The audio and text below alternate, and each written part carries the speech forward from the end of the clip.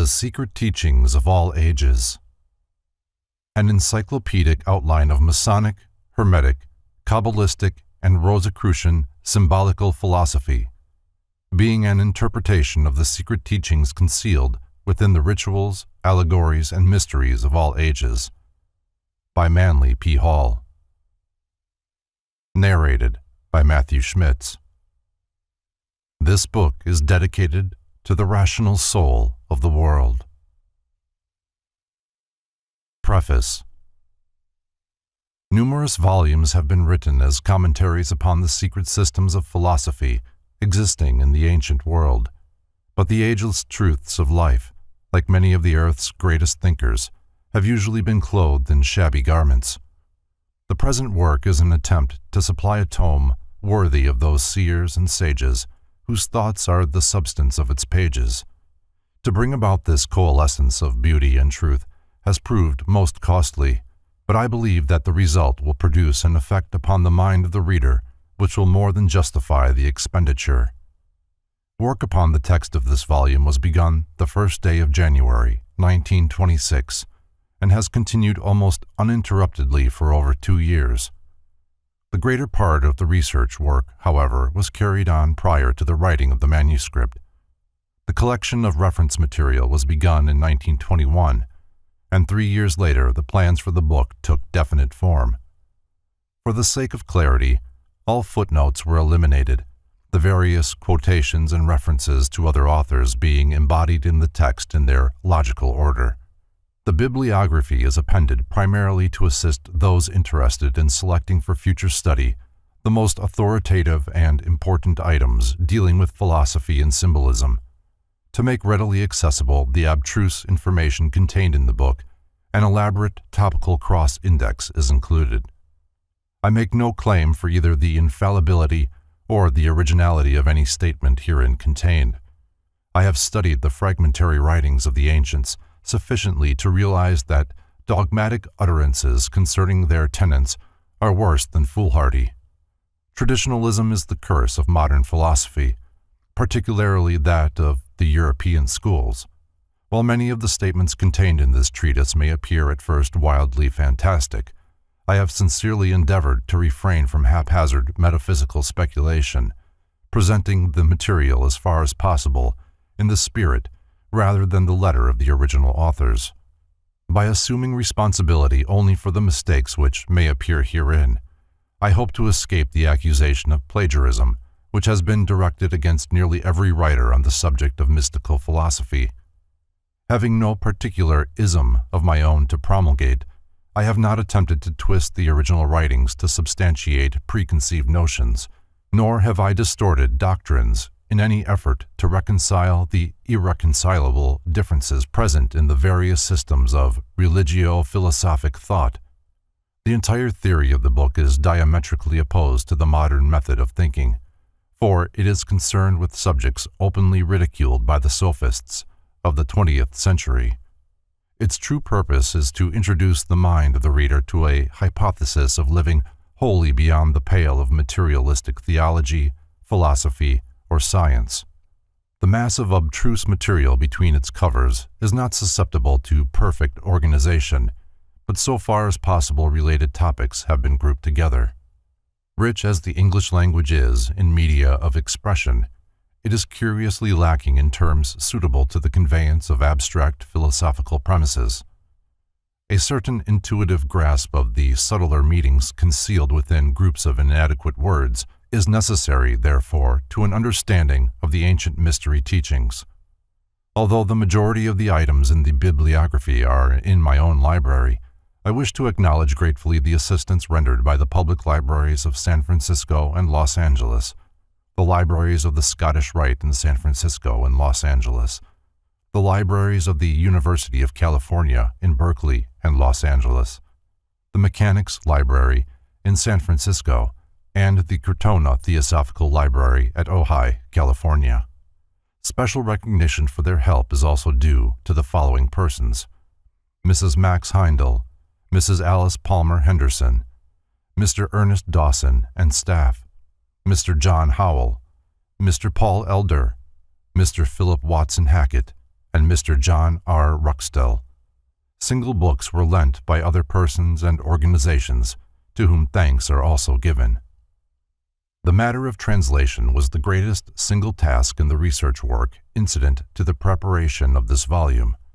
The necessary German translations, which required nearly 3 years, were generously undertaken by Mr. Alfred Berry, who declined all remuneration for his labor. The Latin, Italian, French, and Spanish translations were made by Professor Homer P. Earle. The Hebrew text was edited by Rabbi Jacob M. Alcow. Miscellaneous short translations and checking also were done by various individuals.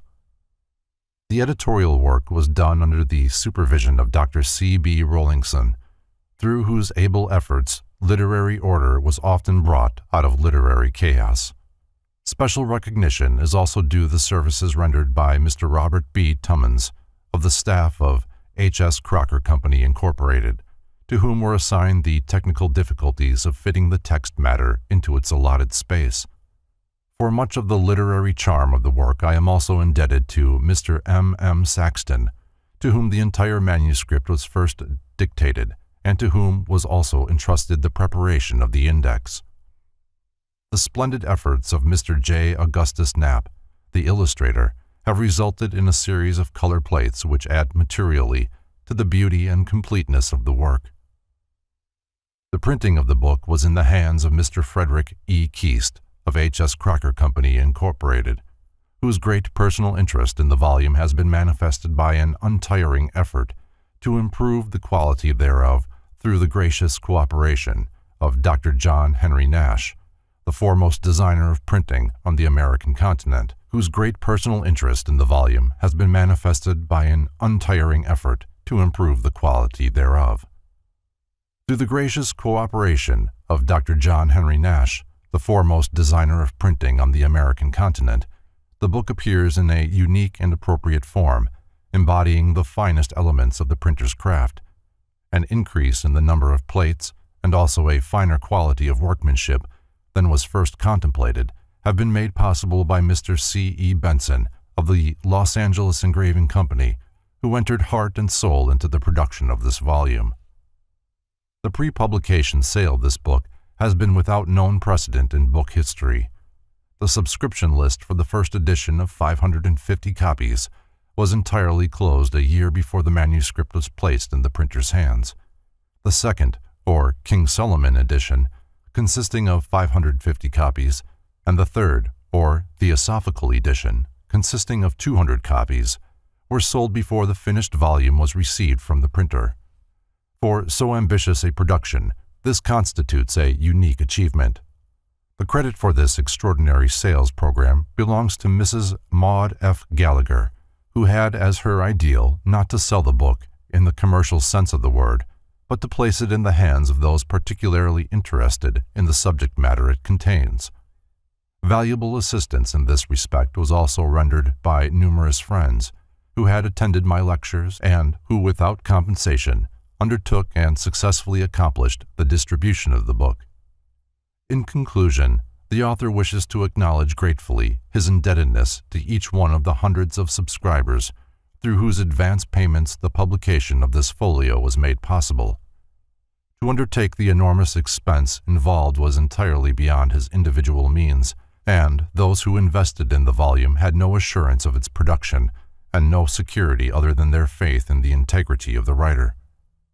I sincerely hope that each reader will profit from the perusal of this book, even as I have profited from the writing of it.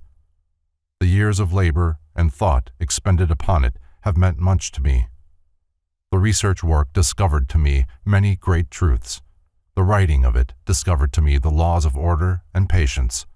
The printing of it discovered to me new wonders of the arts and crafts. And the whole enterprise has discovered to me a multitude of friends whom otherwise I might never have known. And so, in the words of John Bunyan, I penned it down until at last it came to be, for length and breadth, the bigness which you see. Manly P. Hall, Los Angeles, California, May 28, 1928. Introduction. Philosophy is the science of estimating values. The superiority of any state or substance over another is determined by philosophy. By assigning a position of primary importance to what remains when all that is secondary has been removed, philosophy thus becomes the true index of priority or emphasis in the realm of speculative thought. The mission of philosophy a priori is to establish the relation of manifested things to their invisible ultimate cause or nature. Philosophy, writes Sir William Hamilton, has been defined as the science of things divine and human, and of the causes in which they are contained. Cicero. The science of effects by their causes. Hobbes. The science of sufficient reasons. Leibniz. The science of things possible, inasmuch as they are possible. Wolff. The science of things evidently deduced from first principles. Descartes. The science of truths, sensible and abstract. De Candolle. The application of reason to its legitimate objects. Tennemann. The science of the relations of all knowledge to the necessary ends of human reason. Kant. The science of the original form of the ego or mental self. Krug. The science of sciences. Fichte. The science of the absolute. Von Schelling. The science of the absolute indifference of the ideal and real. Von Schelling. Or the identity of identity and non-identity. Hegel. See lectures on metaphysics and logic. The 6 headings under which the disciplines of philosophy are commonly classified are metaphysics, which deals with such abstract subjects as cosmology, theology, and the nature of being. Logic, which deals with the laws governing rational thinking, or, as it has been called, the doctrine of fallacies. Ethics, which is the science of morality, individual responsibility, and character, concerned chiefly with an effort to determine the nature of good. Psychology, which is devoted to investigation and classification of those forms of phenomena referable to a mental origin. Epistemology, which is the science concerned primarily with the nature of knowledge itself and the question of whether it may exist in an absolute form.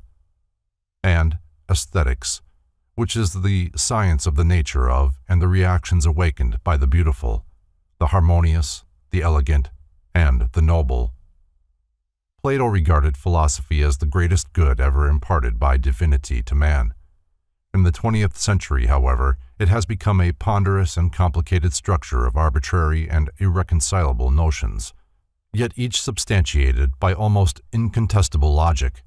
The lofty theorems of the old academy, which Iamblichus likened to the nectar and ambrosia of the gods, have been so adulterated by opinion, which Heraclitus declared to be a falling sickness of the mind, that the heavenly mead would now be quite unrecognizable to this great Neoplatonist. Convincing evidence of the increasing superficiality of modern scientific and philosophic thought is its persistent drift towards materialism. When the great astronomer Laplace was asked by Napoleon why he had not mentioned God in his Traité de la Mécanique Céleste, the mathematician naively replied, "Sire, I had no need for that hypothesis." In his treatise on atheism, Sir Francis Bacon tersely summarizes the situation thus: "A little philosophy inclineth man's mind to atheism, but depth in philosophy bringeth men's minds about to religion." The Metaphysics of Aristotle opens with these words: "All men naturally desire to know." To satisfy this common urge, the unfolding human intellect has explored the extremities of imaginable space without and the extremities of imaginable self within, seeking to estimate the relationship between the one and the all, the effect and the cause, nature and the groundwork of nature, the mind and the source of the mind, the spirit and the substance of the spirit, the illusion and the reality. An ancient philosopher once said, "He who has not even a knowledge of common things is a brute among men. He who has an accurate knowledge of human concerns alone is a man among brutes, but he who knows all that can be known by intellectual energy is a god among men." Man's status in the natural world is determined, therefore, by the quality of his thinking. He whose mind is enslaved to his bestial instincts is philosophically not superior to the brute.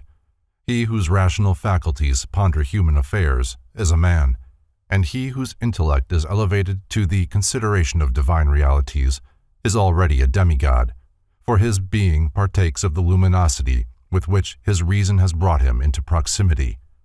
In his encomium of the science of sciences, Cicero is led to exclaim, "O philosophy, life's guide! O searcher out of virtue and expeller of vices! What could we and every age of men have been without thee? Thou hast produced cities. Thou hast called men scattered about into the social enjoyment of life." In this age, the word philosophy has little meaning unless accompanied by some other qualifying term.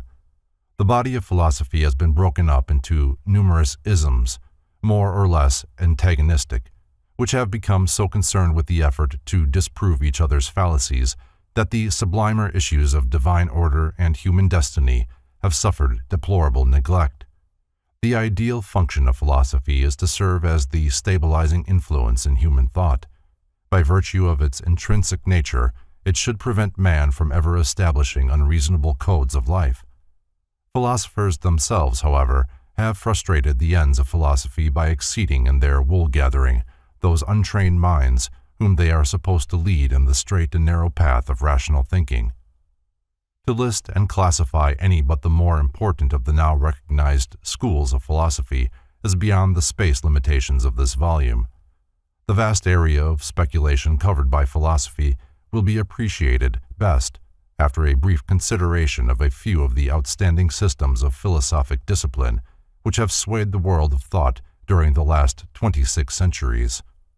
The Greek school of philosophy had its inception with the 7 immortalized thinkers upon whom was first conferred the appellation of Sophos, the wise. According to Diogenes Laertius, these were Thales, Solon, Chilon, Pittacus, Bias, Cleobulus, and Periander.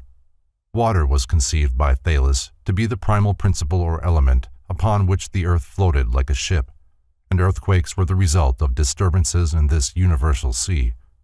Since Thales was an Ionian, the school perpetuating his tenets became known as the Ionic.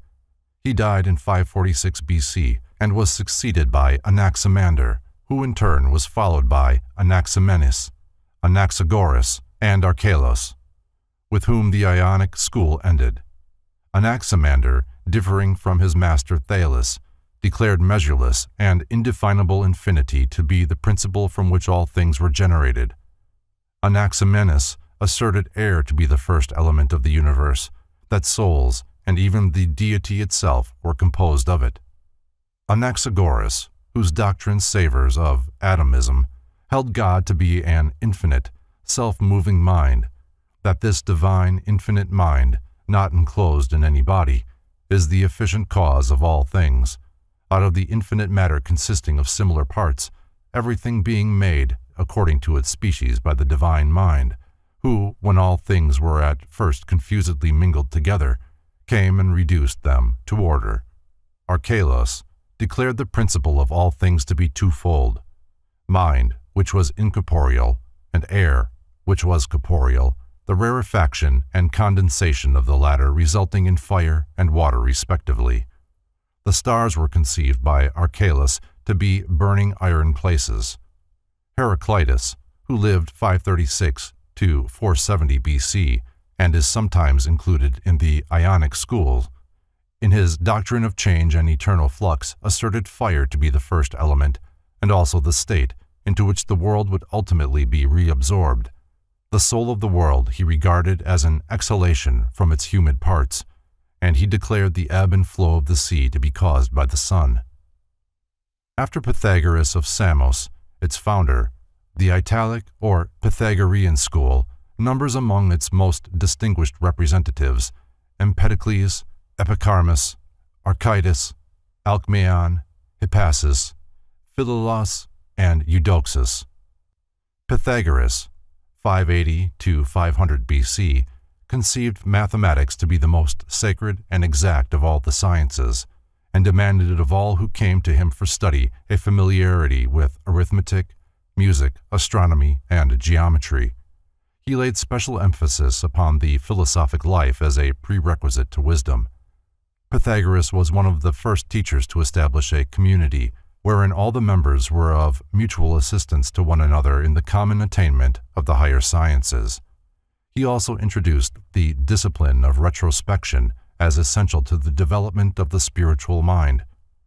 Pythagoreanism may be summarized as a system of metaphysical speculation concerning the relationships between numbers and the causal agencies of existence. This school also first expounded the theory of celestial harmonies, or the music of the spheres. John Reuchlin said of Pythagoras that he taught nothing to his disciples before the discipline of silence, silence being the first rudiment of contemplation. In his Sophist, Aristotle credits Empedocles with the discovery of rhetoric. Both Pythagoras and Empedocles accepted the theory of transmigration, the latter saying, "A boy I was, then did a maid become, a plant, bird, fish, and in the vast sea swum." Archytas is credited with invention of the screw and the crane. Pleasure he declared to be a pestilence, because it was opposed to the temperance of the mind. He considered a man without deceit to be as rare as a fish without bones. The Eleatic sect was founded by Xenophanes, 570 to 480 BC, who was conspicuous for his attacks upon the cosmologic and theogonic fables of Homer and Hesiod. Xenophanes declared that God was one and incorporeal, in substance and figure round, in no way resembling man, that he is all sight and all hearing, but breathes not, that he is all things, the mind and wisdom, not generate, but eternal, impassible, immutable, and rational.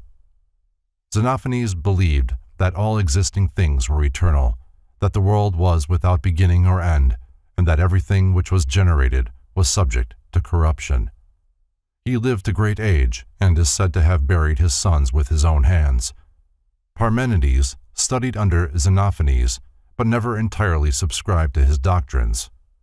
Parmenides declared the senses to be uncertain and reason the only criterion of truth. He first asserted the earth to be round and also divided its surface into zones of heat and cold. Babbitt's atom. From Babbitt's Principles of Light and Color. Since the postulation of the atomic theory by Democritus, many efforts have been made to determine the structure of atoms and the method by which they unite to form various elements. Even science has not refrained from entering this field of speculation and presents for consideration most detailed and elaborate representations of these minute bodies. By far the most remarkable conception of the atom evolved during the last century is that produced by the genius of Dr. Edwin D. Babbitt, and which is reproduced herewith. The diagram is self-explanatory. It must be borne in mind that this apparently massive structure is actually minute as to defy analysis. Not only did Dr. Babbitt create this form of the atom, but he also contrived a method whereby these particles could be grouped together in an orderly manner and thus result in the formation of molecular bodies. Melissus, who is included in the Eleatic school, held many opinions in common with Parmenides. He declared the universe to be immovable because, occupying all space, there was no place to which it could be moved. He further rejected the theory of a vacuum in space. Zeno of Elea also maintained that a vacuum could not exist. Rejecting the theory of motion, he asserted that there was but one God, who was an eternal, ungenerated being. Like Xenophanes, he conceived deity to be spherical in shape. Leucippus held the universe to consist of two parts, one full and the other a vacuum. From the infinite, a host of minute fragmentary bodies descended into the vacuum, where, through a continual agitation, they organized themselves into spheres of substance. The great Democritus, to a certain degree, enlarged upon the atomic theory of Leucippus.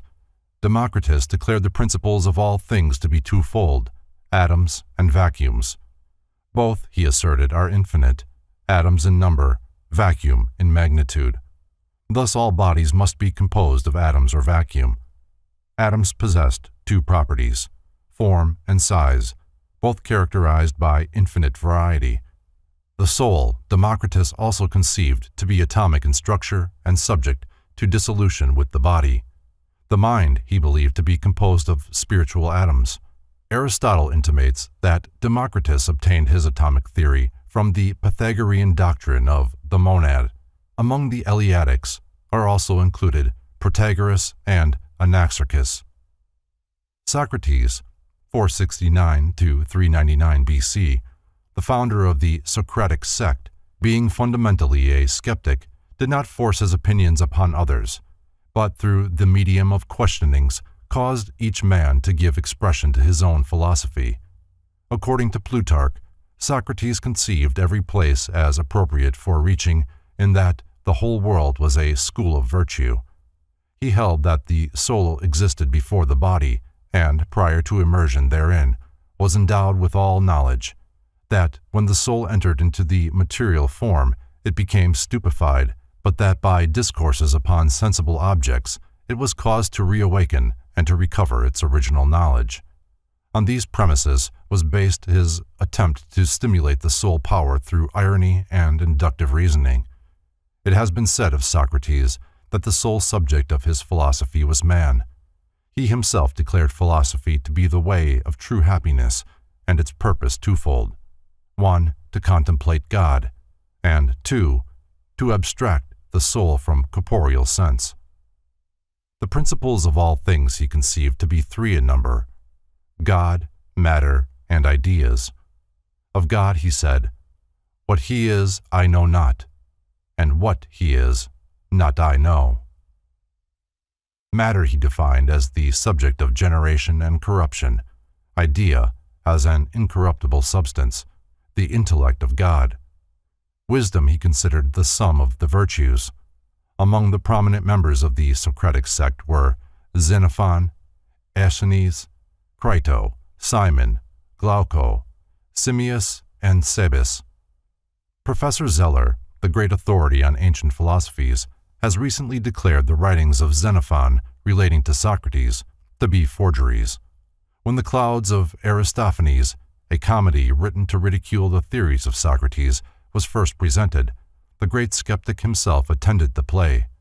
During the performance, which caricatured him seated in a basket high in the air studying the sun, Socrates rose calmly in his seat, the better to enable the Athenian spectators to compare his own unprepossessing features with the grotesque mask worn by the actor impersonating him. The Elean sect was founded by Phaedo of Elis, a youth of noble family, who was bought from slavery at the instigation of Socrates, and who became his devoted disciple. Plato so highly admired Phaedo's mentality that he named one of the most famous of his discourses the Phaedo. Phaedo was succeeded in his school by Plisthenes, who in turn was followed by Menedemus. Of the doctrines of the Elean sect, little is known. Menedemus is presumed to have been inclined toward the teachings of Stilpo and the Megarian sect. When Menedemus's opinions were demanded, he answered that he was free, thus intimating that most men were enslaved to their opinions.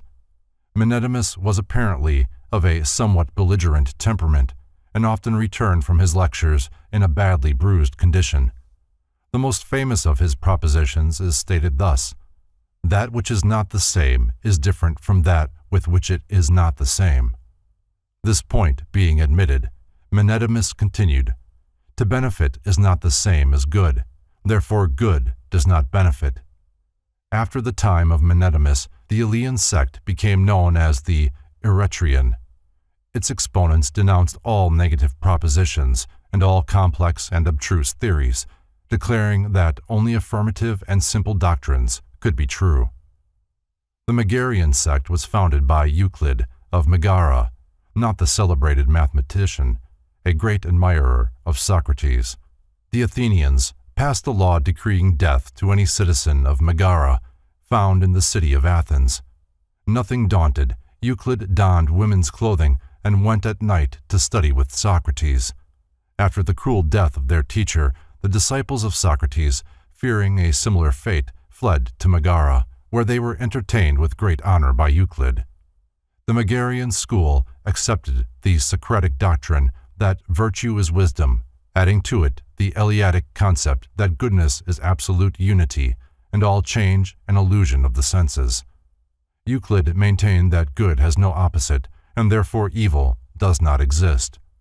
Being asked about the nature of the gods, he declared himself ignorant of their disposition, save that they hated curious persons.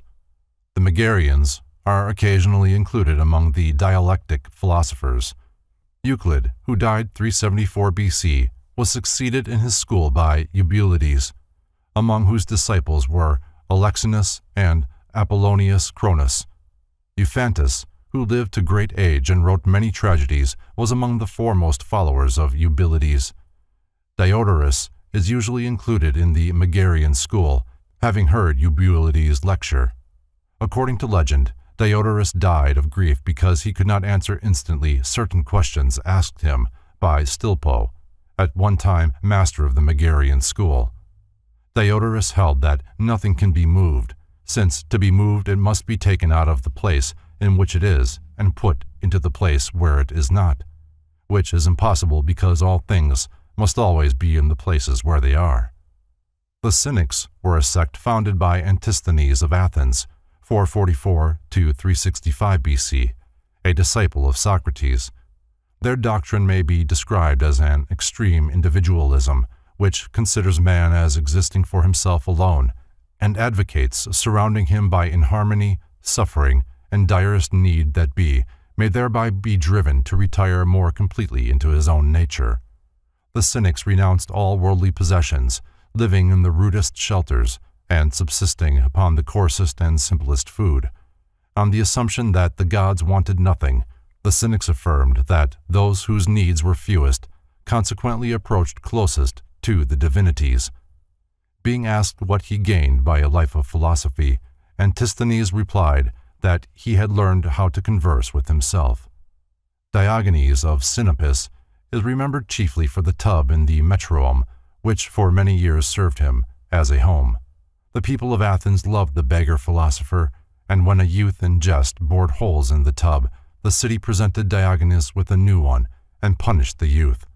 Diogenes believed that nothing in life can be rightly accomplished without exercitation. He maintained that everything in the world belongs to the wise, a declaration which he proved by the following logic. All things belong to the gods. The gods are friends to wise persons. All things are common amongst friends.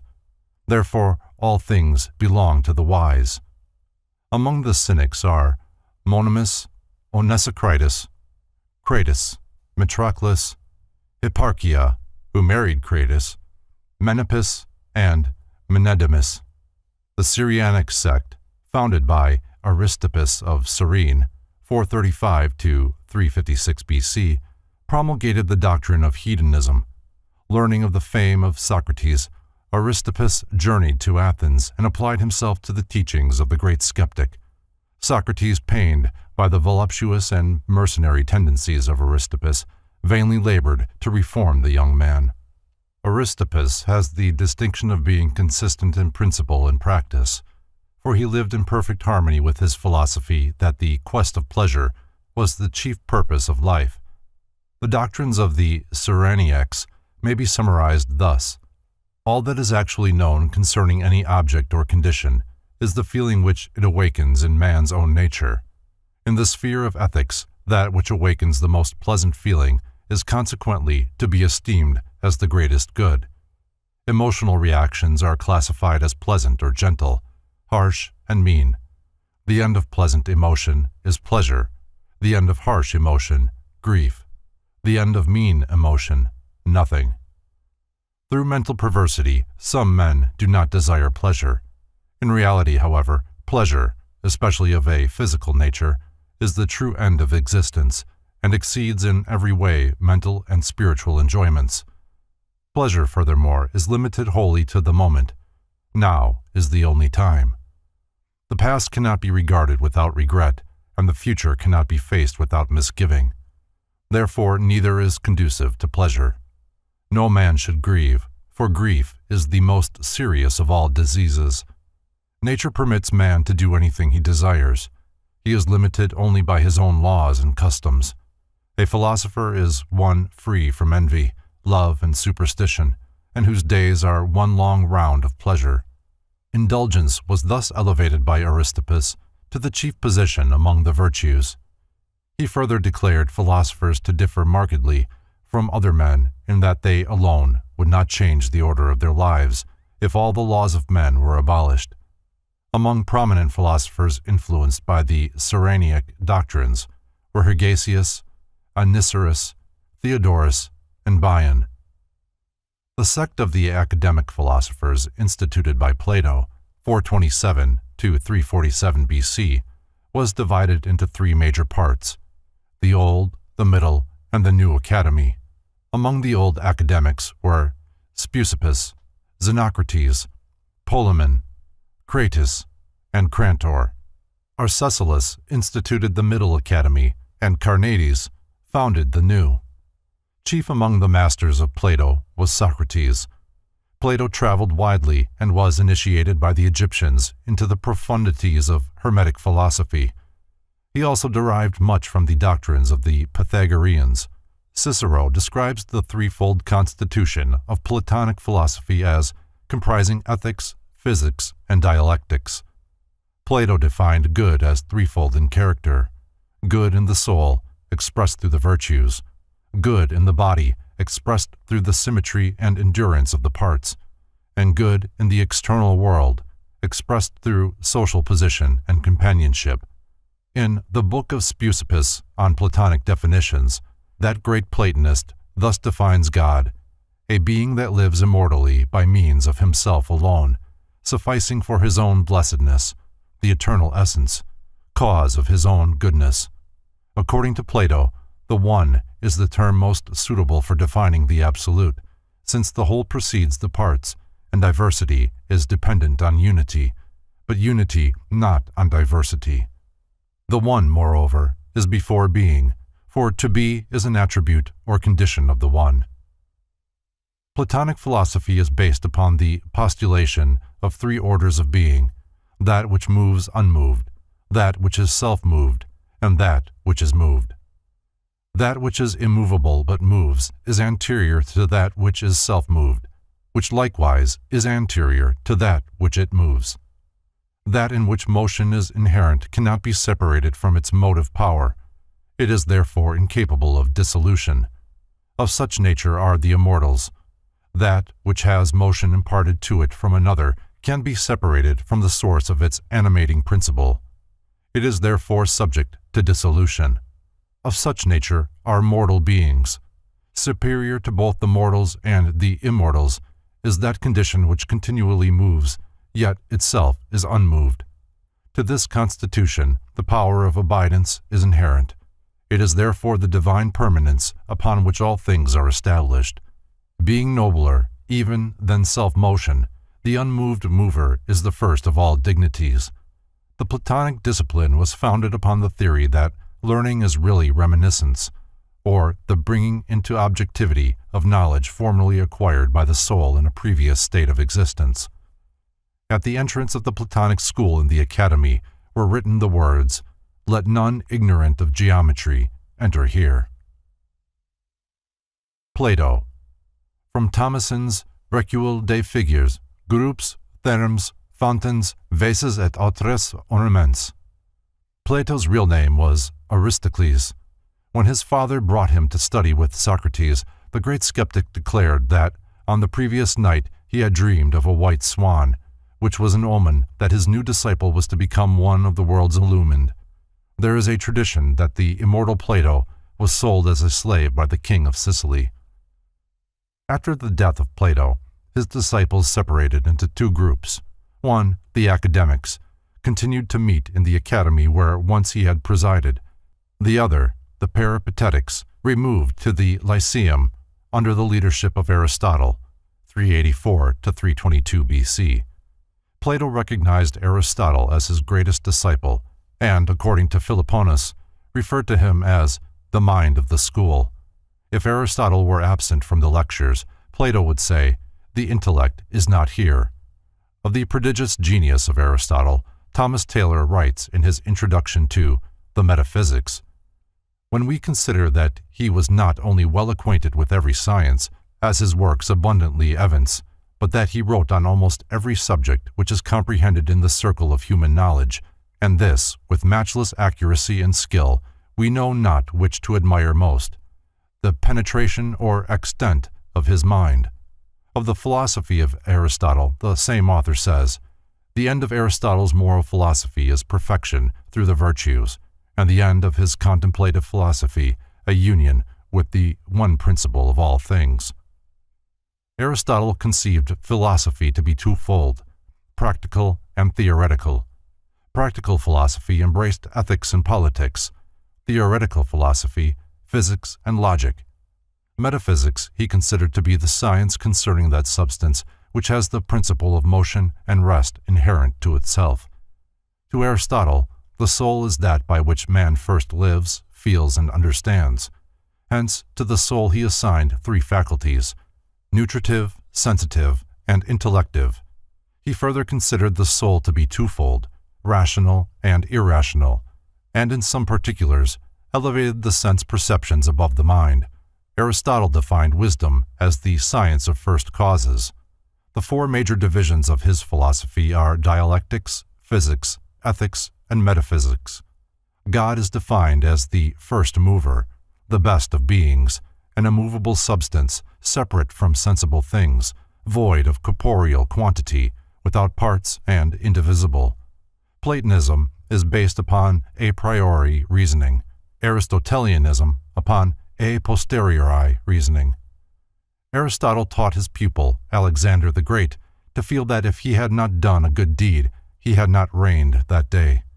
Among his followers were Theophrastus, Strato, Lyco, Aristo, Critolus, and Diodorus. Of skepticism, as propounded by Pyrrho of Elis, 365 to 275 BC, and by Timon, Sextus Empiricus said that those who seek must find or deny they have found or can find, or persevere in the inquiry. Those who suppose they have found truth are called dogmatists. Those who think it incomprehensible are the academics. Those who still seek are the skeptics. The attitude of skepticism towards the knowable is summed up by Sextus Empiricus in the following words: "But the chief ground of skepticism is that to every reason there is an opposite reason equivalent, which makes us forbear to dogmatize." The skeptics were strongly opposed to the dogmatists, and were agnostic in that they held the accepted theories regarding deity to be self-contradictory and undemonstrable. "How," asked the skeptic, "can we have indubitate knowledge of God, knowing not his substance, form, or place? For, while philosophers disagree irreconcilably on these points, their conclusions cannot be considered as undoubtedly true."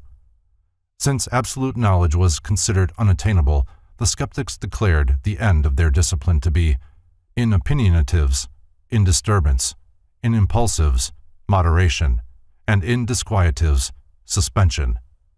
The sect of the Stoics was founded by Zeno, 340 to 265 BC, the Citian, who studied under Critias, the Cynic, from which sect the Stoics had their origin.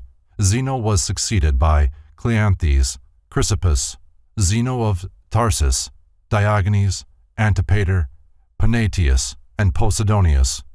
Most famous of the Roman Stoics are Epictetus and Marcus Aurelius.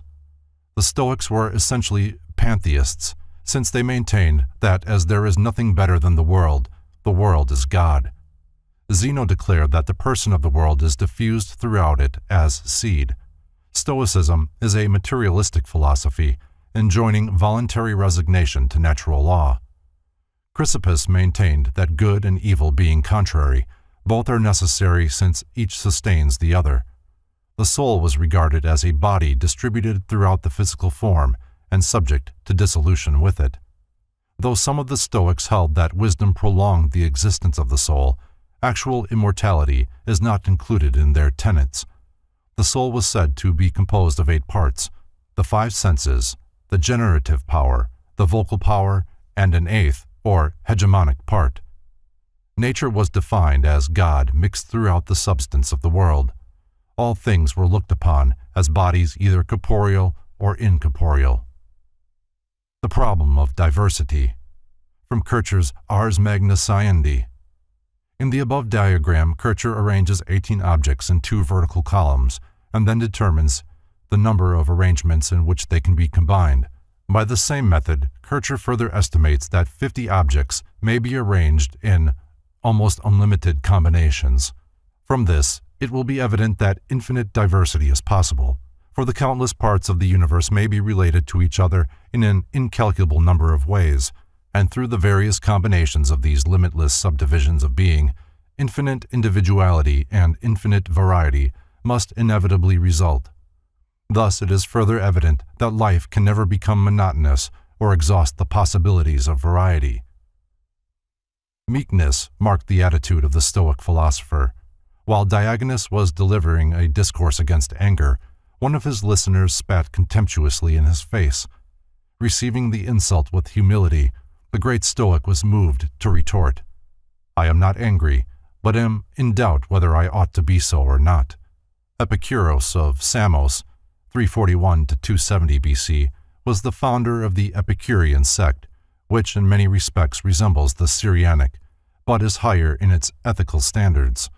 The Epicureans also posited pleasure as the most desirable state, but conceived it to be a grave and dignified state achieved through renunciation of those mental and emotional inconstancies which are productive of pain and sorrow.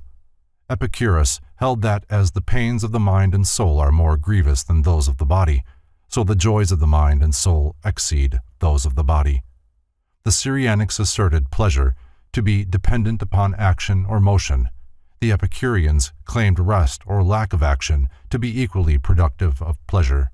Epicurus accepted the philosophy of Democritus concerning the nature of atoms and based his physics upon this theory. The Epicurean philosophy may be summed up in 4 canons. 1. Sense is never deceived, and therefore every sensation and every perception of an appearance is true. 2. Opinion follows upon sense and is superadded to sensation, and capable of truth or falsehood. 3. All opinion attested, or not contradicted by the evidence of sense, is true. 4. An opinion contradicted, or not attested by the evidence of sense, is false. Among the Epicureans of note were Metrodorus of Lampsacus, Zeno of Sidon, and Phaedrus. Eclecticism may be defined as the practice of choosing apparently irreconcilable doctrines from antagonistic schools and constructing therefrom a composite philosophic system in harmony with the convictions of the eclectic himself.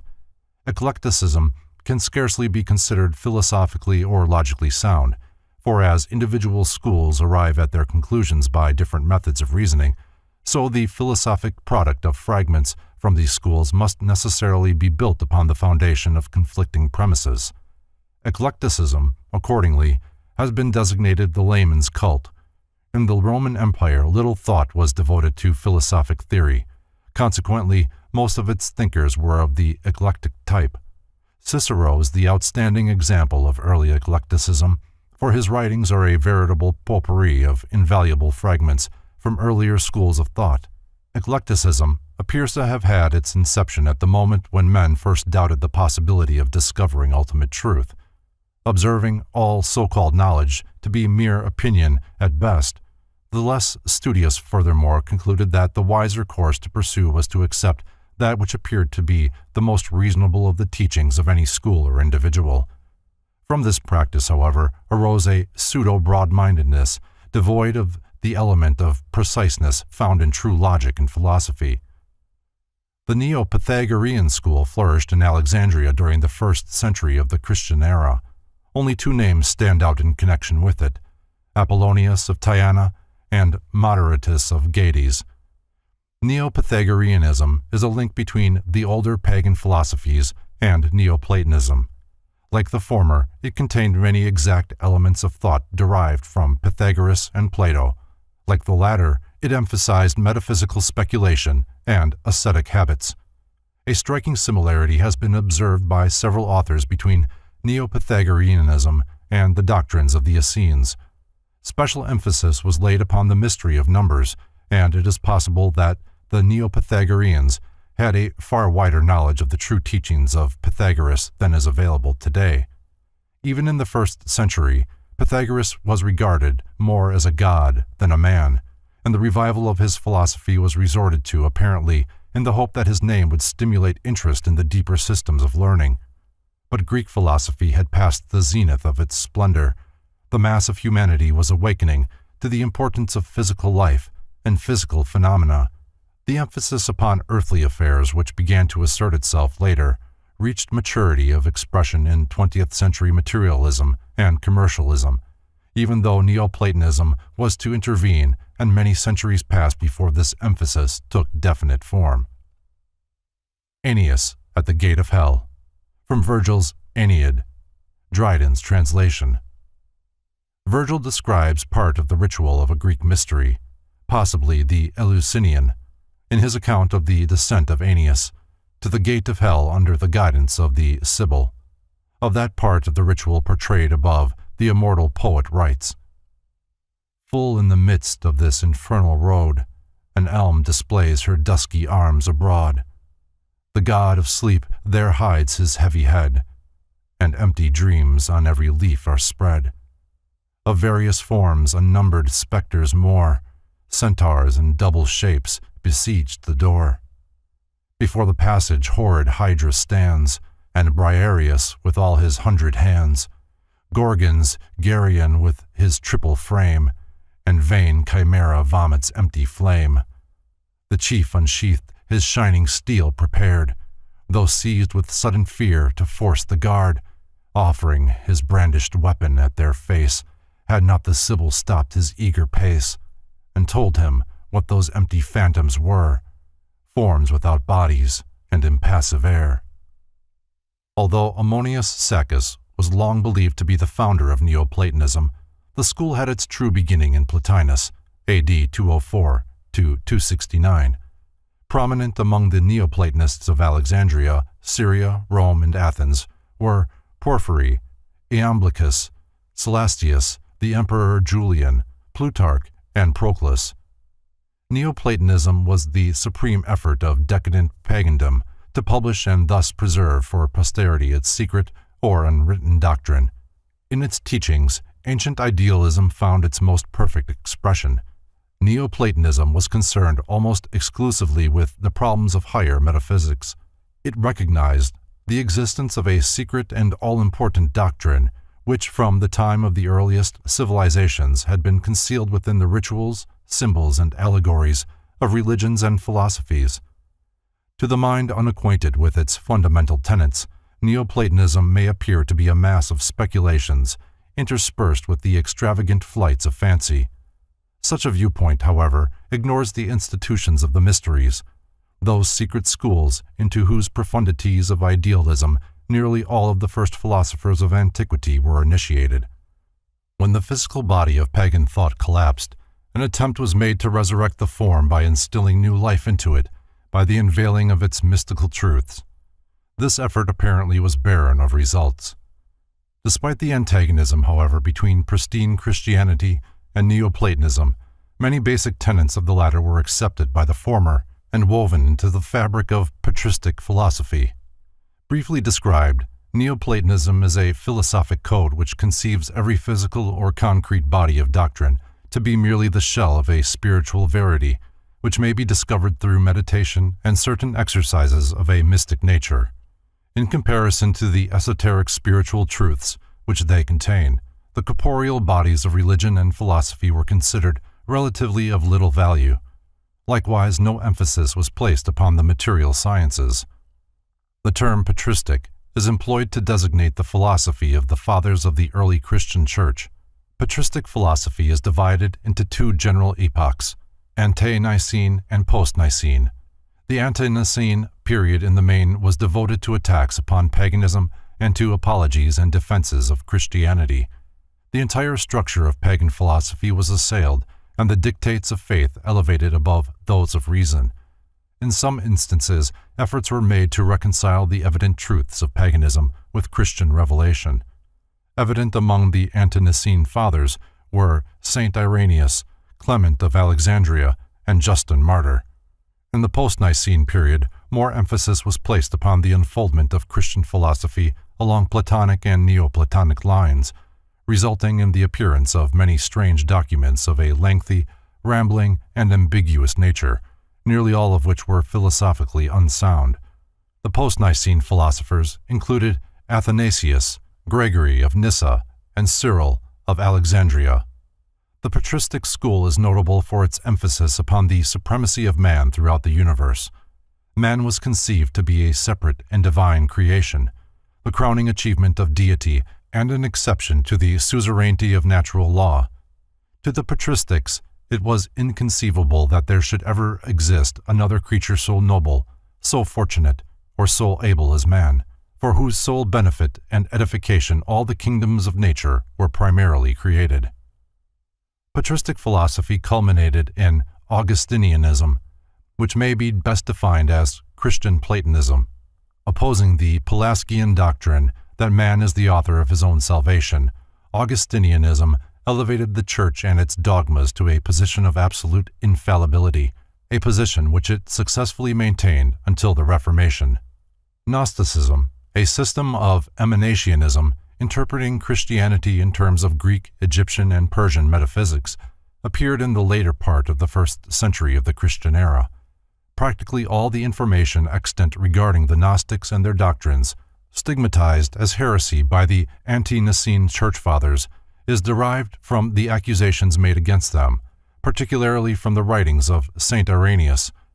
In the 3rd century appeared Manichaeism, a dualistic system of Persian origin, which taught that good and evil were forever contending for universal supremacy.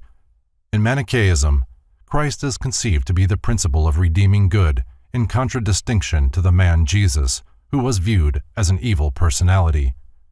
The death of Boethius in the 6th century marked the close of the ancient Greek school of philosophy. The 9th century saw the rise of the new school of scholasticism, which sought to reconcile philosophy with theology.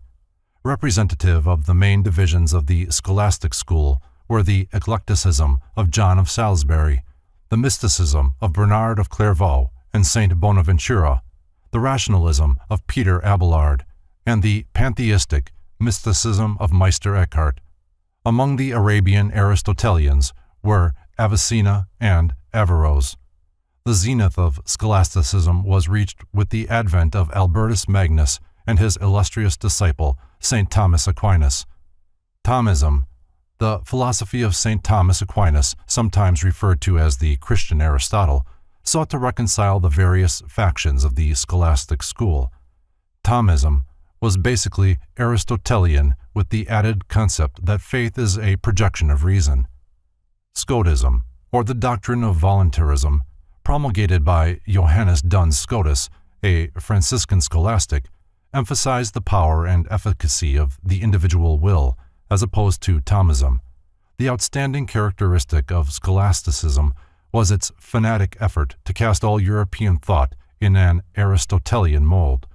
Eventually, the schoolmen descended to the level of mere wordmongers who picked the words of Aristotle so clean that nothing but the bones remained. It was this decadent school of meaningless verbiage against which Sir Francis Bacon directed his bitter shafts of irony and which he relegated to the potter's field of discarded notions.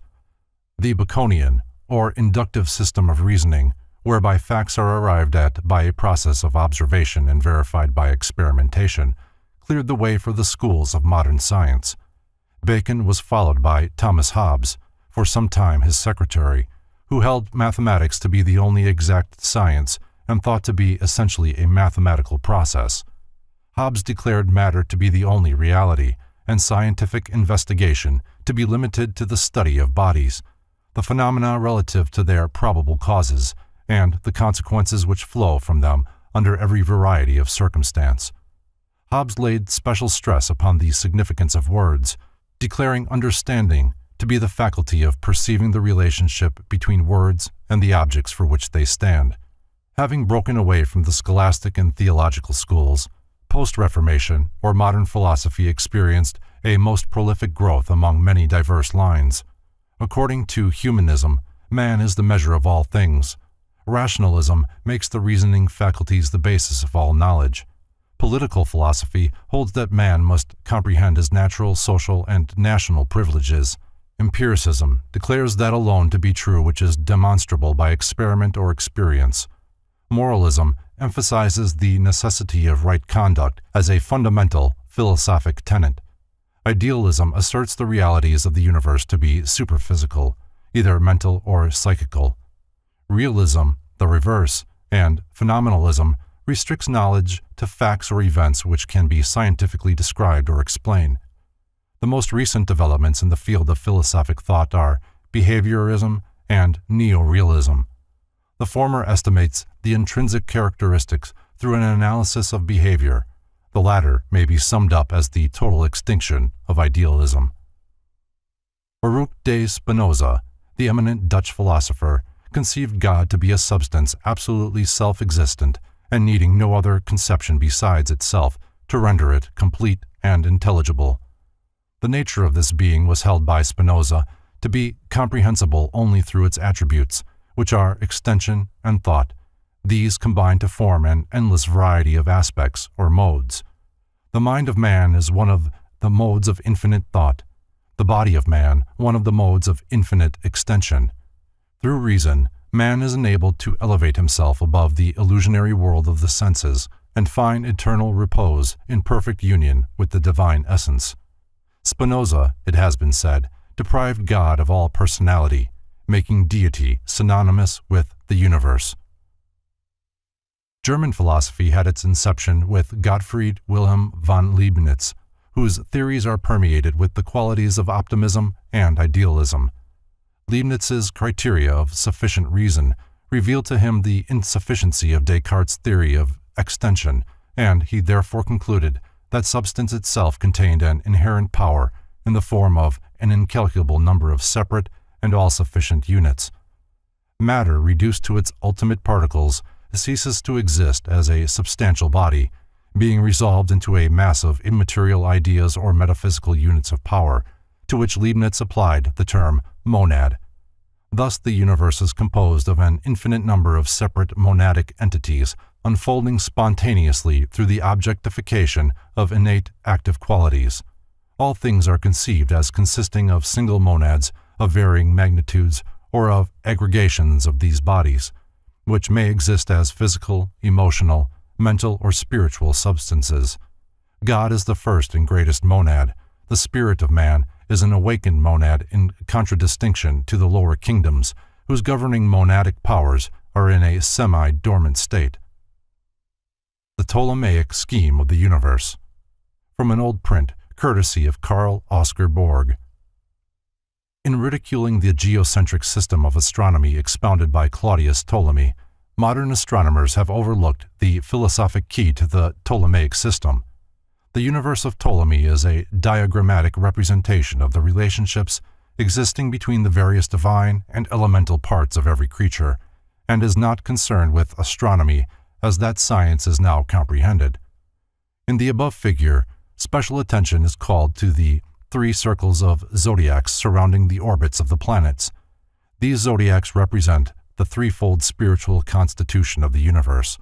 The orbits of the planets are the governors of the world, and the 4 elemental spheres in the center represent the physical constitution of both man and the universe. Ptolemy's scheme of the universe is simply a cross-section of the universal aura, the planets and elements to which he refers having no relation to those recognized by modern astronomers. Though a product of the Leibnizian-Wolffian school, Immanuel Kant, like Locke, dedicated himself to investigation of the powers and limits of human understanding. The result was his critical philosophy, embracing the critique of pure reason, the critique of practical reason, and the critique of judgment. Dr. W. J. Durant sums up Kant's philosophy in the concise statement that he rescued mind from matter. the mind Kant conceived to be the selector and coordinator of all perceptions, which in turn are the result of sensations grouping themselves about some external object. In the classification of senses and ideas, the mind employs certain categories of sense, time, and space, of understanding, quality, relation, modality, and causation, and the unity of appreciation. Being subject to mathematical laws, time and space are considered absolute and sufficient bases for exact thinking. Kant's practical reason declared that while the nature of noumenon could never be comprehended by the reason, the fact of morality proves the existence of three necessary postulates: free will, immortality, and God. In the Critique of Judgment, Kant demonstrates the union of the noumenon and the phenomenon in art and biological evolution. German superintellectualism is the outgrowth of an overemphasis of Kant's theory of the autocratic supremacy of the mind over sensation and thought. The philosophy of Johann Gottlieb Fichte was a projection of Kant's philosophy, wherein he attempted to unite Kant's practical reason with his pure reason. Fichte held that the known is merely the contents of the consciousness of the knower, and that nothing can exist to the knower until it becomes part of those contents. Nothing is actually real, therefore, except the facts of one's own mental experience. Recognizing the necessity of certain objective realities, Friedrich Wilhelm Joseph von Schelling, who succeeded Fichte in the chair of philosophy at Jena, first employed the doctrine of identity as the groundwork for a complete system of philosophy. Whereas Fichte regarded self as the absolute, von Schelling conceived infinite and eternal mind to be the all-pervading cause. Realization of the absolute is made possible by the intellectual intuition which, being a superior or spiritual sense, is able to dissociate itself from both subject and object. Kant's categories of space and time von Schelling conceived to be positive and negative respectively, and material existence the result of the reciprocal action of these two expressions. Von Schelling also held that the absolute in its process of self-development proceeds according to a law or rhythm consisting of three movements. The first, a reflective movement, is the attempt of the infinite to embody itself in the finite. The second, that of subsumption, is the attempt of the absolute to return to the infinite after involvement in the finite. The third, that of reason, is the neutral point wherein the two former movements are blended. George Wilhelm Friedrich Hegel considered the intellectual intuition of von Schelling to be philosophically unsound, and hence turned his attention to the establishment of a system of philosophy based upon pure logic. Of Hegel, it has been said that he began with nothing and showed with logical precision how everything had proceeded from it in logical order.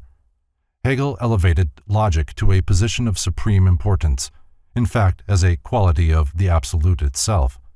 God he conceived to be a process of unfolding which never attains to the condition of unfoldment.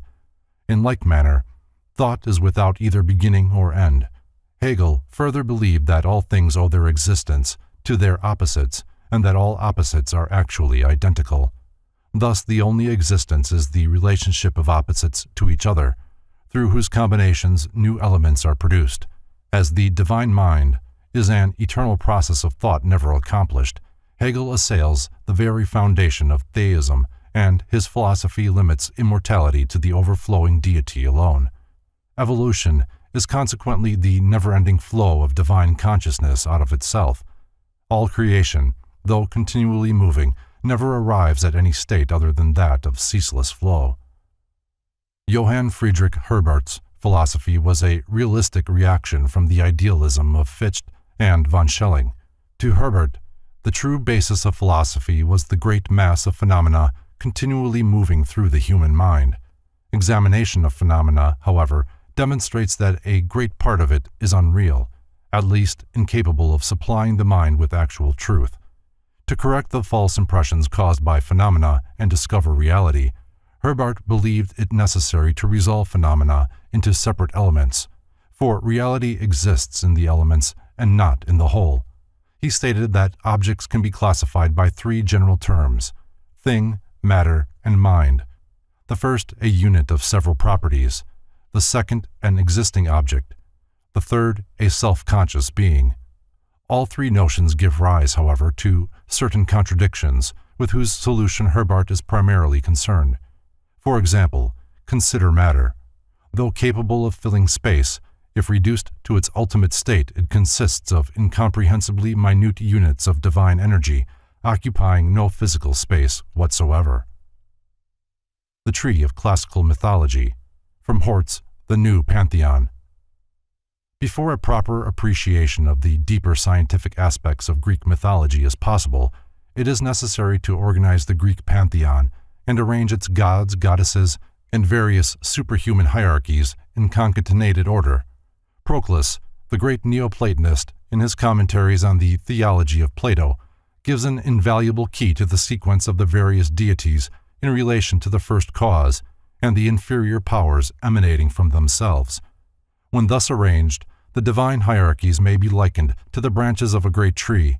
The roots of this tree are firmly embedded in unknowable being. The trunk and larger branches of the tree symbolize the superior gods. The twigs and leaves, the innumerable existences dependent upon the first and unchanging power. The true subject of Arthur Schopenhauer's philosophy is the will. The object of his philosophy is the elevation of the mind to the point where it is capable of controlling the will. Schopenhauer likens the will to a strong blind man who carries on his shoulders the intellect, which is a weak lame man possessing the power of sight. The will is the tireless cause of manifestation, and every part of nature the product of will. The brain is the product of the will to know, the hand the product of the will to grasp. The entire intellectual and emotional constitutions of man are subservient to the will and are largely concerned with the effort to justify dictates of the will. Thus, the mind creates elaborate systems of thought simply to prove the necessity of the thing willed. Genius, however, represents the state wherein the intellect has gained supremacy over the will, and the life is ruled by reason and not by impulse. The strength of Christianity, said Schopenhauer, lay in its pessimism and conquest of individual will. His own religious viewpoints resembled closely the Buddhistic. To him, nirvana represented the subjugation of will. Life, the manifestation of the blind will to live, he viewed as a misfortune, claiming that the true philosopher was one who, recognizing the wisdom of death, resisted the inherent urge to reproduce his kind. Of Friedrich Wilhelm Nietzsche, it has been said that his peculiar contribution to the cause of human hope was the glad tidings that God had died of pity. The outstanding features of Nietzsche's philosophy are his doctrine of eternal recurrence and the extreme emphasis placed by him upon the will to power, a projection of Schopenhauer's will to live. Nietzsche believed the purpose of existence to be the production of a type of all-powerful individual, designated by him the Superman. This Superman was the product of careful culturing, for if not separated forcibly from the mass and consecrated to the production of power, the individual would sink back to the level of the deadly mediocre. Love, Nietzsche said, should be sacrificed to the production of the superhuman, and those only should marry who are best fitted to produce this outstanding type. Nietzsche also believed in the rule of the aristocracy, both blood and breeding being essential to the establishment of this superior type. Nietzsche's doctrine did not liberate the masses. It rather placed over them supermen for whom their inferior brothers and sisters should be perfectly reconciled to die. Ethically and politically, the Superman was a law unto himself. To those who understand the true meaning of power to be virtue, self-control, and truth, the ideality behind Nietzsche's theory is apparent. To the superficial, however, it is a philosophy heartless and calculating, concerned solely with the survival of the fittest. Of the other German schools of philosophic thought, limitations of space preclude detailed mention. The more recent developments of the German school are Freudianism and relativism, often called the Einstein theory. The former is a system of psychoanalysis through psychopathic and neurological phenomena. The latter attacks the accuracy of mechanical principles dependent upon the present theory of velocity. René Descartes stands at the head of the French school of philosophy and shares with Sir Francis Bacon the honor of founding the systems of modern science and philosophy. As Bacon based his conclusions upon observation of external things, So Descartes founded his metaphysical philosophy upon observation of internal things. Cartesianism, the philosophy of Descartes, first eliminates all things and then replaces as fundamental those premises without which existence is impossible. Descartes defined an idea as that which fills the mind when we conceive a thing. The truth of an idea must be determined by the criteria of clarity and distinctness. Hence, Descartes held that a clear and distinct idea must be true. Descartes has the distinction of also evolving his own philosophy without recourse to authority. Consequently, his conclusions are built up from the simplest of premises and grow in complexity as the structure of his philosophy takes form. The positive philosophy of Auguste Comte is based upon the theory that human intellect develops through 3 stages of thought. The first and lowest stage is theological, the second metaphysical, and the third and highest positive. Thus, theology and metaphysics are the feeble intellectual efforts of humanity's child mind, and positivism is the mental expression of the adult intellect. In his Cours de philosophie positive, Comte writes, "In the final, the positive state, the mind has given over the vain search after absolute notions, the origin and destination of the universe, and the causes of phenomena, and applies itself to the study of their laws, that is, their invariable relations of succession and resemblance. Reasoning and observation, duly combined, are the means of this knowledge." Comte's theory is described as an enormous system of materialism. According to Comte, it was formerly said that the heavens declare the glory of God, but now they only recount the glory of Newton and Laplace. Among the French schools of philosophy are traditionalism, often applied to Christianity, which esteems tradition as the proper foundation for philosophy; the sociological school, which regards humanity as one vast social organism; the encyclopedists, whose efforts to classify knowledge according to the Baconian system revolutionized European thought; Voltaireism, which assailed the divine origin of the Christian faith and adopted an attitude of extreme skepticism toward all matters pertaining to theology; and Neocriticism, a French revision of the doctrines of Immanuel Kant. Henry Bergson, the intuitionalist, undoubtedly the greatest living French philosopher, presents a theory of mystic anti-intellectualism founded upon the premise of creative evolution. His rapid rise to popularity is due to his appeal to the finer sentiments in human nature, which rebel against the hopelessness and helplessness of materialistic science and realistic philosophy. Bergson sees God as life continually struggling against the limitations of matter. He even conceives the possible victory of life over matter, and, in time, the annihilation of death. Applying the Baconian method to the mind, John Locke, the great English philosopher, declared that everything which passes through the mind is a legitimate object of mental philosophy, and that these mental phenomena are as real and valid as the objects of any other science. In his investigations of the origin of phenomena, Locke departed from the Baconian requirement that it was first necessary to make a natural history of facts. The mind was regarded by Locke to be blank until experience is inscribed upon it. Thus, the mind is built up of received impressions plus reflection. The soul, Locke believed to be incapable of apprehension of deity, and man's realization or cognition of God to be merely an inference of the reasoning faculty. David Hume was the most enthusiastic and also the most powerful of the disciples of Locke. Attacking Locke's sensationalism, Bishop George Berkeley substituted for it a philosophy founded on Locke's fundamental premises, but which he developed as a system of idealism. Berkeley held that ideas are the real objects of knowledge.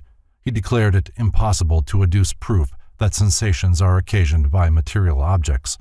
He also attempted to prove that matter has no existence. Berkeleyanism holds that the universe is permeated and governed by mind. Thus, the belief in the existence of material objects is merely a mental condition, and the objects themselves may well be fabrications of the mind. At the same time, Berkeley considered it worse than insanity to question the accuracy of perceptions, for if the power of the perceptive faculties be questioned, man is reduced to a creature incapable of knowing, estimating, or realizing anything whatsoever. In the associationalism of Hartley and Hume, was advanced the theory that the association of ideas is the fundamental principle of psychology and the explanation for all mental phenomena. Hartley held that if a sensation be repeated several times, there is a tendency towards its spontaneous repetition, which may be awakened by association with some other idea even though the object causing the original reaction be absent. The utilitarianism of Jeremy Bentham, Archdeacon Paley, and James and John Stuart Mill declares that to be the greatest good which is the most useful to the greatest number. John Stuart Mill believed that if it is possible through sensation to secure knowledge of the properties of things, it is also possible through a higher state of the mind, that is, intuition or reason, to gain a knowledge of the true substance of things. Darwinism is the doctrine of natural selection and physical evolution. It has been said of Charles Robert Darwin that he determined to banish spirit altogether from the universe and make the infinite and omnipresent mind itself synonymous with the all-pervading powers of an impersonal nature. Agnosticism and Neo-Hegelianism are also noteworthy products of this period of philosophic thought. The former is the belief that the nature of ultimates is unknowable, the latter an English and American revival of Hegel's idealism. Dr. W. J. Durant declares that Herbert Spencer's great work, First Principles, made him almost at once the most famous philosopher of his time. Spencerianism is a philosophic positivism which describes evolution as an ever-increasing complexity with equilibrium at its highest possible state. According to Spencer, life is a continuous process from homogeneity to heterogeneity and back from heterogeneity to homogeneity. Life also involves the continual adjustment of internal relations to external relations. Most famous of all Spencer's aphorisms is his definition of deity. God is infinite intelligence, infinitely diversified through infinite time and infinite space, manifesting through an infinitude of ever-evolving individualities. The universality of the law of evolution was emphasized by Spencer, who applied it not only to the form, but also to the intelligence behind the form. In every manifestation of being, he recognized the fundamental tendency of unfoldment from simplicity to complexity, observing that when the point of equilibrium is reached, it is always followed by that process of dissolution. According to Spencer, however, disintegration took place only that reintegration might follow upon a higher level of being. The chief position in the Italian school of philosophy should be awarded to Giordano Bruno, who, after enthusiastically accepting Copernicus's theory that the sun is the center of the solar system, declared the sun to be a star, and all the stars to be suns. In Bruno's time, the earth was regarded as the center of all creation. Consequently, when he thus relegated the world and man to an obscure corner in space, the effect was cataclysmic. For the heresy of affirming a multiplicity of universes and conceiving cosmos to be so vast that no single creed could fill it, Bruno paid the forfeit of his life. A Christian Trinity, from Hone's Ancient Mysteries Described. In an effort to set forth an appropriate figure, the Christian doctrine of the Trinity, it was necessary to devise an image in which the three persons, Father, Son, and Holy Ghost, were separate and yet one. In different parts of Europe may be seen figures similar to the above, wherein three faces are united in one head. This is a legitimate method of, for to those able to realize the sacred significance of the threefold head, a great mystery is revealed. However, in the presence of such applications of symbology in Christian art, it is scarcely proper to consider the philosophers of other faiths as benighted if, like the Hindus, they have a three-faced Brahma, or, like the Romans, a two-faced Janus. Vicoism is a philosophy based upon the conclusions of Giovanni Battista Vico, who held that God controls his world, not miraculously, but through natural law. The laws by which men rule themselves, Vico declared, issue from a spiritual source within mankind, which is en rapport with the law of the deity.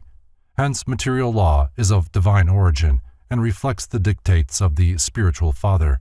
The philosophy of ontologism, developed by Vincenzo Gioberti, generally considered more as a theologian than a philosopher, posits God as the only being and the origin of all knowledge.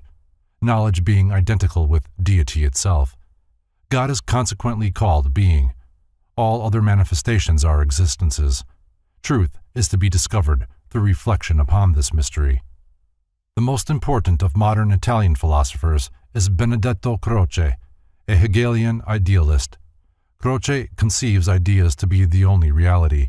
He is anti-theological in his viewpoints, does not believe in the immortality of the soul, and seeks to substitute ethics and aesthetics for religion.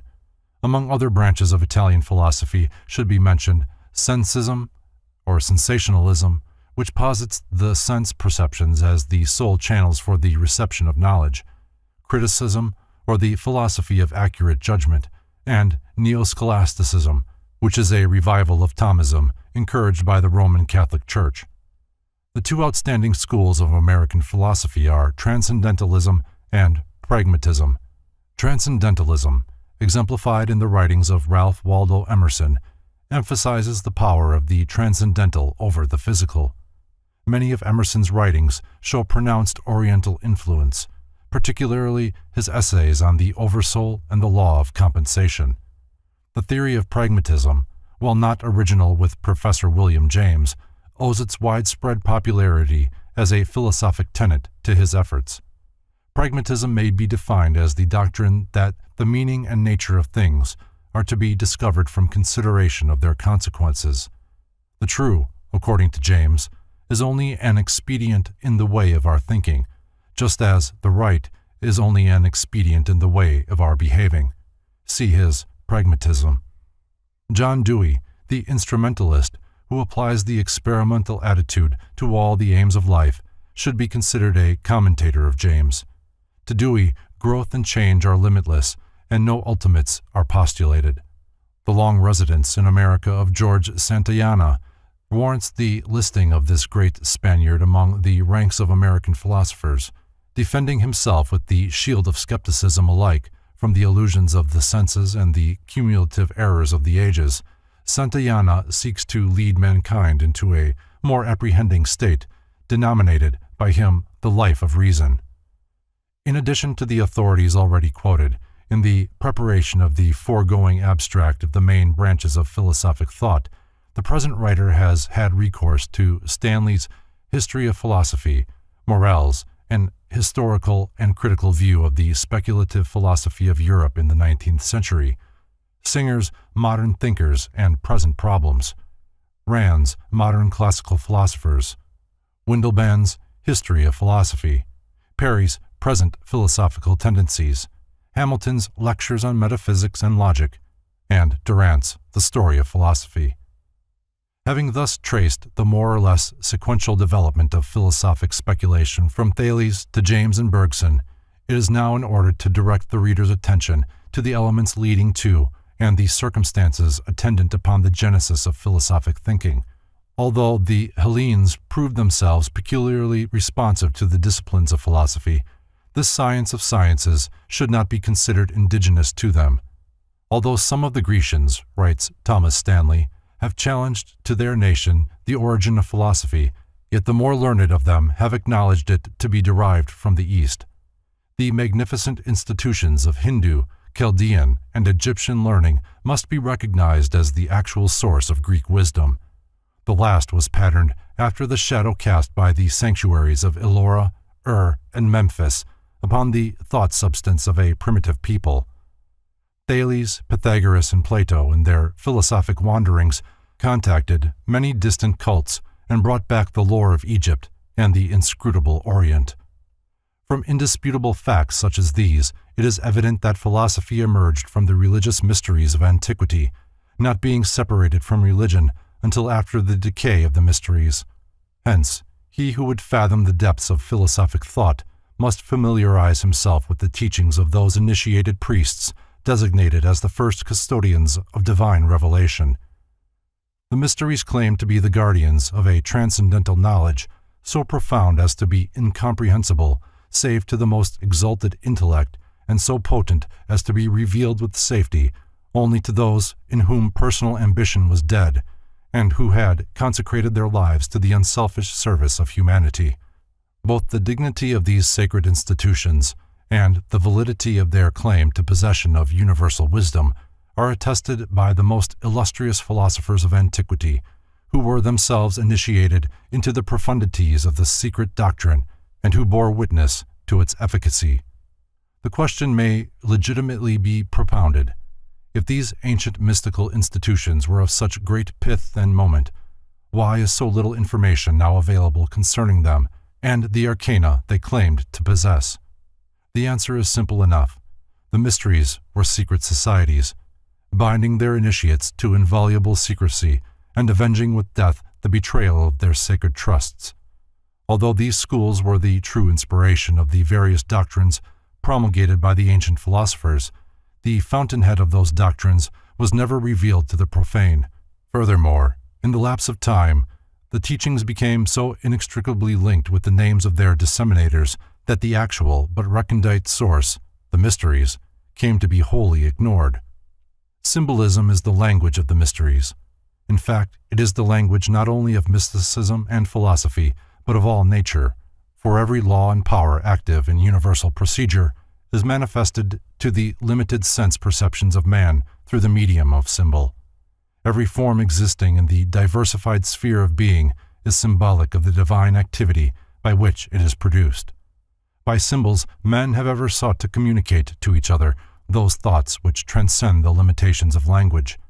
Rejecting man-conceived dialects as inadequate and unworthy to perpetuate divine ideas, the mysteries thus chose symbolism as a far more ingenious and ideal method of preserving their transcendental knowledge. In a single figure, a symbol may both reveal and conceal, for to the wise, the subject of the symbol is obvious, while to the ignorant the figure remains inscrutable. Hence, he who seeks to unveil the secret doctrine of antiquity must search for that doctrine not upon the open pages of books which might fall into the hands of the unworthy, but in the place where it was originally concealed. Far-sighted were the initiates of antiquity. They realized that nations come and go, that empires rise and fall, and that the golden ages of art, science, and idealism are succeeded by the dark ages of superstition. With the needs of posterity foremost in mind, the sages of old went to inconceivable extremes to make certain that their knowledge should be preserved. They engraved it upon the face of mountains and concealed it within the measurements of colossal images, each of which was a geometric marvel.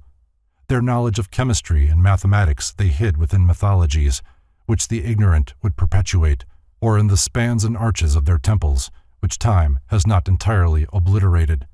They wrote in characters that neither the vandalism of men nor the ruthlessness of the elements could completely efface. Today, men gaze with awe and reverence upon the mighty Memnons standing alone on the sands of Egypt, or upon the strange terraced pyramids of Palenque. Mute testimonies these are of the lost arts and sciences of antiquity, and concealed, this wisdom must retain until this race has learned to read the universal language. Symbolism. The book to which this is the introduction is dedicated to the proposition that concealed within the emblematic figures, allegories, and rituals of the ancients is a secret doctrine concerning the inner mysteries of life, which doctrine has been preserved in toto among a small band of initiated minds since the beginning of the world. Departing, these illumined philosophers left their formulae that others, too, might attain to understanding. But, lest these secret processes fall into uncultured hands and be perverted, the great arcanum was always concealed in symbol or allegory, and those who can today discover its lost keys may open with them a treasure house of philosophic, scientific, and religious truths. The Orphic Egg, from Bryant's An Analysis of Ancient Mythology. The ancient symbol of the Orphic mysteries was the serpent-entwined egg, which signified cosmos as encircled by the fiery creative spirit. The egg also represents the soul of the philosopher, the serpent, the mysteries. At the time of initiation, the shell is broke, and man emerges from the embryonic state of physical existence, wherein he had remained through the fetal period of philosophic regeneration. The Ancient Mysteries and Secret Societies which have influenced modern Masonic symbolism. When confronted with a problem involving the use of reasoning faculties, individuals of strong intellect keep their poise and seek to reach a solution by obtaining facts bearing upon the question. Those of immature mentality, on the other hand, when similarly confronted, are overwhelmed. While the former may be qualified to solve the riddle of their own destiny, the latter must be led like a flock of sheep and taught in simple language. They depend mostly entirely upon the ministrations of the shepherd. The Apostle Paul said that these little ones must be fed with milk, but that meat is the food of strong men. Thoughtlessness is almost synonymous with childishness, while thoughtfulness is symbolic of maturity. There are, however, but few mature minds in the world, and thus it was that the philosophic religious doctrines of the pagans were divided to meet the needs of these two fundamental groups of human intellect, one philosophic, the other incapable of appreciating the deeper mysteries of life. To the discerning few were revealed the esoteric or spiritual teachings, while the unqualified many received only the literal or exoteric interpretations. In order to make simple the great truths of nature and the abstract principles of natural law, the vital forces of the universe were personified, becoming the gods and goddesses of the ancient mythologies. While the ignorant multitudes brought their offerings to the altars of Priapus and Pan, deities representing the procreative energies, the wise recognized in these marble statues only symbolic concretions of great abstract truths. In all cities of the ancient world were temples for public worship and offering. In every community also were philosophers and mystics, deeply versed in nature's lore. These individuals were usually banded together, forming seclusive, philosophic and religious schools. The more important of these groups were known as the mysteries. Many of the great minds of antiquity were initiated into these secret fraternities by strange and mysterious rites, some of which were extremely cruel. Alexander Wilder defines the mysteries as sacred dramas performed at stated periods. The most celebrated were those of Isis, Sabazius, Cybele, and Eleusis. After being admitted, the initiates were instructed in the secret wisdom which had been preserved for ages. Plato, an initiate of one of these sacred orders, was severely criticized because, in his writings, he revealed to the public many of the secret philosophic principles of the mysteries. Every pagan nation had, and has, not only its state religion, but another into which the philosophic elect alone have gained entrance. Many of these ancient cults vanished from the earth without revealing their secrets, but a few have survived the test of the ages, and their mysterious symbols are still preserved. Much of the ritualism of Freemasonry is based on the trials to which candidates were subjected by the ancient hierophants before the keys of wisdom were entrusted to them. Few realize the extent to which the ancient secret schools influenced contemporary intellects and, through those minds, posterity. Robert McCoy, 33rd degree, in his General History of Freemasonry, pays a magnificent tribute to the part played by the ancient mysteries in the rearing of the edifice of human culture. He says, in part, "It appears that all the perfection of civilization and all the advancement made in philosophy, science, and art among the ancients are due to those institutions which, under the veil of mystery, sought to illustrate the sublimest truths of religion, morality, and virtue, and impress them on the hearts of their disciples.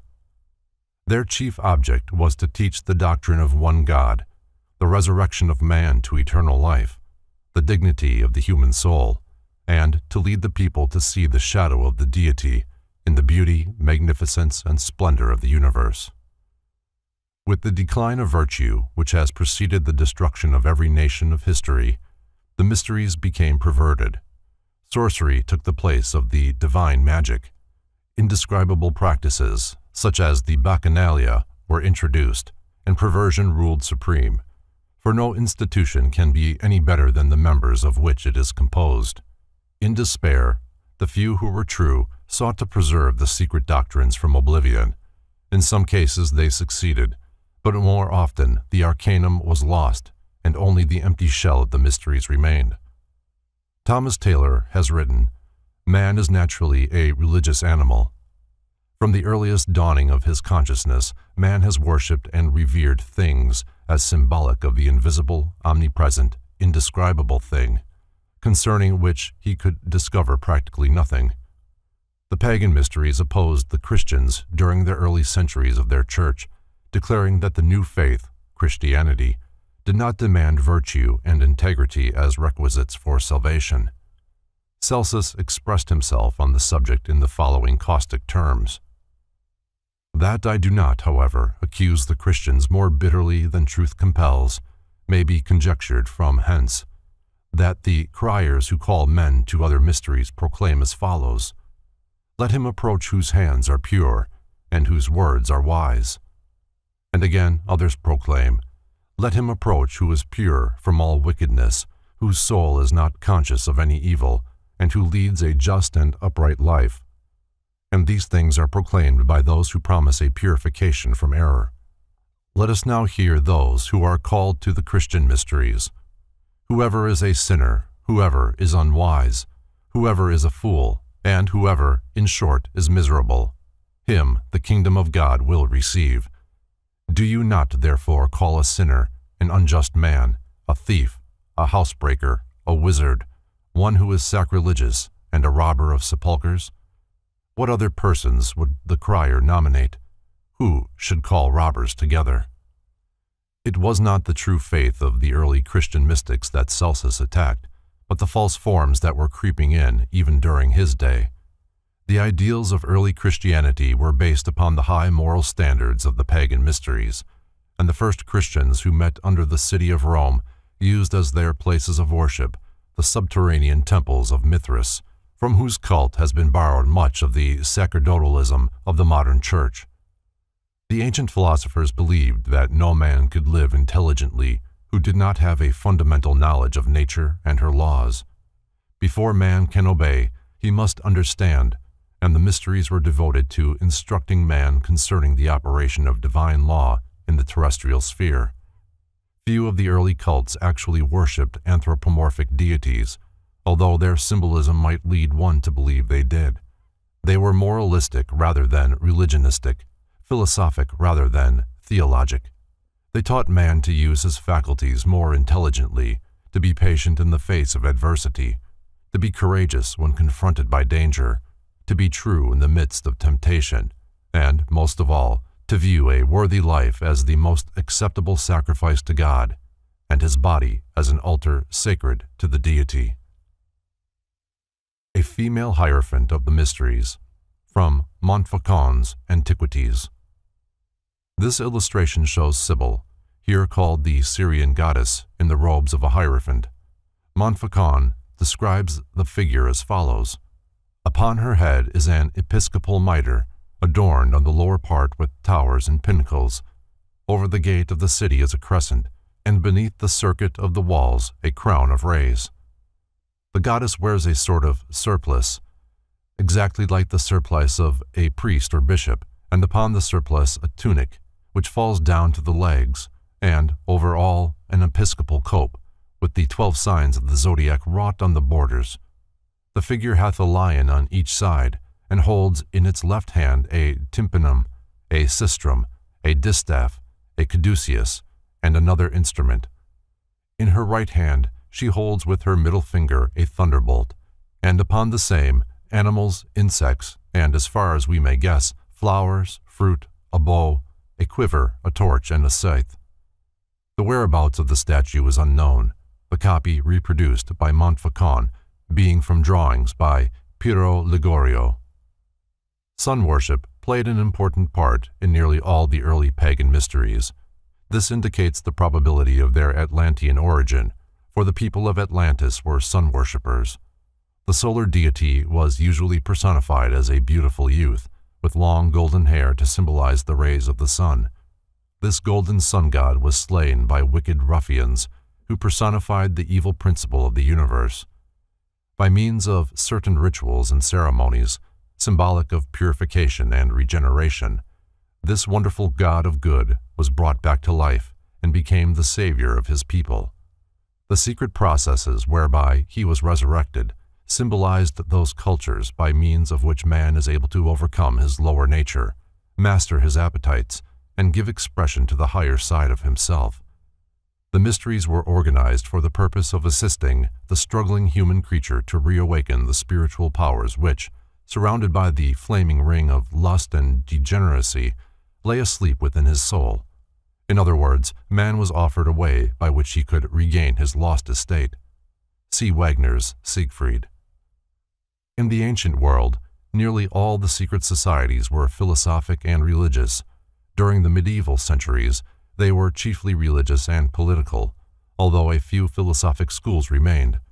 In modern times, secret societies in the Occidental countries are largely political or fraternal, although in a few of them, as in Masonry, the ancient religious and philosophic principles still survive. Space prohibits a detailed discussion of the secret schools.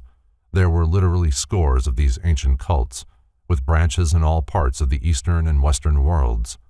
Some, such as those of Pythagoras and the Hermetists, show a decided Oriental influence, while the Rosicrucians, according to their own proclamations, gained much of their wisdom from Arabian mystics. Although the mystery schools are usually associated with civilization, there is evidence that the most uncivilized peoples of prehistoric times had a knowledge of them. Natives of distant lands, many in the lowest forms of savagery, have mystic rituals and secret practices which, although primitive, are of a decided Masonic tinge. The Druidic Mysteries of Britain and Gaul. The original and primitive inhabitants of Britain, at some remote period, revived and reformed their national institutes. Their priest, or instructor, had hitherto been simply named Geud, but it was considered to have become necessary to divide this office between the national, or superior, priest and another whose influence would be more limited.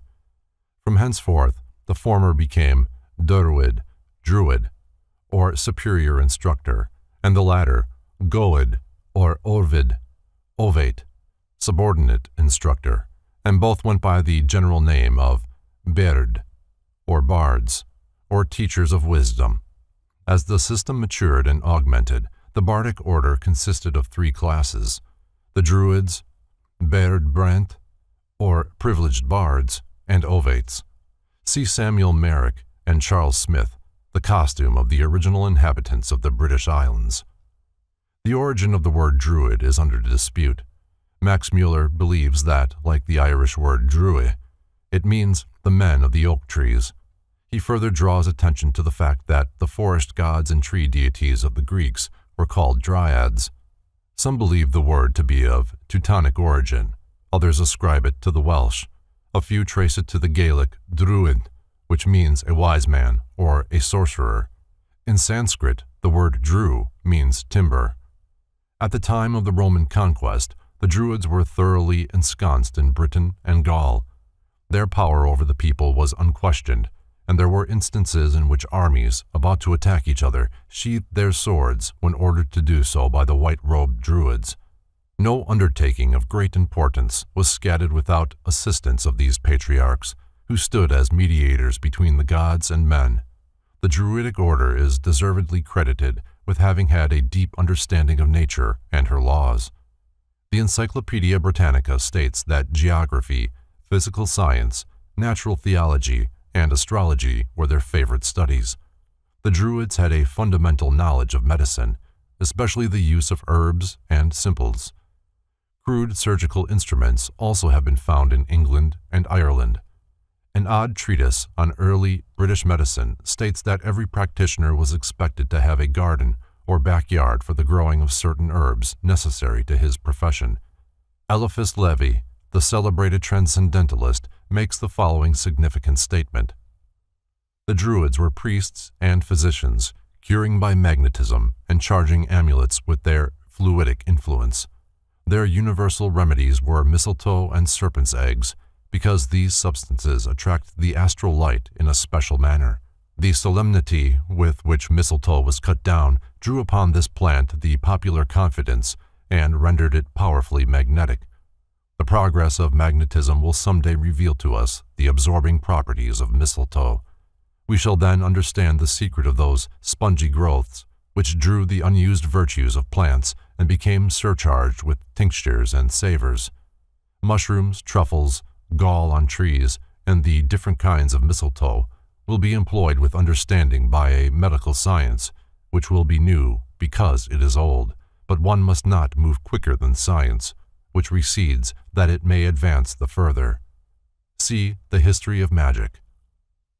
Not only was the mistletoe sacred as symbolic of the universal medicine, or panacea, but also because of the fact that it grew upon the oak tree. Through the symbol of the oak, the Druids worshipped the supreme deity. Therefore, anything growing upon that tree was sacred to him. At certain seasons, according to the positions of the sun, moon, and stars, the archdruid climbed the oak tree and cut the mistletoe with a golden sickle consecrated for that service. The parasitic growth was caught in white cloths provided for the purpose, lest it touch the earth and be polluted by terrestrial vibrations. Usually a sacrifice of a white bull was made under the tree. The Druids were initiates of a secret school that existed in their midst.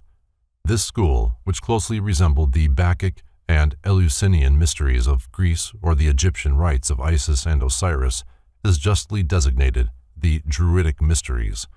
There has been much speculation concerning the secret wisdom that the Druids claimed to possess. Their secret teachings were never written, but were communicated orally to specially prepared candidates. Robert Brown, 32nd degree, is of the opinion that the British priests secured their information from Tyrian and Phoenician navigators who, thousands of years before the Christian era, established colonies in Britain and Gaul while searching for tin. Thomas Maurice, in his Indian Antiquities, discourses at length on Phoenician, Carthaginian, and Greek expeditions to the British Isles for the purpose of procuring tin. Others are of the opinion that the mysteries as celebrated by the Druids were of Oriental origin, possibly Buddhistic. The proximity of the British Isles to the lost Atlantis may account for the sun worship which plays an important part in the rituals of Druidism.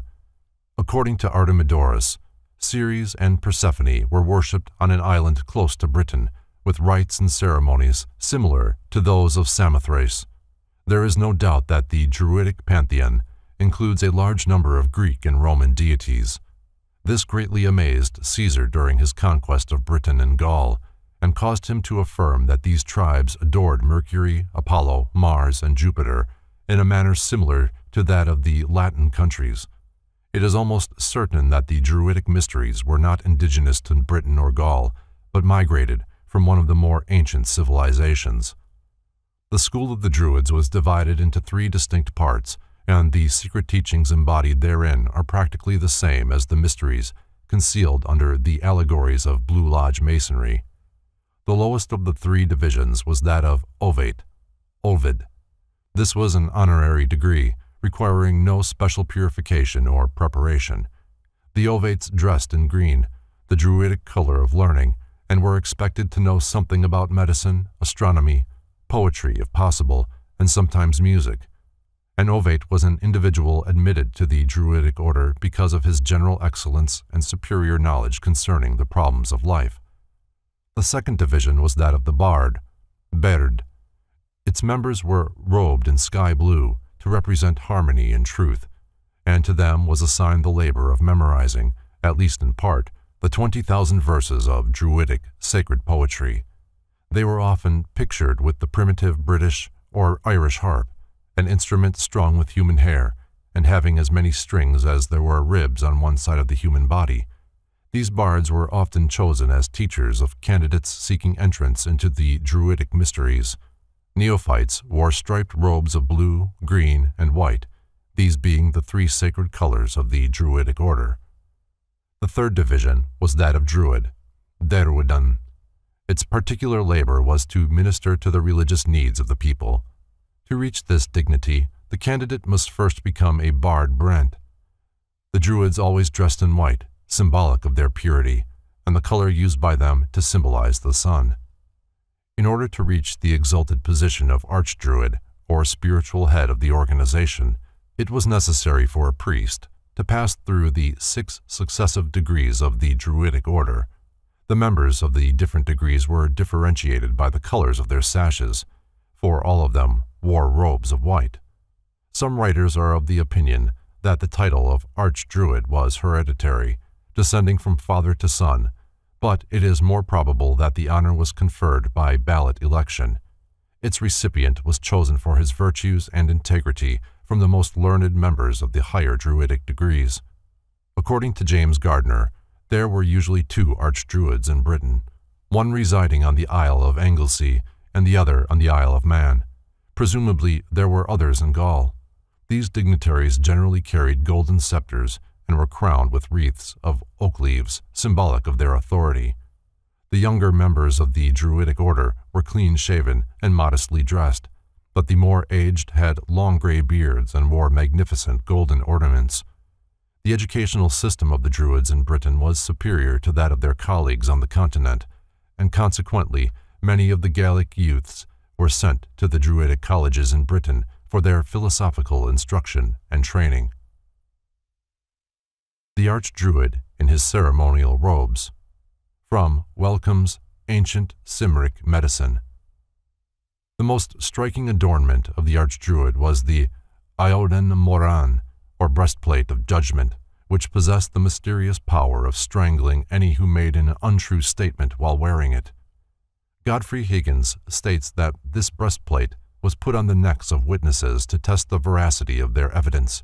The Druidic tiara, or anguinum, its front embossed with a number of points to represent the sun's rays, indicated that the priest was a personification of the rising sun. On the front of his belt, the Archdruid wore the Liath Measikith, a magic brooch or buckle, in the center of which was a large white stone. To this was attributed the power of drawing the fire of the gods down from heaven at the priest's command. This specially cut stone was a burning glass, by which the sun's rays were concentrated to light the altar fires.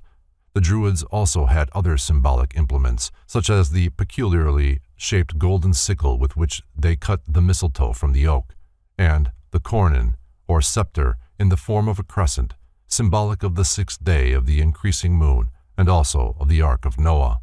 An early initiate of the Druidic mysteries related that admission to their midnight ceremony was gained by means of a glass boat called Gwar Gwydryn. This boat symbolized the moon, which, floating upon the waters of eternity, preserved the seeds of living creatures within its boat-like crescent. Eliphas Levi states that the Druids lived in strict abstinence, studied the natural sciences, preserved the deepest secrecy, and admitted new members only after long probationary periods. Many of the priests of the order lived in buildings not unlike the monasteries of the modern world. They were associated in groups like ascetics of the Far East. Although celibacy was not demanded of them, few married. Many of the Druids retired from the world and lived as recluses in caves, in rough stone houses, or in little shacks built in the depths of a forest. Here they prayed and meditated, emerging only to perform their religious duties.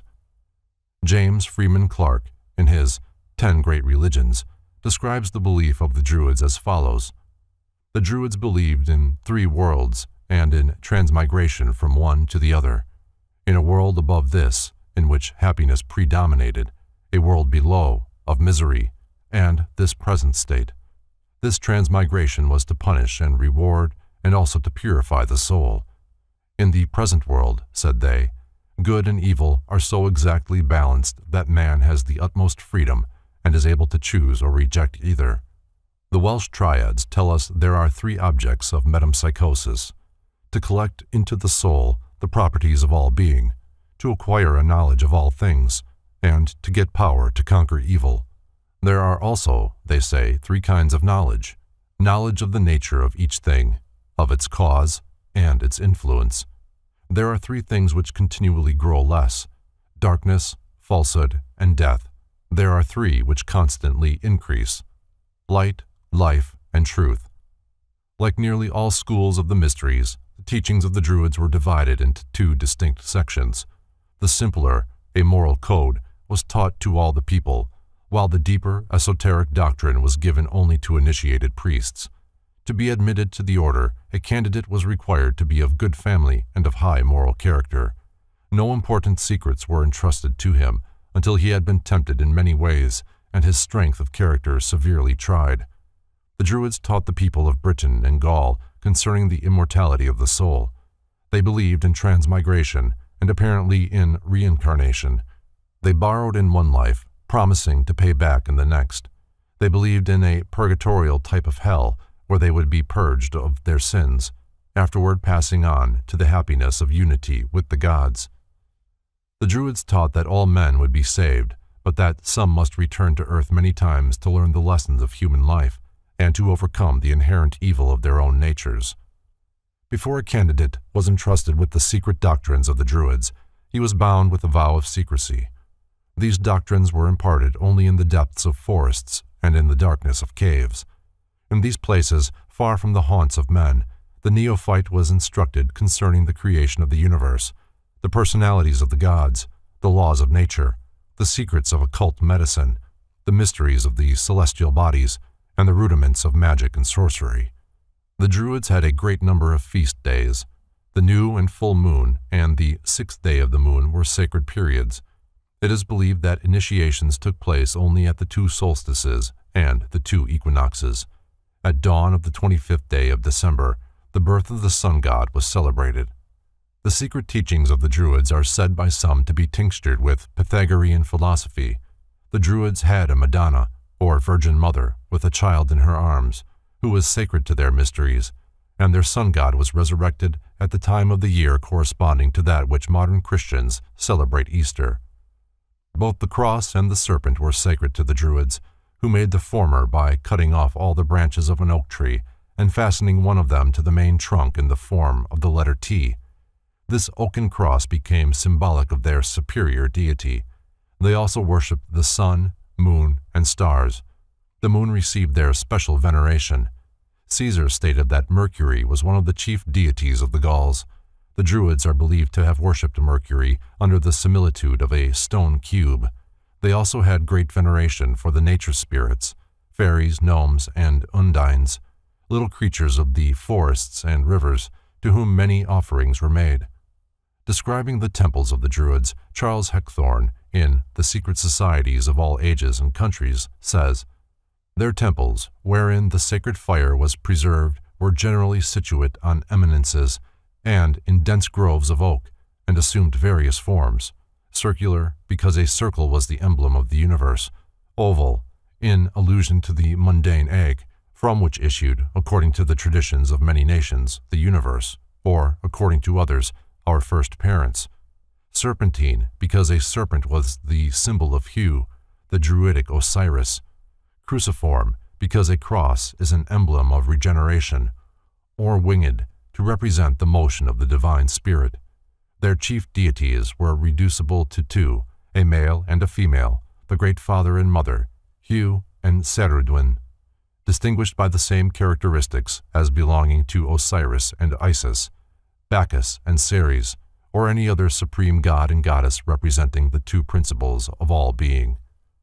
Godfrey Higgins states that Hu, the Mighty, regarded as the first settler of Britain, came from a place which the Welsh triads call the Summer Country, the present site of Constantinople. Albert Pike says that the lost world of Masonry is concealed in the name of the Druid god Hu. The meager information extant concerning the secret initiations of the Druids indicates a decided similarity between their mystery school and the schools of Greece and Egypt. Hu, the sun god, was murdered and, after a number of strange ordeals and mystic rituals, was restored to life. There were 3 degrees of the Druidic mysteries, but few successfully passed them all. The candidate was buried in a coffin, as symbolic of the death of the sun god. The supreme test, however, was being sent out to sea in an open boat. While undergoing this ordeal, many lost their lives. Taliesin, an ancient scholar who passed through the mysteries, describes the initiation of the open boat in Faber's Pagan Idolatry. The few who passed this 3rd degree were said to have been born again and were instructed in the secret and hidden truths which the Druid priests had preserved from antiquity. From these initiates were chosen many of the dignitaries of the British religious and political world. For further details, see Faber's Pagan Idolatry, Albert Pike's Morals and Dogma, and Godfrey Higgins' Celtic Druids. The Rites of Mithras.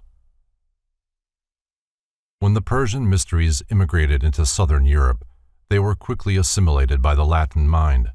The cult grew rapidly, especially among the Roman soldiery, and during the Roman wars of conquest, the teachings were carried by the legionnaires to nearly all parts of Europe. So powerful did the cult of Mithras become that at least one Roman emperor was initiated into the order, which met in caverns under the city of Rome. Concerning the spread of this mystery school through different parts of Europe, C. W. King, in his Gnostics and Their Remains, says, Mithraic bas-reliefs cut on the faces of rocks or on stone tablets still abound in the countries formerly the western provinces of the Roman Empire. Many exist in Germany, still more in France, and in this island, Britain, they have often been discovered on the line of the Picts Wall and the noted one at Bath. Alexander Wilder, in his Philosophy and Ethics of the Zoroasters, states that Mithras is the Zend title for the sun, and he is supposed to dwell within that shining orb. Mithras has a male and a female aspect, though not himself androgynous. As Mithras, he is the Ford of the sun, powerful and radiant, and most magnificent of the Yazatas, Izads or genii of the sun. As Mithra, this deity represents the female principle. The mundane universe is recognized as her symbol. She represents nature as receptive and terrestrial, and as fruitful only when bathed in the glory of the solar orb. The Mithraic cult is a simplification of the more elaborate teachings of Zarathustra, or Zoroaster, the Persian fire magician. The Ground Plan of Stonehenge, from Maurice's Indian Antiquities. The Druid temples of places of religious worship were not patterned after those of other nations. Most of their ceremonies were performed at night, either in thick groves of oak trees or around open-air altars built of great uncut stones. How these masses of rock were moved has not been satisfactorily explained. The most famous of their altars, a great stone ring of rocks, is Stonehenge, in southwestern England. This structure, laid out on an astronomical basis, still stands, a wonder of antiquity. According to the Persians, there coexisted in eternity two principles. The first of these, Ahura Mazda, or Ormuzd, was the spirit of good. From Ormuzd came forth a number of hierarchies of good and beautiful spirits, angels and archangels. The second of these eternally existing principles was called Ahriman. He was also a pure and beautiful spirit, but he later rebelled against Ormuzd, being jealous of his power. This did not occur, however, until after Ormuzd had created light, for previously Ahriman had not been conscious of the existence of Ormuzd. Because of his jealousy and rebellion, Ahriman became the spirit of evil. From himself, he individualized a host of destructive creatures to injure Ormuzd. When Ormuzd created the earth, Ahriman entered into its grosser elements. Whenever Ormuzd did a good deed, Ahriman placed the principle of evil within it. At last, when Ormuzd created the human race, Ahriman became incarnate in the lower nature of man, so that in each personality the spirit of good and the spirit of evil struggle for control. For 3,000 years, Ormuzd ruled the celestial worlds with light and goodness. Then he created man. For another 3,000 years, he ruled man with wisdom and integrity. Then the power of Ahriman began, and the struggle for the soul of man continues through the next period of 3,000 years. During the fourth period of 3,000 years, the power of Ahriman will be destroyed. Good will return to the world again, evil and death will be vanquished, and at last the spirit of evil will bow humbly before the throne of Ormuzd. While Ormuzd and Ahriman are struggling for control of the human soul and for supremacy in nature, Mithras, god of intelligence, stands as mediator between the two. Many authors have noted the similarity between Mercury and Mithras, as the chemical mercury acts as a solvent, according to alchemists. so Mithras seeks to harmonize the two celestial opposites. There are many points of resemblance between Christianity and the cult of Mithras. One of the reasons for this probably is that the Persian mystics invaded Italy during the 1st century after Christ, and the early history of both cults was closely interwoven. The Encyclopedia Britannica makes the following statement concerning the Mithraic and Christian mysteries. The fraternal and democratic spirit of the first communities, and their humble origin, the identification of the object of adoration with light and the sun, the legends of the shepherds with their gifts and adoration, the flood and the ark, the representation in art of the fiery chariot, the drawing of water from the rock, the use of bell and candle, holy water, and the communion, the sanctification of Sunday and of the 25th of December, the insistence on moral conduct, the emphasis placed on abstinence and self-control, the doctrine of heaven and hell, of primitive revelation, of the mediation of the Logos emanating from the divine, the atoning sacrifice, the constant warfare between good and evil, and the final triumph of the former, the immortality of the soul, the last judgment, the resurrection of the flesh, and the fiery destruction of the universe. These are some of the resemblances which, whether real or only apparent, enabled Mithraism to prolong its resistance to Christianity. Mithras slaying the bull. From Lundy's Monumental Christianity. The most famous sculpturings and reliefs of this Prototokos show Mithras kneeling upon the recumbent form of a great bull, into whose throat he is driving a sword. The slaying of the bull signifies that the rays of the sun, symbolized by the sword, reveal at the vernal equinox the vital essences of the earth.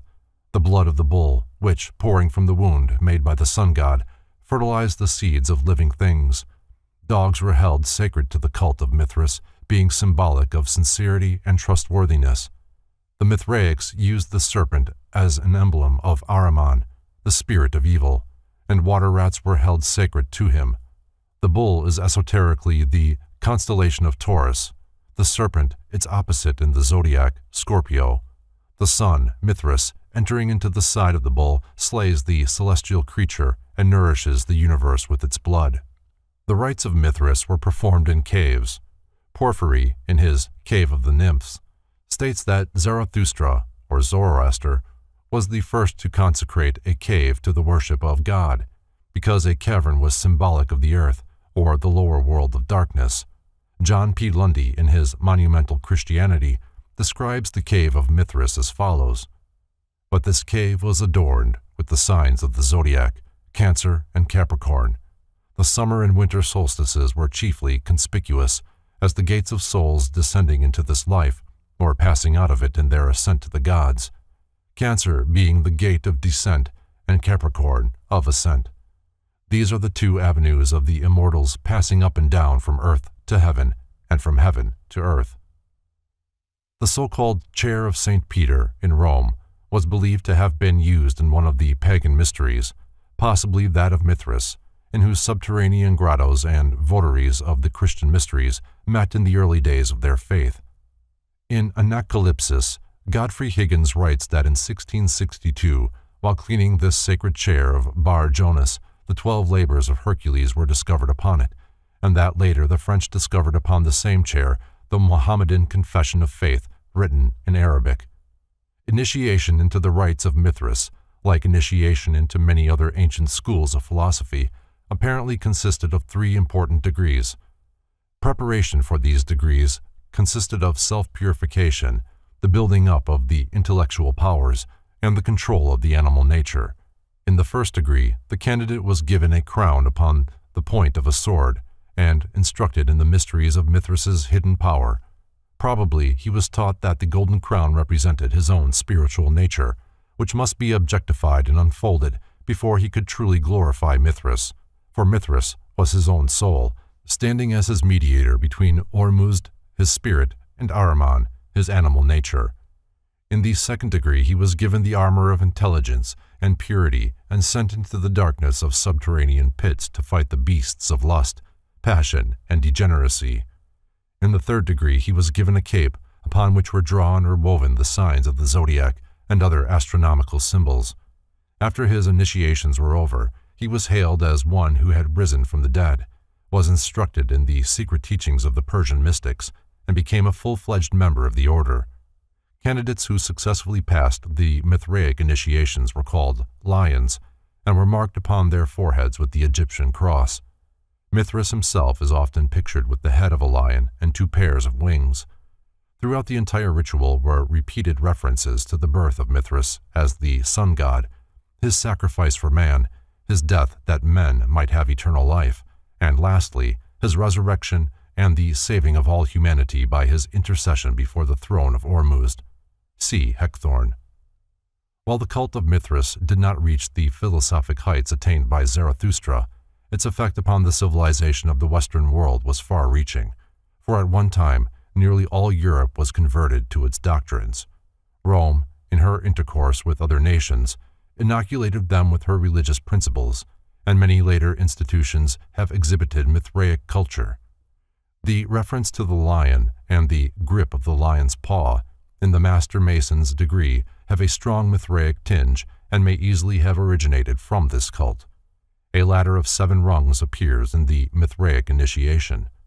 Faber is of the opinion that this ladder was originally a pyramid of 7 steps. It is possible that the Masonic ladder with 7 rungs had its origin in this Mithraic symbol. Women were never permitted to enter the Mithraic order, but children of the male sex were initiates long before they reached maturity.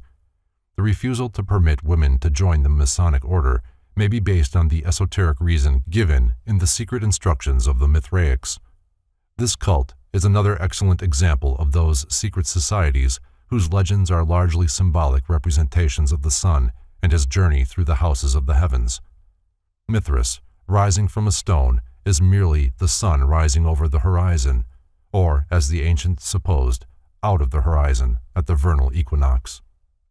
The birth of Mithras, from Montfaucon's Antiquities. Mithras was born out of a rock, which, breaking open, permitted him to emerge. This occurred in the darkness of a subterranean chamber. The Church of the Nativity at Bethlehem confirms the theory that Jesus was born in a grotto, or cave. According to Dupuy, Mithras was put to death by crucifixion and rose again on the 3rd day. John O'Neill disputes the theory that Mithras was intended as a solar deity. In The Night of the Gods he writes, "The Avestan Mithra, the Yazata of light, has 10,000 eyes, high, with full knowledge, or Parathuvadiana, strong, sleepless, and ever awake, or Jagervongum. The supreme god, Ahura Mazda, also has 1 eye, or else it is said that, with his eyes, the sun, moon, and its stars, he sees everything. The theory that Mithra was originally a title of the supreme heavens god, putting the sun out of court, is the only one that answers all requirements. It will be evident that here we have origins in abundance for the Freemason's eye and its nunquam dormio. The reader must not confuse the Persian Mithra with the Vedic Mitra. According to Alexander Wilder, the Mithraic rites superseded the mysteries of Bacchus and became the foundation of the Gnostic system, which for many centuries prevailed in Asia, Egypt, and even the remote West. The Ancient Mysteries and Secret Societies, Part 2. The entire history of Christian and pagan Gnosticism is shrouded in the deepest mystery and obscurity, for while the Gnostics were undoubtedly prolific writers, little of their literature has survived. They brought down upon themselves the animosity of the early Christian Church, and when this institution reached its position of world power, it destroyed all available records of the Gnostic cultus. The name Gnostic means wisdom, or knowledge, and is derived from the Greek gnosis. The members of the order claimed to be familiar with the secret doctrines of early Christianity. They interpreted the Christian mysteries according to pagan symbolism. Their secret information and philosophic tenets they concealed from the profane and taught to a small group only of especially initiated persons. Simon Magus, the magician of New Testament fame, is often supposed to have been the founder of Gnosticism. If this be true, the sect was formed during the century after Christ and is probably the first of the many branches which have sprung from the main trunk of Christianity. Everything with which the enthusiasts of the early Christian church might not agree, they declared to be inspired by the devil. That Simon Magus had mysterious and supernatural powers is conceded even by his enemies, but they maintained that these powers were lent to him by the infernal spirits and furies which they asserted were his ever-present companions. Undoubtedly, the most interesting legend concerning Simon is that which tells of his theosophic contests with the Apostle Peter while the two were promulgating their differing doctrines in Rome. According to the story that the Church Fathers have preserved, Simon was to prove his spiritual superiority by ascending to heaven in a chariot of fire. He was actually picked up and carried many feet into the air by invisible powers. When St. Peter saw this, he cried out in a loud voice, ordering the demons, or spirits of the air, to release their hold upon the magician. The evil spirits, when so ordered by the great saint, were forced to obey. Simon fell a great distance and was killed, which decisively proved the superiority of the Christian powers. This story is undoubtedly manufactured out of whole cloth, as it is only one out of many accounts concerning his death, few of which agree. As more and more evidence is being amassed to the effect that St. Peter was never in Rome, its last possible vestige of authenticity is rapidly being dissipated. That Simon was a philosopher there is no doubt, for wherever his exact words are preserved, his synthetic and transcending thoughts are beautifully expressed. The principles of Gnosticism are well described in the following verbatim statement by him, supposed to have been preserved by Hippolytus. To you, therefore, I say what I say, and write what I write. And the writing is this: of the universal aeons, or periods, planes, or cycles of creative and created life, in substance and space, or celestial creatures, there are two shoots, without beginning or end, springing from one root, which is the power invisible, inapprehensible silence, or bathos. Of these shoots, one is manifested from above, which is the great power, the universal mind ordering all things, male, and the other is manifested from below, the great thought, female, producing all things. Hence, pairing with each other, they unite and manifest the middle distance, incomprehensible air, without beginning or end. In this is the Father who sustains all things and nourishes those things which have a beginning and end. See Simon Magus by G.R.S. Mead. The Death of Simon the Magician, from the Nuremberg Chronicle. Simon Magus, having called upon the spirits of the air, is here shown being picked up by the demons. St. Peter demands that the evil genii release their hold upon the magician. The demons are forced to comply, and Simon Magus is killed by the fall. By this we are to understand that manifestation is the result of a positive and a negative principle, one acting upon the other, and it takes place in the middle plane, or point of equilibrium, called the pleroma. This pleroma is a peculiar substance produced out of the blending of the spiritual and material aeons. Out of the pleroma was individualized the demiurgus, the immortal mortal, to whom we are responsible for our physical existence and the suffering we must go through in connection with it. In the Gnostic system, three pairs of opposites, called syzygies, emanated from the Eternal One. These, with himself, make the total of 7. The 6, or 3 pairs, aeons, living, divine principles, were described by Simon in the Philosophumena in the following manner. The first 2 were mind, or nous, and thought, epinoia. Then came voice, phone, and its opposite, name, onoma, and lastly, reason, logismos, and reflection, or enthumesis. From these primordial 6, united with the eternal flame, came forth the aeons, or angels, who formed the lower worlds through the direction of the demiurgus.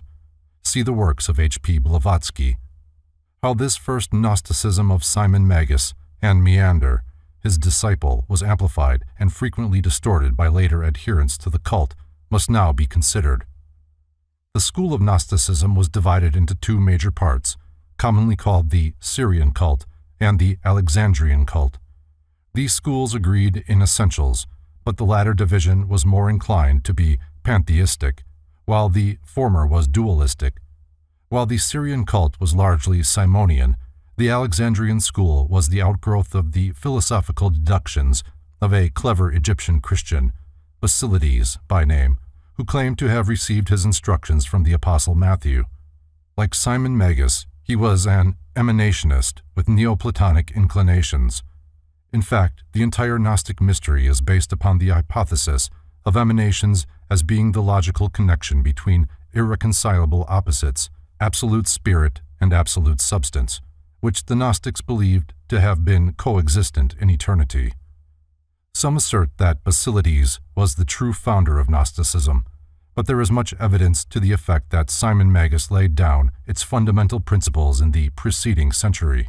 The Alexandrian Basilides inculcated Egyptian Hermeticism, Oriental occultism, Chaldean astrology, and Persian philosophy in his followers, and in his doctrines sought to unite the schools of early Christianity with the ancient pagan mysteries. To him is attributed the formulation of that peculiar concept of the deity which carries the name of Abraxas.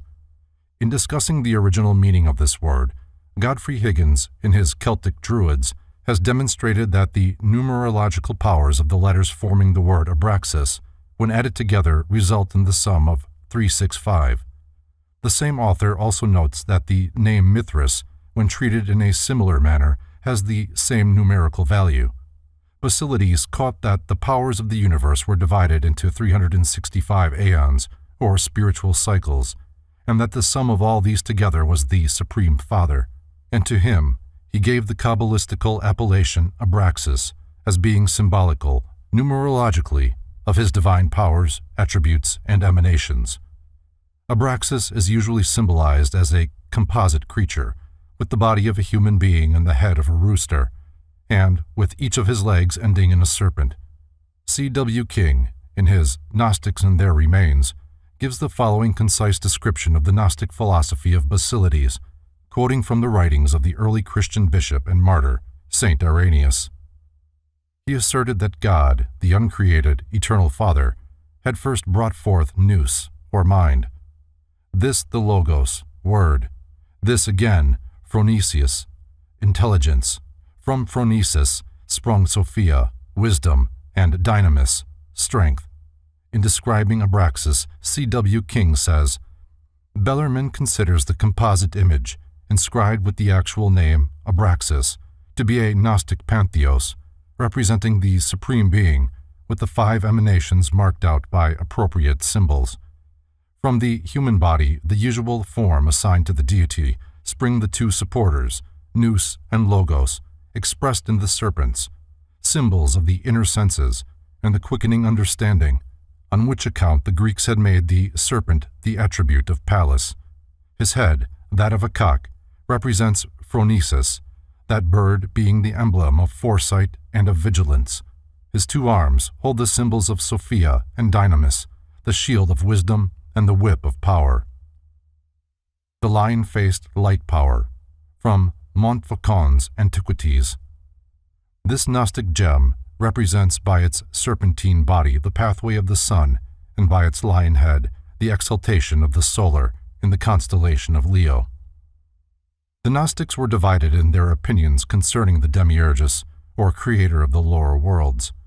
He established the terrestrial universe with the aid of 6 suns, or emanations, possibly the planetary angels, which he formed out of, and yet within himself. As stated before, the Demiurgus was individualized as the lowest creation out of this substance called Pleroma. One group of the Gnostics was of the opinion that the Demiurgus was the cause of all misery and was an evil creature, who by building this lower world had separated the souls of men from truth by encasing them in mortal vehicles. The other sect viewed the Demiurgus as being divinely inspired and merely fulfilling the dictates of the invisible Lord. Some Gnostics were of the opinion that the Jewish god, Jehovah, was the Demiurgus. This concept, under a slightly different name, apparently influenced medieval Rosicrucianism, which viewed Jehovah as the Lord of the material universe rather than as the supreme deity. Mythology abounds with the stories of gods who partook of both celestial and terrestrial natures. Odin, of Scandinavia, is a good example of a deity subject to mortality, bowing before the laws of nature, and yet being, in certain senses at least, a supreme deity. The Gnostic viewpoint concerning the Christ is well worthy of consideration. This order claimed to be the only sect to have actual pictures of the divine Syrian. While these were, in all probability, idealistic conceptions of the Savior based upon existing sculpturings and paintings of the pagan sun gods, they were all Christianity had. To the Gnostics, the Christ was the personification of Nous, the divine mind, and emanated from the higher spiritual aeons.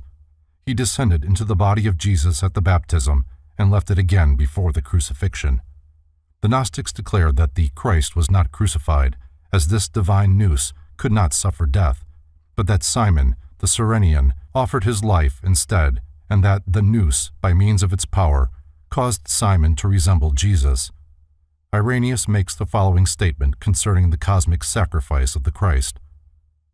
When the uncreated, unnamed Father saw the corruption of mankind, he sent his firstborn, Nous, into the world, in the form of Christ, for the redemption of all who believe in him, out of the power of those that have fabricated the world, the Demiurgus and his 6 sons, the planetary genii. He appeared amongst men as the man Jesus, and wrought miracles. See Kings, Gnostics, and their remains. The Gnostics divided humanity into 3 parts: those who, as savages, worshipped only the visible nature, those who, like the Jews, worshipped the Demiurgus, and lastly, themselves, or others of a similar cult, including certain sects of Christians who worshipped Nous, or Christ, and the true spiritual light of the higher aeons. After the death of Basilides, Valentinus became the leading inspiration of the Gnostic movement. He still further complicated the system of Gnostic philosophy by adding infinitely to the details. He increased the number of emanations from the Great One, the Abyss, to 15 pairs, and also laid much emphasis on the Virgin Sophia, or wisdom. In the Book of the Savior, parts of which are commonly known as the Pistis Sophia, may be found much material concerning the strange doctrine of aeons and their strange inhabitants. James Freeman Clarke, in speaking of the doctrines of the Gnostics, says, "These doctrines, strange as they seem to us, had a wide influence in the Christian Church." Many of the theories of the ancient Gnostics, especially those concerning scientific subjects, have been substantiated by modern research. Several sects branched off from the main stem of Gnosticism, such as the Valentinians, the Ophites or serpent worshippers, and the Adamites. After the 3rd century, their power waned, and the Gnostics practically vanished from the philosophic world. An effort was made during the Middle Ages to resurrect the principles of Gnosticism, but owing to the destruction of their records, the material necessary was not available. Even today there are evidences of Gnostic philosophy in the modern world, but they bear other names and their true origin is not suspected. Many of the Gnostic concepts have actually been incorporated into the dogmas of the Christian Church, and our newer interpretations of Christianity are often along the lines of Gnostic emanationism. The Mysteries of Asar-Hapi. The identity of the Greco-Egyptian Serapis, known to the Greeks as Serapis and the Egyptians as Asar-Hapi, is shrouded by an impenetrable veil of mystery. While this deity was a familiar figure among the symbols of the secret Egyptian initiatory rites, his arcane nature was revealed only to those who had fulfilled the requirements of the Serapic cultus. Therefore, in all probability, excepting the initiated priests, the Egyptians themselves were ignorant of his true character. So far as known, there exists no authentic account of the rites of Serapis, but an analysis of the deity and his accompanying symbols reveals their salient points. In an oracle delivered to the king of Cyprus, Serapis described himself thus: "A god I am such as I show to thee. The starry heavens are my head, my trunk, the sea. Earth forms my feet, mine ears the air supplies. The sun's far darting, brilliant rays, mine eyes." Several unsatisfactory attempts have been made to etymologize the word Serapis. Godfrey Higgins notes that Soros was the name given by the Egyptians to a stone coffin, and Apis was Osiris incarnate in the sacred bull. These two words combined result in the Soros Apis, or Sorapis, the tomb of the bull, but it is improbable that the Egyptians would worship a coffin in the form of a man. Several ancient authors, including Macrobius, have affirmed that Serapis was a name for the sun, because his image so often had a halo of light about his head. In his Oration upon the Sovereign Sun, Julian speaks of the deity in these words: "One Jove, one Pluto, one sun is Serapis." In Hebrew, Serapis is Seraph, meaning to blaze out or to blaze up. For this reason, the Jews designated one of their hierarchies of spiritual beings, Seraphim. The most common theory, however, regarding the origin of the name Serapis is that which traces its derivation from the compound Osiris Apis. At one time, the Egyptians believed that the dead were absorbed into the nature of Osiris, the god of the dead. While marked similarity exists between Osiris Apis and Serapis, the theory advanced by Egyptologists that Serapis is merely a name given to the dead Apis, or sacred bull of Egypt, is untenable in view of the transcendent wisdom possessed by the Egyptian priestcraft, who, in all probability, used the god to symbolize the soul of the world, Anima Mundi. The material body of nature was called Apis. The soul, which escaped from the body at death but was enmeshed with the form during physical life, was designated Serapis. The Alexandrian Serapis, from Moses, History der Hebräische Kirche. Serapis is often shown standing on the back of a sacred crocodile, carrying in his left hand a rule with which to measure the inundations of the Nile, and balancing with his right hand a curious emblem consisting of an animal with the heads. The first head, that of a lion, signified the present, the second head, that of a wolf, the past, and the third head, that of a dog, the future. The body with its three heads was enveloped by the twisted coils of a serpent. Figures of Serapis are occasionally accompanied by Cerberus, the three-headed dog of Pluto, and, like Jupiter, carry baskets of grain upon their heads.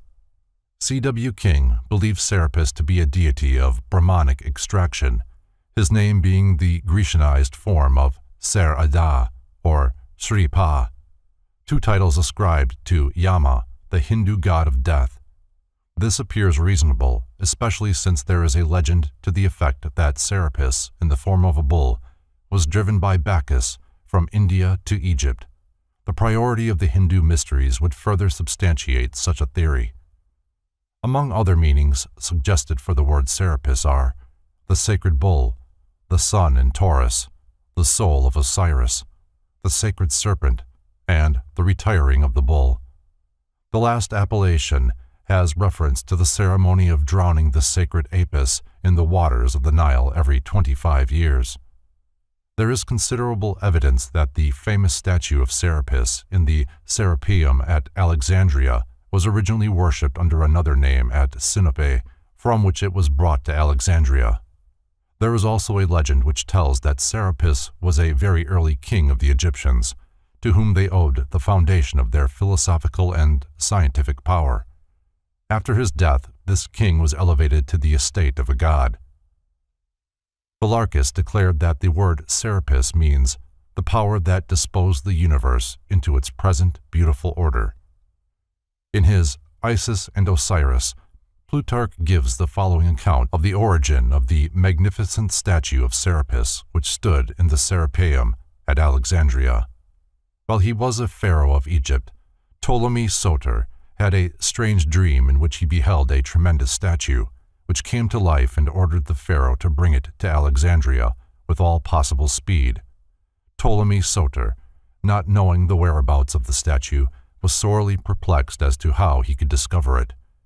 While the pharaoh was relating his dream, a great traveler by the name of Sosibius, coming forward, declared that he had seen such an image at Sinope. The pharaoh immediately dispatched Soteles and Dionysus to negotiate for the removal of the figure to Alexandria. 3 years elapsed before the image was finally obtained, the representatives of the pharaoh finally stealing it and concealing the theft by spreading a story that the statue had come to life and, walking down the street leading from its temple, had boarded the ship prepared for its transportation to Alexandria. Upon its arrival in Egypt, the figure was brought into the presence of two Egyptian initiates, the Eumolpid Timotheus and Manetho the Sebonite, who immediately pronounced it to be Serapis. The priests then declared that it was equivalent to Pluto. This was a masterly stroke, for in Serapis the Greeks and Egyptians found a deity in common, and thus religious unity was consummated between the two nations. Several figures of Serapis that stood in his various temples in Egypt and Rome have been described by early authors. Nearly all these showed Grecian rather than Egyptian influence. In some, the body of the god was encircled by the coils of a great serpent. Others showed him as a composite of Osiris and Apis. A description of the god that, in all probability, is reasonably accurate is that which represents him as a tall, powerful figure, conveying the twofold impression of manly strength and womanly grace. His face portrayed a deeply pensive mood, the expression inclining toward sadness. His hair was long and arranged in a somewhat feminine manner, resting in curls upon his breast and shoulders. The face, save for its heavy beard, was also decidedly feminine.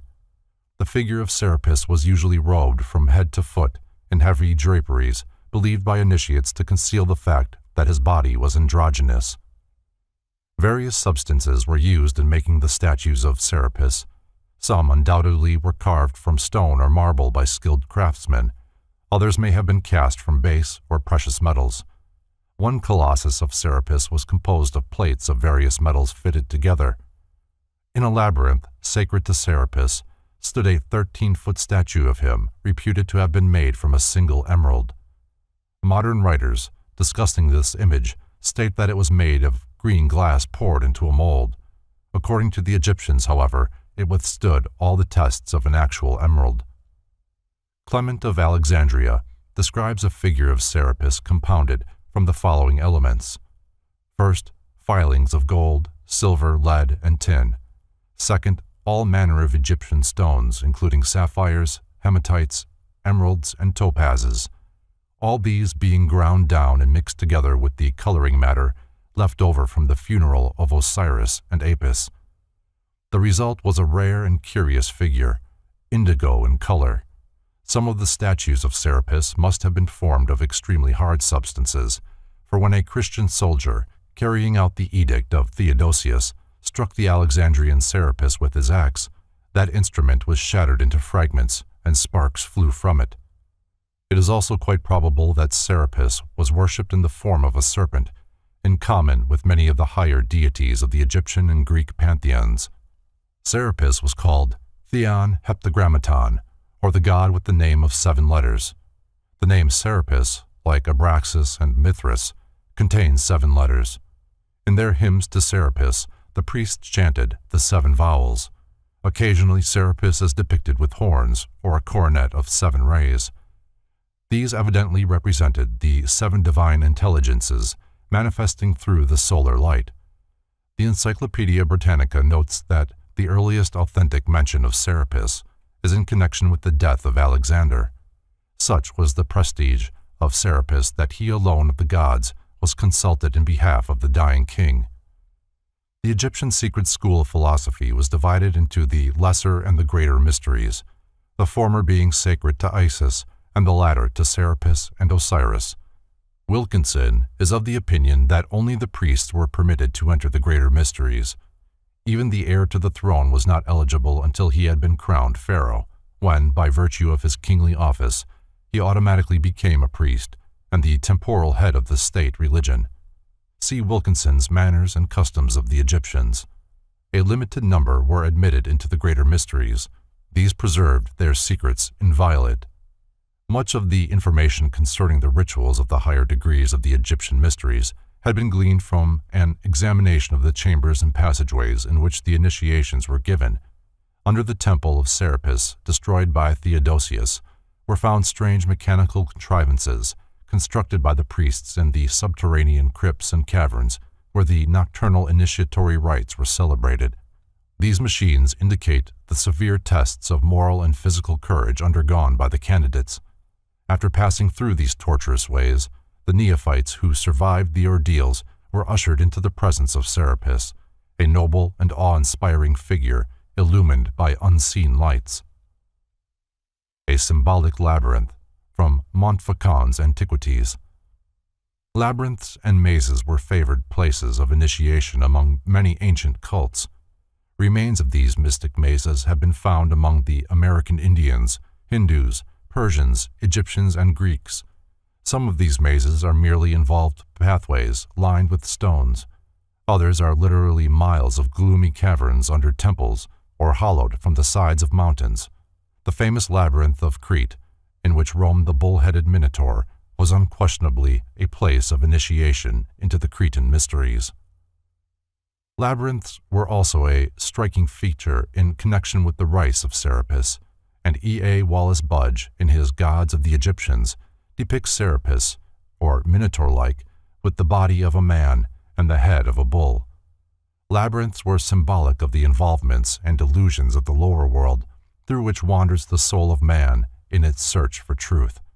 In the labyrinth dwells the lower animal man with the head of the bull, who seeks to destroy the soul entangled in the maze of worldly ignorance. In this relation, Serapis becomes the trier, or adversary, who tests the souls of those seeking union with the immortals. The maze was also doubtless used to represent the solar system, the bull man representing the sun dwelling in the mystic maze of its planets, moons, and asteroids. The Gnostic mysteries were acquainted with the arcane meaning of Serapis, and through the medium of Gnosticism, this god became inextricably associated with early Christianity. In fact, the Emperor Hadrian, while traveling in Egypt in AD 24, declared in a letter to Servianus that the worshippers of Serapis were Christians, and that the bishops of the church also worshipped at his shrine. He even declared that the patriarch himself, when in Egypt, was forced to adore Serapis as well as Christ. See Parsons' New Light on the Great Pyramid. The little suspected importance of Serapis as a prototype of Christ can be best appreciated after a consideration of the following extract from C.W. King's Gnostics and Their Remains. There can be no doubt that the head of Serapis, marked as the face is by a grave and pensive majesty, supplied the first idea for the conventional portraits of the Savior. The Jewish prejudices of the first converts were so powerful that we may be sure no attempt was made to depict his countenance until some generations after all that had beheld it on earth had passed away. Serapis gradually usurped the positions previously occupied by the other Egyptian and Greek gods, and became the supreme deity of both religions. His power continued until the 4th century of the Christian era. In AD 385, Theodosius, that would-be exterminator of pagan philosophy, issued his memorable edict, De Idolo Serapidis Dairoendo. When the Christian soldiers, in obedience to this order, entered the Serapeum at Alexandria to destroy the image of Serapis which had stood there for centuries, so great was their veneration for the god that they dared not touch the image, lest the ground should open at their feet and engulf them. At length, overcoming their fear, they demolished the statue, sacked the building, and finally, as a fitting climax to their offense, burned the magnificent library which was housed within the lofty apartments of the Serapeum. Several writers have recorded the remarkable fact that Christian symbols were found in the ruined foundations of this pagan temple. Socrates, a church historian of the 5th century, declared that after the pious Christians had razed the Serapeum at Alexandria and scattered the demons who dwelt there under the guise of gods, beneath the foundations was found the monogram of Christ. Two quotations will further establish the relationship existing between the mysteries of Serapis and those of other ancient peoples. The first is from Richard Payne Knight's Symbolical Language of Ancient Art and Mythology. Hence Varro, in De Lingua Latina, says that Selim and Terah, that is universal mind and productive body, were the great gods of the Samothracian mysteries, and the same as the Serapis and Isis of the later Egyptians, the Tautus and Astarte of the Phoenicians, and the Saturn and Ops of the Latins. The second quotation is from Albert Pike's Morals and Dogma. "Thee," says Martianus Capella in his Hymn to the Sun, "dwellers on the Nile adore as Serapis, and Memphis worships as Osiris. In the sacred rites of Persia thou art Mithras. In Phrygia, Attis, and Libya bows down to thee as Ammon, and Phoenician Byblos as Adonis. Thus the whole world adores thee under different names." The Odinic Mysteries. The date of the founding of the Odinic Mysteries is uncertain, some writers declaring that they were established in the 1st century before Christ, others the 1st century after Christ. Robert McCoy, 33rd degree, gives the following description of their origin. It appears from the Northern Chronicles that in the 1st century of the Christian era, Sige, the chief of the Asir, an Asiatic tribe, emigrated from the Caspian Sea and the Caucasus into northern Europe. He directed his course northwesterly from the Black Sea to Russia, over which, according to tradition, he placed one of his sons as a ruler, as he is said to have done over the Saxons and the Franks. He then advanced through Cimbria to Denmark, which acknowledged his 5th son, Skjold, as its sovereign, and passed over to Sweden, where Gilf, who did homage to the wonderful stranger and was initiated into his mysteries, then ruled. He soon made himself master here, built Sigtuna as the capital of his empire, and promulgated a new code of laws and established the sacred mysteries. He himself assumed the name of Odin, founded the priesthood of the 12 Drotars, or Druids, who conducted the secret worship and the administration of justice, and as prophets revealed the future. The secret rites of these mysteries celebrated the death of Balder, the beautiful and lovely, and represented the grief of gods and men at his death and his restoration to life. General History of Freemasonry. After his death, the historical Odin was apotheosized, his identity being merged into that of the mythological Odin, god of wisdom, whose cult he had promulgated. Odinism then supplanted the worship of Thor, the Thunderer, the supreme deity of the ancient Scandinavian pantheon. The mound where, according to legend, King Odin was buried is still to be seen near the site of his great temple at Uppsala. The 12 Drotars, who presided over the Odinic mysteries, evidently personified the 12 holy and ineffable names of Odin. The rituals of the Odinic mysteries were very similar to those of the Greeks, Persians, and Brahmins, after which they were patterned. The Drotars, who symbolized the signs of the zodiac, were the custodians of the arts and sciences, which they revealed to those who passed successfully the ordeals of initiation. Like many other pagan cults, the Odinic mysteries, as an institution, were destroyed by Christianity, but the underlying cause of their fall was the corruption of the priesthood. Mythology is nearly always the ritual and the symbolism of a mystery school. Briefly stated, the sacred drama which formed the basis of the Odinic mysteries was as follows. The supreme, invisible creator of all things was called All-Father. His regent in nature was Odin, the one-eyed god. Like Quetzalcoatl, Odin was elevated to the dignity of the supreme deity. According to the Drotars, the universe was fashioned from the body of Ymir, the hoarfrost giant. Ymir was formed from the clouds of mist that rose from Ginnungagap, Gap, the great cleft in chaos into which the primordial frost giants and flame giants had hurled snow and fire. The three gods, Odin, Vili, and Ve, slew Ymir, and from him formed the world. From Ymir's various members the different parts of nature were fashioned. After Odin had established order, he caused a wonderful palace, called Asgard, to be built on top of a mountain, where here the 12 Aesir, or gods, dwelt together, far above the limitations of mortal men.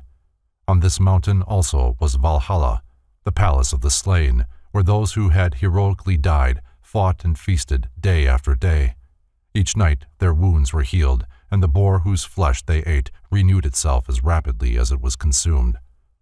Balder the Beautiful, the Scandinavian Christ, was the beloved son of Odin. Balder, was not warlike. His kindly and beautiful spirit brought peace and joy to the hearts of the gods, and they all loved him save one.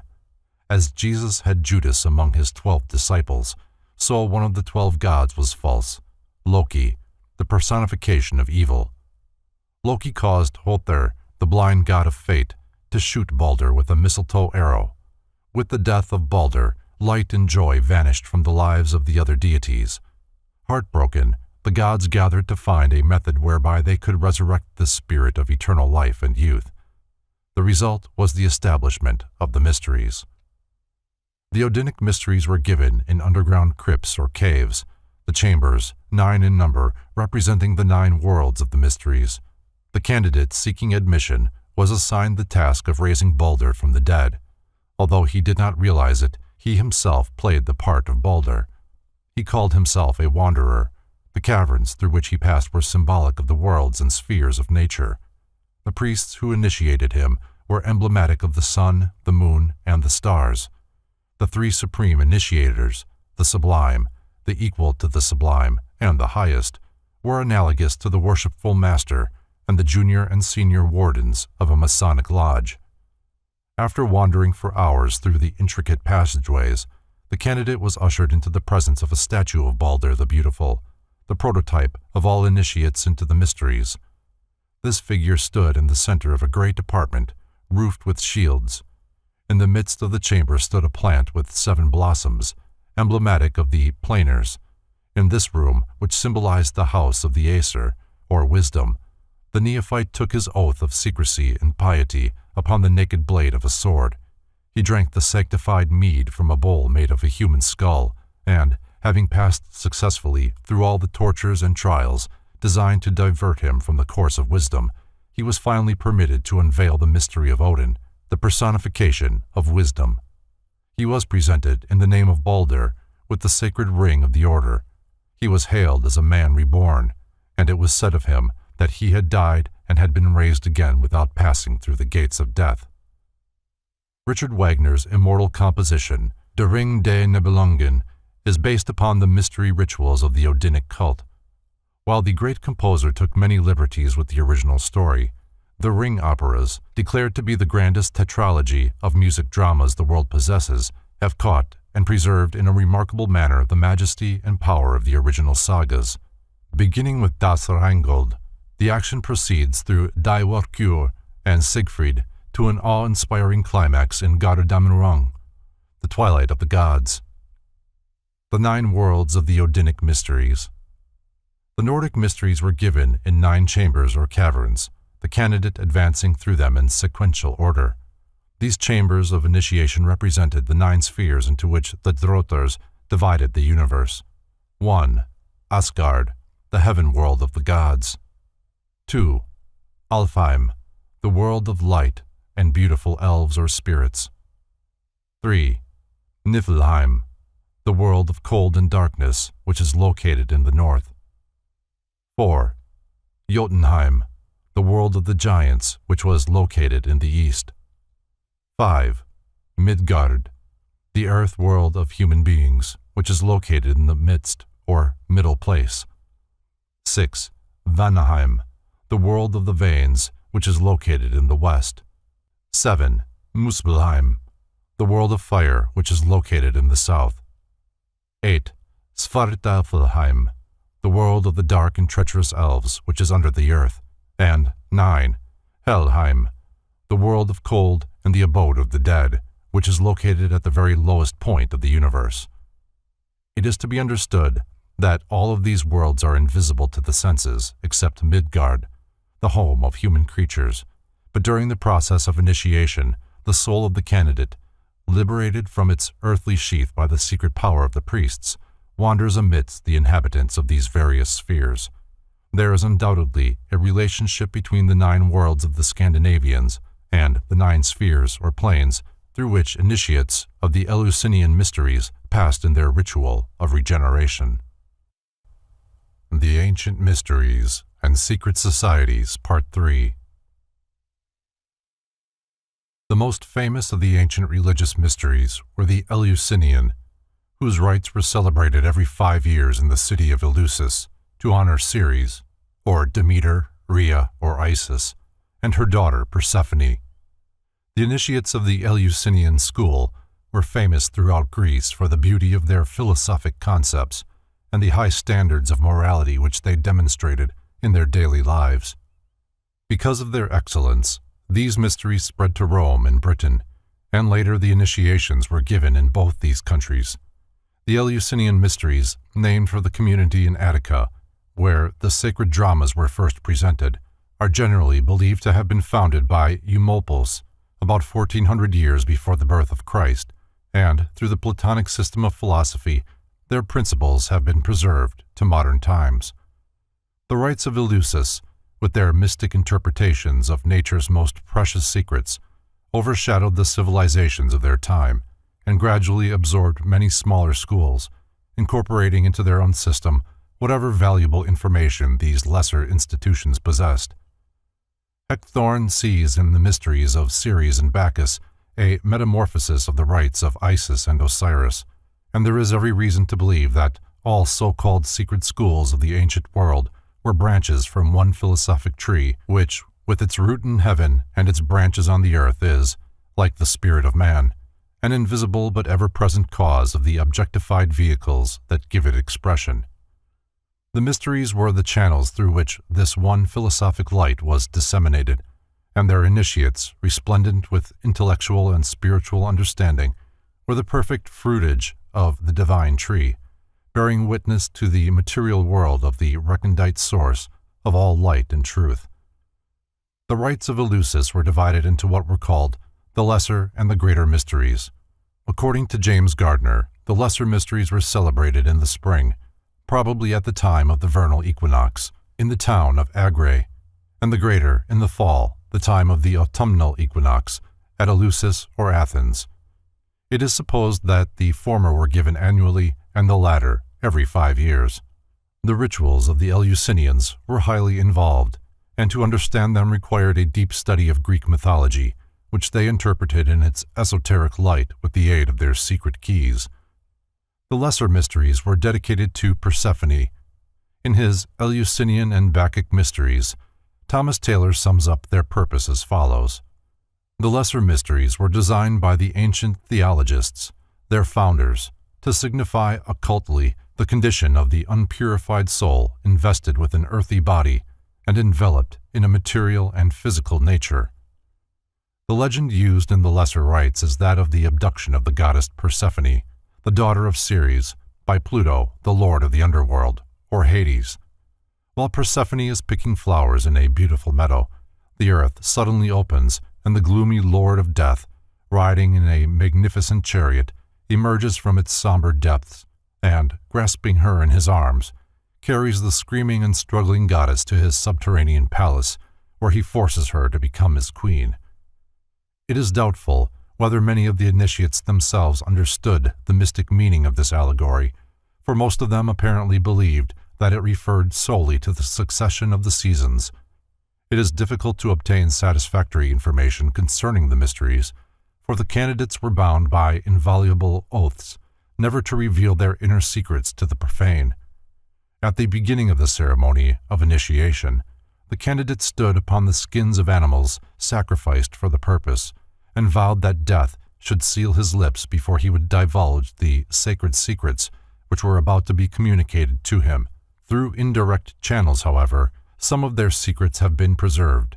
The teachings given to the neophytes were substantially as follows. The soul of man, often called Psyche, and in the Eleusinian mysteries, symbolized by Persephone, is essentially a spiritual thing. Its true home is in the higher worlds, where, free from the bondage of material form and material concepts, it is said to be truly alive and self-expressive. The human or physical nature of man, according to this doctrine, is a tomb, a quagmire, a false and impermanent thing, the source of all sorrow and suffering. Plato describes the body as the sepulchre of the soul, and by this he means not only the human form, but also the human nature. The gloom and depression of the lesser mysteries represented the agony of the spiritual soul, unable to express itself because it has accepted the limitations and illusions of the human environment. The crux of the Eleusinian argument was that man is neither better nor wiser after death than during life. If he does not rise above ignorance during his sojourn here, man goes at death into eternity, to wander about forever, making the same mistakes which he made here. If he does not outgrow the desire for material possessions here, he will carry it with him into the invisible world, where, because he can never gratify the desire, he will continue in endless agony. Dante's Inferno is symbolically descriptive of the sufferings of those who never freed their spiritual natures from the cravings, habits, viewpoints, and limitations of their plutonic personalities.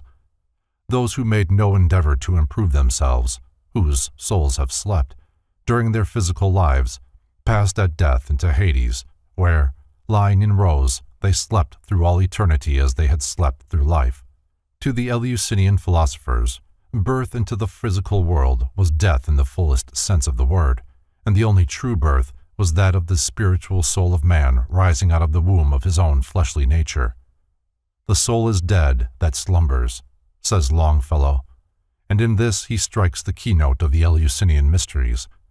Just as Narcissus, gazing at himself in the water, the ancients used this mobile element to symbolize the transitory, illusionary, material universe, lost his life trying to embrace a reflection, so man, gazing into the mirror of nature and accepting as his real self the senseless clay that he sees reflected, loses the opportunity afforded by physical life to unfold his immortal, invisible self. An ancient initiate once said that the living are ruled by the dead. Only those conversant with the Eleusinian concept of life could understand that statement. It means that the majority of people are not ruled by their living spirits, but by their senseless, hence dead, animal personalities. Transmigration and reincarnation were taught in these mysteries, but in a somewhat unusual manner. It was believed that at midnight the invisible worlds were closest to the terrestrial sphere, and that the souls coming into material existence slipped in during the midnight hour. For this reason, many of the Eleusinian ceremonies were performed at midnight. Some of those sleeping spirits who had failed to awaken their higher natures during the earth life, and who now floated around in the invisible worlds, surrounded by a darkness of their own making, occasionally slipped through at this hour and assumed the forms of various creatures. The Rape of Persephone. From Thomason's Recusal des Figures, Groups, Themes, Fontaines, Vases, et autres ornements. Pluto, the lord of the underworld, represents the body intelligence of man, and the rape of Persephone is symbolic of the divine nature assaulted and defiled by the animal soul and dragged downward into the somber darkness of Hades, which is here used as a synonym for the material, or objective, sphere of consciousness. In his disquisitions upon the painted Greek vases, James Christie presents Mircеus's version of the occurrences taking place during the 9 days required for the enactment of the greater Eleusinian rites. The first day was that of general meeting, during which those to be initiated were questioned concerning their several qualifications. The second day was spent in a procession to the sea, possibly for the submerging of an image of the presiding goddess. The third day was opened by the sacrifice of a mullet. On the fourth day, the mystic basket containing certain sacred symbols was brought to Eleusis, accompanied by a number of female devotees carrying smaller baskets. On the evening of the fifth day, there was a torch race. On the sixth, a procession led by a statue of Iacchus, and on the seventh, an athletic contest. The eighth day was devoted to a repetition of the ceremonial for the benefit of any who might have been prevented from coming sooner. The ninth and last day was devoted to the deepest philosophical issues of the Eleusinia, during which an urn or jar, the symbol of Bacchus, was exhibited as an emblem of supreme importance. The mystics of Eleusis also laid stress upon the evil of suicide, explaining that there was a profound mystery concerning this crime of which they could not speak, but warning their disciples that a great sorrow comes to all who take their own lives. This, in substance, constitutes the esoteric doctrine given to the initiates of the lesser mysteries. As the degree dealt largely with the miseries of those who failed to make the best use of their philosophic opportunities, the chambers of initiation were subterranean, and the horrors of Hades were vividly depicted in a complicated ritualistic drama. After passing successfully through the tortuous passageways, with their trials and dangers, the candidate received the honorary title of Mystis. This meant one who saw through a veil or had a clouded vision. It also signified that the candidate had been brought up to the veil, which would be torn away in the higher degree. The modern word mystic, as referring to a seeker after truth, according to the dictates of the heart along the path of faith, is probably derived from this ancient word, for faith is belief in the reality of things unseen or veiled. The greater mysteries, into which the candidate was admitted only after he had successfully passed through the ordeals of the lesser, and not always then, were sacred to Ceres, the mother of Persephone, and represent her as wandering through the world in quest of her abducted daughter. Ceres carried two torches, intuition and reason, to aid her in the search for her lost child, the soul. At last she found Persephone not far from Eleusis, and out of gratitude taught the people there to cultivate corn, which is sacred to her. She also founded the mysteries. Ceres appeared before Pluto, god of the souls of the dead, and pleaded with him to allow Persephone to return to her home. This the god at first refused to do, because Persephone had eaten of the pomegranate, the fruit of mortality. At last, however, he compromised and agreed to permit Persephone to live in the upper world half of the year if she would stay with him in the darkness of Hades for the remaining half. Ceres, the patron of the mysteries, from a mural painting in Pompeii. Ceres, or Demeter, was the daughter of Cronos and Rhea, and by Zeus the mother of Persephone. Some believe her to be the goddess of the earth, but more correctly she is the deity protecting agriculture in general and corn in particular. The poppy is sacred to Ceres, and she is often shown carrying or ornamented by a garland of these flowers. In the mysteries, Ceres represented riding in a chariot drawn by winged serpents. The Greeks believed that Persephone was a manifestation of the solar energy, which in the winter months lived under the earth with Pluto, but in the summer returned again with the goddess of productiveness. There is a legend that the flowers loved Persephone, and that every year, when she left for the dark realms of Pluto, the plants and shrubs would die of grief. While the profane and uninitiated had their own opinions on these subjects, the truths of the Greek allegories remained safely concealed by the priests, who alone recognized the sublimity of these great philosophic and religious parables.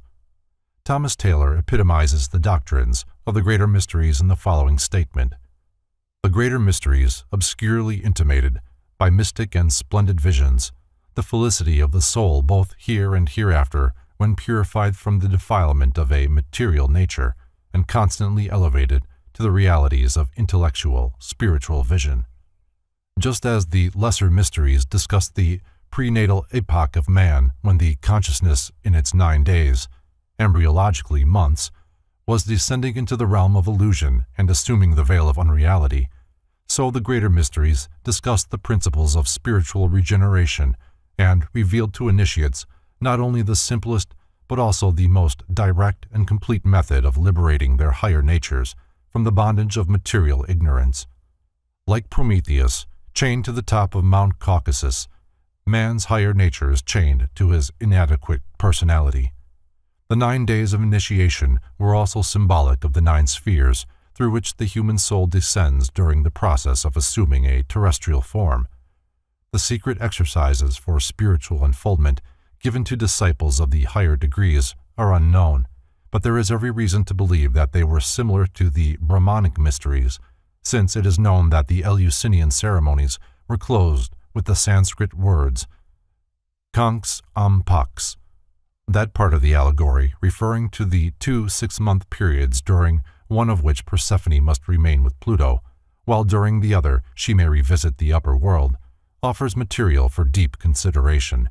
It is probable that the Eleusinians realized that the soul left the body during sleep, or at least was made capable of leaving by the special training which undoubtedly they were in a position to give.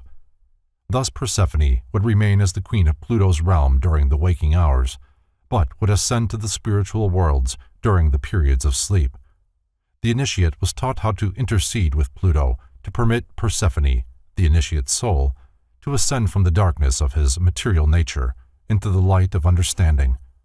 When thus freed from the shackles of clay and crystallized concepts, the initiate was liberated not only for the period of his life, but for all eternity, for never thereafter was he divested of those soul qualities which after death were his vehicles for manifestation and expression in the so-called heaven world.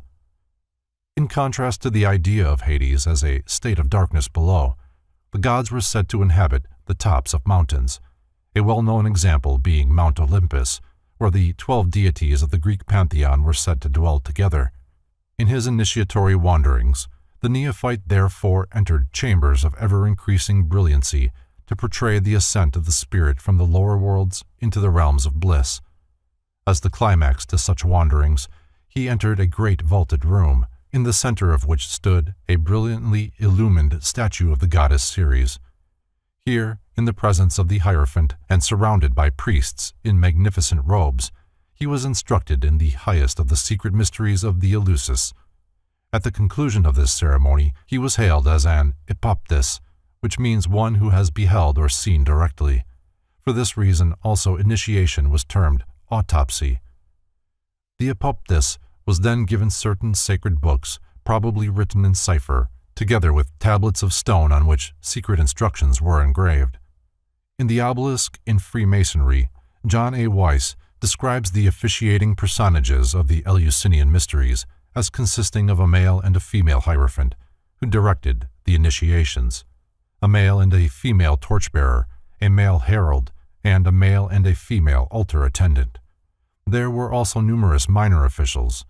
He states that, according to Porphyry, the hierophant represents Plato's demiurgus, or creator of the world, the torchbearer, the sun, the altarman, the moon, the herald, Hermes, or Mercury, and the other officials, minor stars.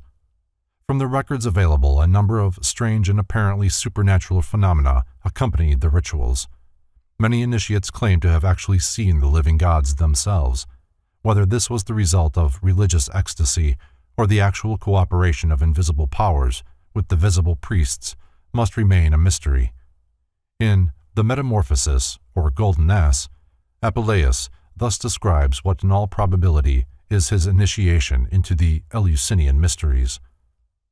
I approached to the confines of death, and having trod on the threshold of Proserpine, I returned from it, being carried through all the elements. At midnight, I saw the sun shining with a splendid light, and I manifestly drew near to the gods beneath and the gods above, and proximately adored them. Women and children were admitted to the Eleusinian mysteries, and at one time there were literally thousands of initiates. Because this vast host was not prepared for the highest spiritual and mystical doctrines, a division necessarily took place within the society itself. The higher teachings were given to only a limited number of initiates who, because of superior mentality, showed a comprehensive grasp of their underlying philosophical concepts. Socrates refused to be initiated into the Eleusinian mysteries, for knowing its principles without being a member of the order, he realized that membership would seal his tongue. That the mysteries of Eleusis were based upon great and eternal truths is attested by the veneration in which they were held by the great minds of the ancient world. M. Overoff asks, would Pindar, Plato, Cicero, Epictetus have spoken of them with such admiration if the Hierophant had satisfied himself with loudly proclaiming his own opinions or those of his order? The garments in which candidates were initiated were preserved for many years and were believed to possess almost sacred properties. Just as the soul can have no covering save wisdom and virtue, so the candidates, being as yet without true knowledge, were presented to the mysteries unclothed, being first given the skin of an animal, and later a consecrated robe to symbolize the philosophical teachings received by the initiate. During the course of initiation, the candidate passed through 2 gates. The first led downward into the lower worlds and symbolized his birth into ignorance. The second led upward into a room brilliantly lighted by unseen lamps, in which was the statue of Ceres, and which symbolized the upper world, or the abode of light and truth. Strabo states that the great temple of Eleusis would hold between 20,000 and 30,000 people. The caves dedicated by Zarathustra also had these two doors, symbolizing the avenues of birth and death. The following paragraph from Porphyry gives a fairly adequate conception of Eleusinian symbolism. God, being a luminous principle, residing in the midst of the most subtle fire, he remains forever invisible to the eyes of those who do not elevate themselves above material life. On this account, the sight of transparent bodies, such as crystal, Parian marble, or even ivory, recalls the idea of divine light, as the sight of gold excites an idea of its purity, for gold cannot be sullied. Some have thought by a black stone was signified the invisibility of the divine essence. To express supreme reason, the divinity was represented under the human form, and beautiful, for God is the source of beauty, of different ages and in various attitudes, sitting or upright, of one or the other sex, as a virgin or a young man, a husband or a bride, that all the shades and gradations might be marked. Everything luminous was subsequently attributed to the gods, the sphere, and all that is spherical to the universe, to the sun and moon, sometimes to fortune and to hope, the circle and all circular figures to eternity, to the celestial movements, to the circles and zones of the heavens, the section of circles to the phases of the moon, and pyramids and obelisks to the ingenious principle, and through that to the gods of heaven. A cone expresses the sun, a cylinder the earth. The phallus and triangle, a symbol of the matrix, designate generation. From Essay on the Mysteries of Eleusis by M. Overoff. The Eleusinian mysteries, according to Heckthorn, survived all others and did not cease to exist as an institution until nearly 400 years after Christ, when they were finally suppressed by Theodosius, styled the Great, who cruelly destroyed all who did not accept the Christian faith. Of this greatest of all philosophical institutions, Cicero said that it taught men not only how to live, but also how to die. The Orphic Mysteries. Orpheus, the Thracian bard, the great initiator of the Greeks, ceased to be known as a man and was celebrated as a divinity several centuries before the Christian era. As to Orpheus himself, writes Thomas Taylor, scarcely a vestige of his life is to be found amongst the immense ruins of time, for who has ever been able to affirm anything with certainty of his origin, his age, his country or condition? This alone may be depended on, from general assent, that there formerly lived a person named Orpheus, who was the founder of theology among the Greeks, the institutor of their lives and morals, the first of prophets and the prince of poets, himself the offspring of a muse, who taught the Greeks their sacred rites and mysteries, and from whose wisdom, as from a perennial and abundant fountain, the divine muse of Homer and the sublime theology of Pythagoras and Plato flowed. See the mystical hymns of Orpheus. Orpheus was founder of the Grecian mythological system, which he used as the medium for the promulgation of his philosophical doctrines. The origin of his philosophy is uncertain. He may have got it from the Brahmins, there being legends to the effect that he got it was a Hindu, his name possibly being derived from Orphe, meaning dark. Orpheus was initiated into the Egyptian mysteries, from which he secured extensive knowledge of magic, astrology, sorcery, and medicine. The mysteries of the Kabiri at Samothrace were also conferred upon him, and these undoubtedly contributed to his knowledge of medicine and music. The romance of Orpheus and Eurydice is one of the tragic episodes of Greek mythology, and apparently constitutes the outstanding feature of the Orphic rite. Eurydice, in her attempt to escape from a villain seeking to seduce her, died from the venom of a poisonous serpent which stung her in the heel. Orpheus, penetrating to the very heart of the underworld, so charmed Pluto and Persephone with the beauty of his music that they agreed to permit Eurydice to return to life if Orpheus could lead her back to the sphere of the living, without once looking round to see if she were following. So great was his fear, however, that she would stray from him, that he turned his head, and Eurydice, with a broken cry, was swept back into the land of death.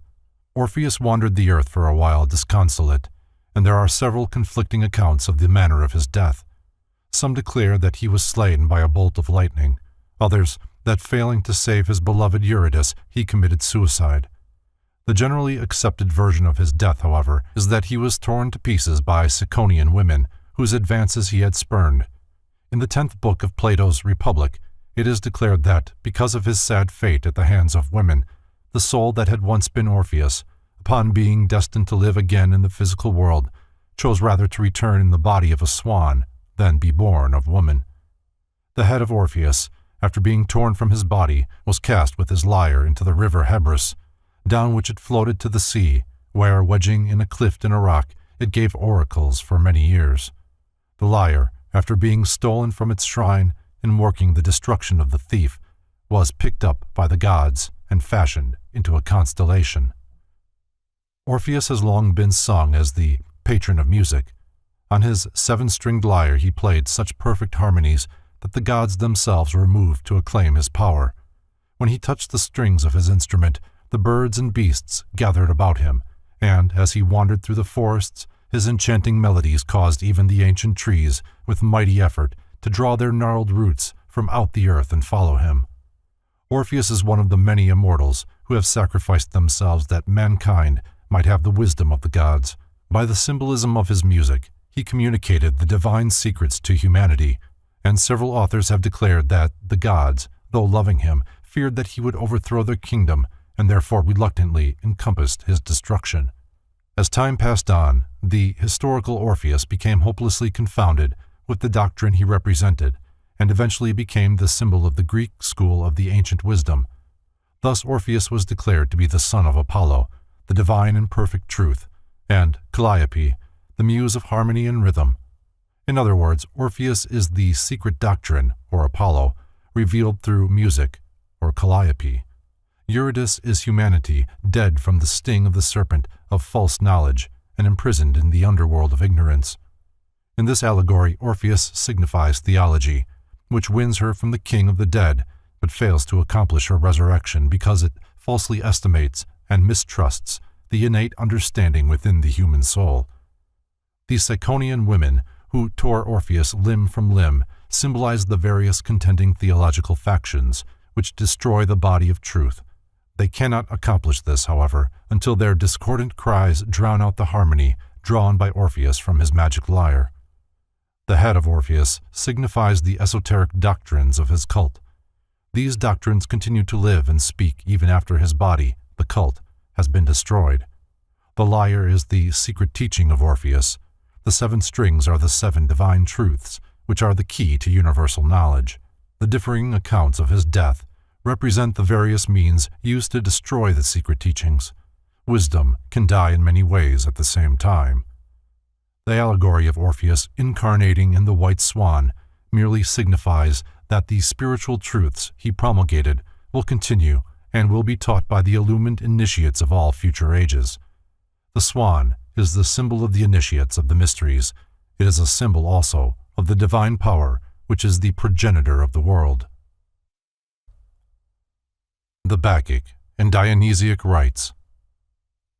The Bacchic rite centers around the allegory of the youthful Bacchus, Dionysus or Zagreus, being torn to pieces by the Titans. These giants accomplished the destruction of Bacchus by causing him to become fascinated by his own image in a mirror. After dismembering him, the Titans first boiled the pieces in water and afterwards roasted them.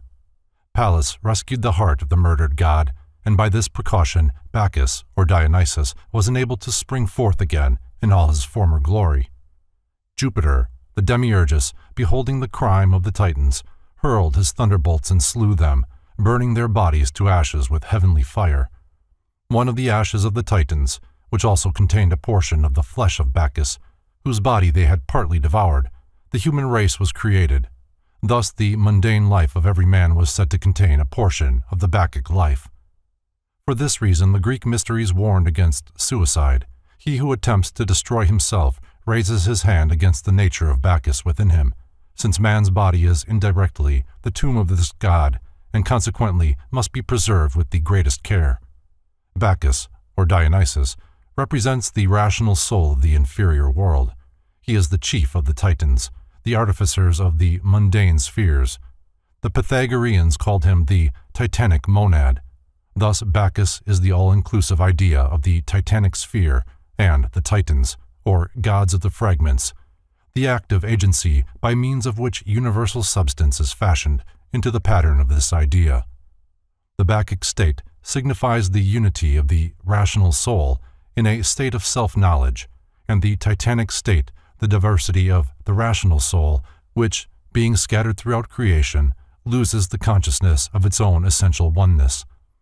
The mirror into which Bacchus gazes, and which the cause of his fall, is the great sea of illusion, the lower world fashioned by the Titans.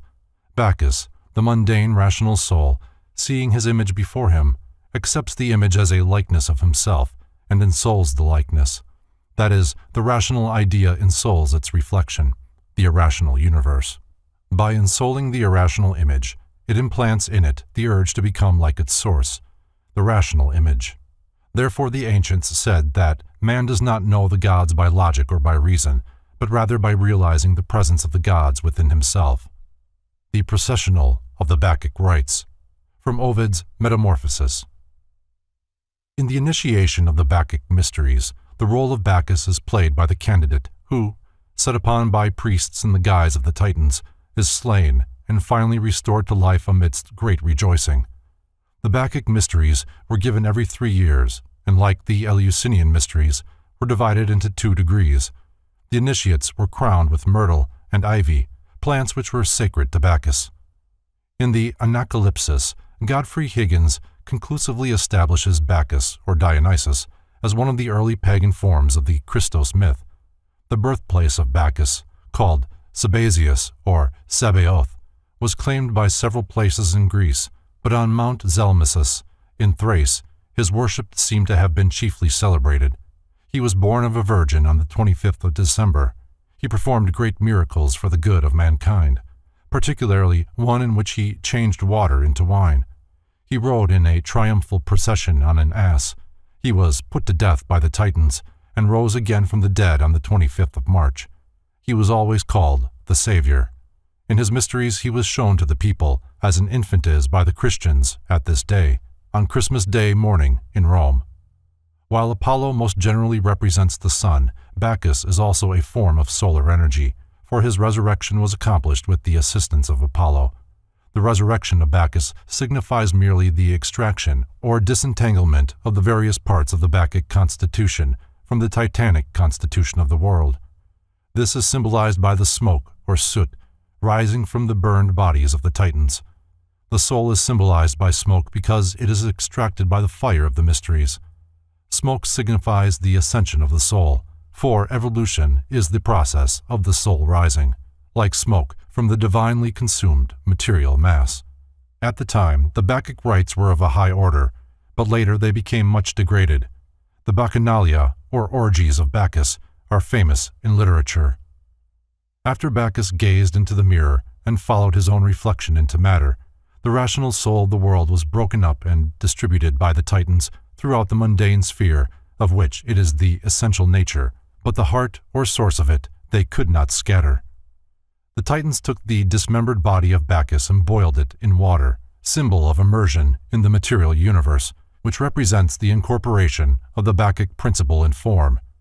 The pieces were afterwards roasted to signify the subsequent ascension of the spiritual nature out of form. When Jupiter, the father of Bacchus and the demiurgus of the universe, saw that the Titans were hopelessly involving the rational or divine idea by scattering its members through the constituent parts of the lower world, he slew the Titans in order that the divine idea might not be entirely lost. From the ashes of the Titans he formed mankind, whose purpose of existence was to preserve and eventually to release the Bacchic idea, or rational soul, from the Titanic fabrication. Jupiter, being the demiurgus and fabricator of the material universe, is the third person of the creative triad, consequently the Lord of Death, for death exists only in the lower sphere of being over which he presides. Disintegration takes place so that reintegration may follow upon a higher level of form or intelligence. The thunderbolts of Jupiter are emblematic of his disintegrative power. They reveal the purpose of death, which is to rescue the rational soul from the devouring power of the irrational nature. Man is a composite creature, his lower nature consisting of the fragments of the Titans, and his higher nature, the sacred, immortal flesh or life of Bacchus. Therefore man is capable of either a Titanic or irrational, or a Bacchic or rational existence. The Titans of Hesiod, who were 12 in number, are probably analogues to the celestial zodiac, whereas the Titans who murdered and dismembered Bacchus represent the zodiacal powers distorted by their involvement in the material world. Thus Bacchus represents the sun, who is dismembered by the signs of the zodiac and from whose body the universe is formed. When the terrestrial forms were created from the various parts of his body, the sense of wholeness was lost and the sense of separateness established. The heart of Bacchus, which was saved by Pallas, or Minerva, was lifted out of the four elements symbolized by his dismembered body and placed in the ether. The heart of Bacchus is the immortal center of the rational soul. After the rational soul had been distributed throughout creation and the nature of man, the Bacchic mysteries were instituted for the purpose of disentangling it from the irrational Titanic nature. This disentanglement was the process of lifting the soul out of the separateness into that of unity. The various parts and members of Bacchus were collected from the different corners of the earth. When all the rational parts are gathered, Bacchus is resurrected. The rites of Dionysus were very similar to those of Bacchus, and by many these two gods are considered as one. Statues of Dionysus were carried in the Eleusinian mysteries, especially the lesser degrees. Bacchus, representing the soul of the mundane sphere, was capable of an infinite multiplicity of form and designations. Dionysus apparently was his solar aspect.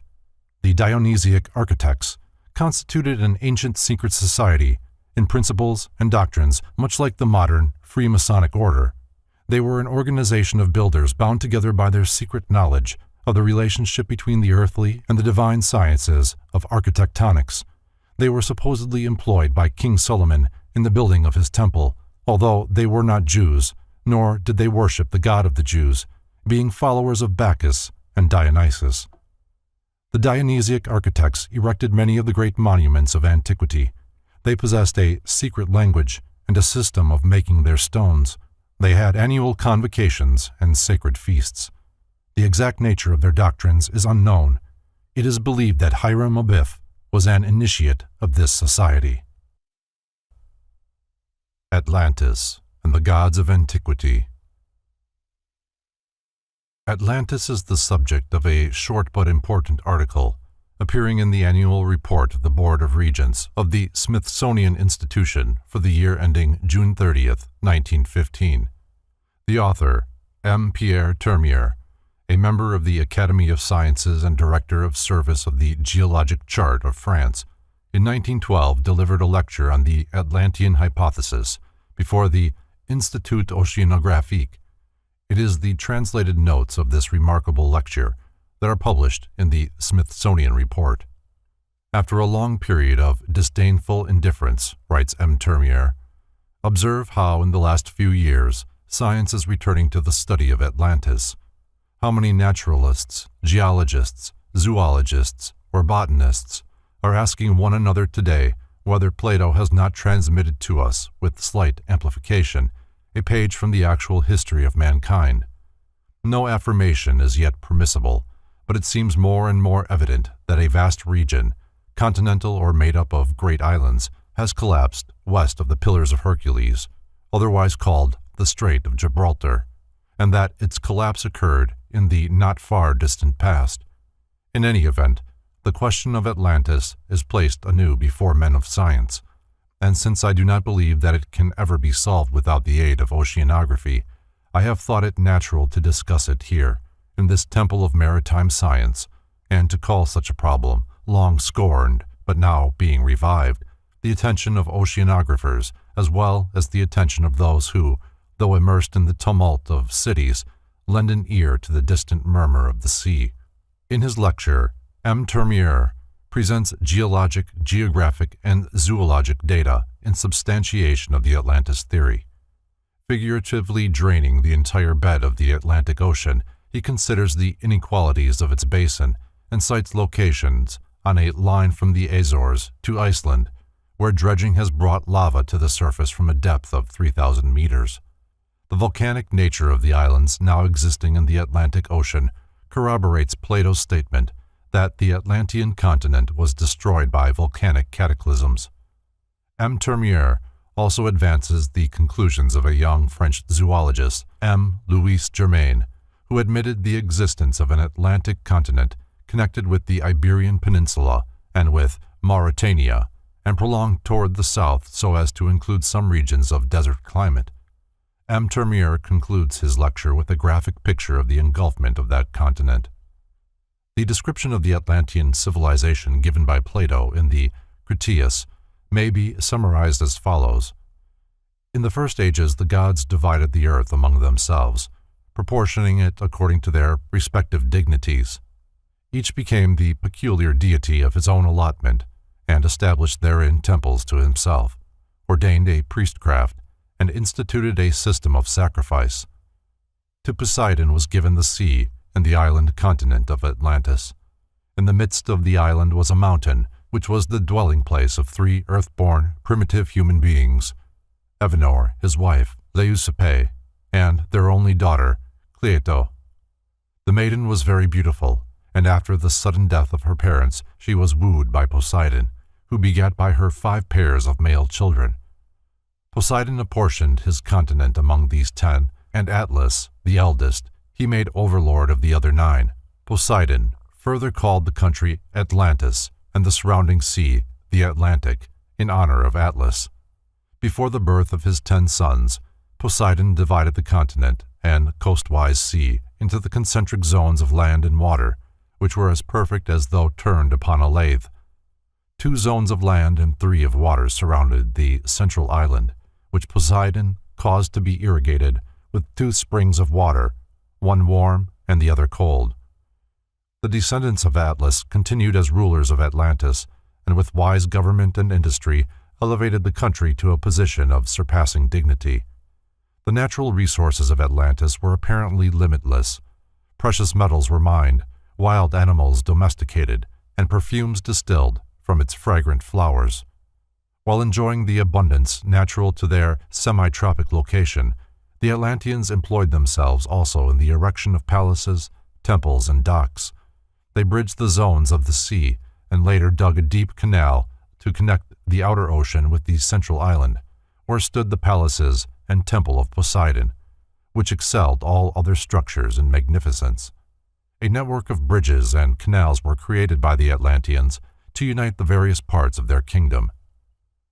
Plato then describes the white, black, and red stones which they quarried from beneath their continent and used in the construction of public buildings and docks.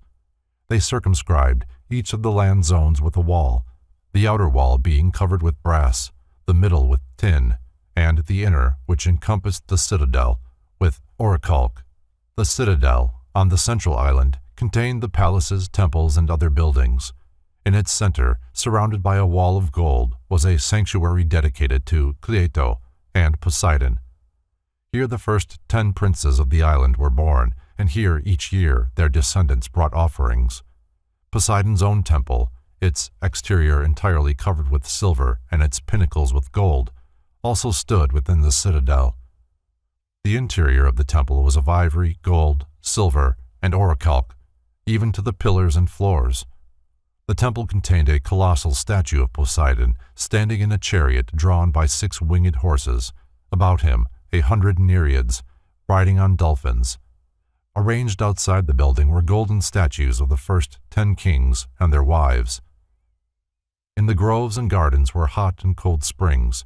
There were numerous temples to various deities, places of exercise for men and for beasts, public baths, and a great race course for horses. At various vantage points on the zones were fortifications, and to the great harbor came vessels from every maritime nation. The zones were so thickly populated that the sound of human voices was ever in the air. That part of Atlantis facing the sea was described as lofty and precipitous, but about the central city was a plain sheltered by mountains renowned for their size, number, and beauty. The plain yielded 2 crops each year, in the winter being watered by rains and in the summer by immense irrigation canals, which were also used for transportation. The plain was divided into sections, and in time of war each section supplied its quota of fighting men and chariots. The 10 governments differed from each other in details concerning military requirements. Each of the kings of Atlantis had complete control over his own kingdom, but their mutual relationships were governed by a code engraved by the first 10 kings on a column of orichalc standing in the temple of Poseidon. At alternate intervals of 5 and 6 years, a pilgrimage was made to this temple that equal honor might be conferred upon both the odd and the even numbers. Here, with appropriate sacrifice, each king renewed his oath of loyalty upon the sacred inscription. Here also the kings donned azure robes and sat in judgment. At daybreak, they wrote their sentences upon a golden tablet and deposited them with their robes as memorials. The chief laws of the Atlantean kings were that they should not take up arms against each other, and that they should come to the assistance of any of their number who was attacked. In matters of war and great moment, the final decision was in the hands of the direct descendants of the family of Atlas. No king had the power of life and death over his kinsmen without the assent of a majority of the 10. Plato concludes his description by declaring that it was this great empire which attacked the Hellenic states. This did not occur, however, until their power and glory had lured the Atlantean kings from the pathway of wisdom and virtue. Filled with false ambition, the rulers of Atlantis determined to conquer the entire world. Zeus, perceiving the wickedness of the Atlanteans, gathered the gods into his holy habitation and addressed them. Here, Plato's narrative comes to an abrupt end, for the Critias was never finished. In the Timaeus is a further description of Atlantis, supposedly given to Solon by an Egyptian priest, and which concludes as follows. But afterwards there occurred violent earthquakes and floods, and in a single day and night of rain all your warlike men in a body sank into the earth, and the island of Atlantis in like manner disappeared, and was sunk beneath the sea. And that is the reason why the sea in those parts is impassable and impenetrable, because there is such a quantity of shallow mud in the way, and this was caused by the subsidence of the island. In the introduction to his translation of the Timaeus, Thomas Taylor quotes from his History of Ethiopia, written by Marcellus, which contains the following reference to Atlantis. For they relate that in their time there were 7 islands in the Atlantic Sea sacred to Proserpine, and besides these 3 others of an immense magnitude, one of which was sacred to Pluto, another to Ammon, and another, which is the middle of these, is of 1,000 stadia to Neptune. Crantor, commenting upon Plato, asserted that the Egyptian priests declare the story of Atlantis to be written upon pillars which were still preserved circa 300 BC. See Beginnings or Glimpses of Vanished Civilizations. Ignatius Donnelly, who gave the subject of Atlantis profound study, believed that horses were first domesticated by the Atlanteans, for which reason they have always been considered peculiarly sacred to Poseidon. See Atlantis. The Scheme of the Universe, according to the Greeks and Romans. From Guattari's Imagini degli Dei degli Antichi. By ascending successively through the fiery sphere of Hades, the spheres of water, earth, and air, and the heavens of the moon, the plane of Mercury is reached. Above Mercury are the planes of Venus, the Sun, Mars, Jupiter, and Saturn, the latter containing the symbols of the zodiacal constellations. Above the arch of the heavens, or Saturn, is the dwelling place of the different powers controlling the universe. The Supreme Council of the Gods is composed of 12 deities, 6 male and 6 female, which correspond to the positive and negative signs of the zodiac. The 6 gods are Jupiter, Vulcan, Apollo, Mars, Neptune, and Mercury. The 6 goddesses are Juno, Ceres, Vesta, Minerva, Venus, and Diana. Jupiter rides his eagle as the symbol of his sovereignty over the world, and Juno is seated upon a peacock, the proper symbol of her haughtiness and glory. From a careful consideration of Plato's description of Atlantis, it is evident that the story should not be regarded as wholly historical, but rather as both allegorical and historical.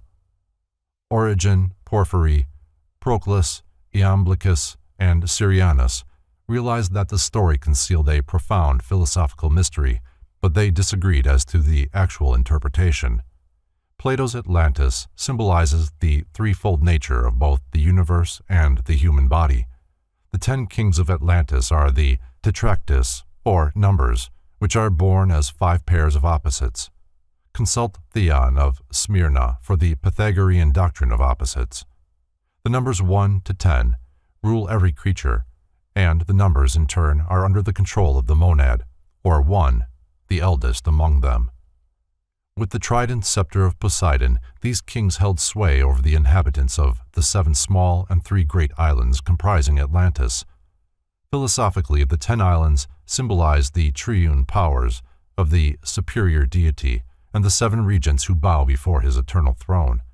If Atlantis be considered as the archetypal sphere, then its immersion signifies the descent of rational, organized consciousness into the illusionary, impermanent realm of irrational, mortal ignorance. Both the sinking of Atlantis and the biblical story of the fall of man signify spiritual involution, a prerequisite to conscious evolution. Either the initiated Plato used the Atlantis allegory to achieve 2 widely different ends, or else the accounts preserved by the Egyptian priests were tampered with to perpetuate the secret doctrine. This does not mean to imply that Atlantis is purely mythological, but it overcomes the most serious obstacle to acceptance of the Atlantis theory, namely, the fantastic accounts of its origin, size, appearance, and date of destruction, 9600 BC. In the midst of the central island of Atlantis was a lofty mountain which cast a shadow 5,000 stadia in extent and whose summit touched the sphere of ether. This is the axle mountain of the world, sacred among many races and symbolic of the human head, which rises out of the 4 elements of the body. This sacred mountain, upon whose summit stood the temple of the gods, gave rise to the stories of Olympus, Meru, and Asgard. The city of the Golden Gates, the capital of Atlantis, is the one now preserved among numerous religions as the City of the Gods, or the Holy City. Here is the archetype of the New Jerusalem, with its streets paved with gold and its 12 gates shining with precious stones. The history of Atlantis, writes Ignatius Donnelly, is the key of the Greek mythology. There can be no question that these gods of Greece were human beings. The tendency to attach divine attributes to great earthly rulers is one deeply implanted in human nature. See Atlantis. The same author sustains his views by noting that the deities of the Greek pantheon were nor looked upon as creators of the universe, but rather as regents set over it by its more ancient original fabricators. The Garden of Eden, from which humanity was driven by a flaming sword, is perhaps an allusion to the earthly paradise supposedly located west of the Pillars of Hercules and destroyed by volcanic cataclysms. The deluge legend may be traced also to the Atlantean inundation, during which a world was destroyed by water.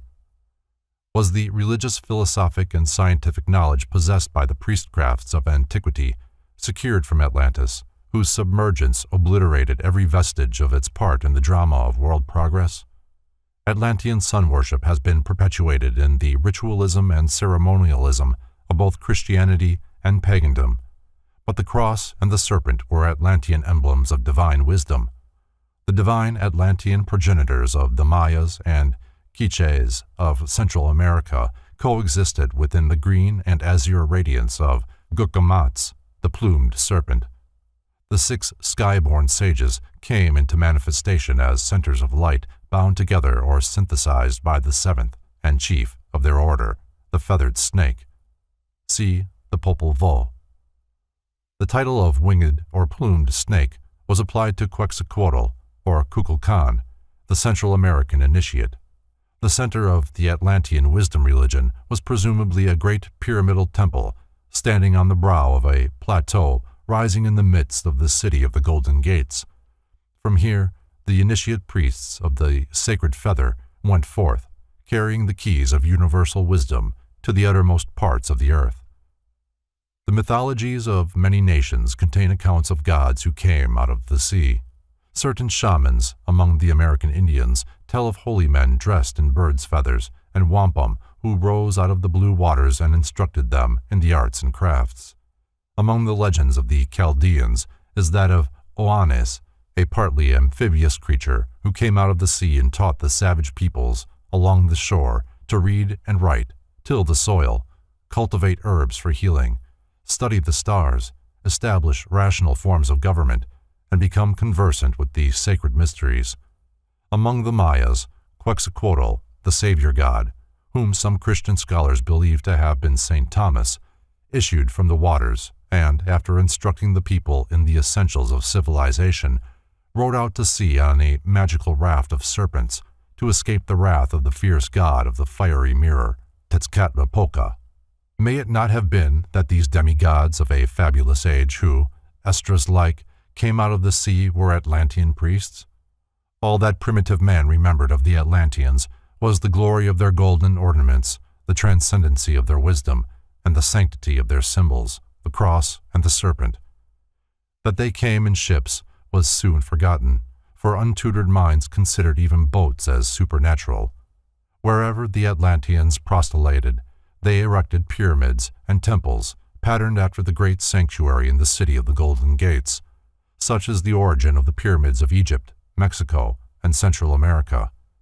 The mounds in Normandy and Britain, as well as those of the American Indians, are remnants of a similar culture. In the midst of the Atlantean program of world colonization and conversion, the cataclysms which sank Atlantis began. The initiate priests of the Sacred Feather, who promised to come back to their missionary settlements, never returned, and after the lapse of centuries, tradition preserved only a fantastic account of gods who came from a place where the sea now is. H.P. Blavatsky thus sums up the causes which precipitated the Atlantean disaster. Under the evil insinuations of their demon, Thevitit, the Atlantis race became a nation of wicked magicians. In consequence of this, war was declared, the story of which would be too long to narrate. Its substance may be found in the disfigured allegories of the race of Cain, the giants, and that of Noah and his righteous family. The conflict came to an end by the submersion of Atlantis, which finds its imitation in the stories of the Babylonian and Mosaic flood. The giants and magicians, and all flesh died, and every man, all except Xisuthros and Noah, who are substantially identical with the great father of the Tlinkithians in the Popol Vuh, or the sacred book of the Guatemalans, which also tells of his escaping in a large boat, like the Hindu Noah, Vaiswasvata. See Isis Unveiled. From the Atlanteans, the world has received not only the heritage of arts and crafts, philosophies and sciences, ethics and religions, but also the heritage of hate, strife, and perversion. The Atlanteans instigated the first war, and it has been said that all subsequent wars were fought in a fruitless effort to justify the first one and right the wrong which it caused. Before Atlantis sank, its spiritually illumined initiates, who realized that their land was doomed because it had departed from the path of light, withdrew from the ill-fated continent.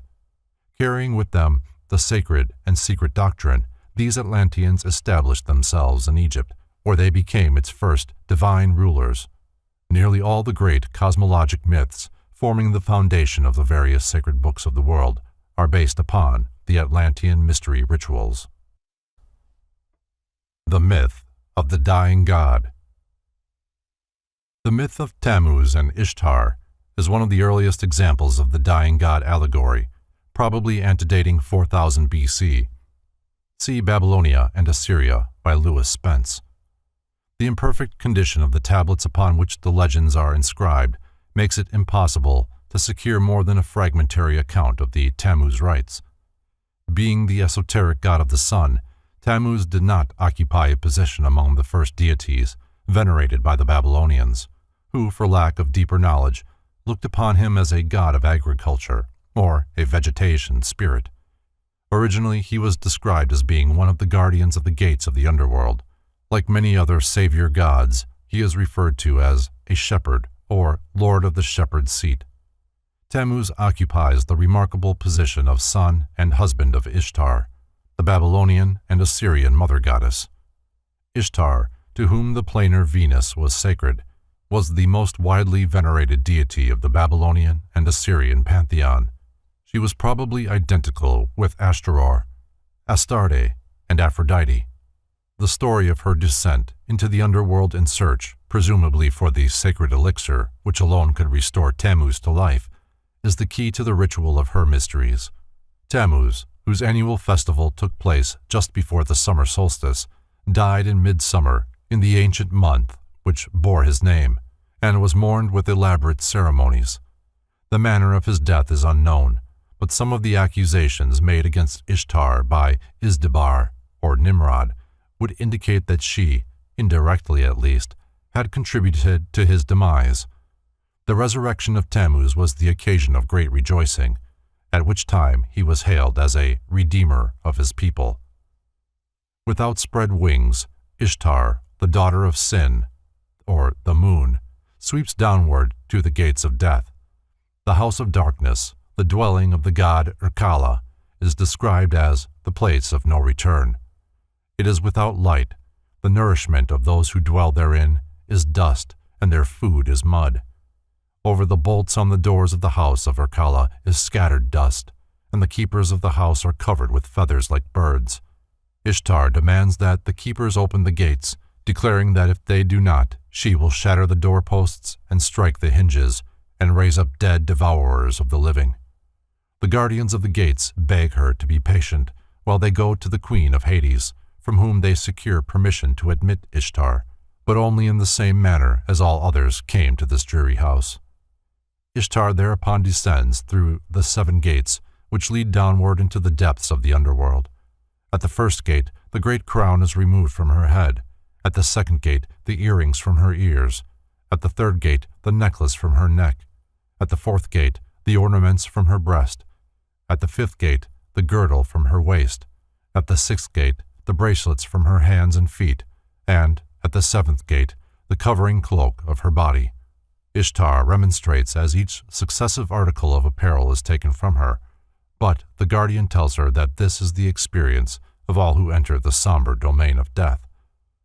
Enraged upon beholding Ishtar, the mistress of Hades inflicts upon her all manner of disease and imprisons her in the underworld. As Ishtar represents the spirit of fertility, her loss prevents the ripening of the crops and the maturing of all life upon the earth.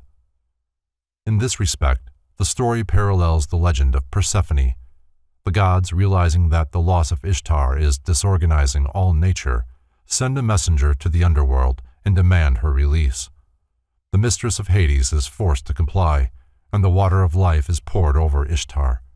Thus cured of the infirmities inflicted upon her, she retraces her way upward through the 7 gates, at each of which she is reinvested with the article of apparel which the guardians had removed. See the Chaldean account of Genesis. No record exists that Ishtar secured the water of life, which would have wrought the resurrection of Tammuz.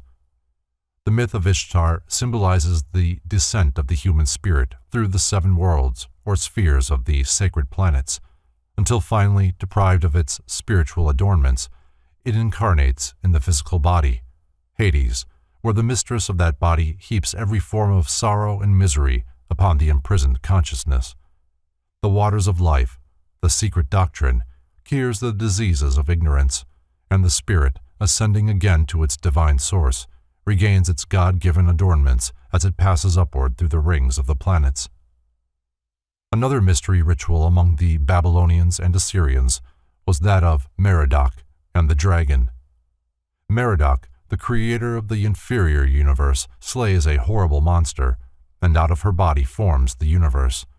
Here is the probable source of the so-called Christian allegory of St. George and the dragon.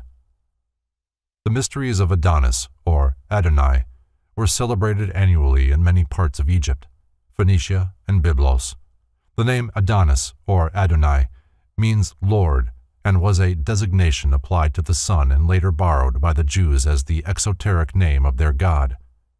Smyrna, mother of Adonis, was turned into a tree by the gods, and after a time the bark burst open, and the infant Savior issued forth. According to one account, he was liberated by a wild boar, which split the wood of the maternal tree with its tusks.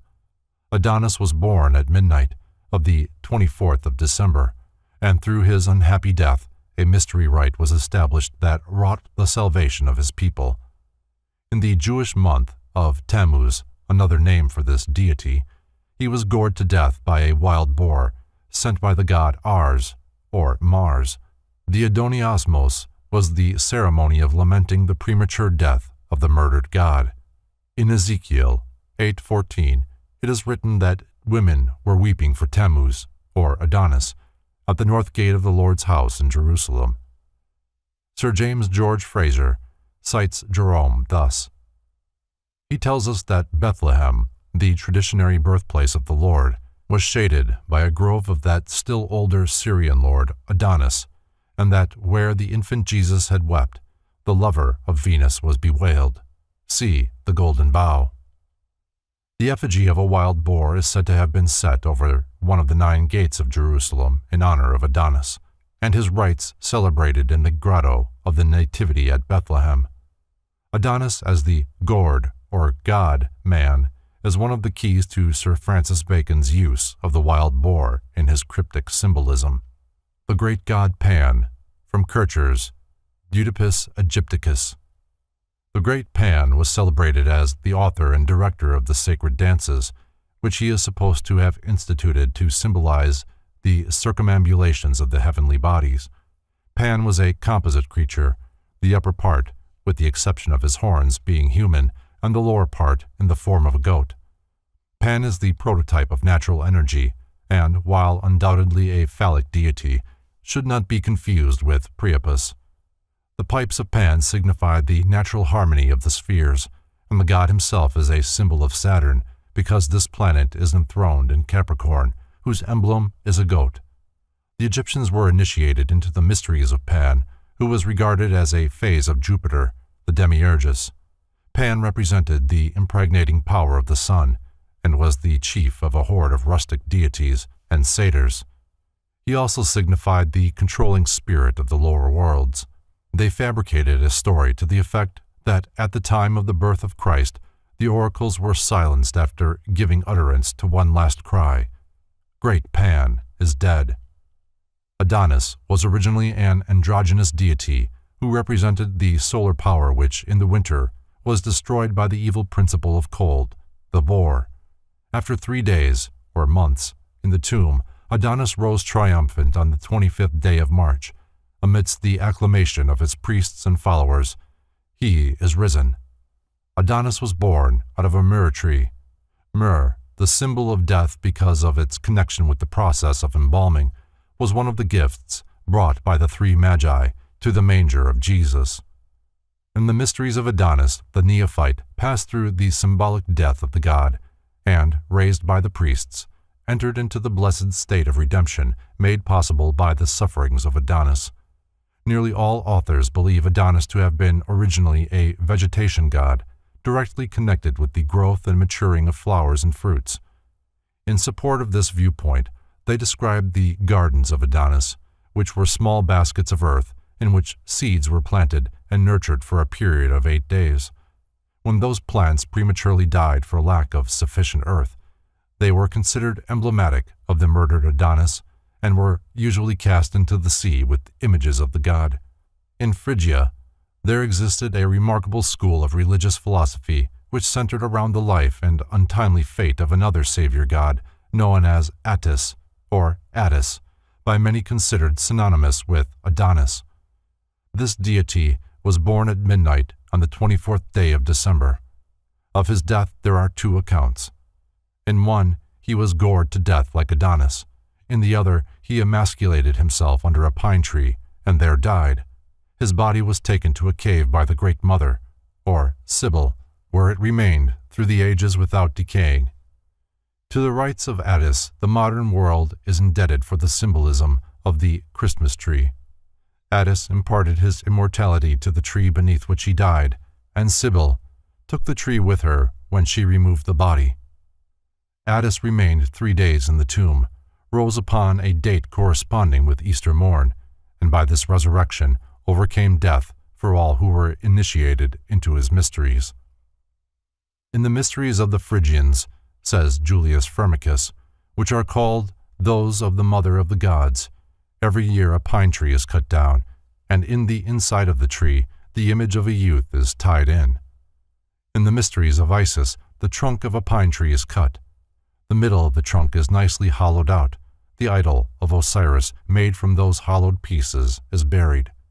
In the mysteries of Proserpine, a tree cut is put together into the effigy and form of the Virgin, and when it has been carried within the city, it is mourned 40 nights, but the 40th night it is burned.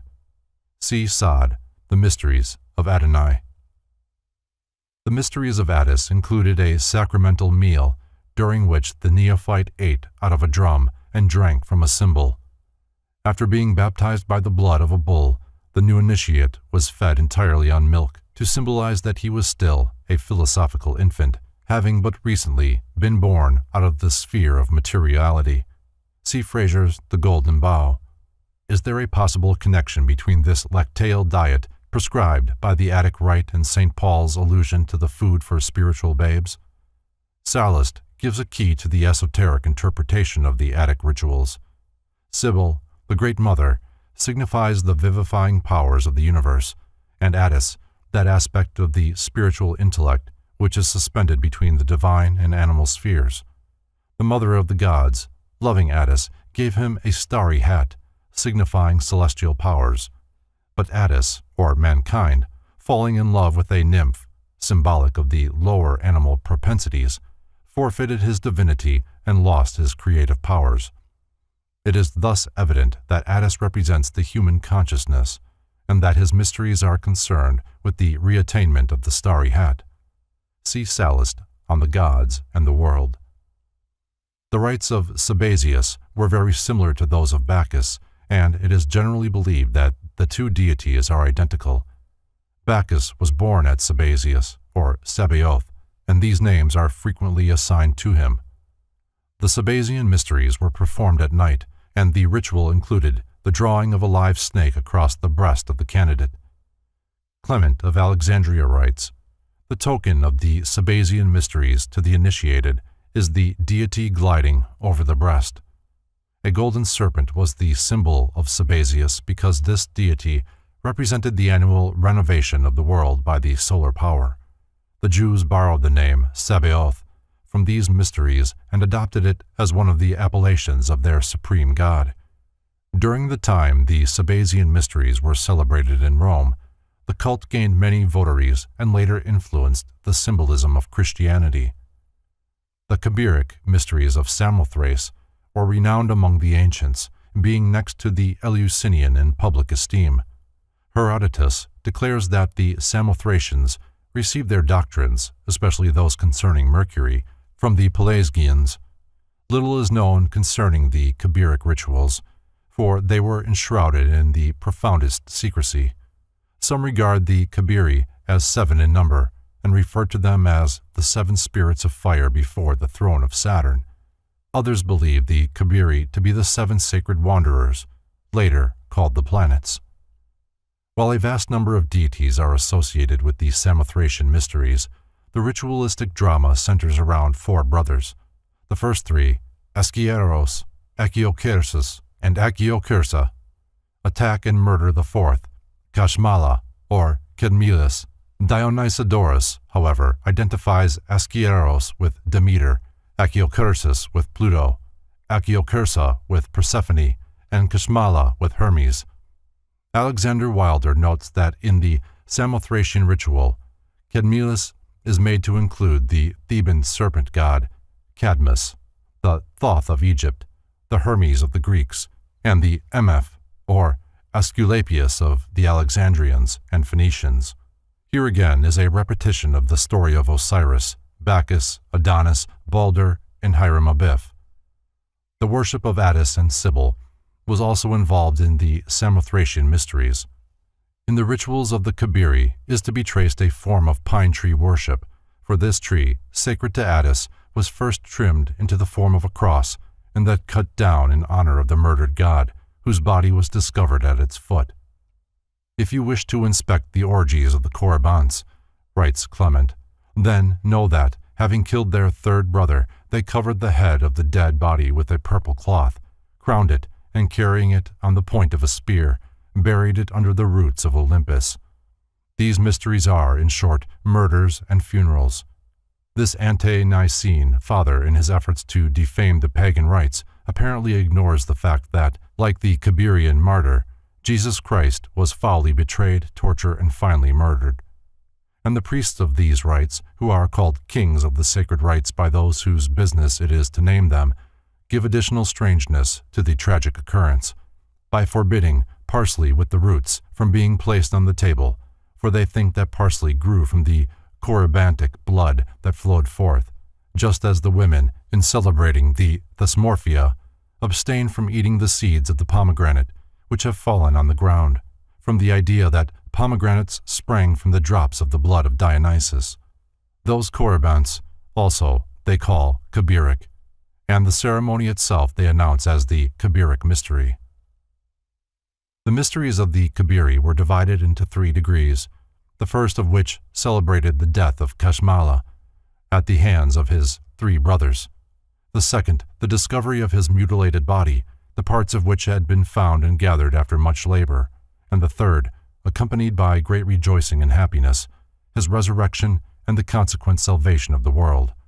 The temple of the Kabiri at Samothrace contained a number of curious divinities, many of them misshapen creatures representing the elemental powers of nature, possibly the Bacchic Titans.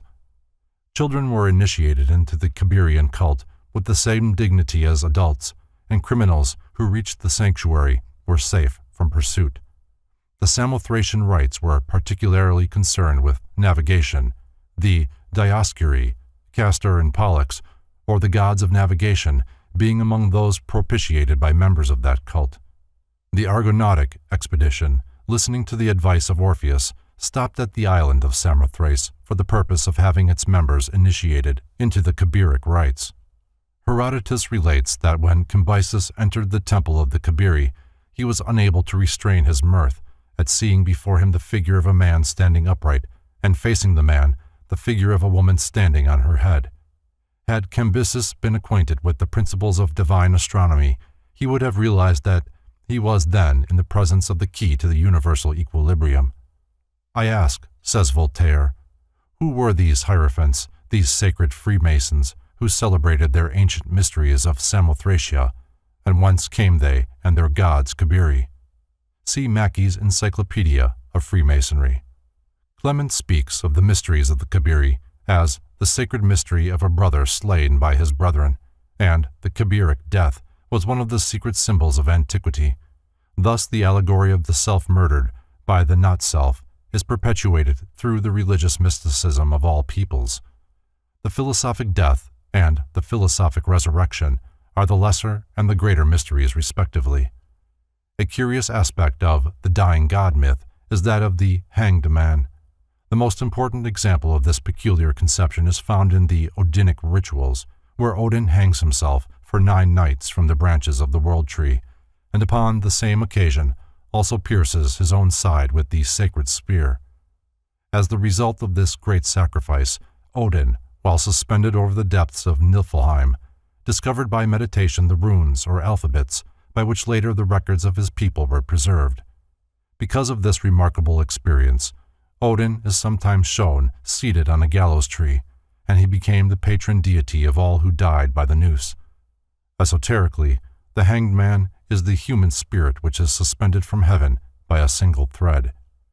Wisdom, not death, is the reward for this voluntary sacrifice during which the human soul, suspended above the world of illusion and meditating upon its unreality, is rewarded by the achievement of self-realization. From a consideration of all these ancient and secret rituals, it becomes evident that the mystery of the dying god was universal among the illumined and venerated colleges of the sacred teaching. This mystery has been perpetuated in Christianity in the crucifixion and death of the God-man Jesus the Christ. The secret import of this world tragedy and the universal martyr must be rediscovered if Christianity is to reach the heights attained by by the pagans in the days of their philosophic supremacy. The myth of the dying god is the key to both universal and individual redemption and regeneration, and those who do not comprehend the true nature of this supreme allegory are not privileged to consider themselves either wise or truly religious. The Life and Teachings of Thoth Hermes Trismegistus. Thunder rolled, lightning flashed. The veil of the temple was rent from top to bottom. The venerable initiator, in his robes of blue and gold, slowly raised his jeweled wand and pointed with it into the darkness revealed by the tearing of the silken curtain. Behold, the light of Egypt. The candidate, in his plain white robe, gazed into the utter blackness, framed by the two great lotus-headed columns between which the veil had hung. As he watched, a luminous haze distributed itself throughout the atmosphere until the air was a mass of shining particles. The face of the neophyte was illumined by the soft glow as he scanned the shimmering cloud for some tangible object. The initiator spoke again. This light which ye behold is the secret luminance of the mysteries. Whence it comes, none knoweth, save the master of the light. Behold him. Suddenly, through the gleaming mist, a figure appeared, surrounded by a flickering greenish sheen. The initiator lowered his wand and, bowing his head, placed one hand edgewise against his breast in humble salutation. The neophyte stepped back in awe, partly blinded by the glory of the revealed figure. Gaining courage, the youth gazed again at the Divine One. The form before him was considerably larger than that of a mortal man. The body seemed partly transparent so that the heart and brain could be seen pulsating and radiant. As the candidate watched, the heart changed into an ibis, and the brain into a flashing emerald. In its hand, this mysterious being bore a winged rod entwined with serpents. The aged initiator, raising his wand, cried out in a loud voice, "All hail thee, Thoth Hermes, thrice greatest! All hail thee, Prince of Men! All hail thee who standeth upon the head of Typhon!" At the same instant, a lurid, writhing dragon appeared, a hideous monster, part serpent, part crocodile, and part hog. From its mouth and nostrils poured sheets of flame, and horrible sounds echoed through the vaulted chambers. Suddenly Hermes struck the advancing reptile with the serpent-wound staff, and with snarling cry the dragon fell over upon its side. While the flames about it slowly died away, Hermes placed his foot upon the skull of the vanquished Typhon. The next instant, with a blaze of unbearable glory that sent the neophyte staggering backward against a pillar, the immortal Hermes, followed by streamers of greenish mist, passed through the chamber and faded into nothingness. Suppositions concerning the identity of Hermes. Iamblichus averred that Hermes was the author of 20,000 books. Mantheo increased the number to more than 36,000. See James Gardner. Figures which make it evident that a solitary individual, even though he be overshadowed by divine prerogative, could scarcely have accomplished such a monumental labor. Among the arts and sciences which it is affirmed Hermes revealed to mankind were medicine, chemistry, law, astrology, music, rhetoric, magic, philosophy, geography, mathematics, especially geometry, anatomy, and oratory. Orpheus was similarly acclaimed by the Greeks. Hermes Mercurius Trismegistus. From Historia Deorum Fatidicorum.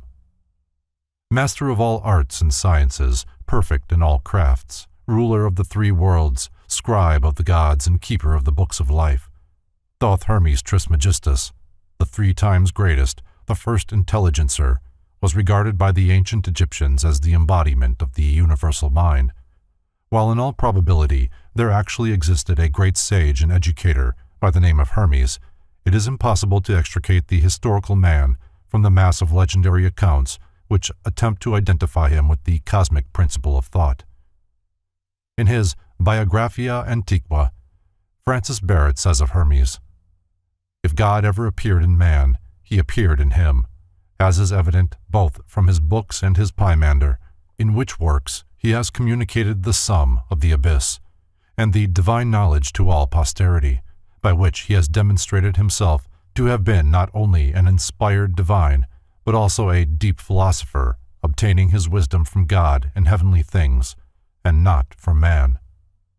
His transcendent learning caused Hermes to be identified with many of the early sages and prophets. In his ancient mythology, Bryant writes, "I have mentioned that Cadmus was the same as the Egyptian Thoth, and it is manifest from his being Hermes, and from the invention of the letters being attributed to him. In the chapter on the theory of Pythagorean mathematics will be found the table of the original Cadmean letters." Investigators believe that it was Hermes who was known to the Jews as Enoch, called by Kenealy the second messenger of God. Hermes was accepted into the mythology of the Greeks, later becoming the Mercury of the Latins. He was revered through the form of the planet Mercury because his body is nearest to the sun. Hermes of all creatures was nearest to God and became known as the messenger of the gods. In the Egyptian drawings of him, Thoth carries a waxen writing tablet and serves as the recorder during the weighing of the souls of the dead in the judgment hall of Osiris, a ritual of great significance. Hermes is of first importance to Masonic scholars because he was the author of the Masonic initiatory rituals, which were borrowed from the mysteries established by Hermes. Nearly all of the Masonic symbols are Hermetic in character. Pythagoras studied mathematics with the Egyptians and from them gained his knowledge of the symbolic geometric solids. Hermes is also revered for his reformation of the calendar system. He increased the year from 360 to 365 days, thus establishing a precedent which still prevails. The appellation thrice greatest was given to Hermes because he was considered the greatest of all philosophers, the greatest of all priests, and the greatest of all kings. It is worthy of note that the last poem of America's beloved poet, Henry Wadsworth Longfellow, was a lyric ode to Hermes. See Chambers' Encyclopedia. The Mutilated Hermetic Fragments. On the subject of the Hermetic books, James Campbell Brown in his History of Chemistry has written, "Leaving the Chaldean and earliest Egyptian periods, of which we have remains but no record, and from which no names of either chemists or philosophers have come down to us, we now approach the historic period when books were written, not at first upon parchment or paper, but upon papyrus. A series of early Egyptian books is attributed to Hermes Trismegistus, who may have been a real savant, or may be a personification of a long succession of writers.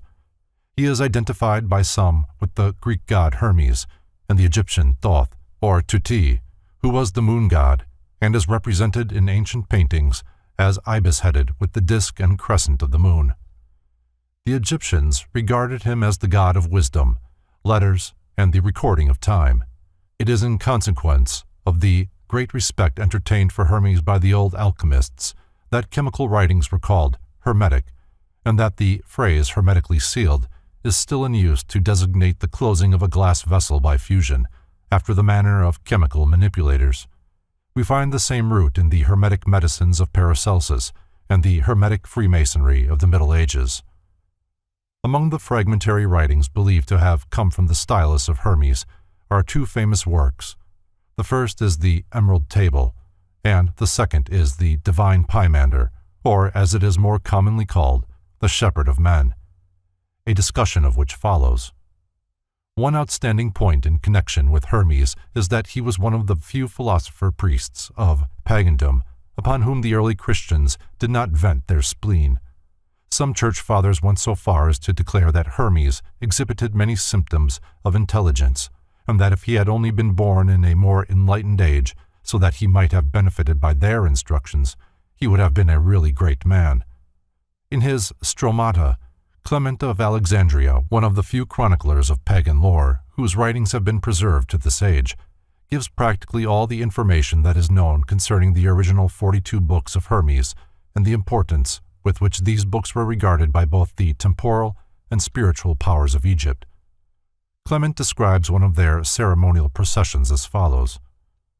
For the Egyptians pursue a philosophy of their own. This is principally shown by their sacred ceremonial.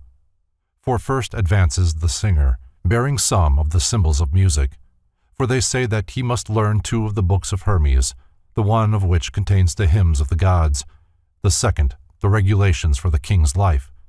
After the singer advances, the astrologer, with a horologe in his hand, and a palm, the symbols of astrology. He must have the astrological books of Hermes, which are 4 in number, always in his mouth. Of these, one is about the order of the fixed stars that are visible, and another about the conjunctions and luminous appearances of the sun and moon, and the rest respecting their risings. Next in order advances the sacred scribe, with wings on his head, and in his hand a book and rule, in which were writing ink and the reed, with which they write. And he must be acquainted with what are called hieroglyphics, and know about cosmography and geography, the position of the sun and moon, and about the 5 planets. Also, the description of Egypt, and the chart of the Nile, and the description of the equipment of the priests, and of the place consecrated to them, and about the measures and the things in use in the sacred rites. Then the stole keeper follows those previously mentioned with the cubit of justice and the cup for libations. He is acquainted with all points called pediutic, relating to training, and mashafaltic, or sacrificial. There are also 10 books which relate to the honor paid by them to their gods, and containing the Egyptian worship, as that relating to sacrifices, first fruits, hymns, prayers, processions, festivals, and the like. And behind all walks the prophet, with the water vase carried openly in his arms, who is followed by those who carry the issues of loaves. He, as being the governor of the temple, learns the 10 books called hieratic, and they contain all about the laws and the gods and the whole of the training of the priests. For the prophet is, among the Egyptians, also over the distribution of the revenues. There are then 42 books of Hermes indispensably necessary, of which the 36 containing the whole philosophy of the Egyptians are learned by the forementioned personages, and the other 6, which are medical, by the pastophoroi, or image-bearers, treating of the structure of the body and of disease, and instruments, and medicines, and about the eyes, and the last about women. One of the greatest tragedies of the philosophic world was the loss of nearly all of the 42 books of Hermes mentioned in the foregoing. These books disappeared during the burning of Alexandria, for the Romans, and later the Christians, realized that until these books were eliminated, they could never bring the Egyptians into subjection. The volumes which escaped the fire were buried in the desert, and their location is now known to only a few initiates of the secret schools. The Book of Thoth. While Hermes still walked the earth with men, he entrusted to his chosen successors the sacred Book of Thoth. This work contained the secret processes by which the regeneration of humanity was to be accomplished, and also served as the key to his other writings. Nothing definite is known concerning the contents of the Book of Thoth, other than its pages were covered with strange hieroglyphic figures and symbols, which gave to those acquainted with their use unlimited power over the spirits of the air and the subterranean divinities. When certain areas of the brain are stimulated by the secret processes of the mysteries, the consciousness of man is extended, and he is permitted to behold the immortals and enter into the presence of the superior gods. The Book of Thoth described the method whereby this stimulation was accomplished. In truth, therefore, it was the key to immortality. According to legend, the Book of Thoth was kept in a golden box in the inner sanctuary of the temple, but there was but one key, and this was in the possession of the Master of the Mysteries, the highest initiate of the Hermetic Arcanum.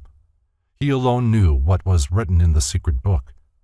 The Book of Thoth was lost to the ancient world with the decay of the mysteries, but its faithful initiates carried it sealed in the sacred casket into another land. The book is still in existence and continues to lead the disciples of this age into the presence of the immortals. No other information can be given to the world concerning it now, but the apostolic succession from the first Hierophant initiated by Hermes himself remains unbroken to this day, and those who are peculiarly fitted to serve the immortals may discover the priceless document if they will search sincerely and tirelessly for it. It has been asserted that the Book of Thoth is, in reality, the mysterious Tarot of the Bohemians, a strange emblematic book of 78 leaves, which has been in possession of the Gypsies since the time when they were driven from their ancient temple, the Serapeum. According to the secret histories, the Gypsies were originally Egyptian priests. There are now in the world several secret schools privileged to initiate candidates into the mysteries, but in nearly every instance they lighted their altar fires from the flaming torch of Hermes, in his Book of Thoth, revealed to all mankind the one way, and for ages the wise of every nation and every faith have reached immortality by the way established by Hermes in the midst of the darkness for the redemption of humankind. Thoth, the ibis-headed. From Wilkinson's Manners and Customs of the Ancient Egyptians. It is doubtful that the deity called Thoth by the Egyptians was originally Hermes, but the two personalities were blended together, and it is now impossible to separate them. Thoth was called the Lord of the Divine Books and Scribe of the Company of the Gods. He is generally depicted with the body of a man and the head of an ibis. The exact symbolic meaning of this latter bird has never been discovered. A careful analysis of the peculiar shape of the ibis, especially its head and beak, should prove illuminating. Poimander, the Vision of Hermes. The divine Poimander of Hermes Mercurius Trismegistus is one of the earliest of the Hermetic writings now extant. While probably not in its original form, having been remodeled during the first centuries of the Christian era and incorrectly translated since, this work undoubtedly contains many of the original concepts of the Hermetic cultus. The divine Poimander consists of 17 fragmentary writings gathered together and put forth as one work.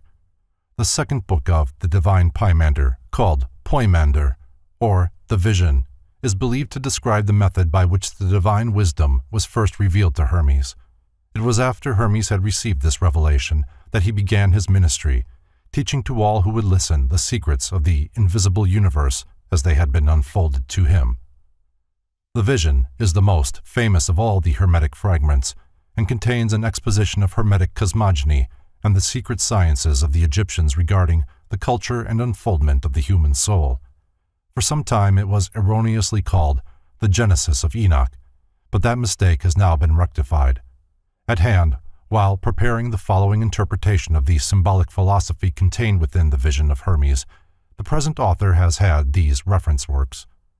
The Divine Poimander of Hermes Mercurius Trismegistus, London, 1650, translated out of the Arabic and Greek by Dr. Everard. Hermetica, Oxford, 1924, edited by Walter Scott. Hermes, The Mysteries of Egypt, Philadelphia, 1925, by Edward Shure, and The Thrice Greatest Hermes, London, 1906, by G.R.S. Mead. To the material contained in the above volumes he has added commentaries based upon the esoteric philosophy of the ancient Egyptians, together with amplifications derived partly from other Hermetic fragments and partly from the secret arcanum of the Hermetic sciences. For the sake of clarity, the narrative form has been chosen in preference to the original dialogic style, and obsolete words have given place to those in current use. Hermes, while wandering in a rocky and desolate place, gave himself over to meditation and prayer. Following the secret instructions of the temple, he gradually freed his higher consciousness from the bondage of his bodily senses, and thus released his divine nature, revealed to him the mysteries of the transcendental spheres. He beheld a figure, terrible and awe-inspiring. It was the great dragon, with its wings stretching across the sky and light streaming in all directions from its body. The mysteries taught that the universal life was personified as a dragon. The great dragon called Hermes by name, and asked him why he thus meditated upon the world mystery. Terrified by the spectacle, Hermes prostrated himself before the dragon, beseeching it to reveal its identity. The great creature answered that it was Poimander, the mind of the universe, the creative intelligence, and the absolute emperor of all. Shure identifies Poimander as the god Osiris. Hermes then besought Poimander to disclose the nature of the universe and the constitution of the gods. The dragon acquiesced, bidding Trismegistus hold its image in his mind. Immediately the form of Poimander changed. Where it had stood, There was a glorious and pulsating radiance. This light was the spiritual nature of the great dragon itself. Hermes was raised into the midst of this divine effulgence, and the universe of material things faded from his consciousness. Presently a great darkness descended, and, expanding, swallowed up the light. Everything was troubled. About Hermes swirled a mysterious watery substance which gave forth a smoke-like vapor. The air was filled with inarticulate moanings and sighings, which seemed to come from the light swallowed up in the darkness. His mind told Hermes that the light was the form of the spiritual universe, and that the swirling darkness which had engulfed it represented material substance. Then, out of the imprisoned light, a mysterious and holy word came forth and took its stand upon the smoking waters. This word, the voice of the light, rose out of the darkness as a great pillar, and the fire and the air followed after it, but the earth and the water remained unmoved below. Thus the waters of light were divided from the waters of darkness, and from the waters of light were formed the worlds above, and from the waters of darkness were formed the worlds below. The earth and the water next mingled, becoming inseparable, and the spiritual world, which is called reason, moved upon their surface, causing endless turmoil. Then again was heard the voice of Poimander, but his form was not revealed. I, thy God, am the light and the mind, which were before substance was divided from spirit, and darkness from light. And the word which appeared as a pillar of flame out of the darkness is the Son of God, born of the mystery of the mind. The name of that word is reason. Reason is the offspring of thought, and reason shall divide the light from the darkness, and establish truth in the midst of the waters. Understand, O Hermes, and meditate deeply upon the mystery. That which in you sees and hears is not of the earth, but is the word of God incarnate. So it is said that divine light dwells in the midst of mortal darkness, and ignorance cannot divide them. The union of the word and the mind produces that mystery which is called life. As the darkness without you is divided against itself, so the darkness within you is likewise divided. The light and the fire which rise are the divine man, ascending in the path of the word, and that which fails to ascend is the mortal man, which may not partake of immortality. Learn deeply of the mind and its mystery, for therein lies the secret of immortality. The dragon again revealed its form to Hermes, and for a long time the two looked steadfastly, one upon the other, eye to eye, so that Hermes trembled before the gaze of Poimander.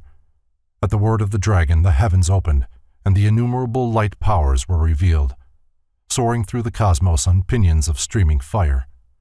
Hermes beheld the spirits of the stars, the celestials controlling the universe, and all those powers which shine with the radiance of the one fire, the glory of the sovereign mind.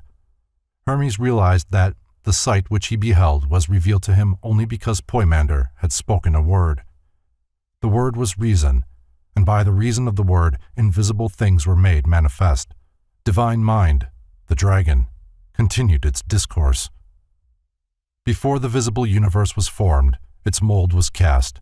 This mold was called the archetype, and this archetype was in the Supreme Mind long before the process of creation began. Beholding the archetypes, the Supreme Mind became enamored with its own thought. So, taking the word as a mighty hammer, it gouged out caverns in primordial space and cast the form of the spheres in the archetypal mold, at the same time sowing in the newly fashioned bodies the seeds of living things. The darkness below, receiving the hammer of the word, was fashioned into an orderly universe. The elements separated into strata, and each brought forth living creatures. The Supreme Being, the Mind, male and female, brought forth the word, and the word, suspended between light and darkness, was delivered of another mind called the Workman, the Master Builder, or the Maker of Things. In this manner it was accomplished, O Hermes. The word, moving like a breath through space, called forth the fire by the friction of its motion. Therefore the fire is called the Sun of Striving. The workman passed as a whirlwind through the universe, causing these substances to vibrate and glow with its friction. The Sun of Striving thus formed 7 governors, the spirits of the planets whose orbits bounded the world, and the seven governors controlled the world by the mysterious power called destiny, given them by the fiery workmen. When the second mind, the workman, had organized chaos, the word of God rose straightway out of its prison of substance, leaving the elements without reason, and joined itself to the nature of the fiery workman. Then the second mind, together with the risen word, established itself in the midst of the universe, and whirled the wheels of the celestial powers. This shall continue from an infinite beginning to an infinite end, for the beginning and the ending are in the same place and state. Then the downward turned and unreasoning elements brought forth creatures without reason. Substance could not bestow reason, for reason had ascended out of it. The air produced flying things, and the waters such as swim. The earth conceived strange four-footed and creeping beasts, dragons, composite demons, and grotesque monsters. Then the Father, the Supreme Mind, being light and life, fashioned a glorious, universal man in its own image, not an earthly man, but a heavenly man dwelling in the light of God. The Supreme Mind loved the man it had fashioned and delivered to him the control of the creations and workmanships. The man, desiring to labor, took up his abode in the sphere of generation and observed the works of his brother, the second mind, which sat upon the ring of the fire. And having beheld the achievements of the fiery workman, he willed also to make things, and his father gave permission. The seven governors, of whose powers he partook, rejoiced, and each gave the man a share of its own nature. The man longed to pierce the circumference of the circles, and understand the mystery of him who sat upon the eternal fire. Having already all power, he stooped down and peeped through the seven harmonies, and, breaking through the strength of the circles, made himself manifest to nature stretched out below. The man, looking into the depths, smiled, for he beheld a shadow upon the earth, and a likeness mirrored in the waters, which shadow and likeness were a reflection of himself. The man fell in love with his own shadow and desired to descend into it. Coincident with the desire, the intelligent thing united itself with the unreasoning image or shape.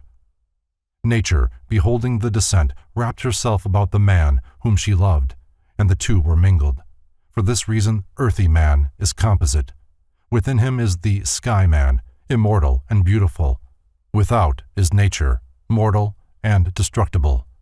Thus suffering is the result of the immortal man's falling in love with his shadow and giving up reality to dwell in the darkness of illusion.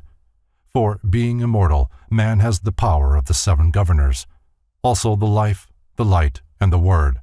But being immortal, he is controlled by the rings of the governors, fate or destiny. Of the immortal man it should be said that he is hermaphrodite, or male and female, and eternally watchful. He neither slumbers nor sleeps, and is governed by a Father also both male and female, and ever watchful. Such is the mystery kept hidden to this day, for nature, being mingled in marriage with the sky man, brought forth a wonder most wonderful. 7 men, all bisexual, male and female, and upright of stature, each one exemplifying the natures of the 7 governors. These, O Hermes, are the 7 races, species, and wheels. A Greek form of Hermes, from Bryant's mythology. The name Hermes is derived from Herm, a form of Hiram, the personified universal life principle, generally represented by fire. The Scandinavians worshipped Hermes under the name of Odin, the Teutons as Wotan, and certain of the Oriental peoples as Buddha, or Fo. There are 2 theories concerning his demise. The first declares that Hermes was translated like Enoch and carried without death into the presence of God. The second states that he was buried in the valley of Ebron, and a great treasure placed in his tomb, not a treasure of gold, but of books and sacred learning. The Egyptians likened humanity to a flock of sheep.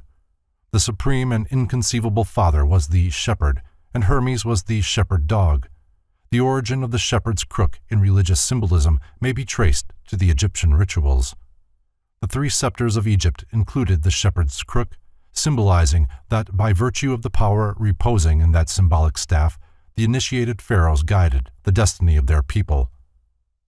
After this manner were the 7 men generated. Earth was the female element, and water the male element, and from the fire and the aether they received their spirits, and nature produced bodies after the species and shapes of men, and man received the life and light of the great dragon, and of the life was made his soul, and of the light his mind. And so all these composite creatures containing immortality, but partaking of mortality, continued in this state for the duration of a period. They reproduced themselves out of themselves, for each was male and female. But at the end of the period the knot of destiny was untied by the will of God, and the bond of all things was loosened. Then all living creatures, including man, which had been hermaphroditical, were separated, the males being set apart by themselves, and the females likewise, according to the dictates of reason. Then God spoke to the holy word within the soul of all things, saying, Increase in increasing, and multiply in multitudes, all you, my creatures, and workmanships. Let him that is endowed with mind know himself to be immortal, and that the cause of death is the love of the body. And let him learn all things that are, for he who has recognized himself enters into the state of good. And when God has said this, Providence, with the aid of the 7 governors and harmony, brought the sexes together, making the mixtures and establishing the generations, and all things were multiplied according to their kind. He who through the error of attachment loves his body, abides wandering in darkness, sensible and suffering the things of death.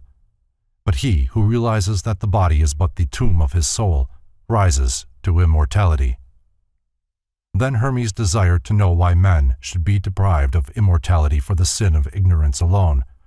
The great dragon answered, To the ignorant the body is supreme, and they are incapable of realizing the immortality that is within them.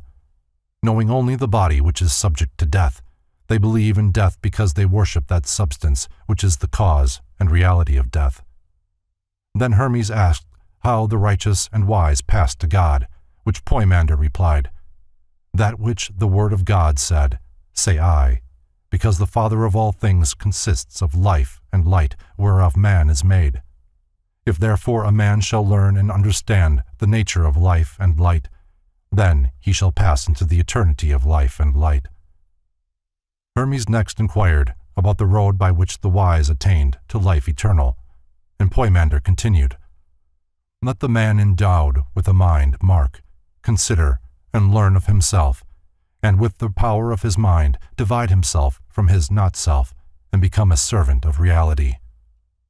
Hermes asked if all men did not have minds, and the great dragon replied, Take heed what you say, for I am the mind, the eternal teacher.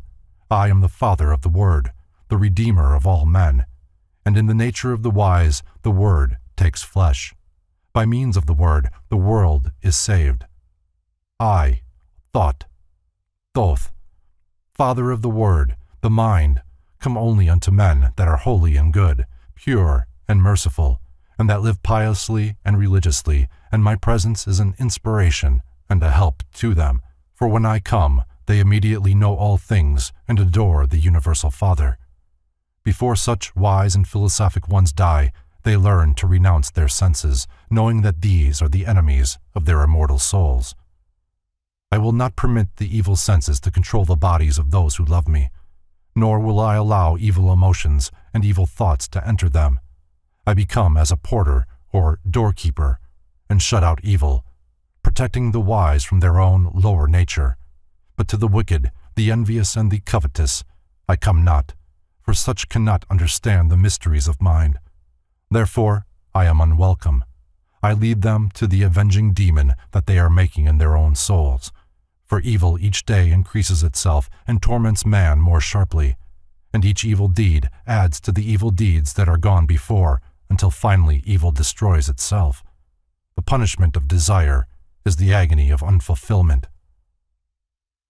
Hermes bowed his head in thankfulness to the great dragon, who had taught him so much, and begged to hear more concerning the ultimate of the human soul.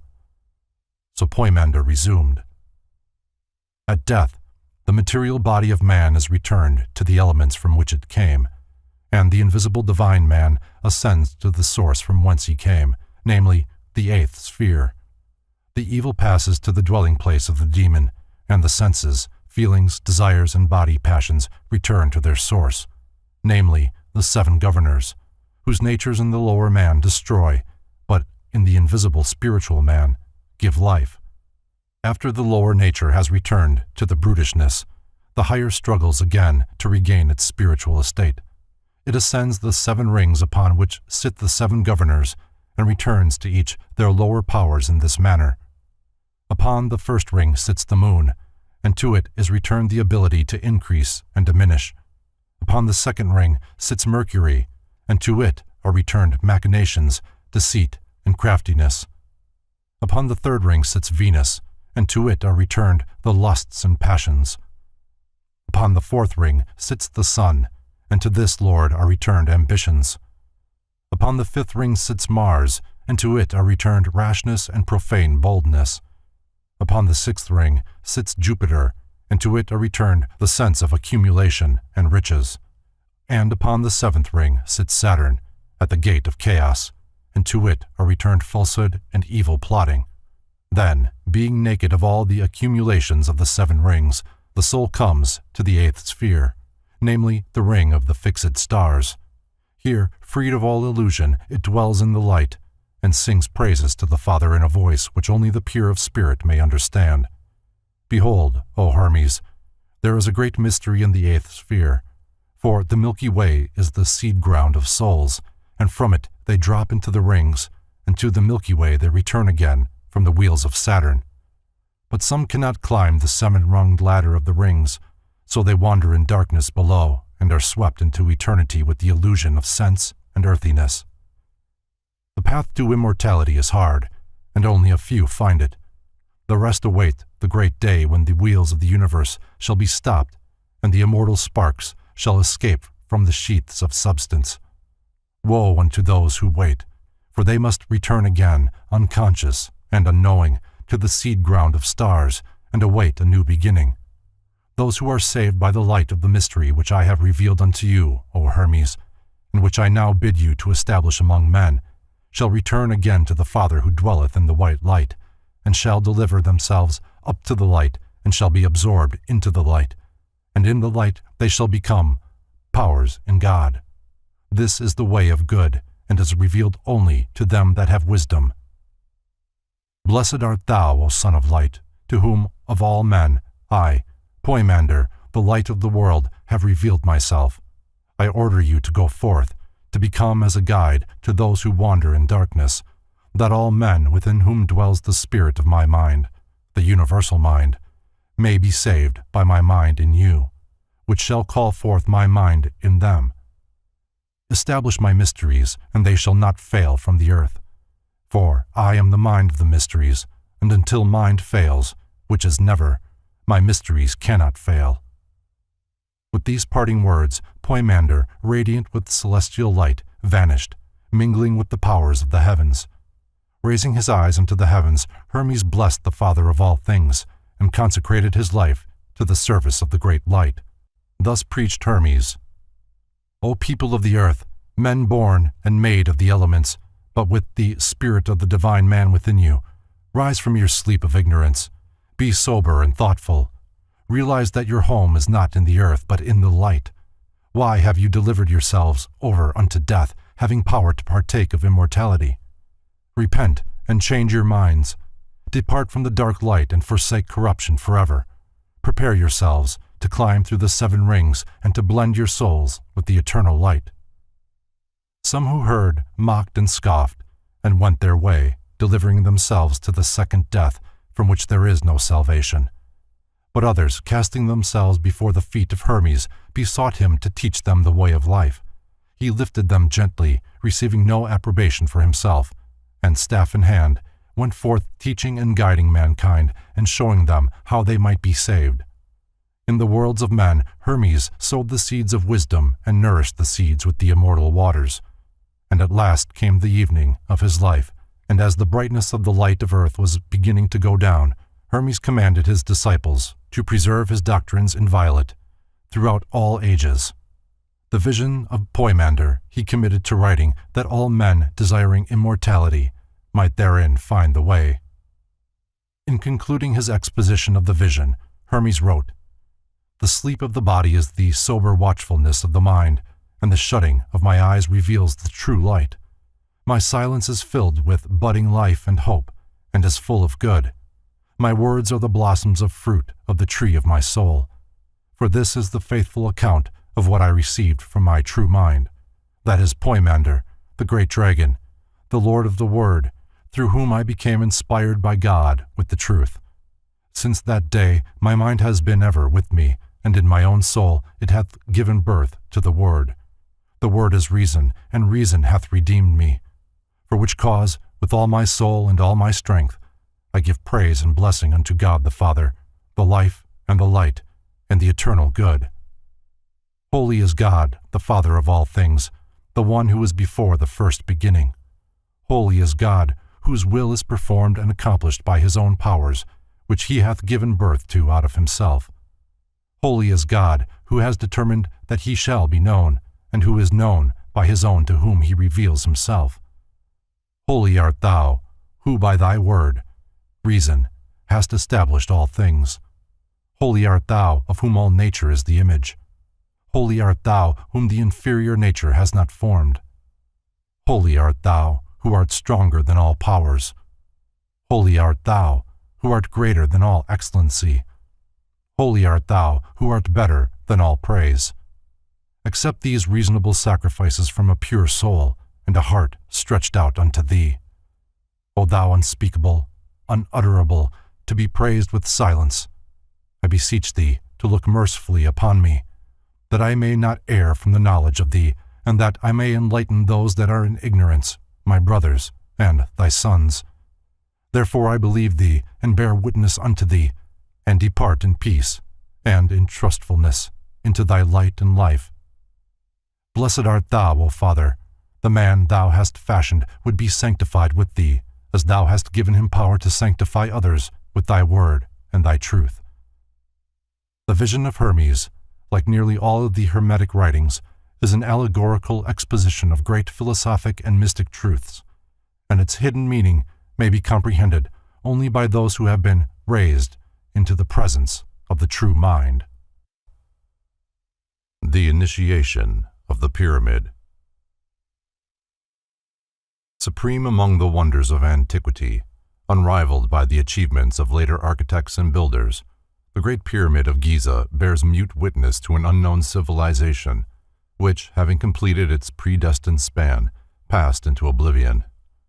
Eloquent in its silence, inspiring in its majesty, divine in its simplicity, the Great Pyramid is indeed a sermon in stone.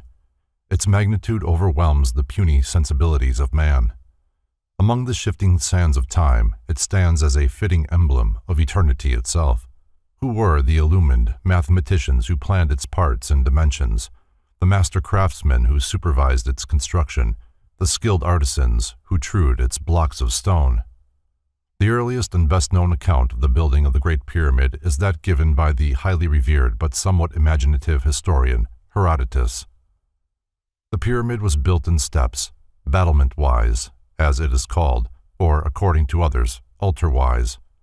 After laying the stones for the base, they raised the remaining stones to their places by means of machines formed of short wooden planks. The first machine raised them from the ground to the top of the first step. On this there was another machine which received the stone upon its arrival and conveyed it to the second step, once the third machine advanced it still higher. Either they had as many machines as there were steps in the pyramid, or possibly they had but a single machine, which, being easily moved, was transferred from tier to tier as the stone rose. Both accounts are given, and therefore I mention both. The upper portion of the pyramid was finished first, then the middle, and finally the part which was lowest and nearest the ground. There is an inscription in Egyptian characters on the pyramid which records the quantity of radishes, onions, and garlic consumed by the laborers who constructed it, and I perfectly well remember that the interpreter who read the writing to me said that the money expended in this way was 1,600 talents of silver. If this then is a true record, what a vast sum must have been spent on the iron tools used in the work, and on the feeding and clothing of the laborers, considering the length of time the work lasted, which has already been stated, 10 years, and the additional time, no small space I imagine, which must have been occupied by the quarrying of stones, their conveyance, and the formation of the underground apartments. While his account is extremely colorful, it is apparent that the father of history, for reasons which he doubtless considered sufficient, concocted a fraudulent story to conceal the true origin and purpose of the Great Pyramid. This is but one of several instances in his writings which would lead the thoughtful reader to suspect that Herodotus himself was an initiate of the sacred schools, and consequently obligated to preserve inviolate the secrets of the ancient orders. The theory advanced by Herodotus, and now generally accepted, that the pyramid was the tomb of the pharaoh Cheops, cannot be substantiated. In fact, Manetho, Eratosthenes, and Diodorus Siculus all differ from Herodotus, as well as from each other, regarding the name of the builder of this supreme edifice. The sepulchral vault, which, according to the Lepsius law of pyramid construction, should have been finished at the same time as the monument, or sooner, was never completed. There is no proof that the building was erected by the Egyptians, for the elaborate carvings with which the burial chambers of Egyptian royalty are almost invariably ornamented are entirely lacking, and it embodies none of the elements of their architecture or decoration, such as inscriptions, images, cartouches, paintings, and other distinctive features associated with dynastic mortuary art. The only hieroglyphics to be found within the pyramid are a few builders' marks sealed up in the chambers of construction, first opened by Howard Weiss. These apparently were painted upon the stones before they were set in position, for in a number of instances the marks were either inverted or disfigured by the operation of fitting the blocks together. While Egyptologists have attempted to identify the crude dabs of paint as cartouches of Cheops, it is almost inconceivable that this ambitious ruler would have permitted his royal name to suffer such indignities.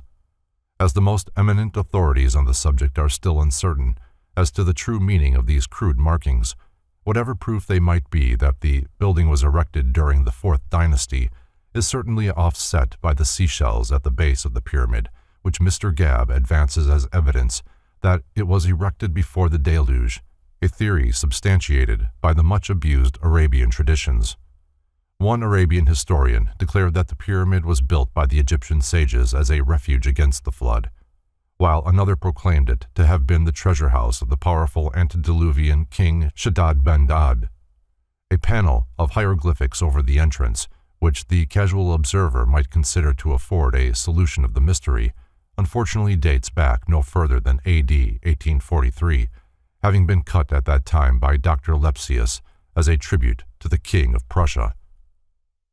Caliph al-Mamun, an illustrious descendant of the Prophet, inspired by stories of the immense treasures sealed within its depths, journeyed from Baghdad to Cairo, AD 820, with a great force of workmen to open the mighty pyramid. When Caliph al-Mamun first reached the foot of the Rock of Ages and gazed up at its smooth, glistening surface, a tumult of emotions undoubtedly racked his soul. The casing stones must have been in place at the time of his visit, for the Caliph could find no indication of an entrance. 4 perfectly smooth surfaces confronted him. Following vague rumors, he set his followers to work on the north side of the pyramid, with instructions to keep on cutting and chiseling until they discovered something. To the Muslims, with their crude instruments and vinegar, it was a Herculean effort to tunnel a full 100 feet through the limestone. Many times they were on the point of rebellion, but the word of the Caliph was law, and the hope of a vast fortune buoyed them up. At last, on the eve of total discouragement, fate came to their rescue. A great stone was heard to fall somewhere in the wall near the toiling and disgruntled Arabs. Pushing on toward the sound with renewed enthusiasm, they finally broke into the descending passage which leads into the subterranean chamber. They then chiseled their way around the great stone portcullis, which had fallen into a position barring their progress, and attacked and removed one after another the granite plugs, which for a while continued to slide down the passage leading from the Queen's chamber above. Finally, no more blocks descended, and the way was clear for the workers of the Prophet. But where were the treasures? From room to room the frantic workmen rushed, looking in vain for loot. The discontent of the Muslims reached such a height that Caliph al-Mamun, who had inherited much of the wisdom of his illustrious father, the Caliph al-Rashid, sent to Baghdad for funds, which he caused to be secretly buried near the entrance of the pyramid. He then ordered his men to dig at that spot, and great was their rejoicing when the treasure was discovered, the workmen being deeply impressed by the wisdom of the antediluvian monarch who had carefully estimated their wages and thoughtfully caused the exact amount to be buried for their benefit. The Caliph then returned to the city of his fathers, and the Great Pyramid was left to the mercy of succeeding generations. In the 9th century, the sun's rays striking the highly polished surfaces of the original casing stones caused each side of the pyramid to appear as a dazzling triangle of light. Since that time, all but 2 of these casing stones have disappeared. Investigation has resulted in their discovery, recut and resurfaced in the walls of Mohammedan mosques and palaces in various parts of Cairo and its environs. Pyramid problems. C. Piazzi Smith asks, was the Great Pyramid then erected before the invention of hieroglyphics and previous to the birth of the Egyptian religion? Time may yet prove that the upper chambers of the pyramid were a sealed mystery before the establishment of the Egyptian Empire.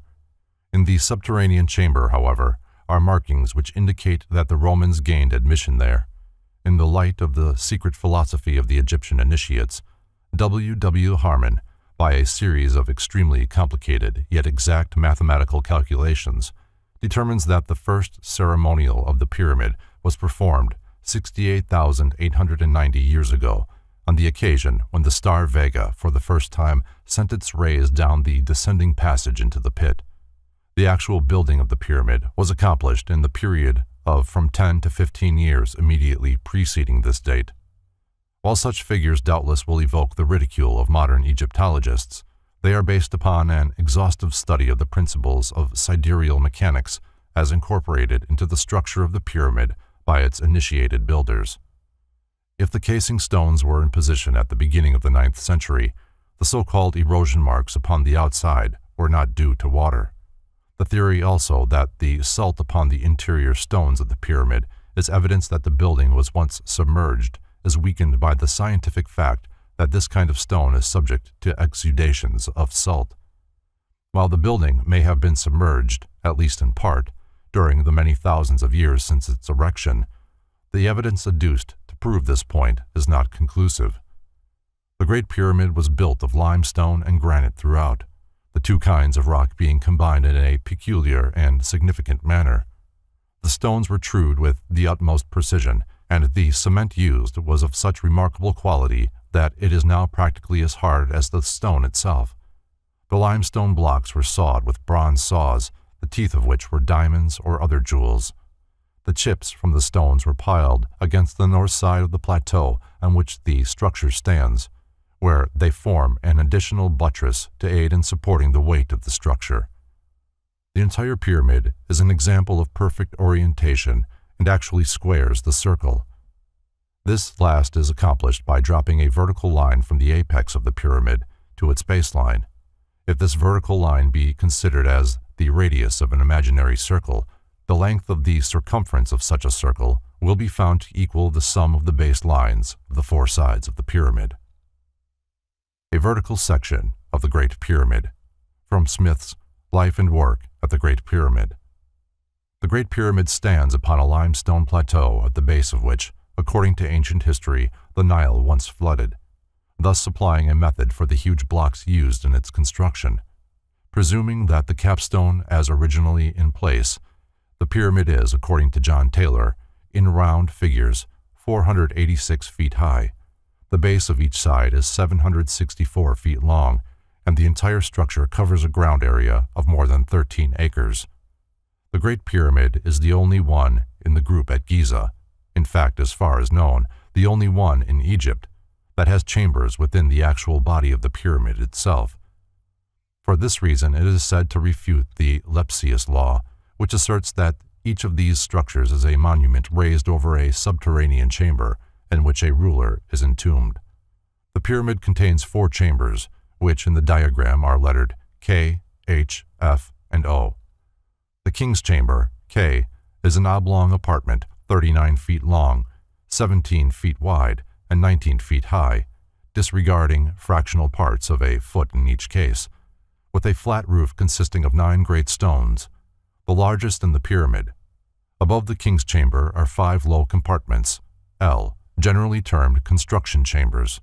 In the lowest of these, the so-called hieroglyphics of the pharaoh Cheops are located. The roof of the 5th construction chamber is peaked. At the end of the king's chamber, opposite the entrance, stands the famous sarcophagus, or coffer, I, and behind it is a shallow opening that was dug in the hope of discovering valuables. 2 air vents, M and N, passing through the entire body of the pyramid, ventilate the king's chamber. In itself, this is sufficient to establish that the building was not intended for a tomb. Between the upper end of the Grand Gallery, G, and the king's chamber is a small antechamber, H, its extreme length 9 feet, its extreme width 5 feet, and its extreme height 12 feet, with its walls grooved for purposes now unknown. In the grooves nearest the Grand Gallery is a slab of stone in 2 sections, with a peculiar boss, or knob, protruding about an inch from the surface of the upper part, facing the Grand Gallery. This stone does not reach to the floor of the antechamber, and those entering the king's chamber must pass under the slab. From the king's chamber, the Grand Gallery, 157 feet in length, 28 feet in height, 7 feet in width at its widest point, and decreasing to 3.5 feet as the result of 7 converging overlaps of the stones forming the walls, descends to a little above the level of the queen's chamber. Here a gallery, E, branches off, passing more than 100 feet back towards the center of the pyramid and opening into the queen's chamber, F. The queen's chamber is 19 feet long, 17 feet wide, and 20 feet high. Its roof is peaked and composed of great slabs of stone. Air passages, not shown, lead from the queen's chamber, but these were not open originally. In the east wall of the queen's chamber is a peculiar niche of gradually converging stone, which, in all likelihood, may prove to be a new lost entranceway. At the point where the Grand Gallery ends and the horizontal passage towards the queen's chamber begins is the entrance to the well, and also the opening leading down the first ascending passage, D, to the point where this passage meets the descending passage, A, leading from the outer wall of the pyramid down to the subterranean chamber. After descending 59 feet down the well, P, the grotto is reached. Continuing through the floor of the grotto, the well leads downward 133 feet to the descending entrance passage, A, which it meets a short distance before this passage becomes horizontal and leads into the subterranean chamber. The subterranean chamber, O, is about 46 feet long and 27 feet wide, but is extremely low, the ceiling varying in height from a little over 3 feet to about 13 feet from the rough and apparently unfinished floor. From the south of the subterranean chamber, a low tunnel runs about 50 feet and then meets a blank wall. These constitute the only known openings in the pyramid, with the exception of a few niches, exploration holes, blind passages, and the rambling cavernous tunnel, B, hewn out by the Muslims under the leadership of the Prophet's descendant, Caliph al-Ma'mun. If the passage leading to the king's chamber and the queen's chamber was sealed up thousands of years before the Christian era, those later admitted into the pyramid mysteries must have received their initiations in subterranean galleries now unknown. Without such galleries, there could have been no possible means of ingress or egress, since the single-surface entrance was completely dosed with casing stones. If not blocked by the mass of the Sphinx or concealed in some part of that image, the secret entrance may be either in one of the adjacent temples or upon the sides of the limestone plateau. Attention is called to the granite plugs filling the ascending passageway to the queen's chamber, which Caliph al-Ma'mun was forced practically to pulverize before he could clear a way into the upper chambers. C. Piazzi Smith notes that the positions of the stones demonstrate that they were set in place from above, which made it necessary for a considerable number of workmen to depart from the upper chambers. How did they do it? Smith believes they descended through the well, see diagram, dropping the ramp stone into place behind them. He further contends that robbers probably used the well as a means of getting into the upper chambers.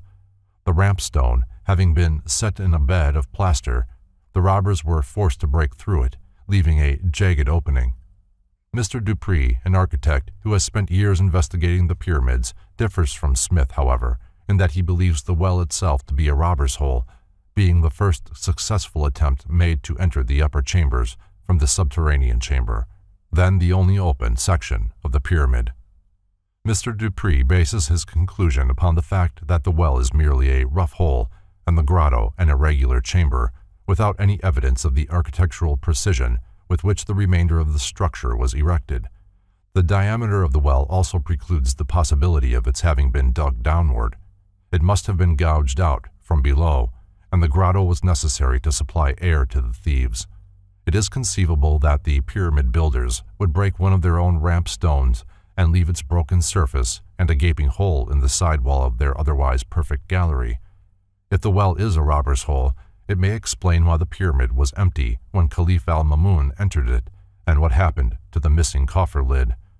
A careful examination of the so-called unfinished subterranean chamber, which must have been the base of operations for the robbers, might disclose traces of their presence, or show where they piled the rubble, which must have accumulated as a result of their operations.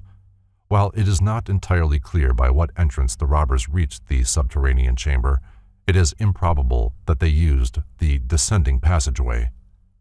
There is a remarkable niche in the north wall of the Queen's Chamber, which the Mohammedan guides glibly pronounce to be a shrine. The general shape of this niche, however, with its walls converging by a series of overlaps like those of the Grand Gallery, would indicate that originally it had been intended as a passageway. Efforts made to explore this niche have been non-productive, but Mr. Dupree believes an entrance to exist here through which, if the well did not exist at the time, the workmen made their exit from the pyramid after dropping the stone plugs into the ascending gallery. Biblical scholars have contributed a number of most extraordinary conceptions regarding the Great Pyramid. This ancient edifice has been identified by them as Joseph's granary, despite its hopelessly inadequate capacity, as the tomb prepared for the unfortunate pharaoh of the Exodus, who could not be buried there because his body was never recovered from the Red Sea, and finally, as a perpetual confirmation of the infallibility of the numerous prophecies contained in the authorized version. The Sphinx. Although the Great Pyramid, as Ignatius Donnelly has demonstrated, is patterned after an antediluvian type of structure, examples of which are to be found in nearly every part of the world, the Sphinx, who is typically Egyptian. The stele between its paws states the Sphinx is an image of the sun god Harmachis, which was evidently made in the similitude of the pharaoh during whose reign it was chiseled. The statue was restored and completely excavated by Thutmose IV as a result of a vision in which the god had appeared and declared himself oppressed by the weight of the sand about his body. The broken beard of the Sphinx was discovered during excavations between the front paws. The steps leading up to the Sphinx, and also the temple and altar between the paws, are much later additions, probably Roman, for it is known that the Romans reconstructed many Egyptian antiquities. The shallow depression in the crown of the head, once thought to be the terminus of a closed-up passageway leading from the Sphinx to the Great Pyramid, was merely intended to help support a headdress now missing. Oedipus and the Sphinx, from Levy's Les Mystères de la Kabbale. The Egyptian Sphinx is closely related to the Greek legend of Oedipus, who first solved the famous riddle propounded by the mysterious creature with the body of a winged lion and the head of a woman, which frequented the highway leading to Thebes. To each who passed her lair, the Sphinx addressed the question, "What animal is it that in the morning goes on 4 feet, at noon on 2 feet, and in the evening on 3 feet?" These who failed to answer her riddle she destroyed. Oedipus declared the answer to be man himself, who in childhood crawled upon his hands and knees, in manhood stood erect, and in old age shuffled along supporting himself by a staff. Discovering one who knew the answer to her riddle, the Sphinx cast herself from the cliff which bordered the road and perished. There is still another answer to the riddle of the Sphinx, an answer best revealed by a consideration of the Pythagorean values of numbers. The 4, the 2, and the 3 produce the sum of 9, which is the natural number of man and also of the lower worlds. The 4 represents the ignorant man, the 2, the intellectual man, and the 3, the spiritual man. Infant humanity walks on 4 legs, evolving humanity on 2 legs, and to the power of his own mind, the redeemed and illumined Magus adds the staff of wisdom. The Sphinx is therefore the mystery of nature, the embodiment of the secret doctrine, and all who cannot solve her riddle perish. To pass the Sphinx is to attain personal immortality.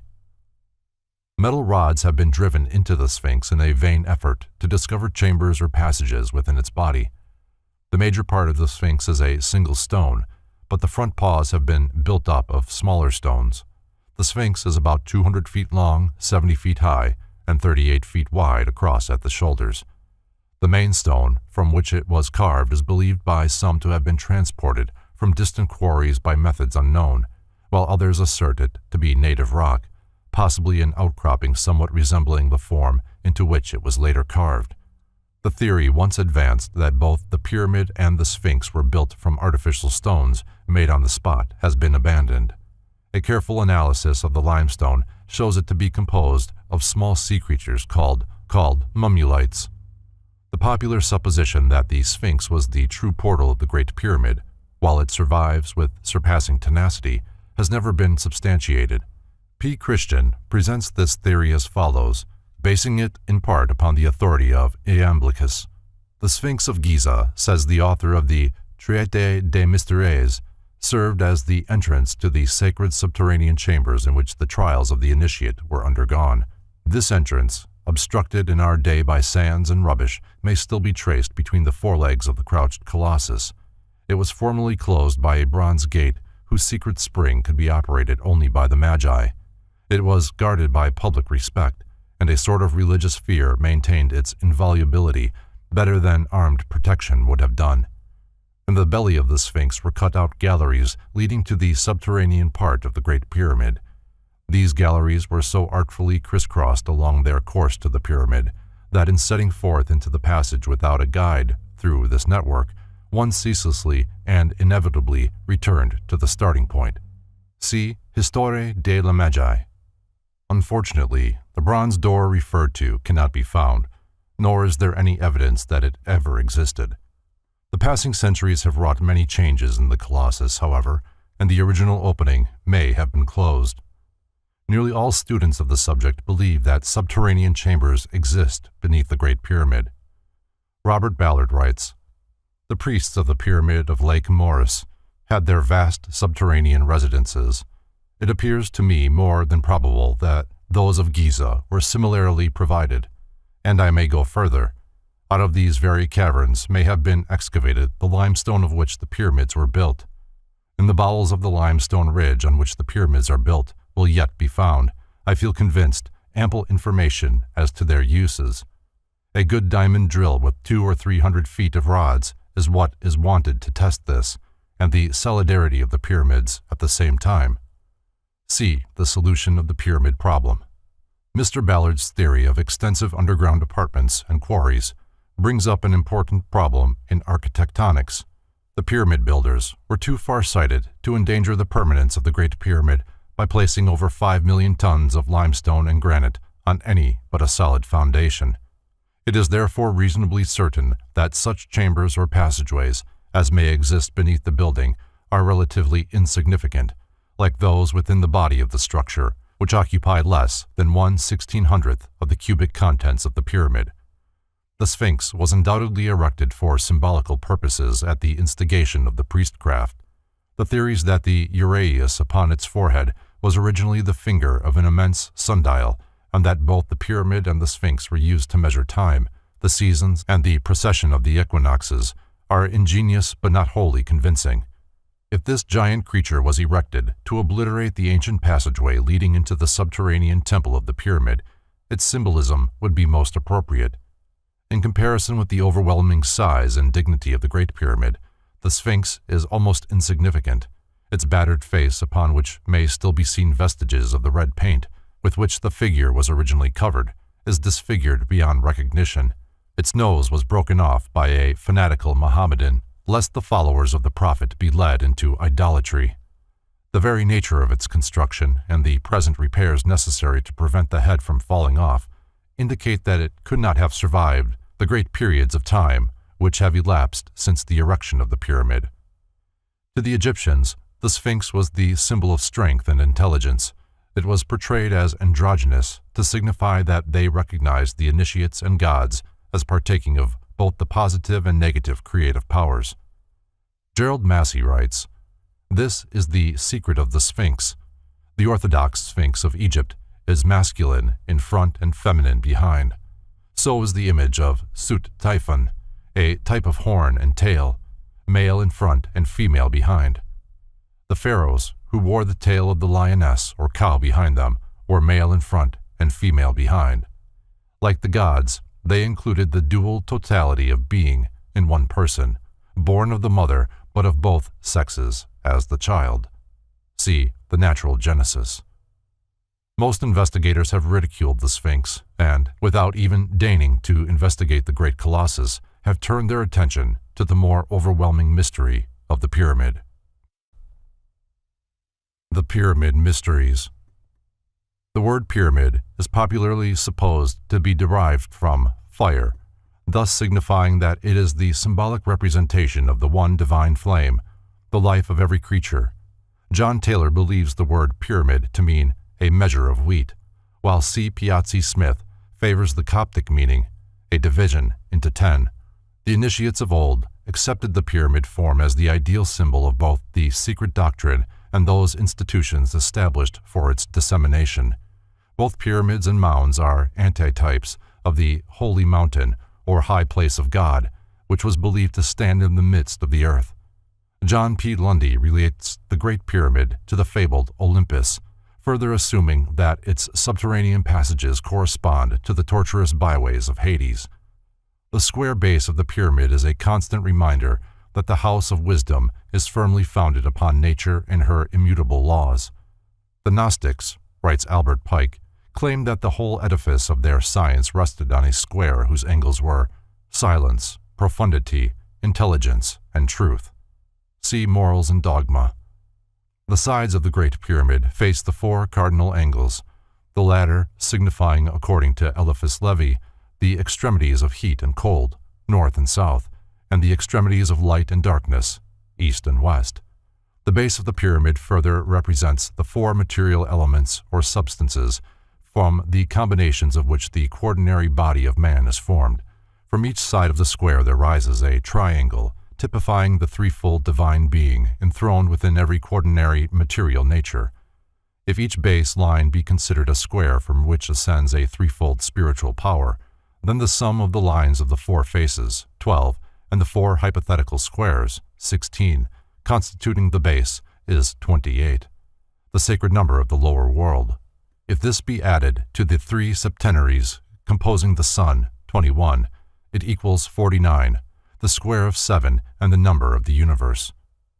The 12 signs of the zodiac, like the governors of the lower worlds, are symbolized by the 12 lines of the 4 triangles, the faces of the pyramid. In the midst of each face is one of the beasts of Ezekiel, and the structure as a whole becomes the cherubim. The 3 main chambers of the pyramid are related to the heart, the brain, and the generative system, the spiritual centers of the human constitution.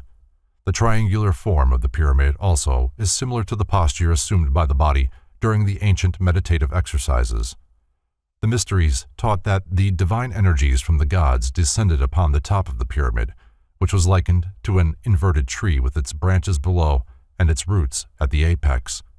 From this inverted tree the divine wisdom is disseminated by streaming down the diverging sides and radiating throughout the world. The size of the capstone of the Great Pyramid cannot be accurately determined, for, while most investigators have assumed that it was once in place, no vestige of it now remains. There is a curious tendency among the builders of great religious edifices to leave their creations unfinished, thereby signifying that God alone is complete. The capstone, if it existed, was itself a miniature pyramid, the apex of which again would be capped by a smaller block of similar shape, and so on, ad infinitum. The capstone, therefore, is the epitome of the entire structure. Thus, the pyramid may be likened to the universe, and the capstone to man. Following the chain of analogy, the mind is the capstone of man, the spirit the capstone of the mind, and God, the epitome of the whole, the capstone of the spirit.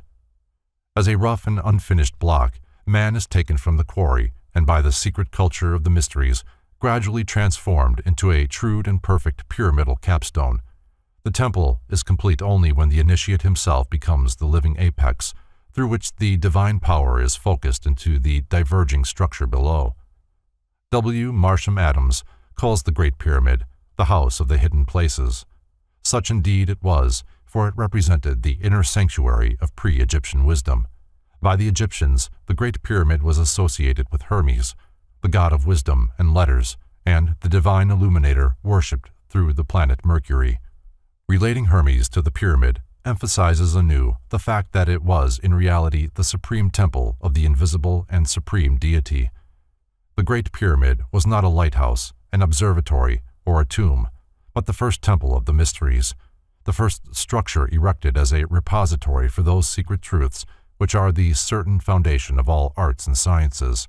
It was the perfect emblem of the microcosm and the macrocosm, and according to the secret teachings of the tomb of Osiris, the black god of the Nile, Osiris represents a certain manifestation of solar energy, and therefore his house or tomb is emblematic of the universe within which he is entombed and upon the cross of which he is crucified.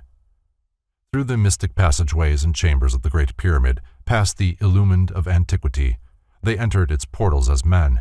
They came forth as gods. It was the place of the second birth, the womb of the mysteries, and wisdom dwelt in it as God dwells in the hearts of men. Somewhere in the depths of its recesses there resided an unknown being who was called the Initiator, or the Illustrious One, robed in blue and gold, and bearing in his hand the sevenfold key of eternity.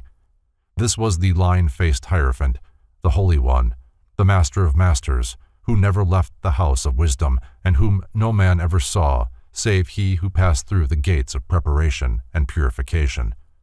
It was in these chambers that Plato, he of the broad brow, came face to face with the wisdom of the ages, personified in the master of the hidden house. Who was the master dwelling in the mighty pyramid, the many rooms of which signified the worlds in space, the master whom none might behold save those who had been born again? He alone fully knew the secret of the pyramid, but he has departed the way of the wise, and the house is empty. The hymns of praise no longer echo in muffled tones through the chambers. The neophyte no longer passes through the elements and wanders among the seven stars. The candidate no longer receives the word of life from the lips of the Eternal One. Nothing now remains that the eye of man can see but an empty shell, the outer symbol of an inner truth, and men call the house of God a tomb. The technique of the mysteries was unfolded by the sage illuminator, the master of the secret house. The power to know his guardian spirit was revealed to the new initiate. The method of disentangling his material body from his divine vehicle was explained, and to consummate the magnum opus, there was revealed the divine name, the secret and unutterable designation of the supreme deity, by the fairy knowledge of which man and his God are made consciously one. With the giving of the name, the new initiate became himself a pyramid, within the chambers of whose soul numberless other human beings might also receive spiritual enlightenment. In the king's chamber was enacted the drama of the second death. Here the candidate, after being crucified upon the cross of the solstices and the equinoxes, was buried in the great coffer. There is a profound mystery to the atmosphere and temperature of the king's chamber. It is of a peculiar death-like cold, which cuts to the marrow of the bone. This room was a doorway between the material world and the transcendental spheres of nature. While his body lay in the coffer, the soul of the neophyte soared as a human-headed hawk through the celestial realms, there to discover firsthand the eternity of life, light, and truth, as well as the illusion of death, darkness, and sin. Thus, in one sense, the Great Pyramid may be likened to a gate through which the ancient priests permitted a few to pass toward the attainment of individual completion. It is also to be noted, incidentally, that if the coffer in the king's chamber be struck, the sound emitted has no counterpart in any known musical scale. This tonal value may have formed part of that combination of circumstances which rendered the king's chamber an ideal setting for the conferment of the highest degree of the mysteries. The modern world knows little of these ancient rites. The scientist and the theologian alike gaze upon the sacred structure, wondering what fundamental urge inspired the Herculean labor. If they would but think for a moment, they would realize that there is only one urge in the soul of man capable of supplying the required incentive, namely, the desire to know, to understand, and to exchange the narrowness of human mortality for the greater breadth and scope of divine enlightenment. So men say of the Great Pyramid that it is the most perfect building in the world, the source of weights and measures, the original Noah's Ark, the origin of languages, alphabets, and scales of temperature and humidity. Few realize, however, that it is the gateway to the eternal. Though the modern world may know a million secrets, the ancient world knew one, and that one was greater than the million, for the million secrets breed death, disaster, sorrow, selfishness, lust, and avarice, but the one secret confers life, light, and truth. The time will come when the secret wisdom shall again be the dominating religious and philosophical urge of the world. The day is at hand when the doom of dogma shall be sounded. The great theological tower of Babel, with its confusion of tongues, was built of bricks of mud and the mortar of slime. Out of the cold ashes of lifeless creeds, however, shall rise, phoenix-like, the ancient mysteries. No other institution has so completely satisfied the religious aspirations of humanity, for since the destruction of the mysteries, there never has been a religious code to which Plato could have subscribed. The unfolding of man's spiritual nature is as much an exact science as astronomy, medicine, or jurisprudence. To accomplish this end, religions were primarily established, and out of religion have come science, philosophy, and logic as methods whereby this divine purpose might be realized. The dying God shall rise again. The secret room in the house of the hidden places shall be rediscovered. The pyramid again shall stand as the ideal emblem of solidarity, inspiration, aspiration, resurrection, and regeneration. As the passing sands of time bury civilization upon civilization beneath their weight, the pyramid shall remain as the visible covenant between eternal wisdom and the world. The time may yet come when the chants of the illumined shall be heard once more in its ancient passageways, and the master of the hidden house shall await in the silent place for the coming of that man who, casting aside the fallacies of dogma and tenet, seeks simply truth, and will be satisfied with neither substitute nor counterfeit. Isis, the Virgin of the World. It is especially fitting that a study of Hermetic symbolism should begin with a discussion of the symbols and attributes of the Saitic Isis. This is the Isis of Sais, famous for the inscription concerning her which appeared on the front of her temple in that city. I, Isis, am all that has been, that is or shall be. No mortal man hath ever me unveiled. Plutarch affirms that many ancient authors believed this goddess to be the daughter of Hermes. Others held the opinion that she was the child of Prometheus. Both of these demigods were noted for their divine wisdom. It is not improbable that her kinship to them is merely allegorical. Plutarch translates the name Isis to mean wisdom. Godfrey Higgins, in his Anacalypsis, derives the name of Isis from the Hebrew iso and the Greek to save. Some authorities, however, for example, Richard Payne Knight, as stated in his Symbolical Language of Ancient Art and Mythology, believe the word to be of northern extraction, possibly Scandinavian or Gothic. In these languages, the name is pronounced Isa, meaning ice, or water in its most passive, crystallized, negative state. This Egyptian deity, under many names, appears as the principle of natural fecundity among nearly all the religions of the ancient world. She was known as the goddess with 10,000 appellations, and was metamorphosed by Christianity into the Virgin Mary.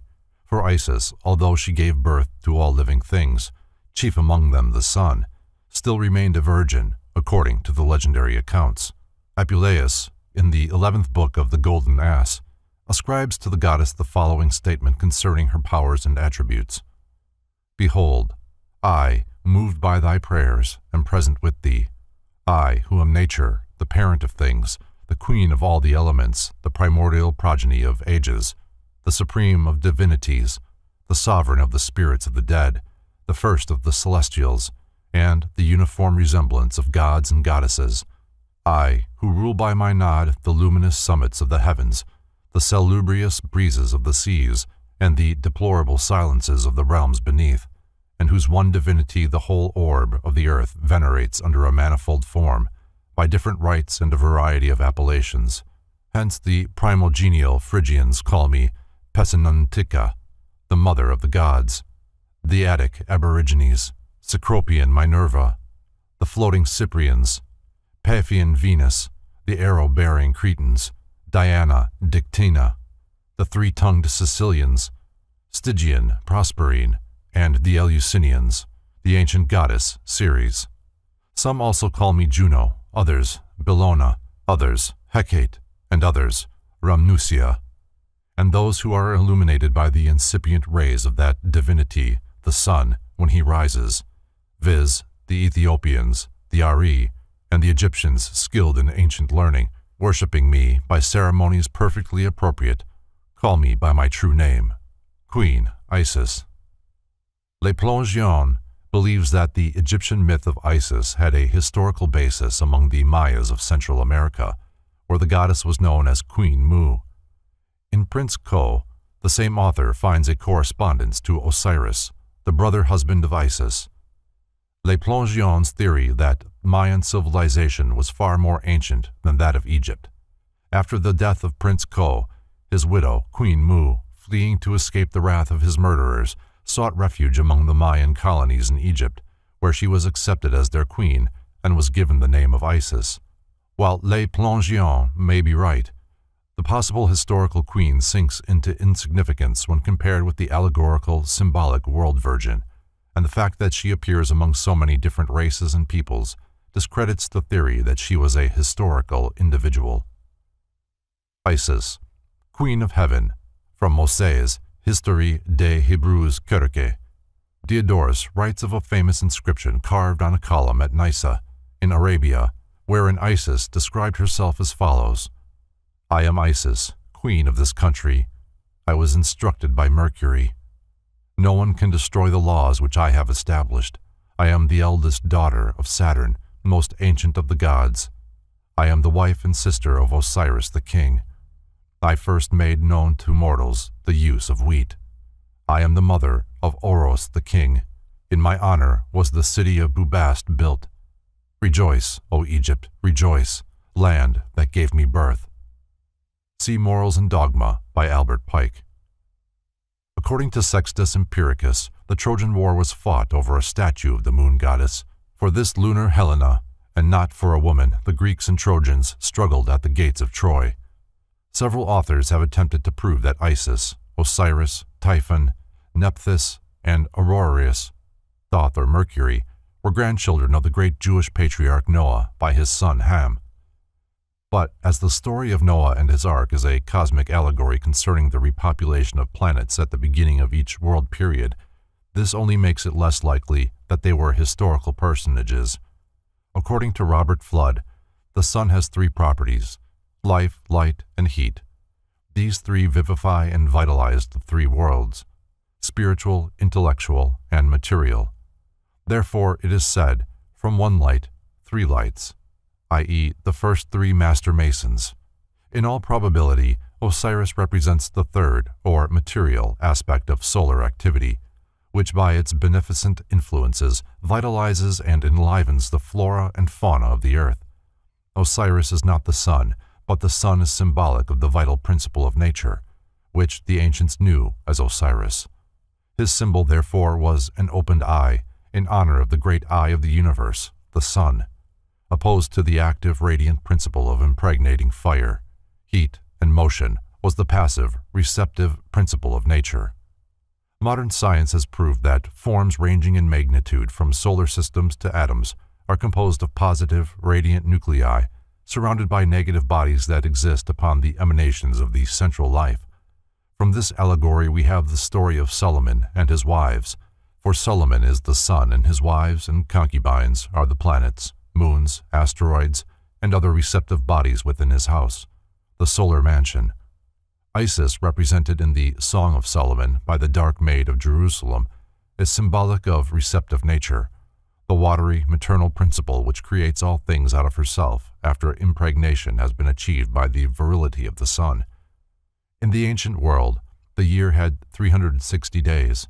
The 5 extra days were gathered together by the god of cosmic intelligence to serve as the birthdays of the 5 gods and goddesses who are called the sons and daughters of Ham. Upon the first of these special days, Osiris was born, and upon the 4th of them, Isis. The number 4 shows the relation that this goddess bears to the earth and its elements. Typhon, the Egyptian demon or spirit of the adversary, was born upon the 3rd day. Typhon is often symbolized by a crocodile. Sometimes his body is a combination of crocodile and hog. Isis stands for knowledge and wisdom, and according to Plutarch, the word Typhon means insolence and pride. Egotism, self-centeredness, and pride are the deadly enemies of understanding and truth. This part of the allegory is revealed. After Osiris, here symbolized as the sun, had become king of Egypt and had given to his people the full advantage of his intellectual light, he continued his path through the heavens, visiting the peoples of other nations and converting all with whom he came in contact. Plutarch further asserts that the Greek recognized in Osiris the same person whom they revered under the name of Dionysus and Bacchus. While he was away from his country, his brother Typhon, the evil one, like the Loki of Scandinavia, plotted against the sun god to destroy him. Gathering 72 persons as fellow conspirators, he attained his nefarious end in a most subtle manner. He had a wonderful ornamented box, made just the size of the body of Osiris. This he brought into a banquet hall where the gods and goddesses were feasting together. All admired the beautiful chest, and Typhon promised to give it to the one whose body fitted it most perfectly. One after another lay down in the box, but in disappointment rose again, until at last Osiris also tried. The moment he was in the chest, Typhon and his accomplices nailed the cover down and sealed the cracks with molten lead. They then cast the box into the Nile, down which it floated to the sea. Plutarch states that the date upon which this occurred was the 17th day of the month Aether, when the sun was in the constellation of Scorpio. This is most significant, for the scorpion is the symbol of treachery. The time when Osiris entered the chest was also the same season that Noah entered the ark to escape from the deluge. Plutarch further declares that the Pans and Satyrs, the nature spirits and elementals, first discovered that Osiris had been murdered. These immediately raised an alarm, and from this incident the word panic, meaning fright or amazement of the multitudes, originated. Isis, upon receiving the news of her husband's murder, which she learned from some children who had seen the murderers making off with the box, at once robed herself in mourning and started forth in quest of him. At length, Isis discovered that the chest had floated to the coast of Byblos. There it had lodged in the branches of a tree, which in a short time miraculously grew up around the box. This so amazed the king of that country that he ordered the tree to be cut down and a pillar made from its trunk to support the roof of his palace. Isis, visiting Byblos, recovered the body of her husband, but it was again stolen by Typhon, who cut it into 14 parts, which he scattered all over the earth. Isis, in despair, began gathering up the severed remains of her husband, but found only 13 pieces. The 14th part, the phallus, she reproduced in gold, for the original had fallen into the river Nile and had been swallowed by a fish. Typhon was later slain in battle by the son of Osiris. Some of the Egyptians believed that the souls of the gods were taken to heaven, where they shone forth as stars. It was supposed that the soul of Isis gleamed from the dog star, while Typhon became the constellation of the bear. It is doubtful, however, whether this idea was ever generally accepted. Among the Egyptians, Isis is often represented with a headdress consisting of the empty throne chair of her murdered husband, and this peculiar structure was accepted during certain dynasties as her hieroglyphic. The headdresses of the Egyptians have great symbolic and emblematic importance, for they represent the auric bodies of these superhuman intelligences, and are used in the same way that the nimbus, halo, and aureole are used in Christian religious art. Frank C. Higgins, a well-known Masonic symbolist, has astutely noted that the ornate headgears of certain gods and pharaohs are inclined backward at the same angle as the Earth's axis. The robes, insignia, jewels, and ornamentations of the ancient hierophants symbolize the spiritual energies radiating from the human body. Modern science is rediscovering many of the lost secrets of Hermetic philosophy. One of these is the ability to gauge the mental development, the soul qualities, and the physical health of an individual from the streamers of semi-visible electric force which pour through the surface of the skin of every human being at all times during his life. For details concerning a scientific process for making the auric emanations visible, see The Human Atmosphere by Dr. Walter J. Kilner. Isis is sometimes symbolized by the head of a cow. Occasionally, the entire animal is her symbol. The first gods of the Scandinavians were licked out of blocks of ice by the mother cow, Audhumla, who symbolized the principle of natural nutriment and fecundity because of her milk. Occasionally, Isis is represented as a bird. She often carries in one hand the crux ansata, the symbol of eternal life, and in the other the flowered scepter, symbolic of her authority. Thoth, Hermes Trismegistus, the founder of Egyptian learning, the wise man of the ancient world, gave to the priests and philosophers of antiquity the secrets which have been preserved to this day in myth and legend. These allegories and emblematic figures concealed the secret formulae for spiritual, mental, moral, and physical regeneration, commonly known as the mystic chemistry of the soul, or alchemy. These sublime truths were communicated to the initiates of the mystery schools, but were concealed from the profane. The latter, unable to understand the abstract philosophical tenets, worshipped the concrete sculptured idols which were emblematic of these secret truths. The wisdom and secrecy of Egypt are epitomized in the Sphinx, which has preserved its secrets from the seekers of 100 generations. The mysteries of Hermeticism, the great spiritual truths hidden from the world by the ignorance of the world, and the keys of the secret doctrines of the ancient philosophers, are all symbolized by the Virgin Isis. Veiled from head to foot, she reveals her wisdom only to the tried and initiated few who have earned the right to enter her sacred presence, tear from the veiled figure of nature its shroud of obscurity, and stand face to face with the divine reality. The explanations in these pages of the symbols peculiar to the Virgin Isis are based, unless otherwise noted, on selections from a free translation of the fourth book of Bibliotheque des Philosophes Hermetiques, entitled The Hermetical Signification of the Symbols and Attributes of Isis, with interpolations by the compiler to amplify and clarify the text. The statues of Isis were decorated with the sun, moon, and stars, and many emblems pertaining to the earth, over which Isis was believed to rule, as the guardian spirit of nature personified. Several images of the goddess have been found, upon which the marks of her dignity and position were still intact. According to the ancient philosophers, she personified universal nature, the mother of all productions. The deity was generally represented as a partly nude woman, often pregnant, sometimes loosely covered with a garment of either green or black color, or of 4 different shades intermingled black, white, yellow, and red. Apuleius describes her as follows. In the first place, then, her most copious and long hairs, being gradually intorted, and promiscuously scattered on her divine neck, were softly defluous. A multiform crown, consisting of various flowers, bound the sublime summit of her head, and in the middle of the crown, just on her forehead, there was a smooth orb resembling a mirror, or rather a white, refulgent light, which indicated that she was the moon. Vipers rising up after the manner of furrows environed the crown on the right hand and on the left, and cerulean ears of corn were also extended from above. Her garment was of many colors, and woven from the finest flax, and was at one time lucid with a white splendor, at another yellow from the flower of crocus, and at another flaming with a rosy redness.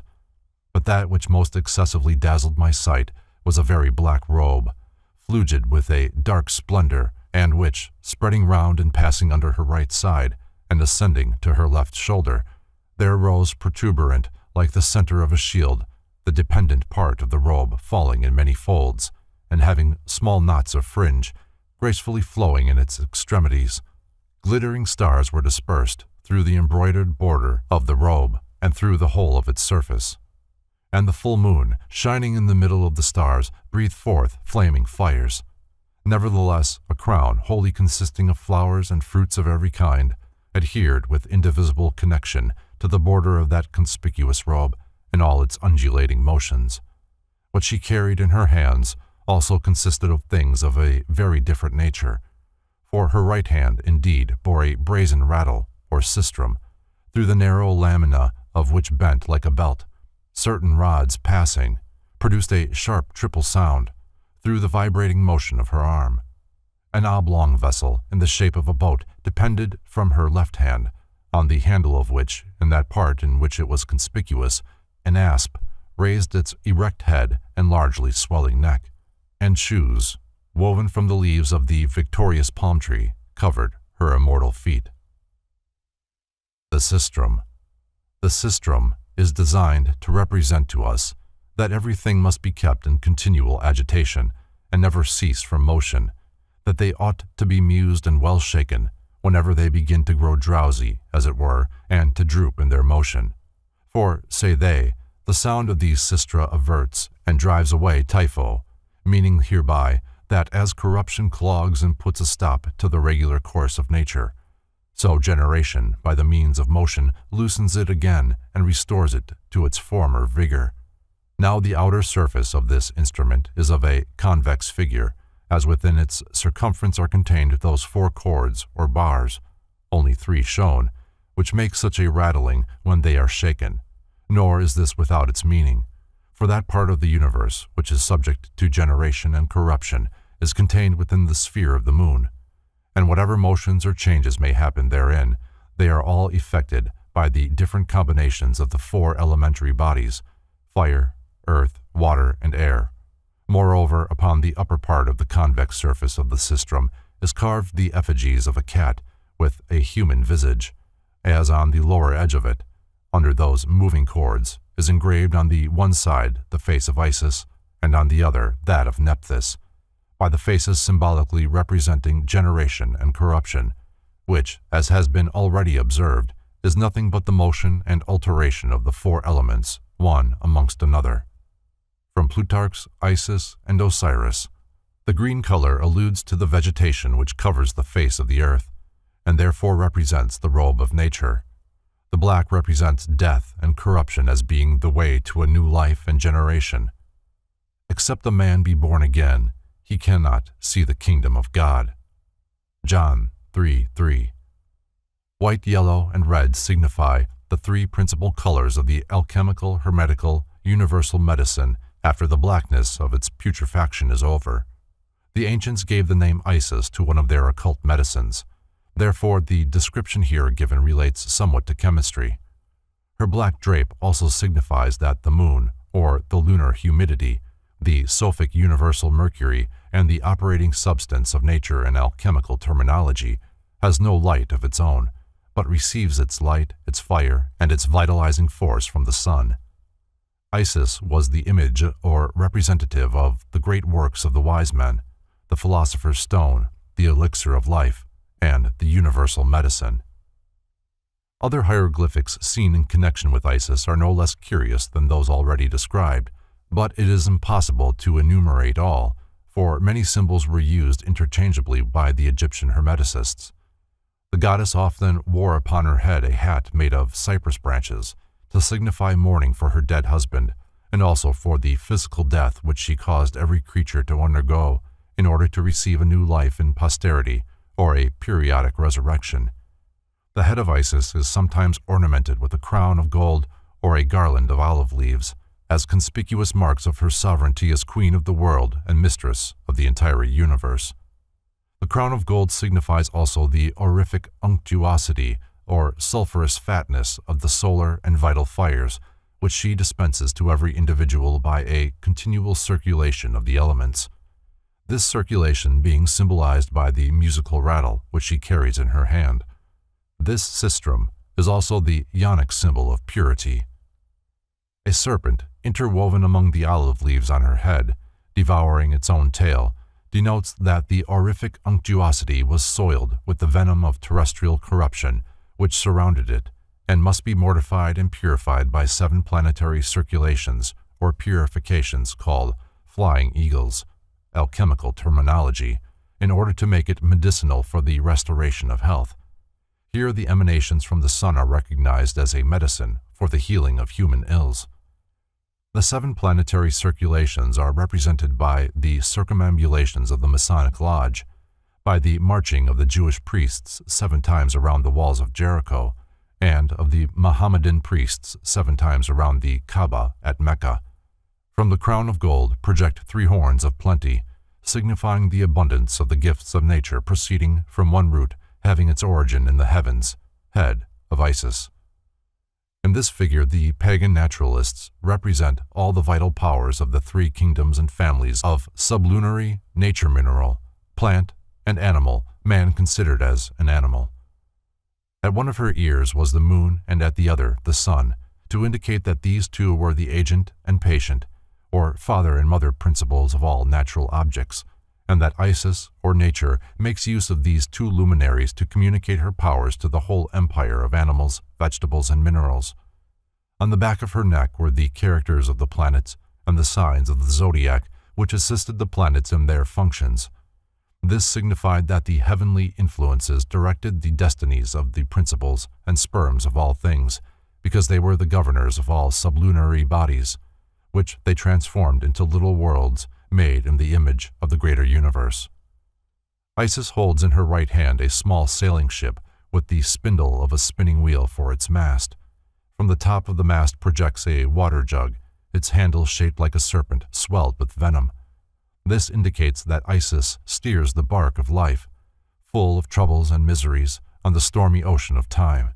The spindle symbolizes the fact that she spins and cuts the thread of life. These emblems further signify that Isis abounds in humidity, by means of which she nourishes all natural bodies, preserving them from the heat of the sun by humidifying them with nutritious moisture from the atmosphere. Moisture supports vegetation, but this subtle humidity, or life ether, is always more or less infected by some venom proceeding from corruption or decay. It must be purified by being brought into contact with the invisible cleansing fire of nature. This fire digests, perfects, and revitalizes the substance, in order that the humidity may become a universal medicine to heal and renew all the bodies in nature. The serpent throws off its skin annually and is thereby renewed, symbolic of the resurrection of the spiritual life from the material nature. This renewal of the earth takes place every spring, when the vivifying spirit of the sun returns to the countries of the northern hemisphere. The symbolic virgin carries in her left hand a sistrum and a cymbal, or square frame of metal, which, when struck, gives the keynote of nature, Fa. Sometimes also an olive branch to indicate the harmony she preserves among natural things with her regenerating power. By the process of death and corruption, she gives life to a number of creatures of diverse forms through periods of perpetual change. The symbol is made square instead of the usual triangular shape in order to symbolize that all things are transmuted and regenerated according to the harmony of the 4 elements. Dr. Sigismund Backstrom believed that if a physician could establish harmony among the elements of earth, fire, air, and water, and unite them into a stone, the Philosopher's Stone, symbolized by the 6-pointed star or 2 interlaced triangles, he would possess the means of healing all disease. Dr. Backstrom further stated that there was no doubt in his mind that the universal, omnipresent fire, or spirit of nature, does all and is all in all. By attraction, repulsion, motion, heat, sublimation, evaporation, excisation, inspissation, coagulation, and fixation, the universal fire, or spirit, manipulates matter and manifests throughout creation. Any individual who can understand these principles and adapt them to the 3 departments of nature becomes a true philosopher. From the right breast of Isis protruded a bunch of grapes, and from the left an ear of corn or a sheaf of wheat, golden in color. These indicate that nature is the source of nutrition for plant, animal, and human life, nourishing all things from herself. The golden color in the wheat, or corn, indicates that in the sunlight or spiritual gold is concealed the first sperm of all life. On the girdle surrounding the upper part of the body of the statue appear a number of mysterious emblems. The girdle is joined together in front by 4 golden plates, the elements, placed in the form of a square. This signified that Isis, or nature, the first matter, alchemical terminology, was the essence of the 4 elements, life, light, heat, and force, which quintessence generated all things. Numerous stars are represented on this girdle, thereby indicating their influence in darkness, as well as the influence of the sun in light. Isis is the Virgin immortalized in the constellation of Virgo, where the World Mother is placed with the serpent under her feet and a crown of stars on her head. In her arms she carries a sheaf of grain and sometimes the young sun god. The statue of Isis was placed on a pedestal of dark stone ornamented with ram's heads. Her feet trod upon a number of venomous reptiles. This indicates that nature has power to free from acidity or saltness all corrosives and to overcome all impurities from terrestrial corruption adhering to bodies. The ram's head indicate that the most auspicious time for the generation of life is during the period when the sun passes through the sign of Aries. The serpents under her feet indicate that nature is inclined to preserve life and to heal disease by expelling impurities and corruption. In this sense, the axioms known to the ancient philosophers are verified, namely, nature contains nature. Nature rejoices in her own nature. Nature surmounts nature. Nature cannot be amended but in her own nature. Therefore, in contemplating the statue of Isis, we must not lose sight of the occult sense of its allegories. Otherwise, the Virgin remains an inexplicable enigma. From a golden ring on her left arm, a line descends, to the end of which is suspended a deep box filled with flaming coals and incense. Isis, or nature personified, carries with her the sacred fire, religiously preserved and kept burning in a special temple by the Vestal Virgins. This fire is the genuine, immortal flame of nature, ethereal, essential, the author of life, the inconsumable oil, the balsam of life, so much praised by the wise and so often referred to in the scriptures, is frequently symbolized as the fuel of this immortal flame. From the right arm of the figure also descends a thread, to the end of which is fastened a pair of scales, to denote the exactitude of nature in her weights and measures. Isis is often represented as the symbol of justice, because nature is eternally consistent. The Egyptian Madonna, from Lenore's La Franche Maçonnerie. Isis is shown with her son Horus in her arms. She is crowned with the lunar orb, ornamented with the horns of rams or bulls. Horus, or Horus as he is more generally known, was the son of Isis and Osiris. He was the god of time, hours, days, and this narrow span of life recognized as mortal existence. In all probability, the 4 sons of Horus represent the 4 kingdoms of nature. It was Horus who finally avenged the murder of his father Osiris by slaying Typhon, the spirit of evil. The World Virgin is sometimes shown standing between 2 great pillars, the Akin and Boaz of Freemasonry, symbolizing the fact that nature attains productivity by means of polarity. As wisdom personified, Isis stands between the pillars of opposites, demonstrating that understanding is always found at the point of equilibrium, and that truth is often crucified between the 2 thieves of apparent contradiction. The sheen of gold in her dark hair indicates that, while she is lunar, her power is due to the sun's rays, from which she secures her ruddy complexion. As the moon is robed in the reflected light of the sun, so Isis, like the Virgin of Revelation, is clothed in the glory of solar luminosity. Apuleius states that while he was sleeping, he beheld the venerable goddess Isis rising out of the ocean. The ancients realized that the primary forms of life first came out of water, and modern science concurs with this view. H.G. Wells, in his Outline of History, describing primitive life on Earth, states, "But though the ocean and intertidal water already swarmed with life, the land above the high tide line was still, so far as we can guess, a stony wilderness without a trace of life." In the next chapter he adds, Wherever the shoreline ran, there was life, and that life went on, in and by, and with water as its home, its medium, and its fundamental necessity. The ancients believed that the universal sperm proceeded from warm vapor, humid but fiery. The veiled Isis, whose very coverings represent vapor, is symbolic of this humidity, which is the carrier or vehicle for the sperm life of the sun, represented by a child in her arms. Because the sun, moon, and stars in setting appear to sink into the sea, and also because the water receives their rays into itself, the sea was believed to be the breeding ground for the sperm of living things.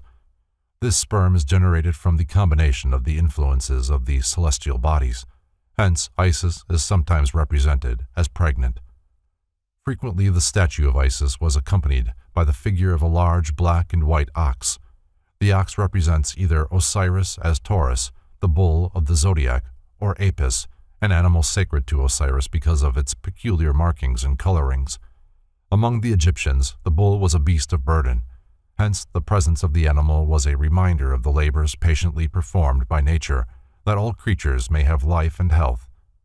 Harpocrates, the god of silence, holding his fingers to his mouth, often accompanies the statue of Isis. He warns all to keep the secrets of the wise from those unfit to know them.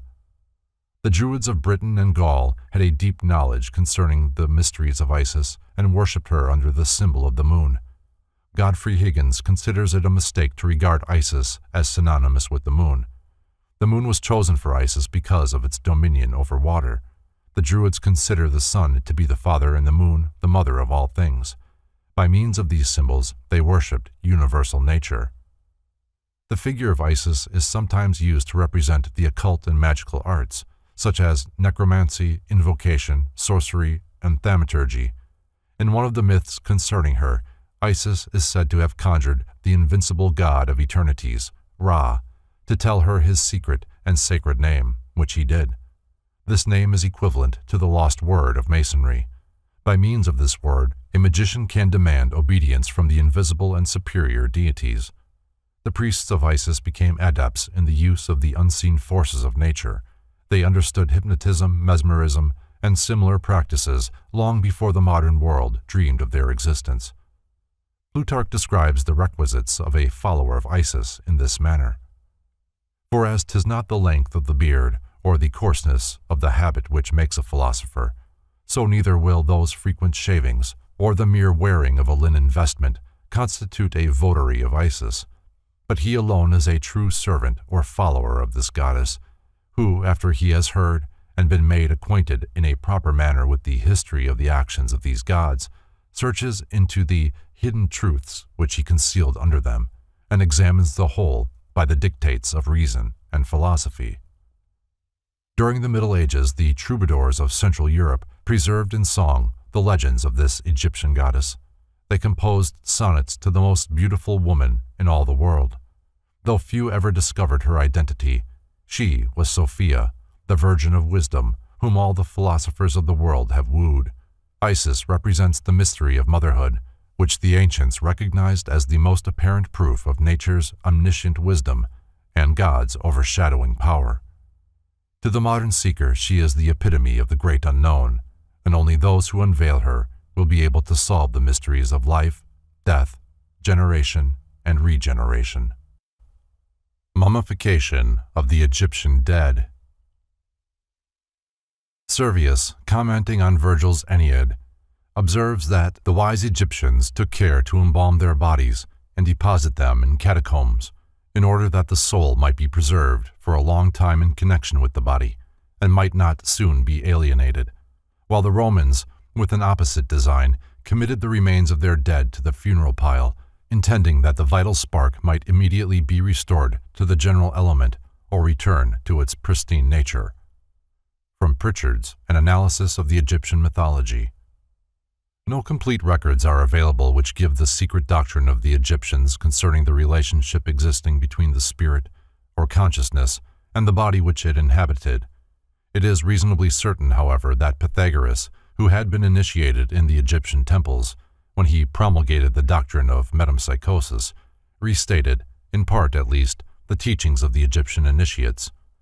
The popular supposition that the Egyptians mummified their dead in order to preserve the form for a physical resurrection is untenable in the light of modern knowledge regarding their philosophy of death.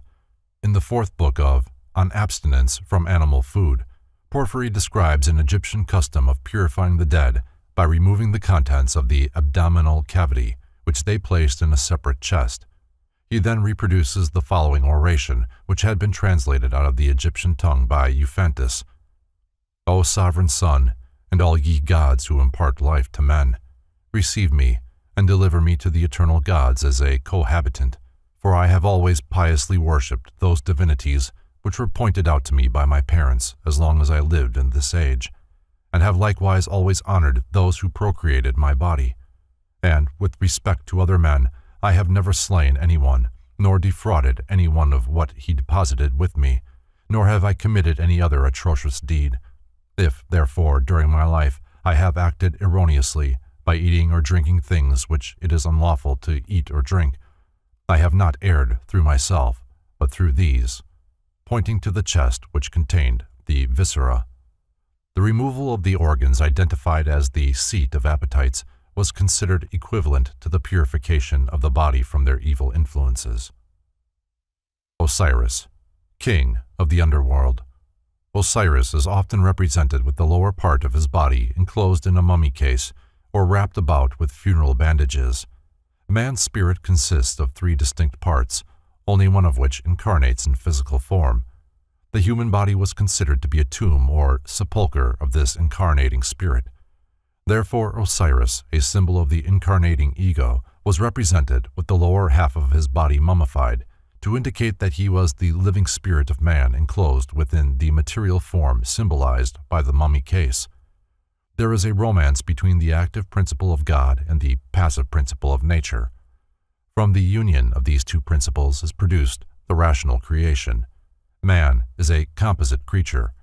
From this Father, the active principle, he inherits his divine spirit, the fire of aspiration, that immortal part of himself which rises triumphant from the broken clay of mortality, that part which remains after the natural organisms have disintegrated or have been regenerated.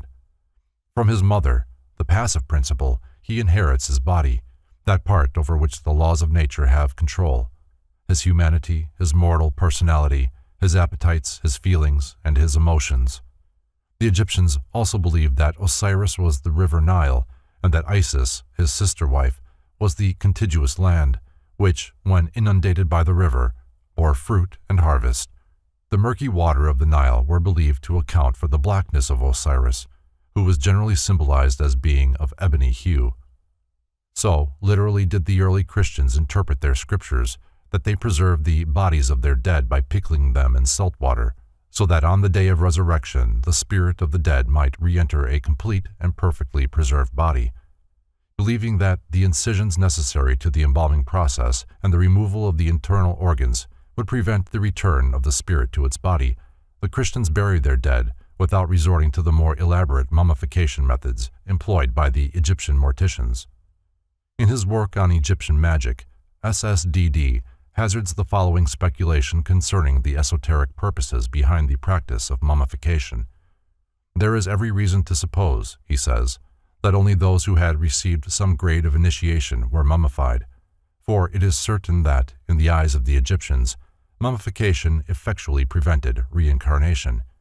Reincarnation was necessary to imperfect souls, to those who had failed to pass the tests of initiation, but for those who had the will and capacity to enter the secret adytum, there was seldom necessity for that liberation of the soul which is said to be effected by the destruction of the body.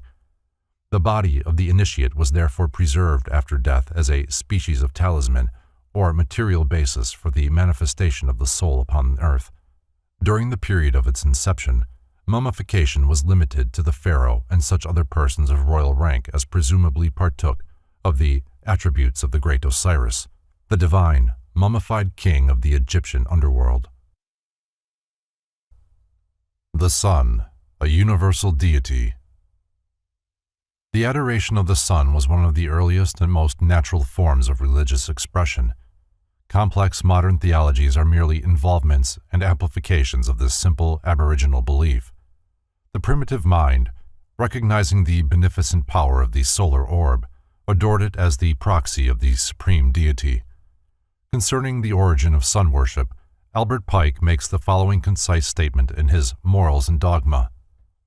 To them, Aboriginal peoples, he, the sun, was the innate fire of bodies, the fire of nature. Author of life, heat, and ignition, he was to them the efficient cause of all generation. For without him there was no movement, no existence, no form. He was to them immense, indivisible, imperishable, and everywhere present. It was their need of light and of his creative energy that was felt by all men, and nothing was more fearful to them than his absence. His beneficent influences caused his identification with the principle of good, and the Brahma of the Hindus, and Mithras of the Persians, and Atum, Amun, Ptah, and Osiris of the Egyptians, the Bel of the Chaldeans, the Adonai of the Phoenicians, the Adonis and Apollo of the Greeks, became but personifications of the sun, the regenerating principle image of that fecundity which perpetuates and rejuvenates the world's existence. Among all the nations of antiquity, altars, mounds, and temples were dedicated to the worship of the orb of day. The ruins of these sacred places yet remain, notable among them being the pyramids of Yucatan and Egypt, the snake mounds of the American Indians, the ziggurats of Babylon and Chaldea, the round towers of Ireland, and the massive rings of uncut stone in Britain and Normandy. The Tower of Babel, which, according to the scriptures, was built so that man might reach up to God, was probably an astronomical observatory. Many early priests and prophets, both pagan and Christian, were versed in astronomy and astrology. Their writings are best understood when read in the light of these ancient sciences. With the growth of man's knowledge and the constitution and periodicity of the heavenly bodies, astronomical principles and terminology were introduced into his religious systems. The tutelary gods were given planetary thrones, the celestial bodies being named after the deities assigned to them. The fixed stars were divided into constellations, and through these constellations wandered the sun and its planets, the latter with their accompanying satellites. The Solar Trinity. The sun, as supreme among the celestial bodies visible to the astronomers of antiquity, was assigned the highest of the gods and became symbolic of the supreme authority of the Creator himself. From a deep philosophic consideration of the powers and principles of the sun has come the concept of the Trinity as it is understood in the world today. The tenet of a triune divinity is not peculiar to Christian or Mosaic theology, but forms a conspicuous part of the dogma of the greatest religions of both ancient and modern times. The Persians, Hindus, Babylonians, and Egyptians had their trinities. In every instance, these represented the threefold form of one supreme intelligence. In modern Masonry, the deity is symbolized by an equilateral triangle, its three sides representing the primary manifestations of the Eternal One, who is himself represented as a tiny flame, called by the Hebrews Yod. Yaakov Boehme, the Teutonic mystic, calls the Trinity the three witnesses, by means of which the invisible is made known to the visible, tangible universe. The Lion of the Sun, from Maurice's Indian Antiquities. The sun rising over the back of the lion, or, astrologically, in the back of the lion, has always been considered symbolic of power and rulership. A symbol very similar to the one above appears on the flag of Persia, whose people have always been sun worshippers. Kings and emperors have frequently associated their terrestrial power with the celestial power of the solar orb, and have accepted the sun, or one of its symbolic beasts or birds, as their emblem. Witness the lion of the great Mogul and the eagles of Caesar and Napoleon. The origin of the Trinity is obvious to anyone who will observe the daily manifestations of the sun. This orb, being the symbol of all light, has three distinct phases: rising, midday, and setting. The philosophers therefore divided the life of all things into three distinct parts: growth, maturity, and decay. Between the twilight of dawn and the twilight of evening is the high noon of resplendent glory. God the Father, the Creator of the world, is symbolized by the dawn. His color is blue, because the sun rising in the morning is veiled in blue mist. God the Son, the illuminating one, sent to bear witness of his Father before all the worlds, is the celestial globe at noonday, radiant and magnificent, the maned Lion of Judah, the golden-haired Savior of the world. Yellow is his color, and his power is without end.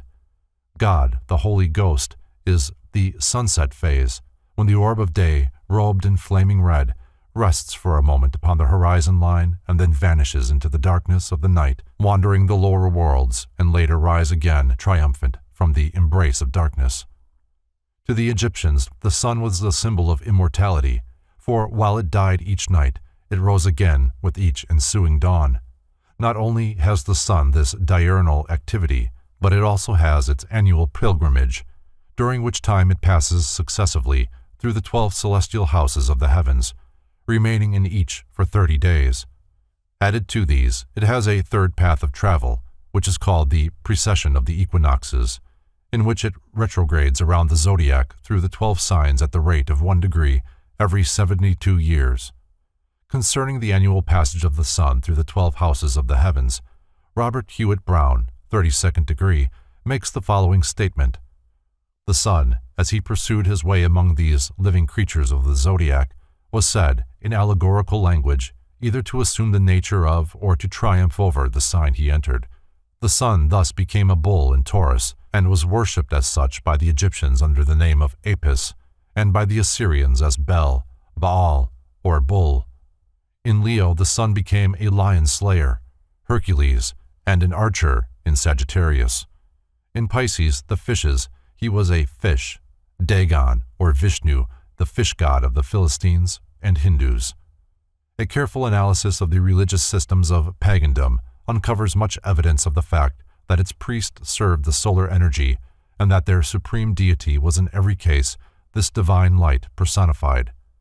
Godfrey Higgins, after 30 years of inquiry into the origin of religious beliefs, is of the opinion that all the gods of antiquity resolved themselves into the solar fire, sometimes itself as God, or sometimes as an emblem or Shekinah of that higher principle known by the name of the creative being or God. The Egyptian priests in many of their ceremonies wore the skins of lions, which were symbols of the solar orb, owing to the fact that the sun is exalted, dignified, and most fortunately placed in the constellation of Leo, which he rules and which was at one time the keystone of the celestial arch. Again, Hercules is the solar deity, for as this mighty hunter performed his 12 labors, so the sun, in traversing the 12 houses of the zodiacal band, performs during his pilgrimage 12 essential and benevolent labors for the human race and for nature in general. Hercules, like the Egyptian priests, wore the skin of a lion for a girdle. Samson, the Hebrew hero, as his name implies, is also a solar deity. His fight with the Nubian lion, his battles with the Philistines, who represent the powers of darkness, and his memorable feat of carrying off the gates of Gaza, all refer to aspects of solar activity. Many of the ancient peoples had more than one solar deity. In fact, all of the gods and goddesses were supposed to partake, in part at least, of the sun's effulgence. The Winged Globe of Egypt, from Maurice's Indian Antiquities. This symbol, which appears over the pylons or gates of many Egyptian palaces and temples, is emblematic of the three persons of the Egyptian Trinity. The wings, the serpent, and the solar orb are the insignia of Amun, Ra, and Osiris. The golden ornaments used by the priestcraft of the various world religions are again a subtle reference to the solar energy, as are also the crowns of kings. In ancient times, crowns had a number of points extending outward like the rays of the sun, but modern conventionalism has, in many cases, either removed the points or else bent them inward, gathered them together, and placed an orb or cross upon the point where they meet.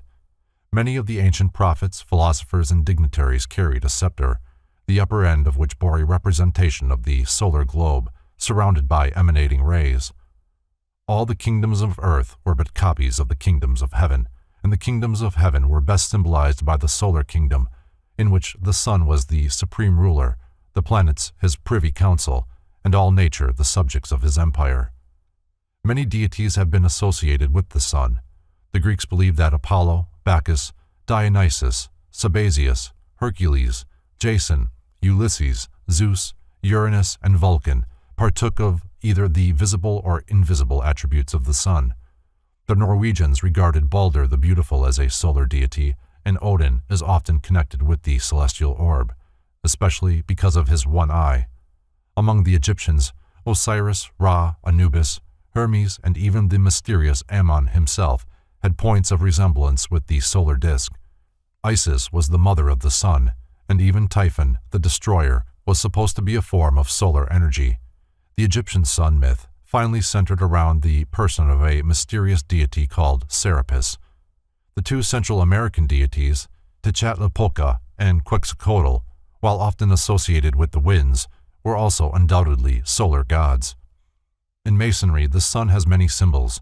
One expression of the solar energy is Solomon, whose name, Sol, On, is the name for the supreme light in 3 different languages.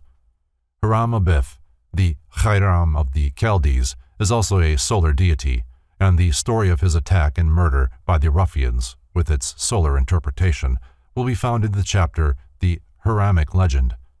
A striking example of the important part which the sun plays in the symbols and rituals of Freemasonry is given by George Oliver, D.D., in his Dictionary of Symbolical Masonry as follows. The sun rises in the east, and in the east is the place for the worshipful master. As the sun is the source of all light and warmth, so should the worshipful master enliven and warm the brethren to their work. Among the ancient Egyptians, the sun was the symbol of divine providence. The hierophants of the mysteries were adorned with many insignia emblematic of solar power. The sunbursts of gilt embroidery on the back of the vestments of the Catholic priesthood signify that the priest is also an emissary and representative of Sol Invictus. Christianity and the sun. For reasons which they doubtless considered sufficient, those who chronicled the life and acts of Jesus found it advisable to metamorphose him into a solar deity. The historical Jesus was forgotten. Nearly all the salient incidents recorded in the 4 Gospels have their correlations in the movements, phases, or functions of the heavenly bodies. Among other allegories borrowed by Christianity from pagan antiquity is the story of the beautiful, blue-eyed sun god, with his golden hair falling upon his shoulders, robed from head to foot in spotless white, and carrying in his arms the Lamb of God, symbolic of the vernal equinox. This handsome youth is a composite of Apollo, Osiris, Orpheus, Mithras, and Bacchus, for he certain has characteristics in common with each of these pagan deities. The philosophers of Greece and Egypt divided the life of the sun during the year into 4 parts. Therefore they symbolized the solar man by 4 different figures. When he was born in the winter solstice, the sun god was symbolized as a dependent infant who in some mysterious manner had managed to escape the powers of darkness, seeking to destroy him while he was still in the cradle of winter. The sun, being weak at this season of the year, had no golden rays or locks of hair, but the survival of the light through the darkness of winter was symbolized by one tiny hair which alone adorned the head of the celestial child. As the birth of the sun took place in Capricorn, it was often represented as being suckled by a goat. At the vernal equinox, the sun had grown to be a beautiful youth. His golden hair hung in ringlets on his shoulders, and his light, as Schiller said, extended to all parts of infinity. At the summer solstice, the sun became a strong man, heavily bearded, who, in the prime of maturity, symbolized the fact that nature at this period of the year is strongest and most fecund. At the autumnal equinox, the sun was pictured as an aged man, shuffling along with bended back and whitened locks into the oblivion of winter darkness. Thus, 12 months were assigned to the sun as the length of its life. During this period it circled the 12 signs of the zodiac in a magnificent triumphal march. When fall came, it entered, like Samson, into the house of Delilah, or Virgo, where its rays were cut off and it lost its strength. In Masonry, the cruel winter months are symbolized by 3 murderers who sought to destroy the God of light and truth. The coming of the sun was hailed with joy. The time of its departure was viewed as a period to be set aside for sorrow and unhappiness. This glorious, radiant orb of day, the true light which lighteth every man who cometh into the world, the supreme benefactor, who raised all things from the dead, who fed the hungry multitudes, who stilled the tempest, who after dying rose again and restored all things to life. This supreme spirit of humanitarianism and philanthropy is known to Christendom as Christ, the Redeemer of worlds, the only begotten of the Father, the Word made flesh, and the hope of glory. The birthday of the Sun. The pagans set aside the 25th of December as the birthday of the solar man. They rejoiced, feasted, gathered in processions, and made offerings in the temples. The darkness of winter was over and the glorious sun of light was returning to the northern hemisphere. With his last effort, the old sun god had torn down the house of the Philistines, the spirits of darkness, and had cleared the way for the new sun who was born that day from the depths of the earth amidst the symbolic beasts of the lower world. Concerning this season of celebration, an anonymous master of arts of Balliol College, Oxford, in his scholarly treatise, Mankind, Their Origin and Destiny, says, "The Romans also had their solar festival and their games of the circus in honor of the birth of the god of day. It took place the 8th day before the Kalends of January, that is, on December 25th. Servius, in his commentary on verse 720 of the 7th book of the Ennead, in which Virgil speaks of the new sun, says that, properly speaking, the sun is new on the 8th of the Kalends of January, that is, December 25th.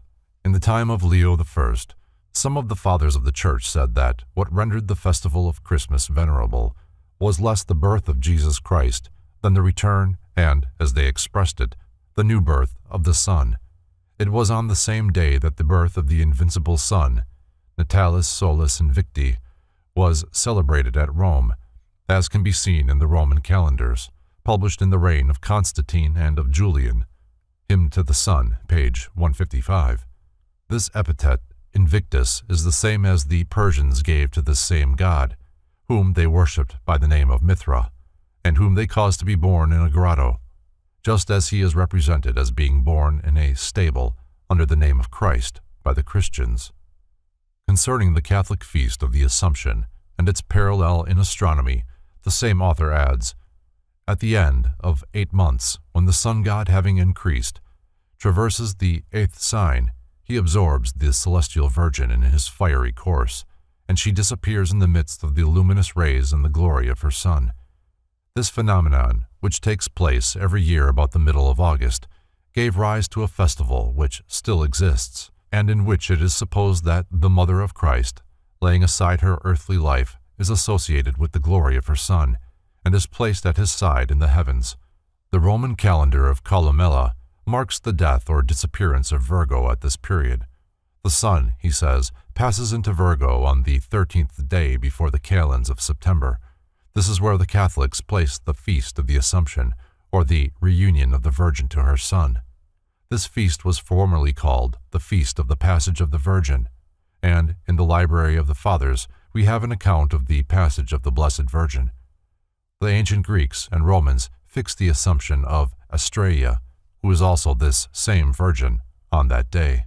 This Virgin Mother, giving birth to the sun god which Christianity has so faithfully preserved, is a reminder of the inscription concerning her Egyptian prototype, Isis, which appeared on the temple of Sais. "The fruit which I have brought forth is the sun."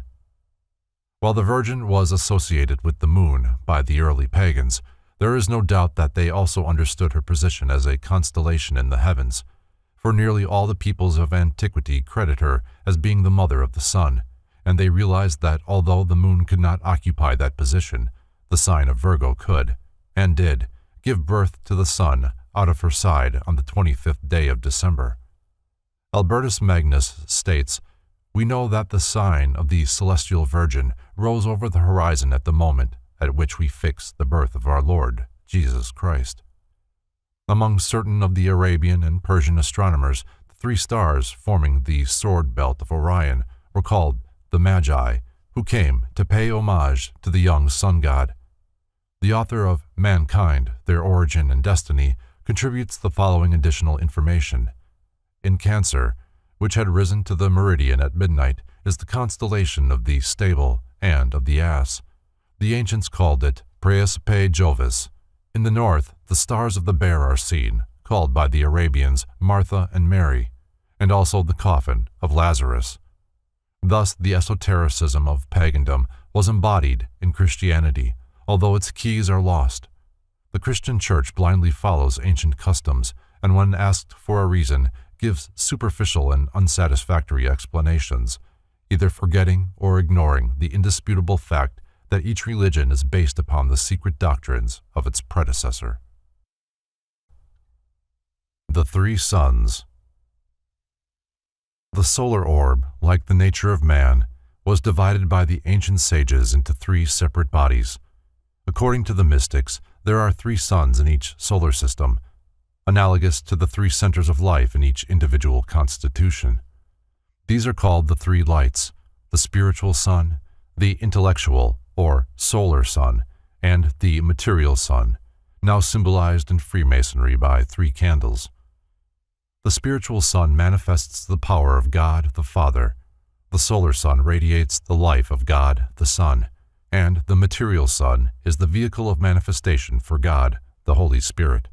Man's nature was divided by the mystics into three distinct parts: spirit, soul, and body. His physical body was unfolded and vitalized by the material sun. His spiritual nature was illuminated by the spiritual sun, and his intellectual nature was redeemed by the true light of grace, the solar sun.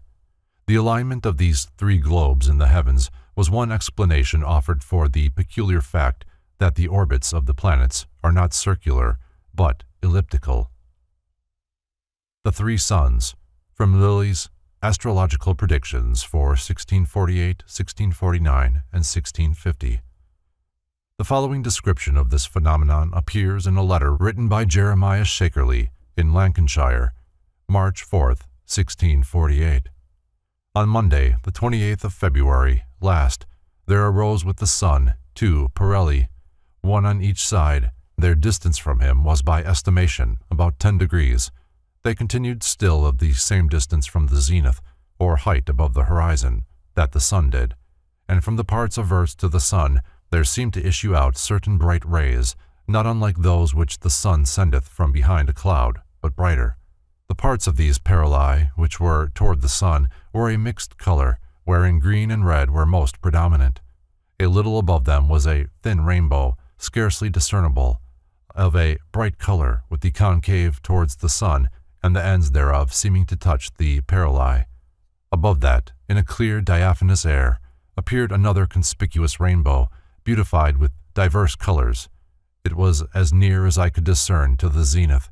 It seemed of something a lesser radius than the other, they being back to back, yet a pretty way was between. At or near the apparent time of the full moon, they vanished, leaving abundance of terror and amazement in those that saw them. See William Lilly. The pagan priests always considered the solar system as a grand man, and drew their analogy of these three centers of activity from the three main centers of life in the human body: the brain, the heart, and the generative system. The Transfiguration of Jesus describes three tabernacles, the largest being in the center, the heart, and a smaller one on either side, the brain and the generative system. It is possible that the philosophical hypothesis of the existence of the three suns is based upon a peculiar natural phenomenon which has occurred many times in history. In the 51st year after Christ, three suns were seen at once in the sky, and also in the 66th year. In the 69th year, two suns were seen together. According to William Lilly, between the years 1156 and 1648, 20 similar occurrences were recorded. Recognizing the sun as the supreme benefactor of the material world, Hermeticists believed that there was a spiritual sun which ministered to the needs of the invincible and divine part of nature, human and universal. Anent this subject, the great Paracelsus wrote, "There is an earthly sun, which is the cause of all heat, and all who are able to see may see the sun, and those who are blind and cannot see him may feel his heat. There is an eternal sun, which is the source of all wisdom, and those whose spiritual senses have awakened to life will see that sun and be conscious of his existence. But those who have not attained spiritual consciousness may yet feel his power by an inner faculty which is called intuition. Certain Rosicrucian scholars have given special appellations to these three phases of the sun. The spiritual sun they call Vulcan, the solar and intellectual sun, Christ and Lucifer respectively, and the material sun, the Jewish demiurgus, Jehovah. Lucifer here represents the intellectual mind without the illumination of the spiritual mind. Therefore it is the false light. The false light is finally overcome and redeemed by the true light of the soul, called the second Logos, or Christ. The secret processes by which the Luciferian intellect is transmuted into the Christly intellect constitute one of the great secrets of alchemy, and are symbolized by the process of transmuting base metals into gold. In the rare treatise, The Secret Symbols of the Rosicrucians, Franz Hartmann defines the sun alchemically as the symbol of wisdom, the center of power or heart of things. The sun is a center of energy and a storehouse of power. Each living being contains within itself a center of life, which may grow to be a sun. In the heart of the regenerated, the divine power, stimulated by the light of the Logos, grows into a sun which illuminates his mind. In a note, the same author amplifies his description by adding, "The terrestrial sun is the image or reflection of the invisible celestial sun. The former is in the realm of spirit, what the latter is in the realm of matter. But the latter receives its power from the former." In the majority of cases, the religions of antiquity agree that the material visible sun was a reflector rather than a source of power. The sun was sometimes represented as a shield carried on the arm of the sun god, as for example, Frey, the Scandinavian solar deity. This sun reflected the light of the invisible spiritual sun, which was the true source of light, life, and truth. The physical nature of the universe is receptive. It is a realm of effects. The invisible causes of these effects belong to the spiritual world. Hence, the spiritual world is the sphere of causation. The material world is the sphere of effects, while the intellectual or soul world is the sphere of mediation. Thus Christ, the personified higher intellect and soul nature, is called the mediator, who by virtue of his position and power says, "No man cometh to the Father but by me." What the sun is to the solar system, the spirit is to the bodies of man, for his natures, organs, and functions are as planets surrounding the central life, or sun, and living upon its emanations. The solar power in man is divided into three parts, which are termed the threefold human spirit of man. All three of these spiritual natures are said to be radiant and transcendent. United, they form the divinity in man. Man's threefold lower nature, consisting of his physical organism, his emotional nature, and his mental faculties, reflects the light of his threefold divinity and bears witness of it in the physical world. Man's three bodies are symbolized by an upright triangle, his threefold spiritual nature by an inverted triangle. These two triangles, when united in the form of a six-pointed star, were called by the Jews the Star of David, the Signet of Solomon, and are more commonly known today as the Star of Zion.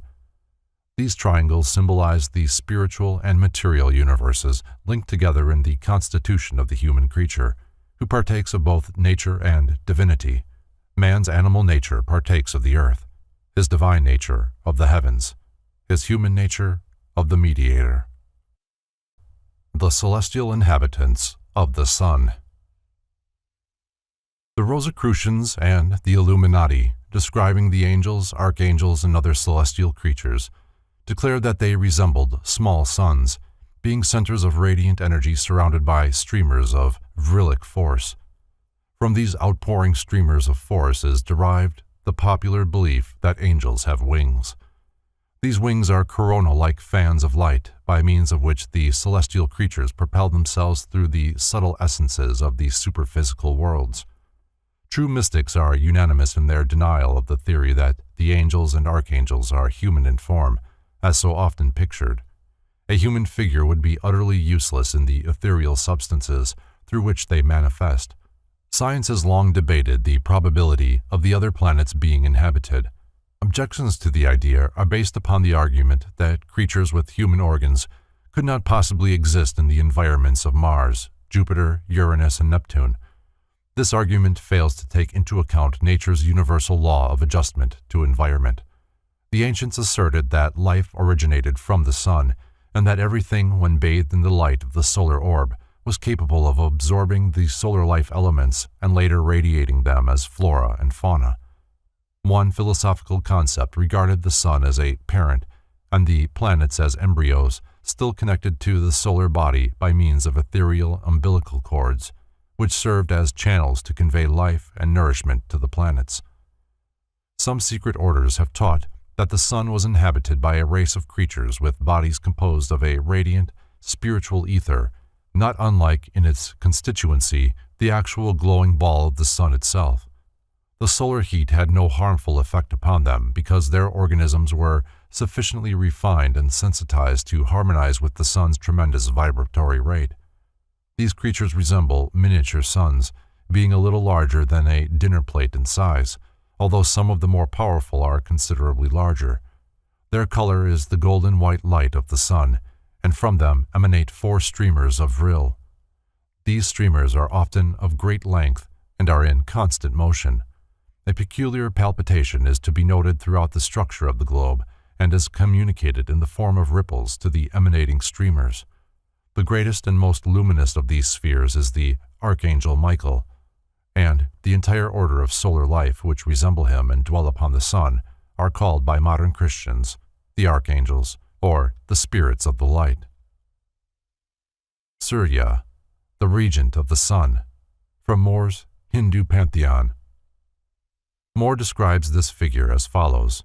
The cast is 9 inches in height, representing the glorious god of day, holding the attributes of Vishnu, seated on a 7-headed serpent, his car drawn by a 7-headed horse, driven by the legless Arun, a personification of the dawn, or aurora.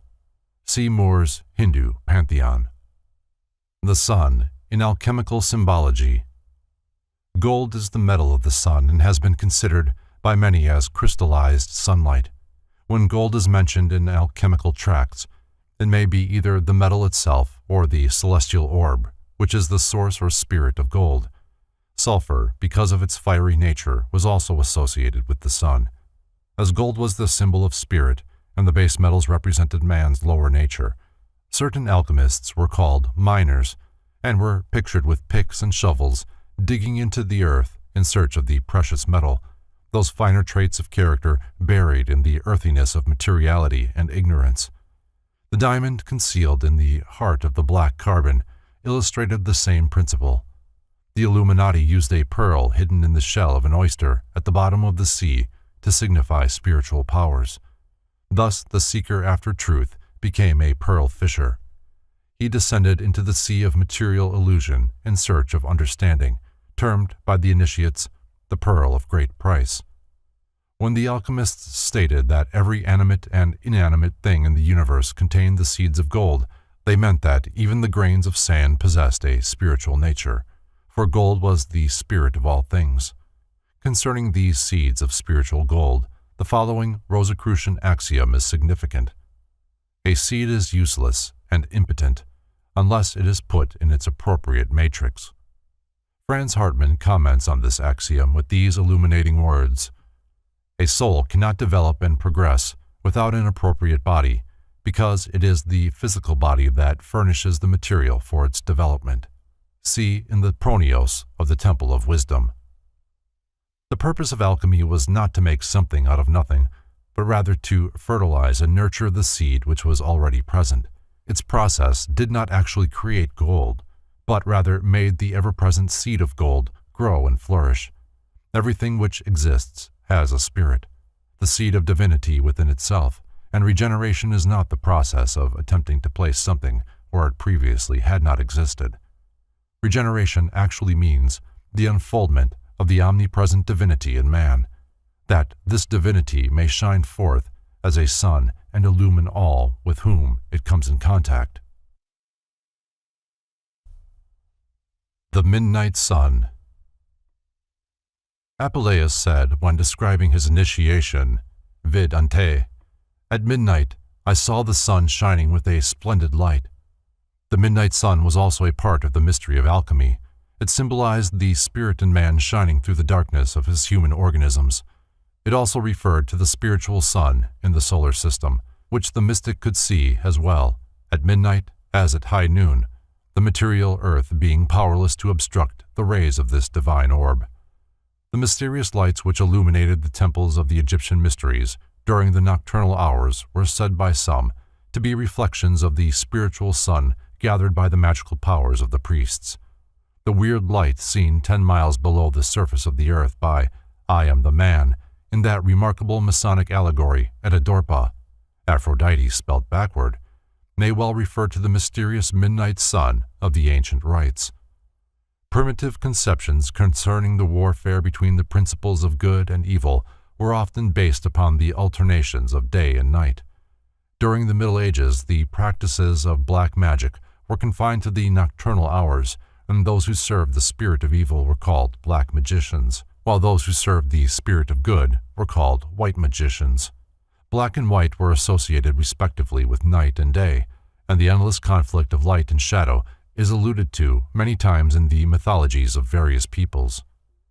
The Egyptian demon, Typhon, was symbolized as part crocodile and part hog because these animals are gross and earthy in both appearance and temperament. Since the world began, living things have feared the darkness. Those few creatures who use it as a shield for their maneuvers were usually connected with the spirit of evil. Consequently, cats, bats, toads, and owls are associated with witchcraft. In certain parts of Europe, it is still believed that, at night, black magicians assume the bodies of wolves and roam around destroying. From this notion originated the stories of the werewolves. Serpents, because they lived in the earth, were associated with the spirit of darkness. As the battle between good and evil centers around the use of generative forces of nature, winged serpents represent the regeneration of the animal nature of man, or those great ones in whom this regeneration is complete. Among the Egyptians, the sun's rays are often shown ending in human hands. Masons will find a connection between these hands and the well-known paw of the lion, which raises all things to life with its grip. Solar colors. The theory so long held of 3 primary and 4 secondary colors is purely exoteric, for since the earliest periods, it has been known that there are 7, and not 3, primary colors, the human eye being capable of estimating only 3 of them. Thus, although green can be made by combining blue and yellow, there is also a true or primary green, which is not a compound. This can be proved by breaking up the spectrum with a prism. Helmholtz found that the so-called secondary colors of the spectrum could not be broken up into their supposed primary colors. Thus, the orange of the spectrum, if passed through a second prism, does not break up into red and yellow, but remains orange. Consciousness, intelligence, and force are fittingly symbolized by the colors blue, yellow, and red. The therapeutic effects of the colors, moreover, are in harmony with this concept, for blue is a fine, soothing electrical color, yellow a vitalizing and refining color, and red an agitating and heat-giving color. It has also been demonstrated that minerals and plants affect the human constitution according to their colors. Thus, a yellow flower generally yields a medicine that affects the constitution in a manner similar to yellow light, or the musical tone, mi. An orange flower will influence in a manner similar to orange light, and, being one of the so-called secondary colors, corresponds either to the tone re or to the chord of do and mi. The ancients conceived the spirit of man to correspond with the color blue, the mind with yellow, and the body with red. Heaven is therefore blue, earth yellow, and hell, or the underworld, red. The fiery condition of the inferno merely symbolizes the nature of the sphere or plane of force of which it is composed. In the Greek mysteries, the irrational sphere was always considered as red, for it represented that condition in which the consciousness is enslaved by the lusts and passions of the lower nature. In India, certain of the gods, usually attributes of Vishnu, are depicted with blue skin to signify their divine and supermundane constitution. According to esoteric philosophy, blue is the true and sacred color of the sun. The apparent orange-yellow shade of this orb is the result of its rays being immersed in the substances of the illusionary world. In the original symbolism of the Christian Church, colors were of first importance, and their use was regulated according to carefully prepared rules. Since the Middle Ages, however, the carelessness with which colors have been employed has resulted in the loss of their deeper emblematic meanings. In its primary aspect, white or silver signified life, purity, innocence, joy, and light. Red, the suffering and death of Christ and his saints, and also divine love, blood, and warfare, or suffering. Blue, the heavenly sphere and the states of godliness and contemplation. Yellow or gold, glory, fruitfulness, and goodness. Green, fecundity, youthfulness, and prosperity. Violet, humility, deep affection, and sorrow. Black, death, destruction, and humiliation. In early church art, the colors of robes and ornaments also revealed whether a saint had been martyred, as well as the character of the work that he had done to deserve canonization. In addition to the colors of the spectrum, there are a vast number of vibratory color waves, some too low and others too high to be registered by the human optical apparatus. It is appalling to contemplate man's colossal ignorance concerning these vistas of abstract space. As in the past man explored unknown continents, so in the future, armed with curious implements fashioned for the purpose, he will explore these little-known vastnesses of light, color, sound, and consciousness. The solar face, from Montfaucon's Antiquities.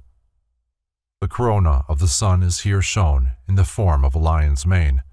This is a subtle reminder of the fact that, at one time, the summer solstice took place in the sign of Leo, the celestial lion. The zodiac and its signs. It is difficult for this age to estimate correctly the profound effect produced upon the religions, philosophies, and sciences of antiquity by the study of the planets, luminaries, and constellations. Not without adequate reason were the Magi of Persia called the stargazers. The Egyptians were honored with a special appellation because of their proficiency in computing the power and motion of the heavenly bodies and their effect upon the destinies of nations and individuals. Ruins of primitive astronomical observatories have been discovered in all parts of the world, although, in many cases, modern archaeologists are unaware of the true purpose for which these structures were erected. While the telescope was unknown to ancient astronomers, they made many remarkable calculations with instruments cut from blocks of granite or pounded from sheets of brass and copper. In India, such instruments are still in use, and they possess a high degree of accuracy. In Jaipur, Rajputana, India, an observatory consisting largely of immense stone sundials is still in operation.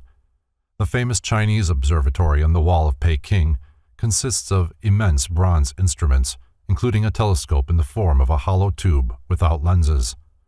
The pagans looked upon the stars as living things, capable of influencing the destinies of individuals, nations, and races. That the early Jewish patriarchs believed that the celestial bodies participated in the affairs of men is evident to any student of biblical literature, as, for example, in the book of Judges.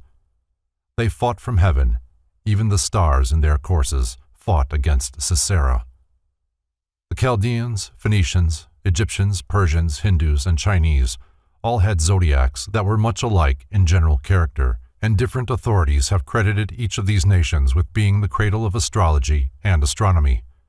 The Central and North American Indians also had an understanding of the zodiac, but the patterns and numbers of the signs differed in many details from those of the Eastern Hemisphere.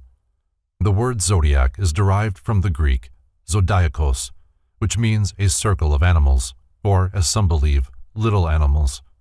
It is the name given by the old pagan astronomers to a band of fixed stars about 16 degrees wide, apparently encircling the Earth. Robert Hewitt Brown, 32nd degree, states that the Greek word zodiakos comes from zoon, meaning an animal. He adds, This latter word is compounded directly from the primitive Egyptian radicals zo, life, and an, a being. The Greeks and later other peoples influenced by their culture divided the band of the zodiac into 12 sections, each being 16 degrees in width and 30 degrees in length. These divisions were called the houses of the zodiac. The sun, during its annual pilgrimage, passed through each of these in turn. Imaginary creatures were traced in the star groups bounded by these rectangles, and because most of them were animal or part animal in form, they later became known as the constellations, or signs, of the zodiac. There is a popular theory concerning the origin of the zodiacal creatures to the effect that they were products of the imagination of shepherds, who, watching their flocks at night, occupied their minds by tracing the forms of animals and birds in the heavens. This theory is untenable, unless the shepherds be regarded as the shepherd priests of antiquity. It is unlikely that the zodiacal signs were derived from the star groups which they now represent. It is far more probable that the creatures assigned to the 12 houses are symbolic of the qualities and intensity of the sun's power, while it occupies different parts of the zodiacal belt. On this subject, Richard Payne Knight writes, "The emblematical meaning which certain animals were employed to signify was only some particular property generalized, and therefore might easily be invested or discovered by the natural operation of the mind. But the constellations of stars, named after certain animals, have no resemblance whatsoever to those animals, which are therefore merely signs of convention adopted to distinguish certain proportions of the heavens, which were probably consecrated to those particular personified attributes which they respectively represented, the symbolical language of ancient art and mythology." Some authorities are of the opinion that the zodiac was originally divided into 10 instead of 12 houses, or solar mansions. In early times, there were two separate standards, one solar and the other lunar, used for the measurement of the months, years, and seasons. The solar year was composed of 10 months of 36 days each, and 5 days sacred to the gods.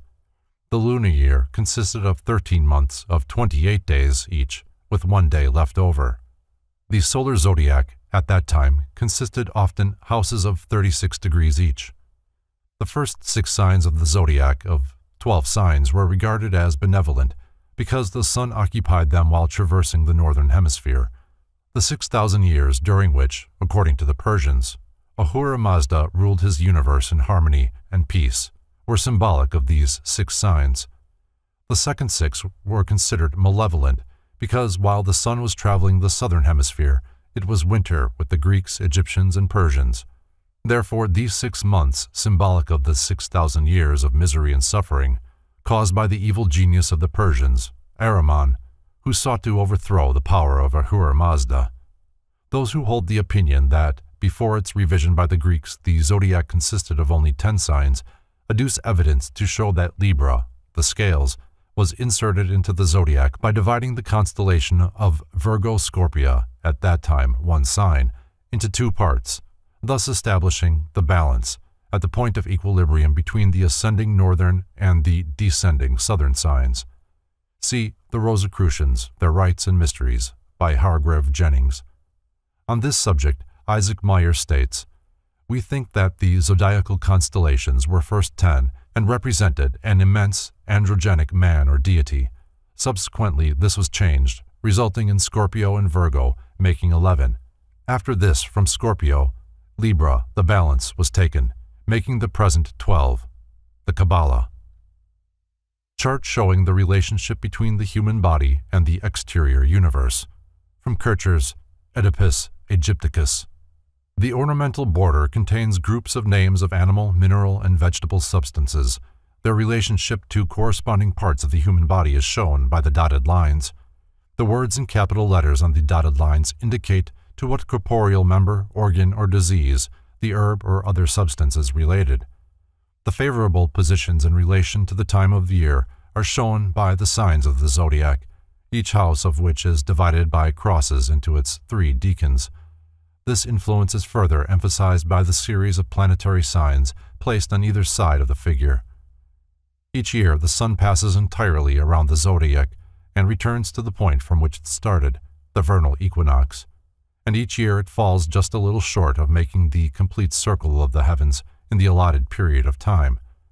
As a result, it crosses the equator just a little behind the spot in the zodiacal sign where it crossed the previous year. Each sign of the zodiac consists of 30 degrees, and as the sun loses about 1 degree every 72 years, it regresses through one entire constellation, or sign, in approximately 2,160 years, and through the entire zodiac in about 25,920 years. Authorities disagree concerning these figures. This retrograde motion is called the precession of the equinoxes. This means that in the course of about 25,920 years, which constitute one great solar or platonic year, each one of the 12 constellations occupies a position at the vernal equinox for nearly 2,160 years, then gives place to the previous sign. Among the ancients, the sun was always symbolized by the figure and nature of the constellation through which it passed at the vernal equinox. For nearly the past 2,000 years, the sun has crossed the equator at the vernal equinox in the constellation of Pisces, the two fishes. For the 2,160 years before that, it crossed through the constellation of Aries, the ram. Prior to that, the vernal equinox was in the sign of Taurus, the bull. It is probable that the form of the bull and the bull's proclivities were assigned to this constellation because the bull was used by the ancients to plow the fields, and the season set aside for plowing and furrowing corresponded to the time at which the sun reached the segment of the heavens named Taurus. Albert Pike describes the reverence which the Persians felt for this sign and the method of astrological symbolism in vogue among them thus. In Zoroaster's cave of initiation, the sun and planets were represented, overhead, in gems and gold, as was also the zodiac. The sun appeared, emerging from the back of Taurus. In the constellation of the bull are also to be found the Seven Sisters, the sacred Pleiades, famous to Freemasonry as the 7 stars at the upper end of the sacred ladder. In ancient Egypt, it was during this period, when the vernal equinox was in the sign of Taurus, that the bull, Apis, was sacred to the sun god, who was worshipped through the animal equivalent of the celestial sign which he had impregnated with his presence at the time of its crossing into the northern hemisphere. This is the meaning of an ancient saying that the celestial bull broke the egg of the year with its horns. Sampson Arnold Mackay, in his Mythological Astronomy of the Ancients Demonstrated, makes note of 2 very interesting points concerning the bull in Egyptian symbolism. Mr. Mackay is of the opinion that the motion of the earth that we know as the alteration of the poles has resulted in a great change of relative position of the equator and the zodiacal band. He believes that originally the band of the zodiac was at right angles to the equator, with the sign of Cancer opposite the North Pole and the sign of Capricorn opposite the South Pole. It is possible that the Orphic symbol of the serpent twisted around the egg attempts to show the motion of the sun in relation to the earth under such conditions. Mr. Mackay advances the labyrinth of Crete, the name Abraxas, and the magic formula abracadabra, among other things, to substantiate his theory. Concerning abracadabra, he states, "But the slow progressive disappearance of the bull is most happily commemorated in the vanishing series of letters so emphatically expressive of the great astronomical fact. For abracadabra is the bull, the only bull. The ancient sentence split into its component part stands thus: abracadabra, i.e., Aber the bull, Akkad, the only. Akkad is one of the names of the sun, given him in consequence of his shining alone. He is the only star to be seen when he is seen. The remaining Abra makes the whole to be the bull, the only bull." While the repetition of the name omitting a letter, till all is gone, is the most simple yet the most satisfactory method that could have been devised to preserve the memory of the fact, and the name of Sorapis or Serapis given to the bull at the above ceremony puts it beyond all doubt. This word, abracadabra, disappears in 11 decreasing stages, as in the figure. And what is very remarkable, a body with 3 heads is folded up by a serpent with 11 coils, and placed by Sorapis, and the 11 volves of the serpent form a triangle similar to that formed by the 11 diminishing lines of the abracadabra. the equinoxes and solstices. The plane of the zodiac intersects the celestial equator at an angle of approximately 23 degrees, 28 degrees. The 2 points of intersection, A and B, are called the equinoxes. Nearly every religion of the world shows traces of astrological influence. The Old Testament of the Jews, its writings overshadowed by Egyptian culture, is a mass of astrological and astronomical allegories. Nearly all the mythology of Greece and Rome may be traced in star groups. Some writers are of the opinion that the original 22 letters of the Hebrew alphabet were derived from groups of stars, and that the starry handwriting on the wall of the heavens referred to words spelt out, with fixed stars for consonants and the planets or luminaries for vowels. These, coming into ever different combinations, spelt words which, when properly read, foretold future events. As the zodiacal band marks the pathway of the sun through the constellations, it results in the phenomena of the seasons. The ancient systems of measuring the year were based upon the equinoxes and the solstices. The year always began with the vernal equinox, celebrated March 21st, with rejoicing to mark the moment when the sun crossed the equator northward, up the zodiacal arc. The summer solstice was celebrated when the sun reached its most northerly position, and the day appointed was June 21st. At that time the sun began to descend toward the equator, which it recrossed southbound at the autumnal equinox, September 21st.